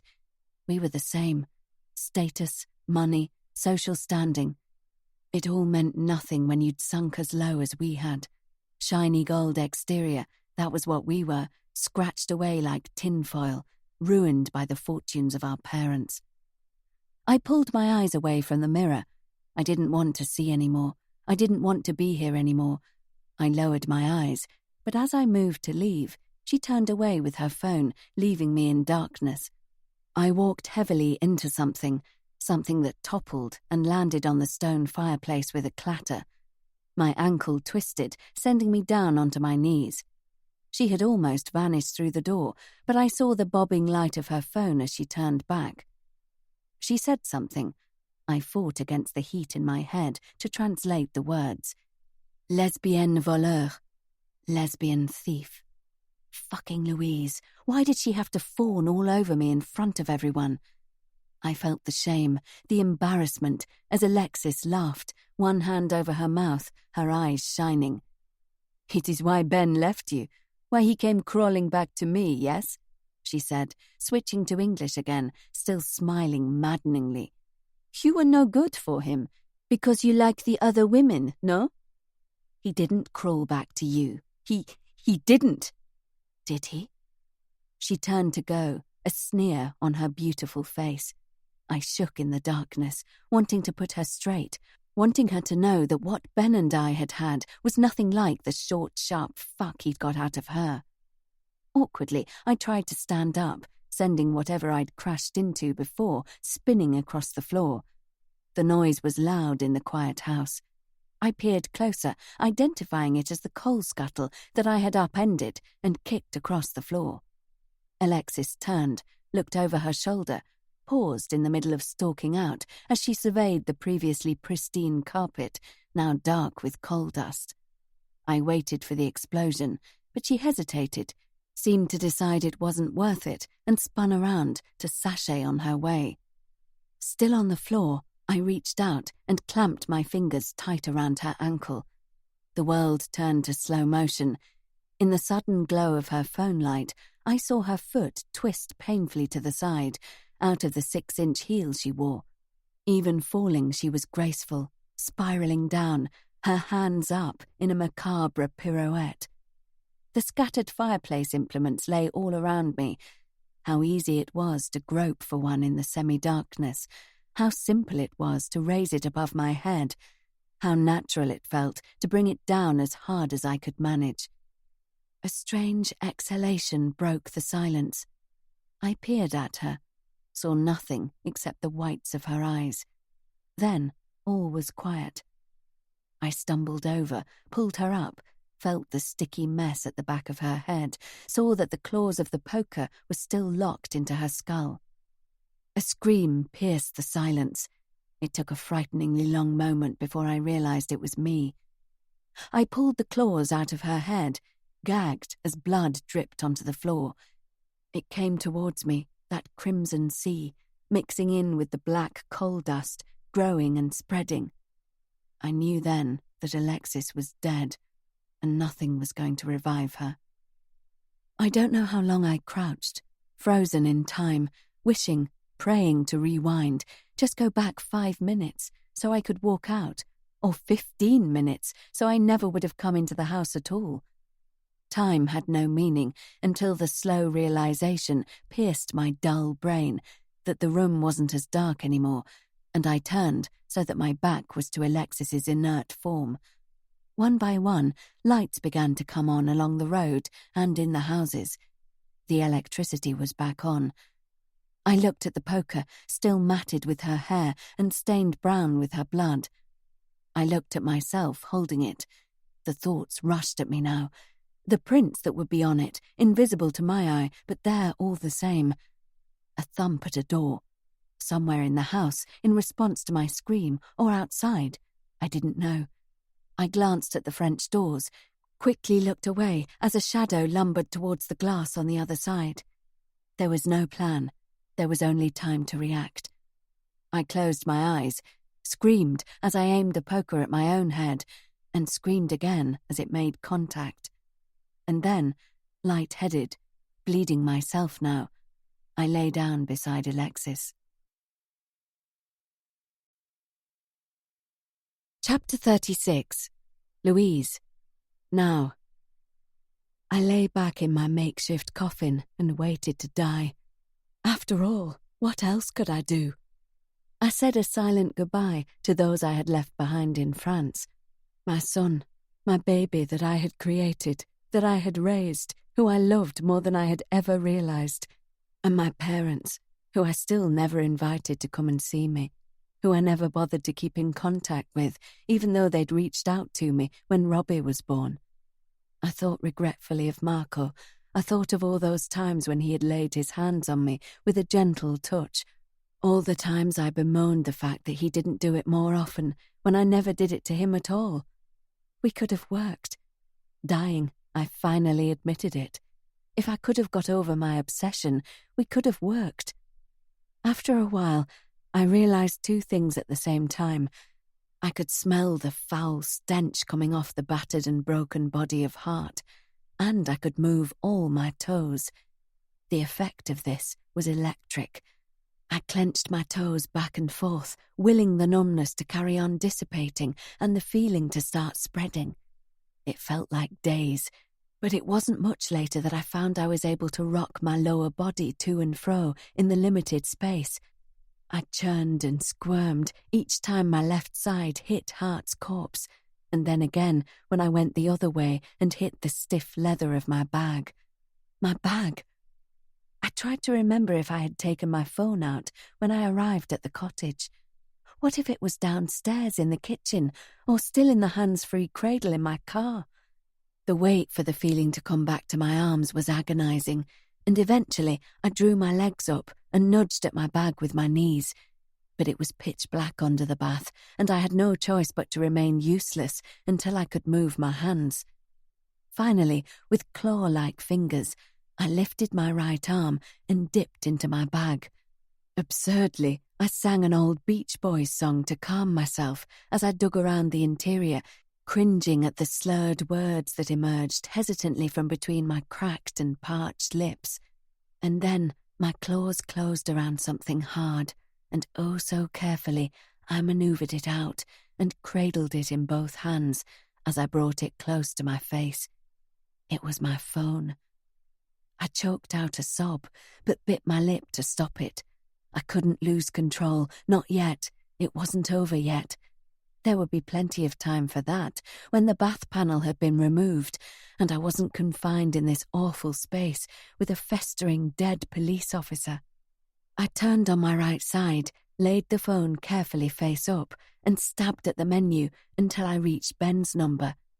Answer, answer, answer, answer, I prayed, lowering my face to wipe a mixture of blood and sweat out of my eyes with my sleeve. Louise? His voice came through the speaker, and I let out a sigh. The words tumbled out of me, a quick-fire explanation and a plea for help. But as my speech emerged in a garbled mess, I realized that the drugs hadn't completely worn off. I did weep then, knowing he couldn't have understood a word I said. I knew he would think I was pissed and being stupid, that he'd probably hang up and continue on his way back to France or wherever the hell he was headed next. My temporary strength, which had been fueled by adrenaline, vanished, and I rested my head on the floor and sobbed. I heard his voice, tinny and distant now, and when the call disconnected and I was once more in darkness, I stopped crying and closed my eyes. I drifted away, not to sleep, but to some other world that was between death and consciousness. And then, later, I heard my name. It was Ben's voice. Oh, thank God, I thought, as the adrenaline coursed through my body again, and I rocked and yelled and shrieked and kicked my feet. Even when I heard him on the other side of the panel, scratching away with something to release me, I carried on flinging my arms and feet out and screaming at the top of my lungs. Then there was light and strong arms underneath mine, and I was still kicking, my feet landing blows on poor dead Hart as I was pulled out. I lay on my back on the bathroom floor, Ben's face hovering above me, and I felt the cool of the tiles beneath me, and I breathed in the fresh air. And yet still I screamed. Ben slapped me eventually. Then, contrite, he fetched a washcloth from the basin and attempted to wipe the blood from my face where Jessica had kicked me. His hand slowed as he stared into the hole he had dragged me from. I turned to look, and a juddering sob caught in my throat. Finally, I was able to see the mess that Jessica had made of the policewoman. Jessica... My stomach churned, my skin flushed, and I crawled over the floor to vomit into the toilet. I missed. It splashed onto the tiles to mingle with the blood that covered the floor. More blood. Always there was more to be shed. Behind me, I had Ben move towards the bath. I threw up again, aiming more carefully into the bowl now, then watched as he pulled Nina Hart gently out to lie on the floor. His long fingers moved around her neck, her wrist, though we both knew it was a useless exercise. My stomach hardened, and I grabbed Ben's arm, my fingers stronger now. Snatching the washcloth that he still had limply in his hand, I flung it over my shoulder. "She's gone," I slurred, gesturing to Hart. "But Jessica can't get away with this, and I know exactly where that bitch is heading for." As though I weighed barely anything, Ben half carried me through the haunted rooms of this terrible home filled with bitter secrets. He kept glancing over at me as we raced in his car up the track, onto the high street, down the dual carriageway, before eventually joining the A12. She did this, he asked, suspicious, wary. To you, and to the policewoman. I nodded, my mouth pinched tightly. And Alexis. My tears betrayed me. All this time, we had believed in her innocence, and all this time, she'd actually been guilty. It all led to this. Patrick, the policewoman. I looked at him sideways. Me. He stared ahead, dazed, stunned, his knuckles white as he gripped the steering wheel. "We have to catch her," he muttered. If she were to find out." A noticeable shudder ran through him, and he passed a hand over his ashen face. The car sped up as he pressed even harder on the accelerator, grim determination on his face now. Beside us, the trees streaked past in a blur. Ben! I touched his wrist. "Slow down. What do you mean?" He shook his head. "It doesn't matter. We just need to get to her, get the police to her in time." With my hand still on his arm, I squeezed gently. Then, when he didn't slow down, more firmly. "Ben," I said. The words burst from his mouth as though his own wicked secret couldn't be contained any longer. "I told the police where she was. I made the call to them, back in Bagato. I betrayed her. And now all this. My God, if she ever found out what I did." His words came out in a rush, spilling through his perfect lips in a torrent, as though the secret he'd kept all these years had just been waiting to be released. You were the one who reported where she was." I let my hand fall from his, shocked at his confession, even more shocked that after tonight there were still secrets, still lies, still more revelations that could surprise me. I remembered that day so clearly. It was imprinted on my mind, in my heart, the vision of her beautiful face in the red dirt, Ben sloping away, running before the authorities came. What had he said to me? I can't be part of this. I have to think of my reputation. I need to leave. I fell back in my seat. He was right. Jessica could never find out that he was the one who had turned her in. Ben, we really let her down, didn't we? When I could speak again, my words were sorrowful. You, me, her father, all of us. We let her down so badly. This time, he grabbed my arm, his fingers closing painfully around my wrist. Don't tell Marco, please, Lou. I had thought that after this, when this night was done, the secrets and lies would be finished as well. I had been naive, as always. I pulled my arm out of Ben's grip and looked away from him, out of the window, at the landscape that still blurred. He had at least slowed the car. The unformed trees that passed us by were now obscured by fresh tears that fell from my eyes. A sound, half sob, half laugh, emerged from me. All this time, I'd thought that Ben was the only innocent one out of all of us. How wrong I'd been. I smothered my cries with my sleeve. I felt Ben's hand again, his fingers groping for mine. I twisted out of his grasp once more. Just drive, I managed. We sped towards Dover, joined en route by 4 police cars and a random ambulance as I spoke to the police and attempted to tell them the whole story.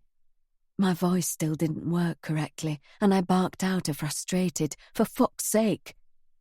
Ben took over the call then, and I watched him as he told them everything the woman he'd loved for so long had done. Jessica was partially right. He had been a good man. Him, Marco, me. We were all good people once. Our mistakes and pitfalls had been born of a desire to look out for ourselves. Somewhere along the way, human decency had turned into something else, something greedy and wicked. In a line, we raced down the motorway, the police cars that flanked us with their flashing blue lights, allowing us to travel well over the speed limit. As we travelled, my finger hovered over Marco's number in my phone. Finally, I clicked it off. I couldn't even begin to explain to him what had happened tonight, finding out the truth of what had happened 8 years ago and everything in between. The police followed us to the ferry terminal and we convened outside, where I told the whole story again. With our cooperation, they made hasty plans for Ben to approach Jessica first. The paramedic tried to patch me up, but I batted her hand away. For a brief time, I was me again. I was Louise Wilshire, battling to survive, living on her wits, not Louise Cooper, privileged wife and mother who hid herself in her cottage in the middle of the French countryside. It was my last assignment, getting on that ferry and hunting her down. After it was done, I'd go back to France, happy to be alive, happy to spend the rest of my life making up for what I'd done to Marco by chasing her, thinking of her all these years, if he would still have me. But first, we had to find her. They located Jessica's position on the internal CCTV, and as Ben and I climbed the stairs to the deck, I glanced at him. We said nothing, a heavy silence settling between us. There was nothing more to say, and so we pushed upwards, emerging to stand side by side in the cold sea air. She was watching the cliffs as the ferry drew further away. She looked tiny. She looked young, innocent. All I could hear was the sound of my own breathing. I moved, so I stood behind Ben, and as I watched him, I saw how taut and tense he was. Without thinking, I reached for his hand. Chapter 37. Jessica. Now. I followed him up to the bedroom with a fresh cup of coffee, and attempted to chat to him about his day. He was surprised, with good reason. After all, that wasn't how we lived or how I behaved. He sat down on the side of the bed, loosening his tie as I took a seat in the chair opposite him. He was regarding me with a frown that was on the verge of becoming a scowl. I wondered why he had bound me to him with those invisible shackles. It wasn't as though he was happy, neither of us was. But he wouldn't cut me loose, he would never set me free. I made a point of looking out of the window to the fields beyond, desperate to appear nonchalant and casual, not to arouse suspicion with my behaviour and sudden interest in him. I glanced back at him as he sipped at his coffee, his eyes still on me. Then, realising I had actually bothered to go to the trouble of grinding his favourite beans and making it with just the right amount of skimmed milk, he gulped it greedily down. I turned my chair around then and sat looking out over the countryside. In the distance, I heard a train announce its arrival as it passed the crossing. 2 kinds of trains ran on this line, passenger trains and freight trains. I couldn't see them, but I knew which was which. The passenger trains, usually only one carriage, glided almost soundlessly on the track. The freight trains, towing their snake of metal, grated and grinded as they passed. I heard the horn, heard the whisper as the train moved smoothly along the tracks, and almost at the same time a ship's horn blasted 3 times, long, low, and loud. It was the Madrid Maersk, inching its way into the port. I recalled the local Free magazine's recent article boasting about the imminent arrival into Felixstowe of Northern Europe's biggest container ship. Hundreds of locals would be flocking to the viewing point to set eyes on this little piece of history. The time had come, the ship had arrived, and Patrick's ship was about to sail. At the strange sound he made, deep in his throat, I twisted my head around to look at him. A deep indentation appeared in the bridge of his nose as he frowned. The empty cup was on the bedside table. Patrick was still sitting on the side of the bed, but both hands were now planted on the bedspread behind him. His arms shook with the effort of keeping himself upright. A vein stood out on his forehead, as though he was concentrating very hard on something. I turned in my chair, drew my knees up to my chest, and wrapped my arms around my legs. I held my breath and watched him. After a moment, the strength in his hands left him, and his upper body fell backwards. Still, I didn't move. Still, I kept my eyes on his chest, which rose and fell in a steady, even rhythm. Finally, I cast a last glance out of the window before getting up and moving over to the bed. I looked down at his form. His feet were flat on the floor. His arms lay limp at his sides, and his head was tilted back, resting against the mattress, his eyes wide and staring. "Patrick?" I called his name, injected panic into my voice, just in case the drugs hadn't worked, and any minute now he sat up and said he was just joking. Not that he would. Patrick didn't joke, ever. I repeated his name over and over, a staccato beat of a drum. "Patrick, Patrick, Patrick, Patrick, Patrick."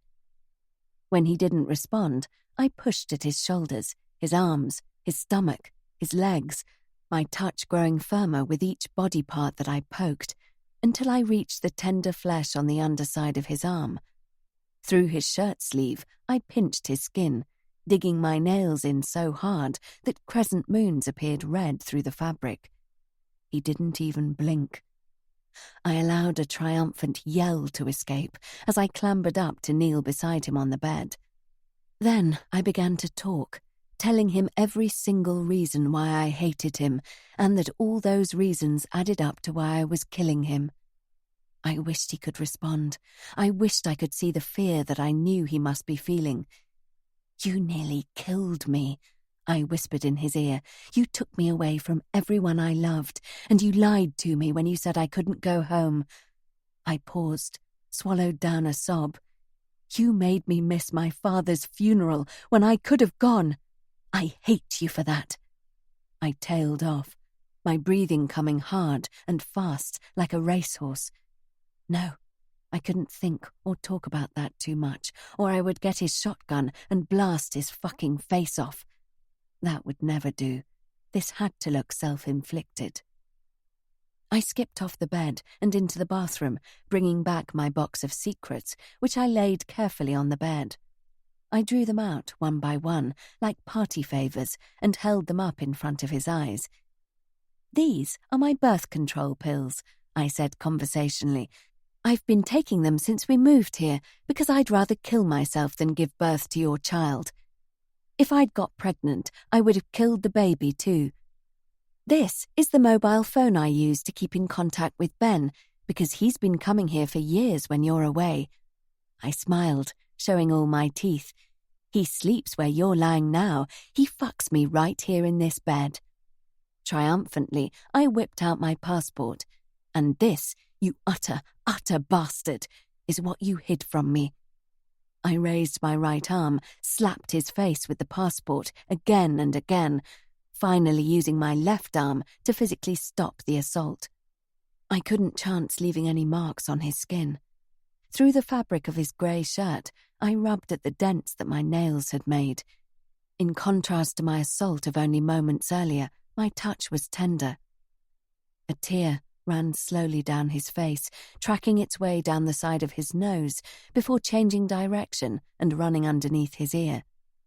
That tear stopped me cold.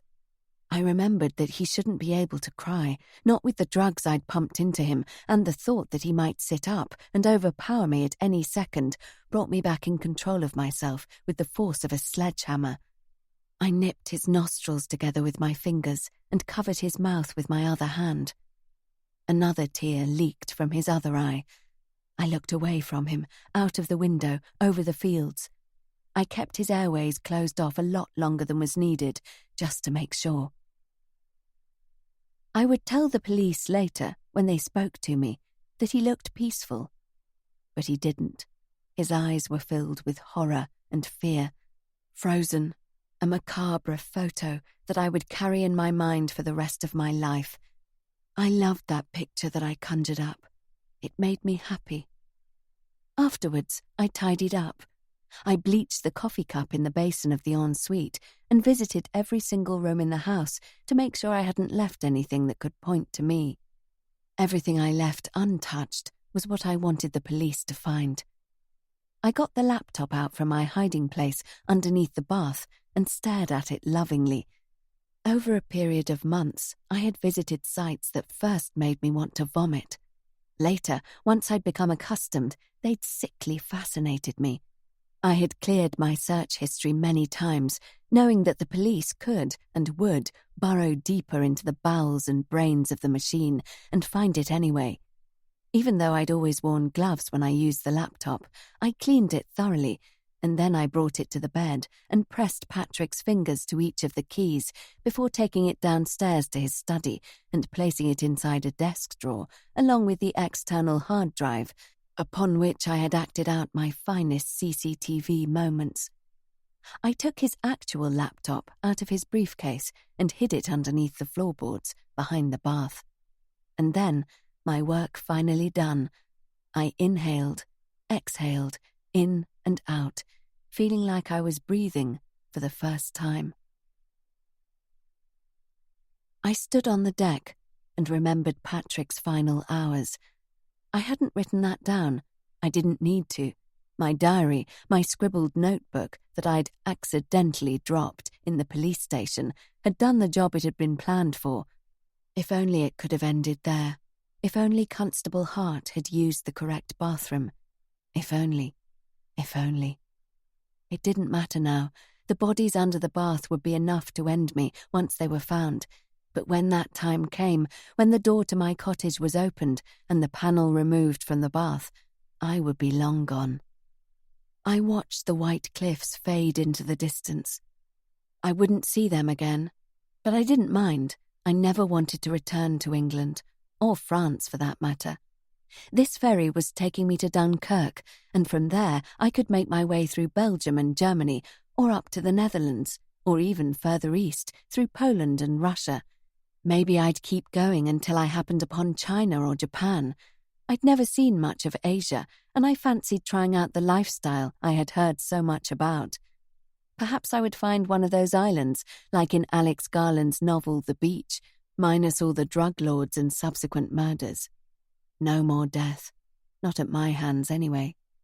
Of course, there would be one more reported when this ferry emptied and I left on foot, when they found my abandoned car, and then, later, scraps of my clothing that I would leave strategically placed so it looked like they had been caught on the rail, and my backpack that would eventually wash up on the shore. And then I could move freely, with a new identity and without having to look over my shoulder. My thoughts settled on Ben for a moment. I knew that from here on he would become like my father in my mind, someone I had loved so much that I would only be able to think about him in small segments. There was no going back. I could only move forward, and I had to do it without him. I pushed myself off the rail, chilled suddenly, and was about to go and sit down inside when I heard a voice in the darkness. I turned, took a step, came to a halt, as though I'd walked into an invisible wall. Ben. Had my loving thoughts conjured him up? Was I dreaming? I banged my fist against the metal railing and felt pain shoot through my hand. Not a dream, then. "What are you doing here?" I whispered the words, but the wind whipped them away. More than anything, I wanted to run into his arms. I wanted to tell him everything and still have him love me. "Jess," he mouthed at me. A smile quivered on my lips at his pet name for me. He was the only one who used it. Hope sprang in my heart, for surely he wouldn't call me that if he were angry with me. He didn't know what I had done. It was just a huge coincidence that he was on this ship. We could finally be together, start a new life. I could make something up about why I was here. I was a good actress. I was a good liar. I took another step towards him, grinning. At last, I was totally and utterly happy. I stopped. On the otherwise abandoned deck, a figure stepped out of the shadows behind Ben. She appeared smaller than I remembered, diminished somehow, and she was holding his hand, pulling him close to her. I narrowed my eyes and gripped the railing again, moving backwards now, not forwards. A dream? Was all this a dream? That strange sensation again, that this wasn't really happening. I brought my hand up to my face, scratched my nails along my jaw. But my face stung, and on my fingertips I felt moisture. I glanced at my hand.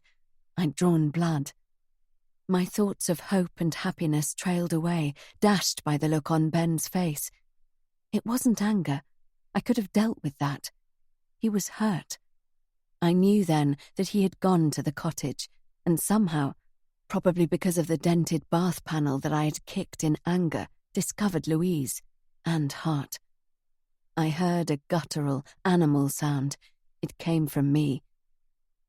"I saw your ferry ticket in the kitchen." Louise's voice rang out into the night.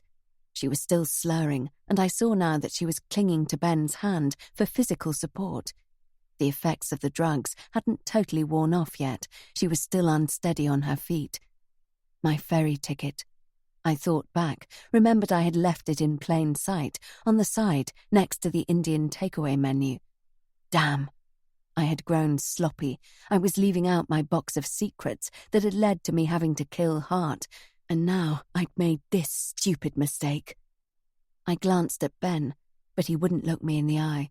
Instead, his gaze settled on something behind me, the cliffs perhaps, as they grew even further away. "I need to tell you I'm sorry." He stopped before he could finish his sentence, choked. His fist went to his mouth, and now it looked like Louise was the one holding him up. She shushed him, and I saw him wince as her fingers curled around his arm. Not a comforting gesture, a warning. What did Ben have to be sorry for? Louise moved forward to stand in front of him, blocking my view of the face I would always love. In that moment, I hated her all over again. She spoke. Her words were whipped away by the wind, but I knew what she'd asked. Who else did you kill? 5 victims, I had told her. Louise would have been my 5th, and I knew she couldn't figure out who the missing one was. The power, what remained of it, shifted to me for a brief moment, as I thought of Francesca, the convict who had hitched a ride, uninvited, with Marco and me. It had almost hurt, the trusting way she had let me lead her out of the public toilet to the edge of the quarry. She had thought I was going to let her stay with me, but that was never an option. I wouldn't speak now, wouldn't give Louise the satisfaction. She would never know that Francesca had been the second of what was supposed to have been 5. Through the portholes, behind my former friend and my lover, I saw movement, crew members coming up the stairs towards the deck. I'd been dead for a long time, and only recently had I begun to fight. I'd clawed my way out of my dark hole, and I wasn't ready to be locked up again. Now I had another decision to make, and there was no time for planning. It was to be another spur-of-the-moment choice, just like the night I had clubbed myself on the head with the poker so it didn't look like I had killed Alexis. Like a fast-flowing river, I was suddenly charged with excitement and a need to carry on living, and with no more thoughts, no further planning, I twisted my body and clambered up the railing as though it was a ladder. I heard a shout behind me, footsteps that broke into a run, and I spread my arms wide, crouched, and jumped into the crashing waves that slapped against the side of the ferry. The sea was midnight black. There was no moon that I could see, and I surrendered to the ocean. Maybe it would drag me down, and my final resting place would be its watery depths. Perhaps I would wash up on a shore somewhere, battered but alive. Time would tell. Chapter 38. Louise. Now. I don't sleep much these days. 6 months after the fateful night that began in a Suffolk village and ended a few nautical miles off the coast of Dover, I'm still waiting for her. I don't rely on the trees and bushes to form the boundary around my cottage anymore. I had Marco arrange to construct high walls and electric gates, alarms and CCTV. When I do sleep, I have nightmares. I am on the beach with Jensen Coast towering behind me. The sun is setting, and out of the azure sea, Jessica appears. She staggers up the sand towards me, covered in ocean debris, her body pale and her face bloated. When I wake from these dreams, I go downstairs and watch out of the window. I see my own reflection in the glass. My hair, which I've stopped lightening, I've let it grow back to how it once was, before I knew her, before my obsession began. It is time to be me. It is time to let her go. In these moments, I reassure myself that if Jessica were to wash up on a shore, it wouldn't be here in France. It would most likely be somewhere along the Kent coast. I still watch, though. I still wait for her. I think she still waits for me, somewhere. I think I'd know if she died in the water that night. I think, and this is the warped part, that a little bit of me would have died along with her. When she jumped, I turned around to let the police pass me in the narrow doorway. She saw them flooding towards her, and there were so many of them that for that moment, that vital second, she was out of my sight. I think that is what haunts me the most, that I didn't witness her jump overboard. I missed it, and I believe that is what keeps me awake. I tried to explain it to Marco not long ago. If I had been looking at her, I might have caught something in her expression. If I'd had eye contact, I might have got something from her. Such as what, sweetheart? Puzzled, he rubbed at my arm. I reminded myself to take his hand and hold it, part of a promise I'd made to myself when I was underneath her bathtub. Touch him more. Show him you care. Make this work. I might have got a message from her, an understanding maybe, that if she survived, she wasn't going to come after me. Even as I spoke the words to the person who was now closest to me, I hated how weak I sounded, but it was a very real fear. Oh, doll. Marco whispered as he pulled me close. "Nobody is coming after you. I promise you that." I pulled free of him then, wandered back over to the window where I kept my constant vigil. I knew he was just saying what he was supposed to, but it annoyed me. He couldn't promise me that she wouldn't come looking for me. He didn't know that. Look at how long she had plotted and planned Patrick's death and the murders she had committed seemingly without a shred of remorse. She had lived an 8-year lie. What would be next? A 10-year lie? A 20-year lie that came back to haunt me? For if I'd discovered anything about my former friend, it was that she was hell-bent on revenge. If she was still out there. Sometimes the nightmare blends into an easy, light dream. I see her the way she was. Fun, crazy, exciting, intoxicating. In those moments, in my sleep, I am still aware of what she did, of how she tried to kill me, but in a way that is as twisted as our relationship and my obsession. I find myself still wanting to see her again. I miss her. Perhaps one day she'll turn up and we will be reunited. Time will tell. You've been listening to The 8-Year Lie by J.M. Hewitt, narrated by Sophie Roberts. Published by W.F. Howes Limited. This work is copyrighted 2022 J.M. Hewitt. This recording is copyrighted 2022 W.F. Howes Limited.